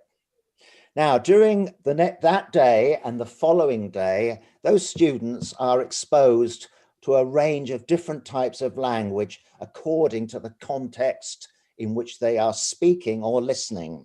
So, for example, the teachers ask them to talk to each other about what they can see. And that's an example of the sort of language that you would get. And we call that informal talk. In other words, when children are in group and they're talking to each other, they use informal language, whatever the subject matter is. So it's very important for them to do that. But that's not the only kind of language, because when the students go home, here's an example of a student who has emailed a friend who wasn't on the trip, and the student has written that on their computer. We're in the Lake District at the moment, fantastic scenery, but the weather's horrible. Yes, it's raining. Now, although that's written, that is not written language. It's actually spoken language. And many students who are not native English speakers, when they write about history and geography, that is often what they do, because that's the level of English that they're working at. And it's an important level that they express themselves in any way they can, but it is spoken language which is written down. Next is the next scenario. The teacher then calls them over. Listen, class, I want to show you something. Now, typically when teachers speak to students, they mix their language up. So one moment they're talking informally. Come on, over here, listen to me. I want to point some things out. And then the teacher starts using book language. Across the river, you'll see a typical example of the effects of erosion. So in other words, the students who are language learners, so they're not native English speakers, one moment they're listening to informal language they understand, and the teacher switches to book language, which they may or may not understand, but they need to be able to do that. The last example is when the students go to school the next day, the teachers ask them to do a piece of writing about geographical features, and they start their writing like you can see there. That is very formal academic writing, and it could have been written or it could be spoken.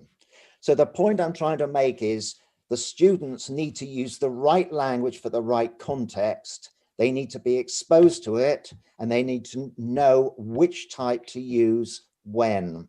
So this is really what we're talking about, empowering learners through language.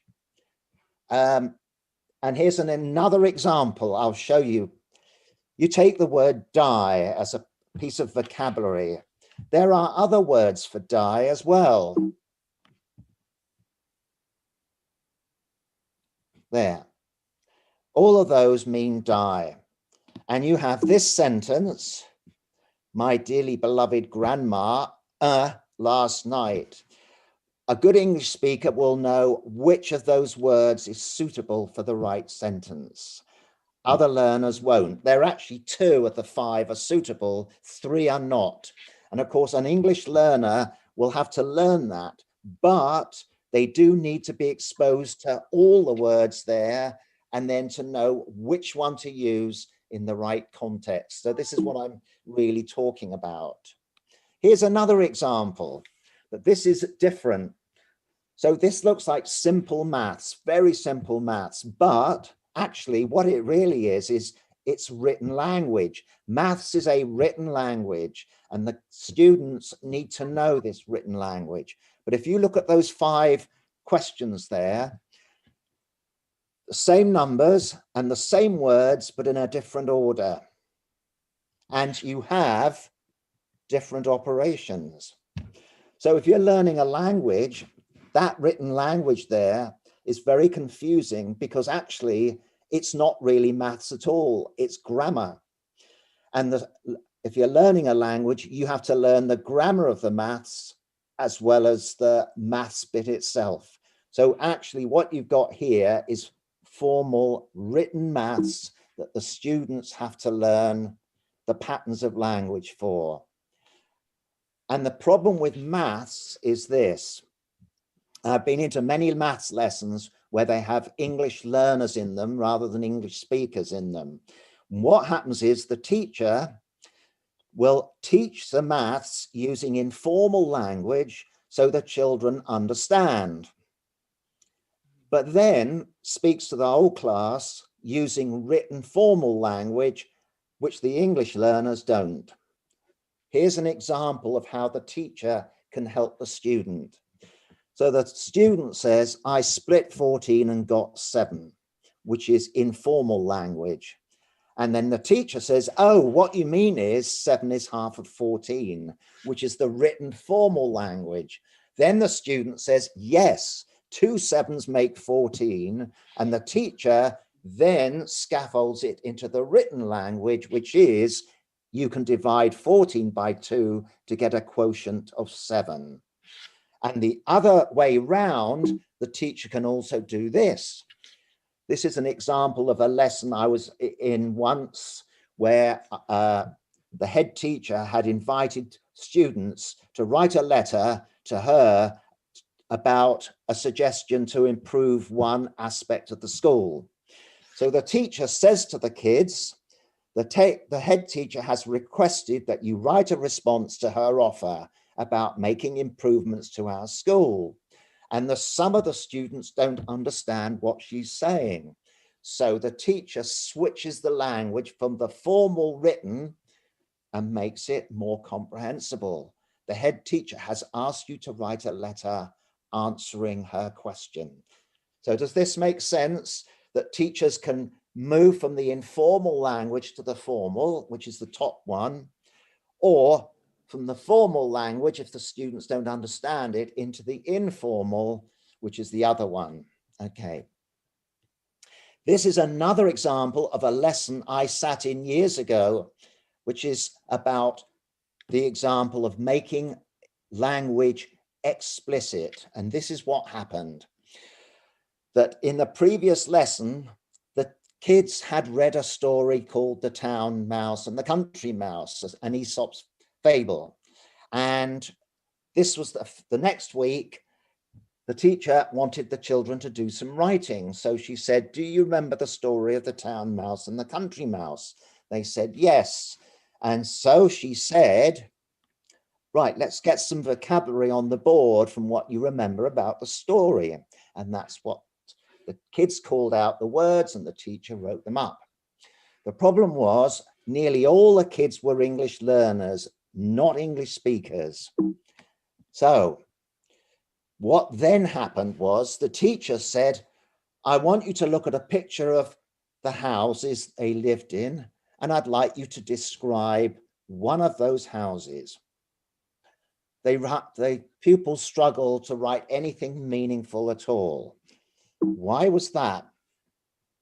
The problem is that writing about houses is a very typical, it's a certain kind of writing. What in fact does describing a house sound like and look like? There's a particular feature to that kind of writing. You can't just do it by looking at a picture. So the teacher then read a description of a house and gave the kids the following headings: type, materials, front door, rooms, garden, and view. And then read the text. And then they put some answers underneath. So you've got bungalow, red brick, green, 2 bedrooms, kitchen, living room, large garden with apple tree, view of the river. And then the teacher modeled some sentences so the kids could actually do the formal writing. And then the kids got back together in groups and talked about it, chose one of the houses in the original story, but using the explicit language that you can see there, and redid their descriptions. And this time, their description sounded very similar to the one that was read to them. So that's really what I'm meaning by making the language explicit. I'm just going to give you 2 or 3 more examples, which I use in training, but obviously with the time, you can't do them, but I'll show you how they're done. So listening, reading, and doing, which is what happens in the classroom. So I'm going to give you 2 quick examples of listening to a text and also to do with reading. So listening. One of the things I always mention to teachers when I do training is don't just read a text and get the kids to listen. They must always listen and do something. So I'm going to show you an example.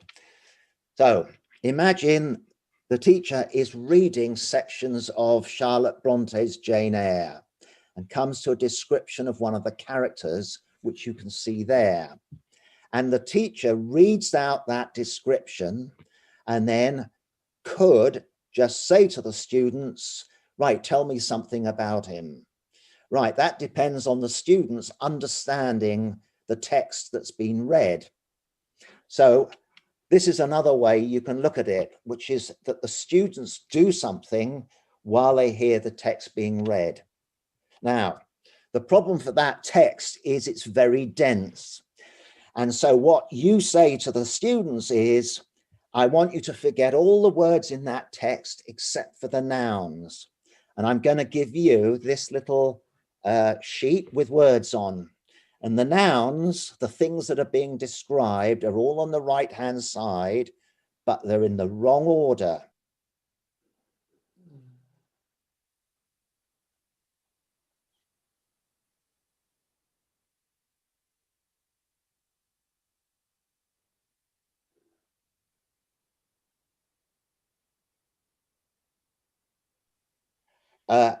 You then read the text out and you number the words hair, nose, mouth in the order in which they heard them. So up to now, the students have only focused on the nouns, which means they now know what this text's about. It's about his physical features. You then tell the students, yeah, I'm going to read the text again. And this time, when you hear it, listen to the adjectives.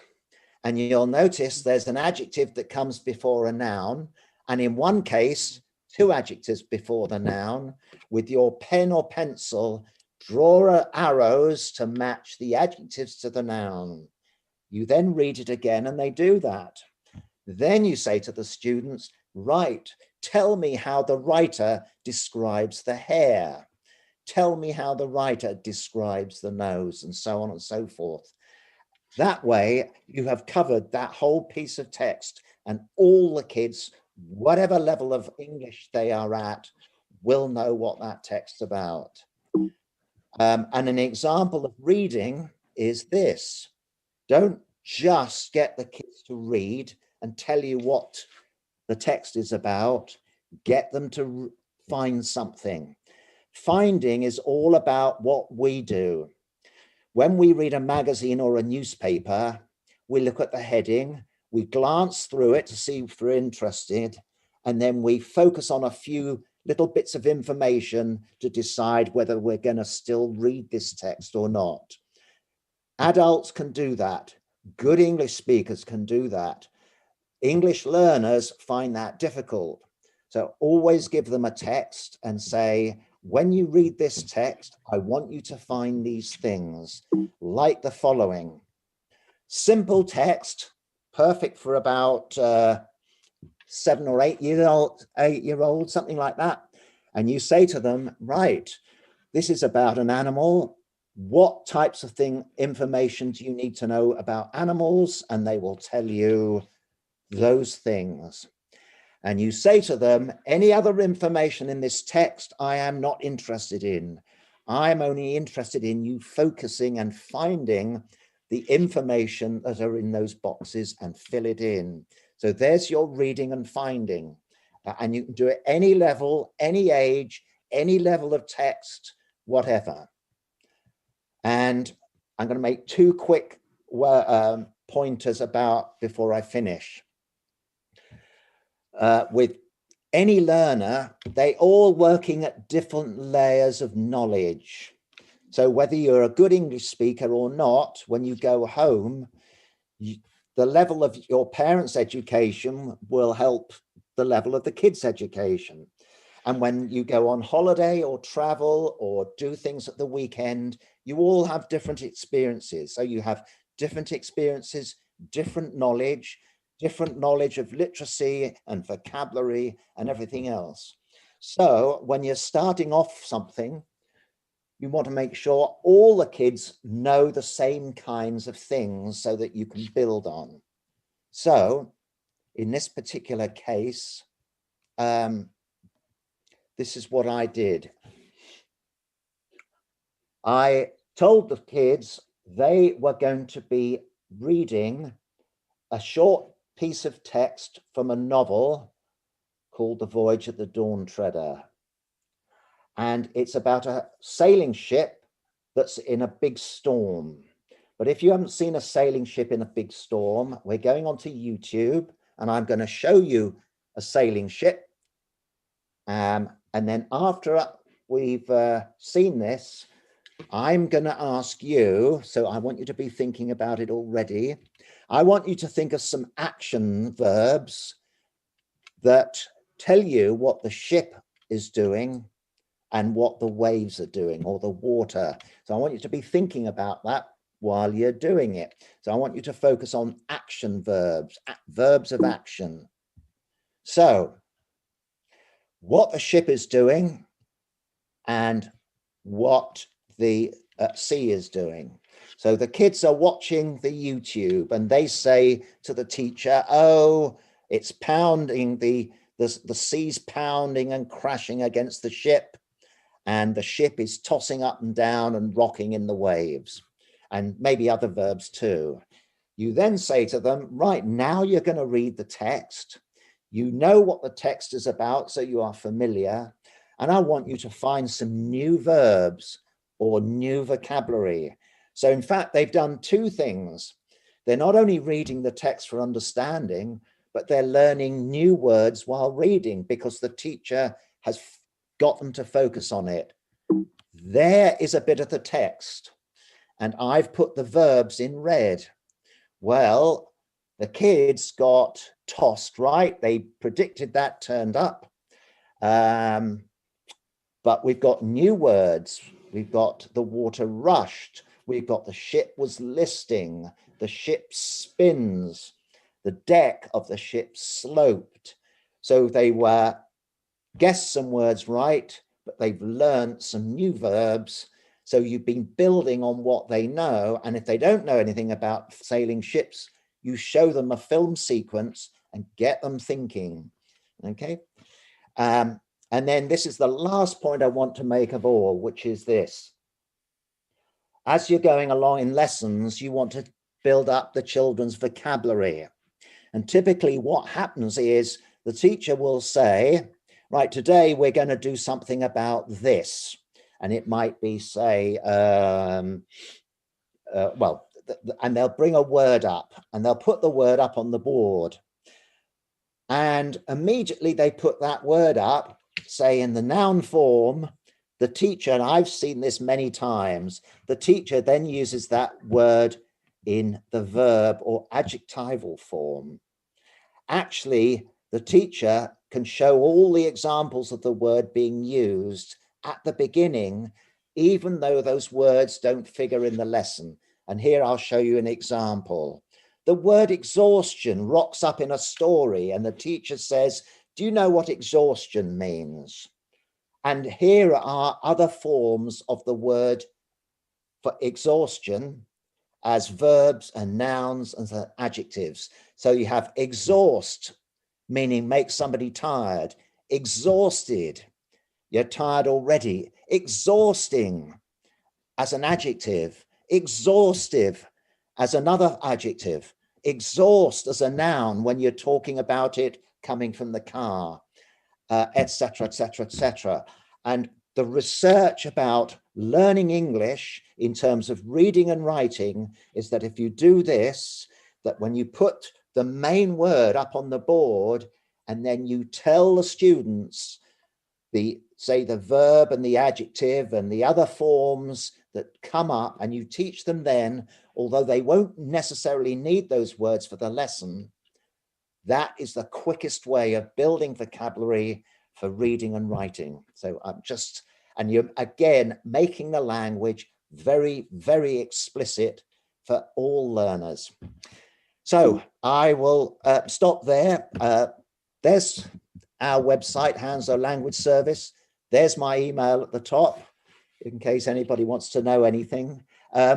So there's the end of my short presentation. So I will leave you with that. I don't know if there's anybody who's got a question. Obviously, I don't know how many audience you've got, but if there's a question I can answer, I can endeavor to do so.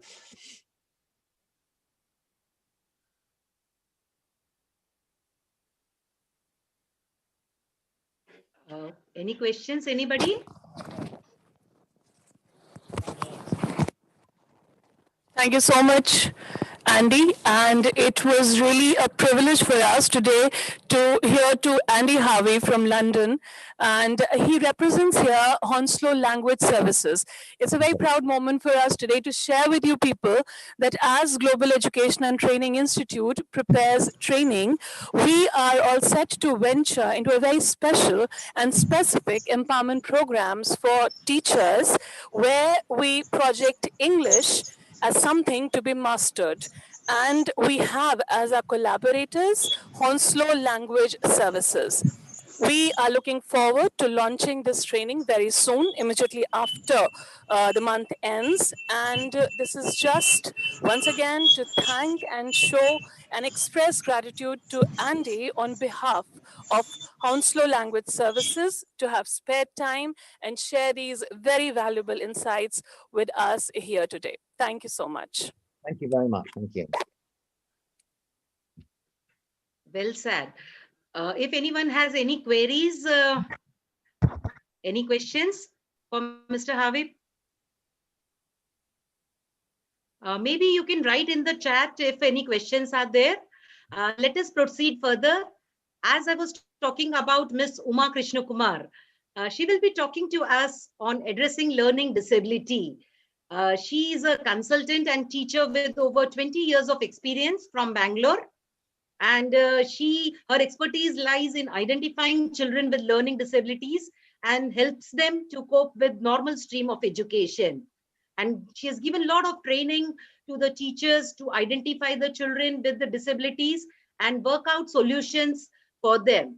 So we welcome you, Mrs. Uma Krishna Kumar. The stage is all yours.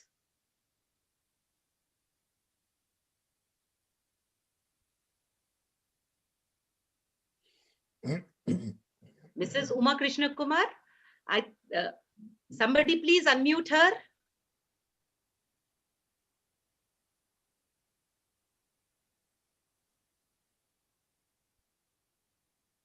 Hello, Yes. are you able to hear me? Continue, ma'am. Yeah. Yeah. Thank you, Deepa. Good evening, everyone. I'm Uma Krishna Kumar, a special educator from Bangalore. I'm also a normal full-stream teacher in inclusive setups. I would like to extend my thanks for the organizers and special thanks to Dr. Sunita Gandhi for giving me an opportunity to be a part of their great vision and mission and share my thoughts. Thank you, ma'am. It is indeed a great privilege and honor. Now for my topic. My slideshow is there on my slides. Deepa? Yeah. Yes, ma'am. Okay. So, learning disability. No other disabling condition affects so many people and yet has such low public profile and low level of understanding as learning disability. So that's the reason we are here talking about it. I understand how we can help children. Next slide, please. No, it's gone to the third. The slide 2 is not this.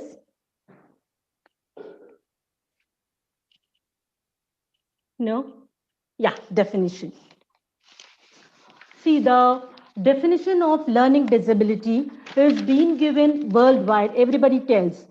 The Rehabilitation Council of India says learning disability as, the DSM-4 says, learning disorders are diagnosed when the individual's achievement on individually administered standard tests in reading, mathematics, or written expression is substantially below that of the expected for age, schooling, and level of intelligence. The learning problems significantly interfere with the academic achievement or activities of daily living. Something, somewhere we feel. Are you able to hear me? Uma ma'am, I think your screen is not shared. Could you please share your screen? How do I do that? I think the screen has not been shared, ma'am. Host has disabled participant screen sharing.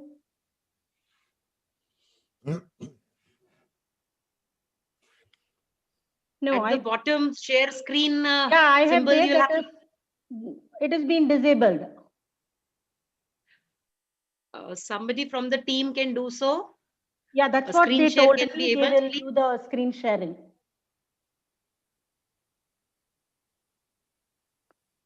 Just one moment. We will just wait. Yes, ma'am. Now it is done. Yes, yes. Yeah, now we thank can you. see the whole screen. Yes, Yeah, very nice. Thank you. Thank you, Deepa. So I was talking about the definition. When we feel that the child is not up to the age mark, we feel that there could be a disability. Now, the DSM-5 says learning disability as a neurological disorder that begins during school age, and sometimes it is not recognized until adulthood. We even see adults who we give them an instruction, they don't follow it. They might be looking at you, but they don't understand and comprehend the way they have to do. So learning disability refers to a ongoing problem is one of the three areas. It could be reading, writing, or math. And these three are the foundation to one's ability to learn. If there is a hampering, if there is a problem in one of the three areas, the individual will show some discrepancy in the way he acts. So now, education is a fundamental right of every child. Programs on universalization of primary education are being carried out worldwide. In India, with the initial efforts of district primary education programs followed by Sarva Shiksha Abhigyan, education has become a priority of the government. There is no doubt about it. We want every child to learn. And now, but there is something which the statistics says. Statistics says number of schools in the country has increased, no doubt about it. Enrollment in primary schools has also increased, no doubt about it. Though the scenario is encouraging, there is dropouts. Between the age groups of 6 to 14, you see the dropouts from the school are many. We don't know what is the reason. The government provides free education, food is given, book is given, and encouragement, but they cannot cope up the stress. So they become dropouts. Children with learning problems in regular schools must be provided optimal support. This will increase their learning efficiency and reduce dropout. So we have to identify why the child is not learning and give the needed help. Next slide. The previous slide. Previous slide. Need to, yeah. So, what is the need to address learning disability? Why it should be addressed? If the child has got a learning disability, they will find difficulty in understanding and producing work. They will not be able to understand what you're telling. And if they don't understand, their work they produce will definitely be not up to the mark. And then that will result to school failure. If the child fails in school, continuously self-esteem, loss of self-esteem is there. Then when there is no self-esteem, the effort will decrease. There will be discouragement at home, at school, among peers, everywhere. The child faces discouragement. And further, there will be school failure. They will fail in school, exams they will not attend, and so on. And finally, they drop out of school. Enough, I'll not go to school, which will lead to unemployment, crime, waywardness. And what is happening? The biggest human resource is wasted. The human resource is not made useful. So that is why learning disability had to be addressed. A learning problem may engender feeling of anxiety, inadequacy, and shame, leading to behavioral disturbances in children of school age. When I would like to share certain, when I was a board exam teacher, you will see that there will be some children will fail. And the saddest part of anybody is if a child takes the extreme step. So if the learning disability is addressed and the child is given way to enhance the learning style, you will not have lost a human resource. So NIMHANS Bangalore gives us a statistics that more than 75% of children with learning disability has comorbid psychological disorder. More than 30% has internalizing disorders such as anxiety, depression, etc. And about 25% have externalizing disorders such as ADHD, attention deficit hyperactive disorder. We hear this term very often among parents, teachers. The child is hyperactive, and oppositional defiant disorders, conduct disorders, and all those things. And there is a statistics which says that if you look into the people who cry juvenile crime, many of them or major percentage of them have got learning disability. That is why they go into this unwanted behavior. Early diagnosis and intervention to children with LD makes a substantial improvement in self-confidence and social competency. So we need to take up school dropouts seriously. We have to do something about them, and something measurable and productive should be done to accommodate them. A few regular schools have established resource rooms. We have heard about in countries outside India, resource rooms are there for children to cope up their study. And in India also, the many schools have got it. There are a few voluntary organizations which offer training and education in this field. However, considering the magnitude of the problem, the facilities should be increased, organizing periodic in-service training for regular teachers. The teachers, the B.Ed stream should include learning disability as a chapter, and the teachers must be given training in that. On education of such children, the interface between regular education and special education should ideally lead to acquiring common basic competencies and skill to work together. What is the reason? Children should have better, enjoyable reading experience. That is what everyone wants it. Next slide. Next slide. Types of learning disability. There are 4 major types of learning disability. The first one is dysphasia, dyslexia, dysgraphia, dyscalculia. The names are name says that there is some DYS, there is some discrepancy. When I say dysphasia, speech and language disorder, where what happens is the child's articulation is not proper. There's a lot of mumbling.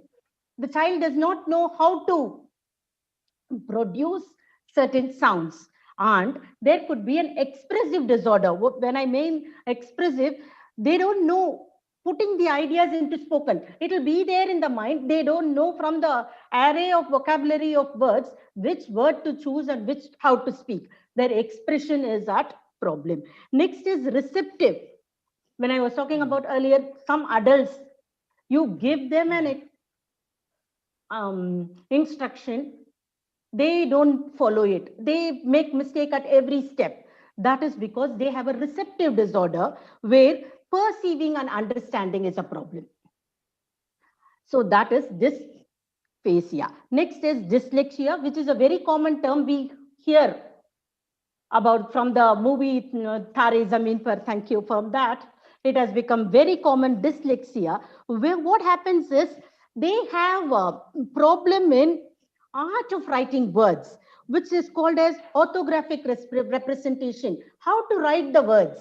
So that's why they say that They also see a combination of letters, but cannot perceive the correct order. When the word cat is there, they know they all C-A-T is to be written for that. They don't know what order they have to put that.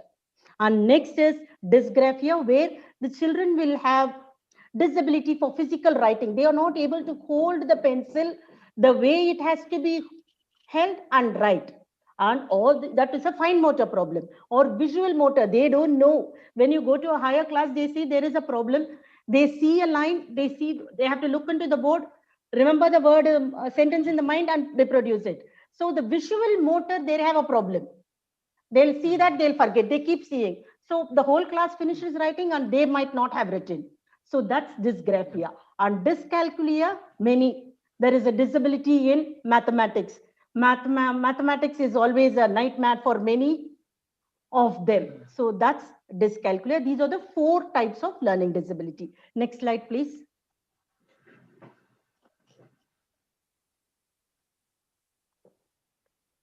So incidence and magnitude of the problem. How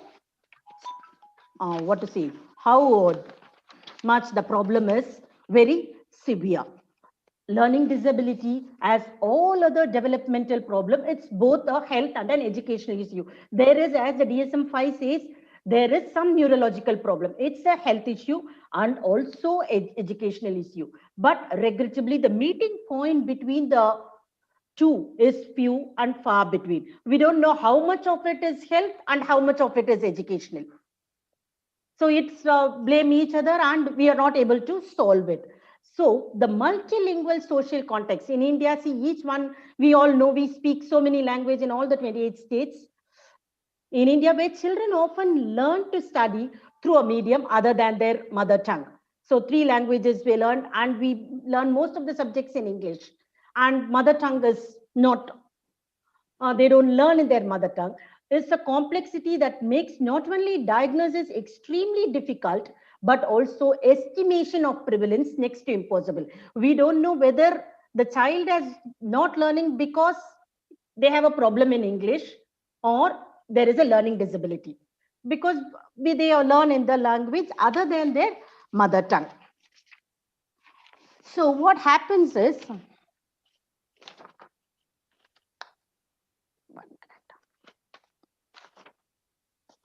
so this learning disability, we call it as a spectrum of difficulties.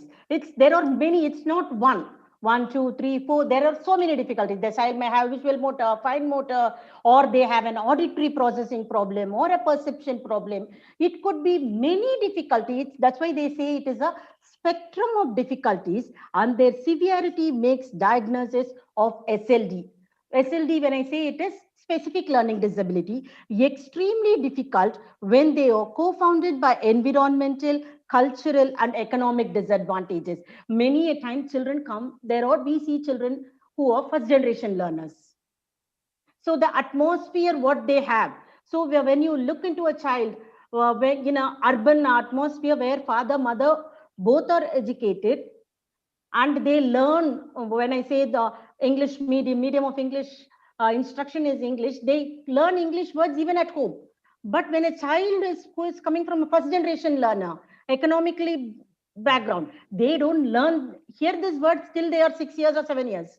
Their first stage of schooling itself, it starts later. It is difficult to know the true prevalence of SLD. High quality classroom, instructions in a way to meet many of the educational needs of individuals with LD. So we have to have instructions which will cater to the needs of all groups of people. And sometimes what happens is, if the child is LD, certain times instructions have to be tailor-made for them. Make instructions, when you attend the class for some time, we will know that child X or child Y has got some, you have to tell the instruction a little more slowly, clearly, or more than once. So like that, you have to tailor make instructions so that we don't need to wait for a full emotional problem later. So that is where is the catch. The teacher identifying a student who has a problem at the initial levels, early intervention. and make necessary connection and try to keep the child in the group with the others so that there will be no dropout. So learning problems in a child may be due to there is mild mental retardation. We, instead of labeling the child and telling the child doesn't fit in the regular stream, we will tailor make a program for a child who has a borderline intelligence, mild mental retardation, some specific learning disability. When the child is not able to write from the board, visual motor problem is there, give an audio tape to the child. Technology is improved now, so that the child will learn here, or make somebody help him dictate slowly to him and write, so that we can address the problem. Cultural and environmental deprivation. The child has not seen all this high funda things for a longer time in life. So that could be the reason, or emotional disturbances. So that could be the reason. Next slide. Next slide, please. So the biggest challenge we have now is we have to prevent it and do the proper intervention. Cause of LD or SLD is not yet known. We do not know why a child is having it. And it could be a genetic factor and brain insult in antenatal. So when the mother is pregnant itself, there could have been some emotional trauma or whatever could have happened, accidents and other things. Or during the natal, when the child is being delivered, if the oxygen supply doesn't go, the baby doesn't cry immediately, or postnatal in the initial days, that could be the reason. But it is not proved. There is no cure for LD. We all know that you can't take up a medicine and say, okay, it's gone. And either through medical or through other measures. However, the difficulties due to LD in the areas of reading, spelling, expression can be managed with timely and appropriate. When I say it cannot be cured, but you can intervene and reduce the intensity of the problem. Rather than making it more, we can make tailor-made programs for them to understand and go along the group. Processing information in the brain is a multipath. Our brain learns from all the senses. It is not that only the looking at the board. It's not that. We learn activity method. There are children who learn through other methods. So the brain also understands other methods. So like the earlier speaker was telling how to identify verb. It was very, it's a multipath method. Like that, some interesting methods. Alternate modes of processing, building language and cognition, or good compensatory strategies, so that the child can learn better. Multisensory teaching, hands-on activity, activity-based teaching. The child learns it as they do it. Preschool intervention like language development, fine motor activities, visual motor activities, adaptations in curriculum. So this could be done only with the help of the government board. We have to see that there are people who make the curriculum, reduce the curriculum for children so that they also win. And there are synthetic and analytic phonics where you can say some children can blend the words if you show them how the words. Certain things are the analytic phonetics. For them, sight reading, give them. Like that, tailor make the program for the children. Children at risk for LD receiving timely help are able to cope much better as they move into the next level of schooling. If you identify them at an early age, they are tender. That's why they say when the bamboo is tender, you can do anything, wonders. So if early intervention is done to them and you give them success, they will definitely move into the next level of schooling. So prevention of the effects of LD involves early identification and intervention of language development. And one next important thing is we have to look into indigenous programs and tools which are available with us, and that will be more beneficial.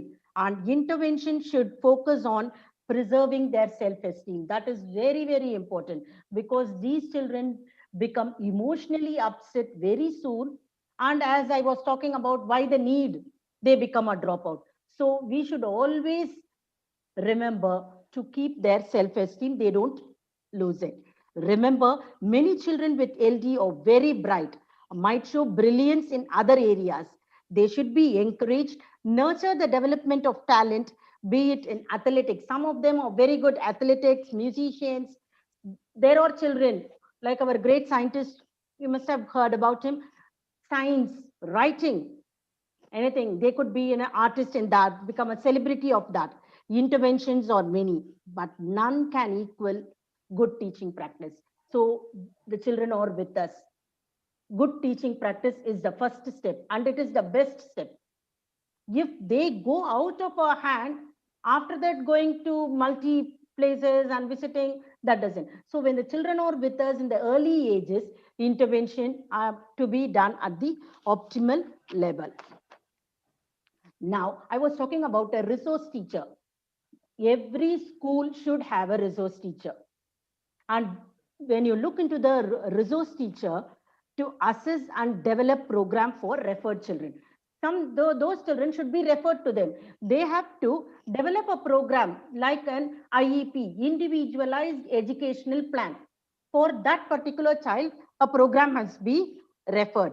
And the resource teacher should provide remedial education to them, and she has to coordinate with the regular class teacher regarding the education program. She has to have a constant touch with the teacher and find out how he is performing in the group with the others, to provide methods, materials which are needed for regular education. She has to, since she has done a special education course, she has to give tips for the regular teacher and to the parent how to tackle the child who is having learning problem, to guide parents on the education of their child having learning problems, to update herself on related government policies. The government is constantly improving their educational policy, and there are open universities, and there are various ways these children also could be educated. So the person should be updated on the government policies and inform school authorities and parents to conduct periodic assessment and modify program. The teacher has to periodically assess the child and see whether she has to change. If one way is not working, she has to find out another way and constantly modify and assess, to be sensitive to the feeling and self-concept of the student. That is very, very important. After all, the child is a child. It's not that when I say a resource teacher, it is not that the child misses all the fun of childhood and keep learning. It's not that. There should be a perfect balance on how the concept of childhood is not lost. Provide appropriate support, service, and guidance. So these are the work of a resource teacher along with a regular teacher and parent. So it is not one person. It's all of the must come together. I remember a proverb, it takes a village to raise a child. Everybody has to join hands. It's not one person who will say the teacher alone. It could not happen. Everybody has to join hands, find out what is the child's strength, and then find out intervention methods. Next slide. Next slide. Yeah. So the urgent requirements. Can you be a little quicker, ma'am, please? Yeah, thank you. Urgent requirements in the, I was given, okay. Time management is also another important skill, yeah. Yeah, thank you. So urgent Yeah, please, requirements in the field of LD. There should be a national policy for learning disabilities, professional and personal specifically trained in the field of LD. They have to come to the forefront and see that these children benefit, create awareness, understand that there is this group of people who are also among us, create awareness among people, introducing genuine language development and phonics as a mandatory part of pre and primary education. So this has to be done. Then non-stigmatizing process, that is the most important. If you give a name to the child as some dull head or whatever thing, that lowers their self-esteem, and they will never come up to the stage and tell something. And offering choice of subjects as well as appropriate accommodation at board level and secondary level, there are certain concessions that are given to some children. That has to be taken, and research should be focused on this. Intervention and assessment tools have to be done for this. Next slide. I'll be faster. So, the Government of India is committed to education for all. Inclusion is the key word. We cannot keep them separate in a separate place and deal. Everybody has to be together. And India's current inclusion is the key word in India's current education policy. We have excellent policies and we need to implement them. I will just tell about a small thing. So it is from the children we must learn. We should listen to them. It is they who will tell us what are their difficulties. And then only we can help them. First of all, go to the level of the child, talk to them and understand what is their difficulties. It is for us teachers, educationalists, policy makers to listen to what the child has to say. Where is the difficulty? Why is the child not understanding? And then we have to do the needful. Let me conclude my words with the words of J. Krishnamurti. The real issue in education is to see that when the child leaves the school, he is well established in goodness, both outwardly and inwardly. That's what is very important. Outwardly, many will learn to dress another thing. Goodness inwardly, that is what is the work of a teacher and school. Thank you. All right. Thank you so much, Mrs. Krishna Kumar, for that informative talk. It is rightly said that if I don't learn the way you teach me the way I learn. Yeah. Very aptly. Yeah, right. So we as educators, we have to come down to their level. We understand that this is a challenge which we all as educators face when we have children with LD in our classes. So a lot of lessons to learn here. Thank you. Thank you so much. Now we move further to our next eminent speaker, who is Miss Aarti Kumari Jadeja, and she's from Bhuj, Gujarat. She is going to talk on the topic, the challenges of an innovative education. Aarti Kumari ji is founder principal of Little Steps Montessori School. She is a special educator and consultant as well. She has specialized in child-centric innovative education with an experience of more than 20 years. She has received awards in Ed Leadership for Innovation in Process since last 4 years consecutively. We welcome you, Aarti Kumari ji. Over to you.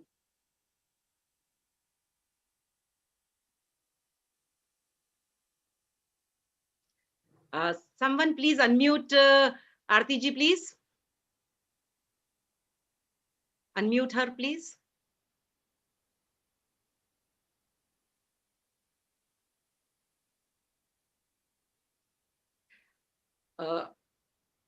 I repeat, yes, I think she's fine. Yeah.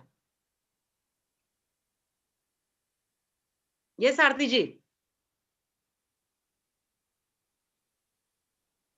We can't hear you, ma'am.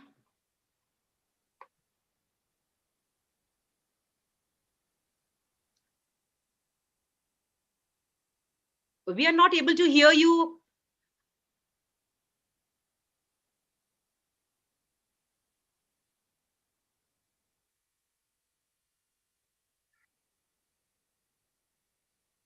I'm not able to hear you, Aarti ji.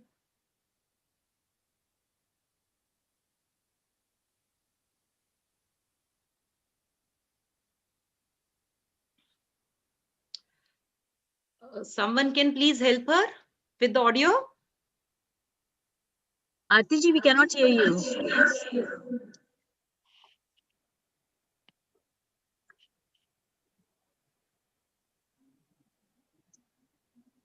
She's been so patient. waited a very long time, and I really would love to hear her. She's totally Yeah. impressive and unbelievable person. Absolutely, I know.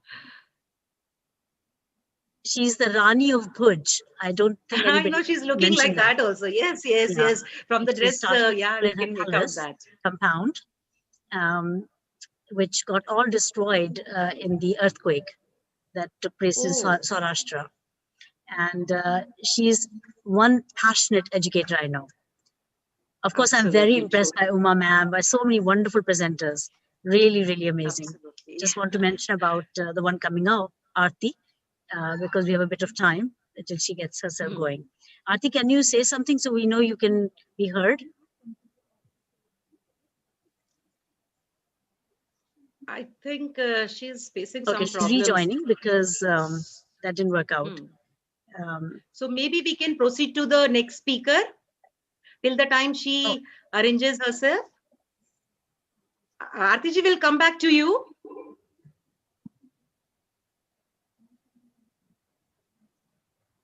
All right. I proceed with the next speaker. I think Aartiji will take some more time. Let me now introduce you all to our next panelist, that is Dr. Archana Mishra from Vadodara. And she has developed some strategies to engage children meaningfully while imparting education innovatively. Dr. Archana Mishra is the principal of Navratna Vidyani Vidyalaya, a prestigious state board school of Vadodara, Gujarat. She is an educationist with 27 years of experience in school education with a doctorate and postgraduate degree in zoology. She has received accolades at various educational platforms and has been recognized for her innovative practices throughout her career. In the year 2010, she was awarded the International Leader in Education Fellowship instituted by the Department of State, USA, to recognize outstanding teachers of the world who have excelled in their fields. We welcome you, Dr. Mishra, and the stage is all yours. Thank you, Deepa ma'am. A very good evening to Dr. Sunita Gandhi, the Getty team, and all the eminent educators and attendees of this session. I would like to share my screen. Okay, now they've taken the other speaker. Can you see my screen? Can somebody tell me if you can see the screen? Not yet, ma'am. Okay.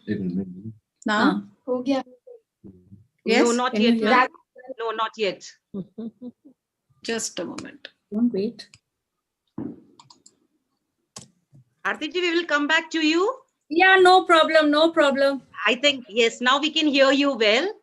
Yeah, okay, good. So yeah, can no my problem. It happens with, yeah, it happens with technology. So This never is the mind. challenge. This is the challenge. Yes, It goes of very well with the presentation. True. So, Yes, Dr. Archana, Mishra, carry we on. can see your screen. You can see my screen now, right? So again, a very good evening. My topic is student engagement, but I have extended it to the influence of the teacher, expanding the influence of the teacher in this field. Student engagement is the product of many elements. So it is a product rather than a sum, because it will not occur if any element is missing. There are many repercussions for schools at every level if they aren't able to properly engage with their students. Especially at a younger age, students who are not engaged, disengaged, are likely to not go for higher studies, or they show behavioral issues, boredom, isolation, poor class attendance, and retention are only a handful of many negative effects that lack in a student who's disengaged. And in a learning environment of this kind, the student does not grow the way we expect the student to grow. Now, this inadvertently schools are doing, and this phenomena is growing day by day. It is important that schools utilize growing technology to find new and innovative methods of engaging with students. Classroom practices should be improved, self-expression should be encouraged, classroom performance should be orchestrated, methods should be designed to inspire motivate, and lead students to carve their own success stories. So, what do students want?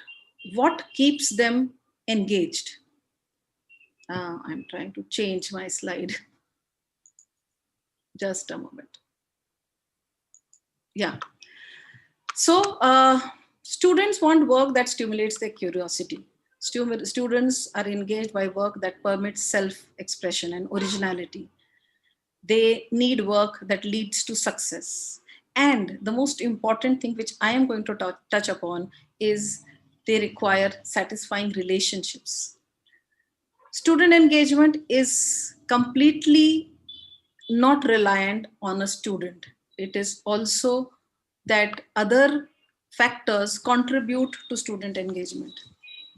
Teacher relationships directly influence student learning, and it is incumbent upon teachers and school administrators to ensure that the impact of teacher collaboration is given due importance in the regular teaching learning process.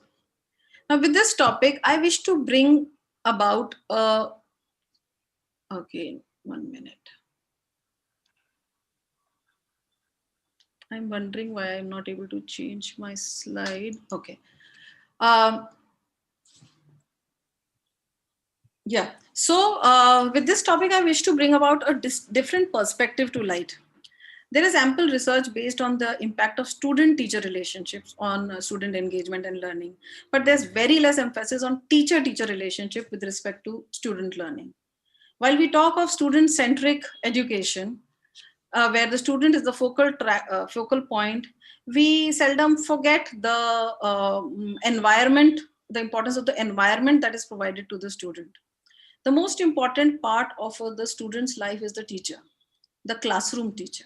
I am not talking of the class teacher. I'm talking of the classroom teacher. So here is the twist. It is the classroom teacher who directly impacts student learning, but the agency to affect learning outcomes actually lies outside one's classroom. Where? It lies in the relationships and the dealings of all the people in the school. The principal, the coordinators, colleagues, the co-teachers, subject teachers. Now, it is these mutual relationships that affect the classroom teacher, which in turn affects the student learning. So what are the major requirements to forge good relationship amongst members of this agency, which in spite of being outside the classroom, affects student learning to the greatest level?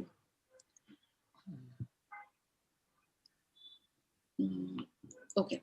Firstly, there is a dire need for transformation of collaborative relationships. Meaningful collaboration of the classroom teacher with other teachers of these students play an important role. We can keep in mind one student who's inside the classroom. So the teacher in the classroom and the teachers outside the classroom who will one time be the classroom teacher of this student. For this, the first prerequisite is that we should invest more in meetings. Meetings of teachers teaching different subjects to the same student, same class. We should start with defining a clear purpose. The purpose which is based on the outcomes that we expect from our teaching. What are our expectations? Are they similar? Are they related? Emphasize on reflection during meetings. What worked? What did not? What should be changed? And how? The second thing is the need for clear expectation about roles. If roles of various entities that affect a student's learning are not clear, teams will be not working to their full potential. Imagine a scenario where a newly appointed coordinator does not know that at the end of the term, he or she will have to be asked to evaluate teachers. So when the evaluation happens, he gives an unclear picture to the principal based on his earlier association and experiences with the teacher when he was also a subject teacher. So the roles have to be clearly defined by the administration and communicated clearly to the teachers, all levels. Each group should clarify and communicate about their roles to each other. If there's a misunderstanding, relationships turn sour, defeating the common goal of effective student learning. Then trust is one of the most important prerequisites of establishing effective relationships. Building trust needs time. More meetings, more interactions, more opportunities to mingle are required. The school management and principals should invest in teachers' picnics, outbound trips, and fun activities. Positive interactions between colleagues can result in developing trust. Events should be created for this purpose, and teachers should be encouraged to interact. Engage in shared work, and only when teachers teaching the same student are made to work together can they know each other well. So this is how strengthening teacher relationships can expand their influence on student learning. Teachers, if they are clear, focused, and with a united sense of purpose, they can have a life-changing effect on a student. A teacher can help students improve their goal-making skills, self-regulation, and academic achievement. Students, if they are inspired by teachers, are self-motivated and will love to come to the school. So putting it all in a nutshell, I reiterate that for effective student engagement, there is a requirement of transformation in the way teachers deal with each other. Effective communication can strengthen the school atmosphere. Transformed relationships are self-motivating, and every classroom can and must be transformed into an ideal learning environment. The idea here is that we expand our influence on the student by having healthy and satisfying relationships. I have tried to make my presentation terse and very short so that I can cover up for the time lost. So this is all that I wanted to express. This is all that I wanted to say. I wanted to kindle a spark of thought in the teachers, in the administration, in the principals, if they are listening. I think we can go a long way if people who are dealing with students are actually concentrated upon and worked upon. Thank you so much. Thank you so much, Dr. Mishra. Definitely, you have kindled the spark in the audience and all of us as teachers, definitely. So thank you for that informative talk. Definitely a lot of takeaways from the crisp talk. Thanks. We move further to the last speaker of the day, Miss Aarti ji. Welcome. The stage is all yours, please. Okay, thank you, Deepa. And I would like to thank Dr. Sunita Gandhi and of course, Dr. Jagdish Gandhi and Bharti Gandhi and the Getty team for putting up this huge event. And I'm really glad to be and honored to be a part of it.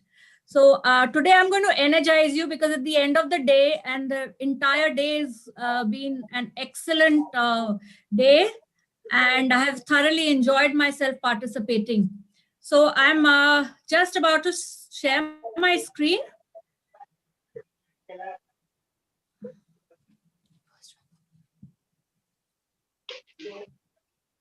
Can you all see?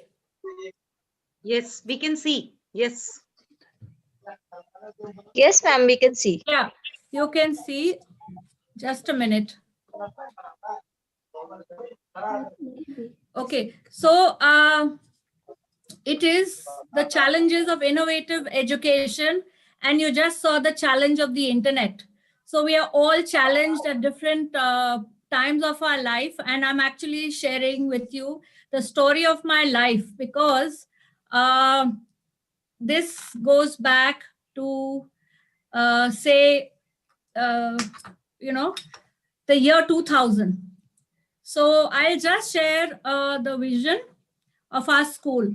So the school we established in the year 2000, and the vision I would like to read to you today, and many of you could take away because this is what the National Education Policy is proposing today.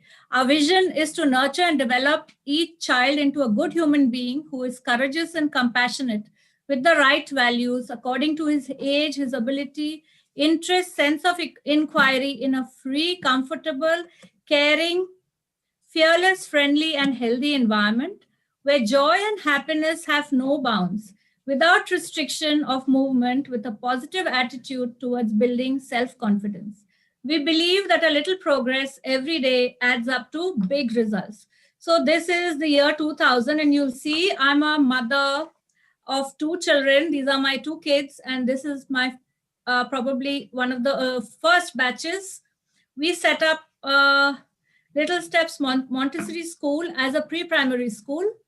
Why? Because I am based in Bhuj, Kutch. It is called the westernmost frontier, and it's right near Pakistan. So I'm really happy to be a part of this leadership conference where we've got people. So there are no barriers. Earlier it was when in the year 2000, we were not connected like this. So you were just alone trying to put up something, you put across your ideas. And the biggest struggle was as a mother when I set up this school, because the road schools just didn't identify with my vision as a mother. And so we set up pre-primary education. And to assist a child, we must provide him with an environment with which we enable him or her to develop freely. Now, this is what I believe in. And the freedom which the child gets, that is of utmost importance to develop.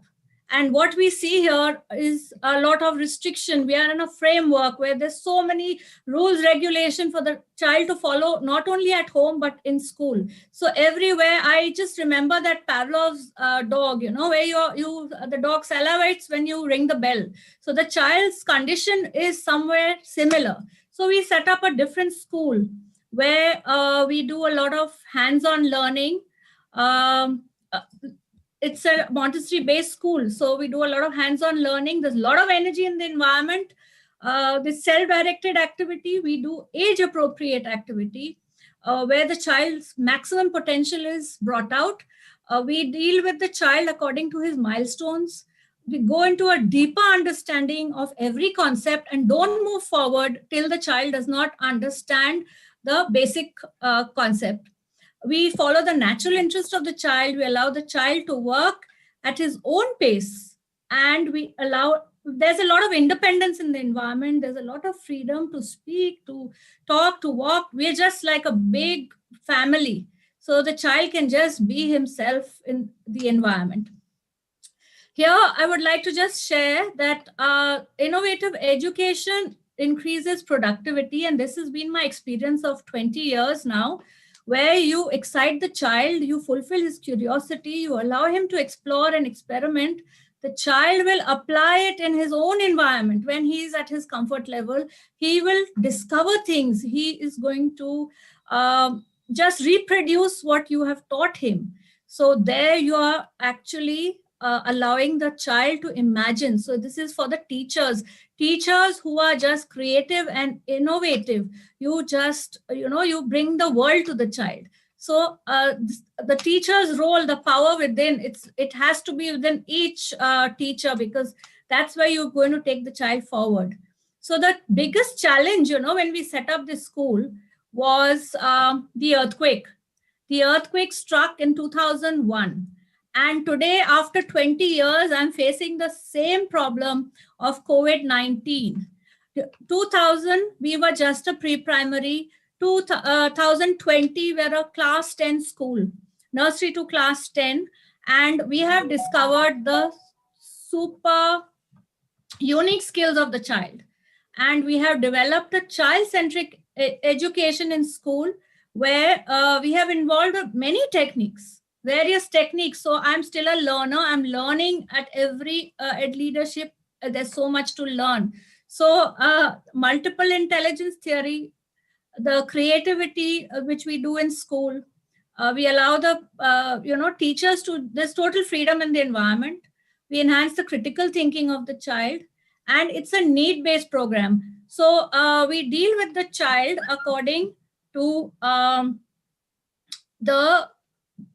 his own pace, his natural tendency, and we work one-on-one. So whether the child has a learning disorder, or he has any problem, or he is a higher intelligent child, we are able to tap on his inbuilt skills. And it's a flexible kind of an environment where even our assessments are flexible. The classroom environment is flexible. The the timetable is flexible. So it all depends on the teacher, and there's a lot of work. So that's the biggest challenge for us, our team of passionate teachers. It's like a timetable is made every day. Okay, so we see the situation, we study the child, what the children want. They are the ones who share what they want with us, and that's how we take the day forward.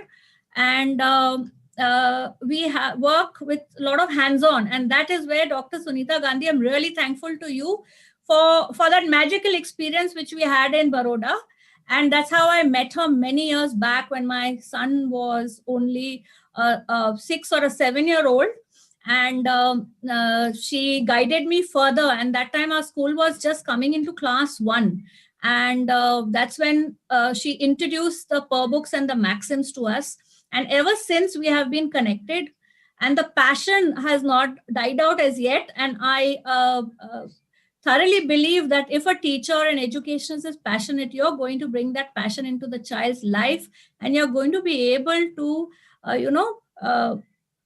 deal with him on a holistic manner. And that's where the individual is going to go forward in his life. We simplify tasks. We work with mixed age groups, learning styles too. Even during the COVID time, we are working with learning styles. Mixed age group was the biggest challenge when we introduced, because the parents would not understand that how could the children work with mixed age group. But we have seen that the results are amazing. It's above class level and below class level, and it's so interesting to keep on introducing something new. So we are just an innovative school.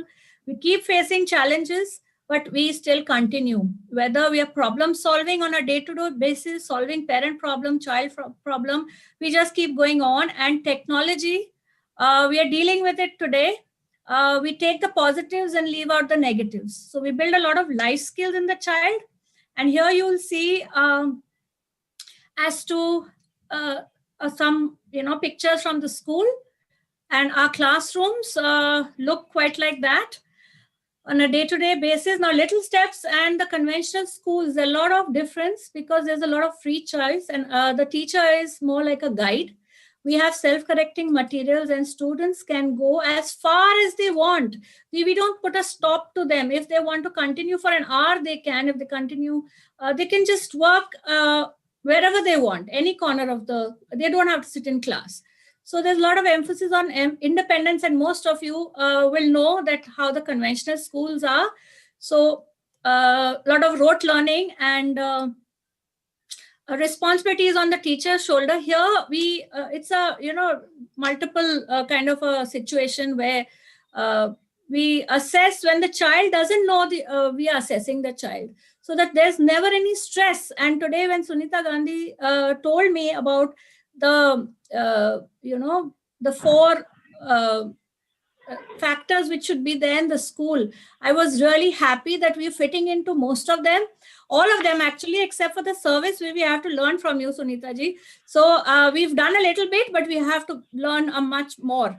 So these are the common factors between the national education policy and Little Steps Montessori School. The vision, the individualized learning, the creative potential. In fact, Sri Anurag Tripathi, whatever he was speaking, I was like, I have lived it. I have lived it all with the school. And the experiential learning, which I'm coming to, the foundational capacities, we do a lot of work with foundation. So our children have a score of A throughout, if they're with us right from nursery. But that is the biggest challenge. The children don't stay with us. When we tell them whether it's a learning disorder, we tell them the fact, they just take up the child and go to the next school, and then to the next, and then to the next. And there is where work gets lost. So the ones who remain, we work in very small groups. So the finances are not very lucrative because it's just a model school, or and I'm really happy to be sharing a work of 20 years where in a small town, people don't understand. English is such a barrier, that's such to go into the languages. So this is what the national education policy and we share: inclusion, culture, life skill, out of the box. Our school is totally out of the box. We continuously review the work of the child, and we have work plans for each one. There's a holistic development, and there's a continuous development of parents and teachers. Now I'll just share with you, this is a graph where we, it's a, on an average, we scale to an A because we have small classrooms. We bring the child to you where here we introduce India and the world both to the child. And I'm so happy because when we, we realize that children don't know beyond Bhuj. They only knew Bhuj, Kutch, maybe, and Mumbai, okay, Ahmedabad, that's it. So when we introduced education at a world level, we used to play this Atlas game. And that's how they learned. They have Atlases right from class 1, and they just imbibe so beautifully. In fact, so many parents don't have so much of knowledge, and the children are teachers at home. So that gives an immense satisfaction when you see that child grow. So we do a lot of cultural programs.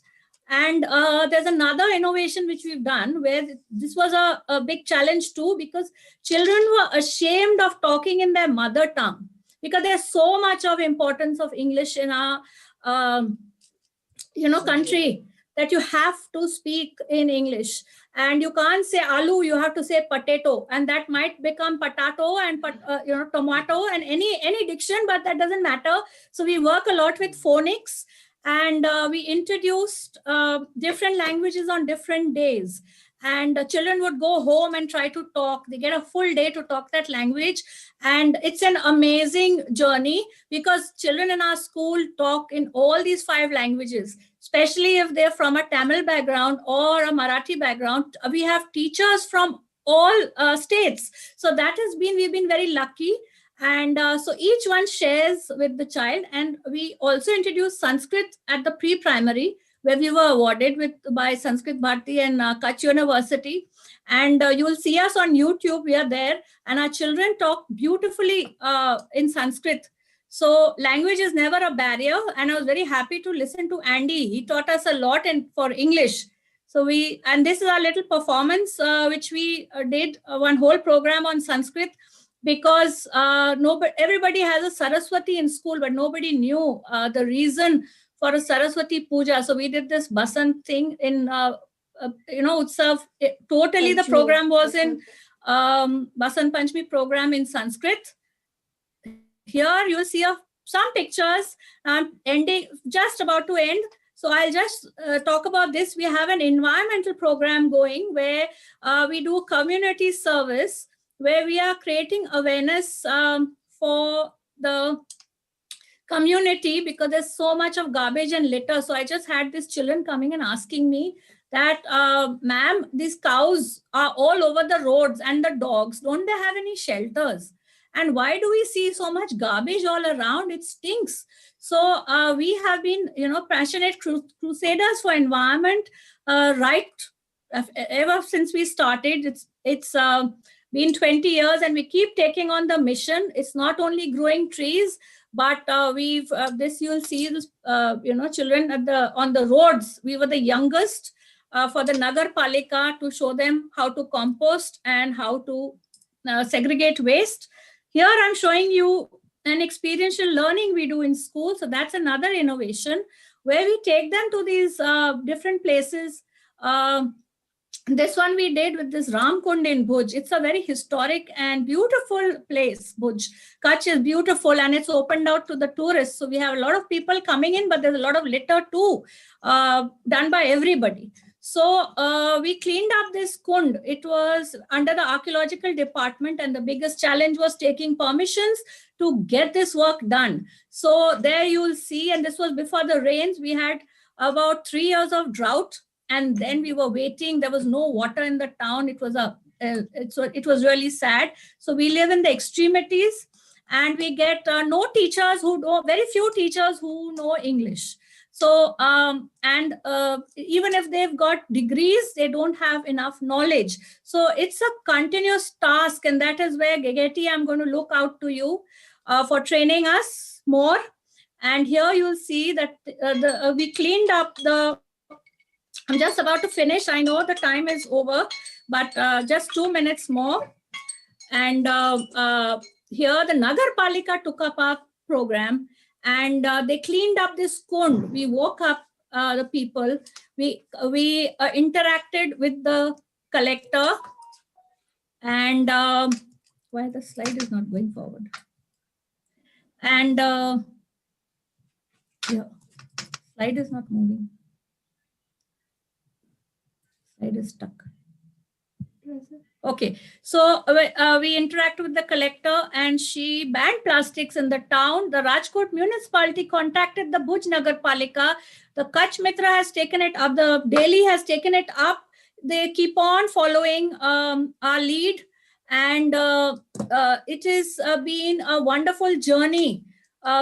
We just keep getting these new ideas. I think somewhere where Jagdish Gandhi sir says there's a spiritual connect and you're there for a purpose. I think we're there for a purpose. We're like the lighthouse, and we keep lighting up. And here you will see pictures with our patrons, with the collector. Our children approached her. She was thrilled. She put up pictures in the collectorate office, and we had a lot of, and the media, of course, is very supportive. Plus, we have an excellent team of parents who did a lot of surveys, and you can see these children are tying Rakhis on Rakhi so that the adults, don't take away their gardens. They don't put paver blocks in gardens. They allow them to play on the mud and the sand and the grass, because now the paver blocks are coming in all cities, and it saddens me because children don't have open spaces to play. So these are small things which we do. And here you'll see senior citizen as much welcomed into our school. And these are our outings which we do, give them a lot of experience. And this is the tough job of COVID, but we are making laddus. And here's we've done, our Christmas celebrations. You can see our teachers with the Janmashtami drama, which is on YouTube. Here is the whole team of Little Steps Montessori School, our support staff, teachers, and me sitting here with Santa Claus. And this is a real picture. So I'm just showing you, we've not lost any energy or enthusiasm in a school with no children. So that energy, may God bless us all. We have tailor-made education, and God is giving us this experience where each one of us have to shine. So we have to learn to balance life. And I hope everybody and everybody's family are happy and safe, and keep on working the way you are, educationists, because the world needs you. And thank you once again. Don't worry and be happy. This is Ganpati we've made out of paper mache. So we do a lot of recycling work too. And the challenge is always we have to look for kachra in the house. So mummies are always challenged, and teachers to look for kachra and come to school. So, but I think we are making playing a small part. So thank you everybody for hearing me. It's been a pleasure.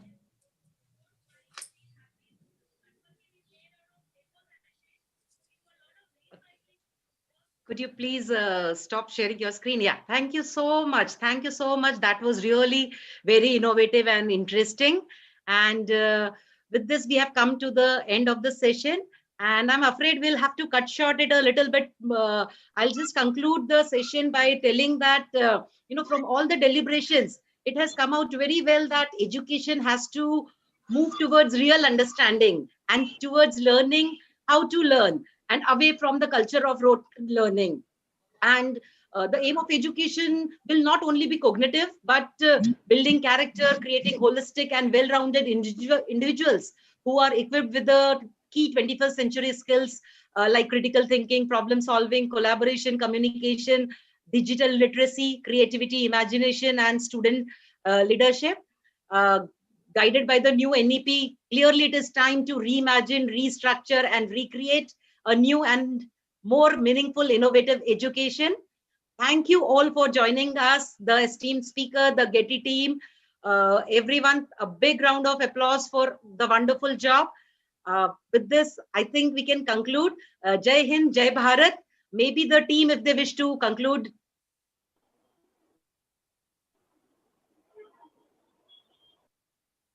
Thank you very much, and all our most respected speakers for sharing your thoughts with us on innovative education. And how does innovation encourage teachers and students to explore, research, and use all the tools to uncover something new? With that, we conclude our fourth roundtable and request everyone to please fill up the feedback forms, as we have been informing you that the link has already appeared in the chat box, and you can even copy the link and fill the form later. But a humble request to please fill it up, as your valuable comments would be eagerly awaited by us. At this point, ladies and gentlemen, I'm reminded of a very meaningful thought, which goes like this. We must not be scared of pitfalls. Instead, we should believe in taking risks and not doing the same thing twice. On that note, on behalf of the entire team of Global Education and Training Institute, I would like to thank and express our deep sense of appreciation to all our esteemed speakers for the day, for their highly inspiring sessions during the roundtable. I cannot find enough words to thank you all who accepted our invitation to participate in this so very impactful, thought-provoking virtual conference. And now, before we wind up for the day, I would like to give you all a soft reminder regarding tomorrow's roundtables, which is the first roundtable for day 2 would begin at 8:45. So we would request all of you to please join us on the same link at 8:45 a.m. sharp tomorrow morning. Leading the way, this is the theme of the first roundtable, which will be chaired by Mohammad Latif Khan and his wife, Miss Nuzhat Khan. The most valuable resource that all of us have, ladies and gentlemen, is each other. I repeat, the most valuable resource that all of us have is each other. Without collaboration, our growth is limited to ourselves. On that note, let's say good night to each other. I see the moon and the moon sees me. I would appreciate your attention here. I see the moon and the moon sees me, and the moon sees my friends, wherever they may be. So good night, sun, and good night, moon. Good night, my dear friends. See you tomorrow soon. Good day. Bye.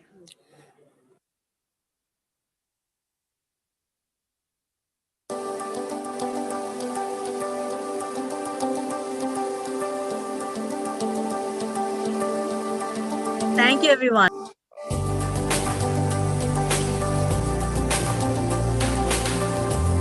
4 दिन की साधना, that's all. 4 दिन hard work. Thank you, Deepa ji. You were phenomenal as a chairperson, and the speakers were outstanding. Uma ji, thank you. Major Muhammad ji, thank you. Then there was, of course, Aarti Jadeja, who I've known for many years. Thank you very much. Dr. Our Archana, pleasure, ma'am. just phenomenal. I learned a lot from every one of you. Am I missing anybody? Let me see who would I miss.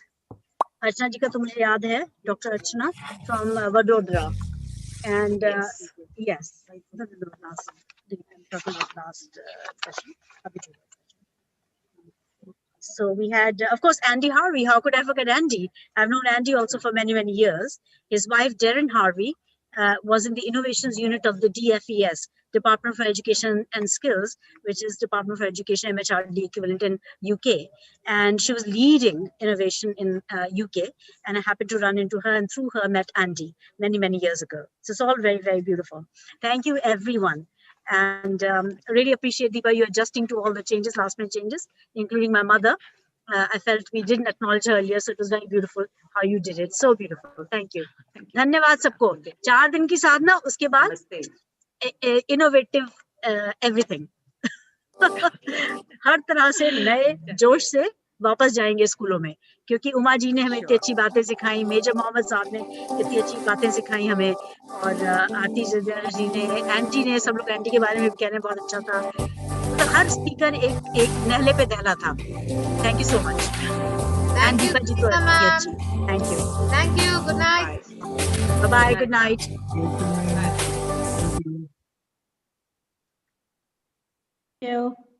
Thank you all.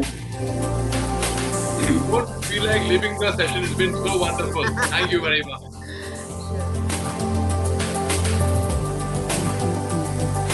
Thank you, everyone. Yes, ma'am. We can stay on for some more time. One more podcast. I'm game. With From such Major wonderful Shah, yes. company over here, I'm game totally. You are the one, like, you still have me reeling under that impact, you know? Yeah, I mean, I'm so motivated. On thank that you, note, Major. It's so motivating. I'll recite a poem for you, especially for these pandemic times.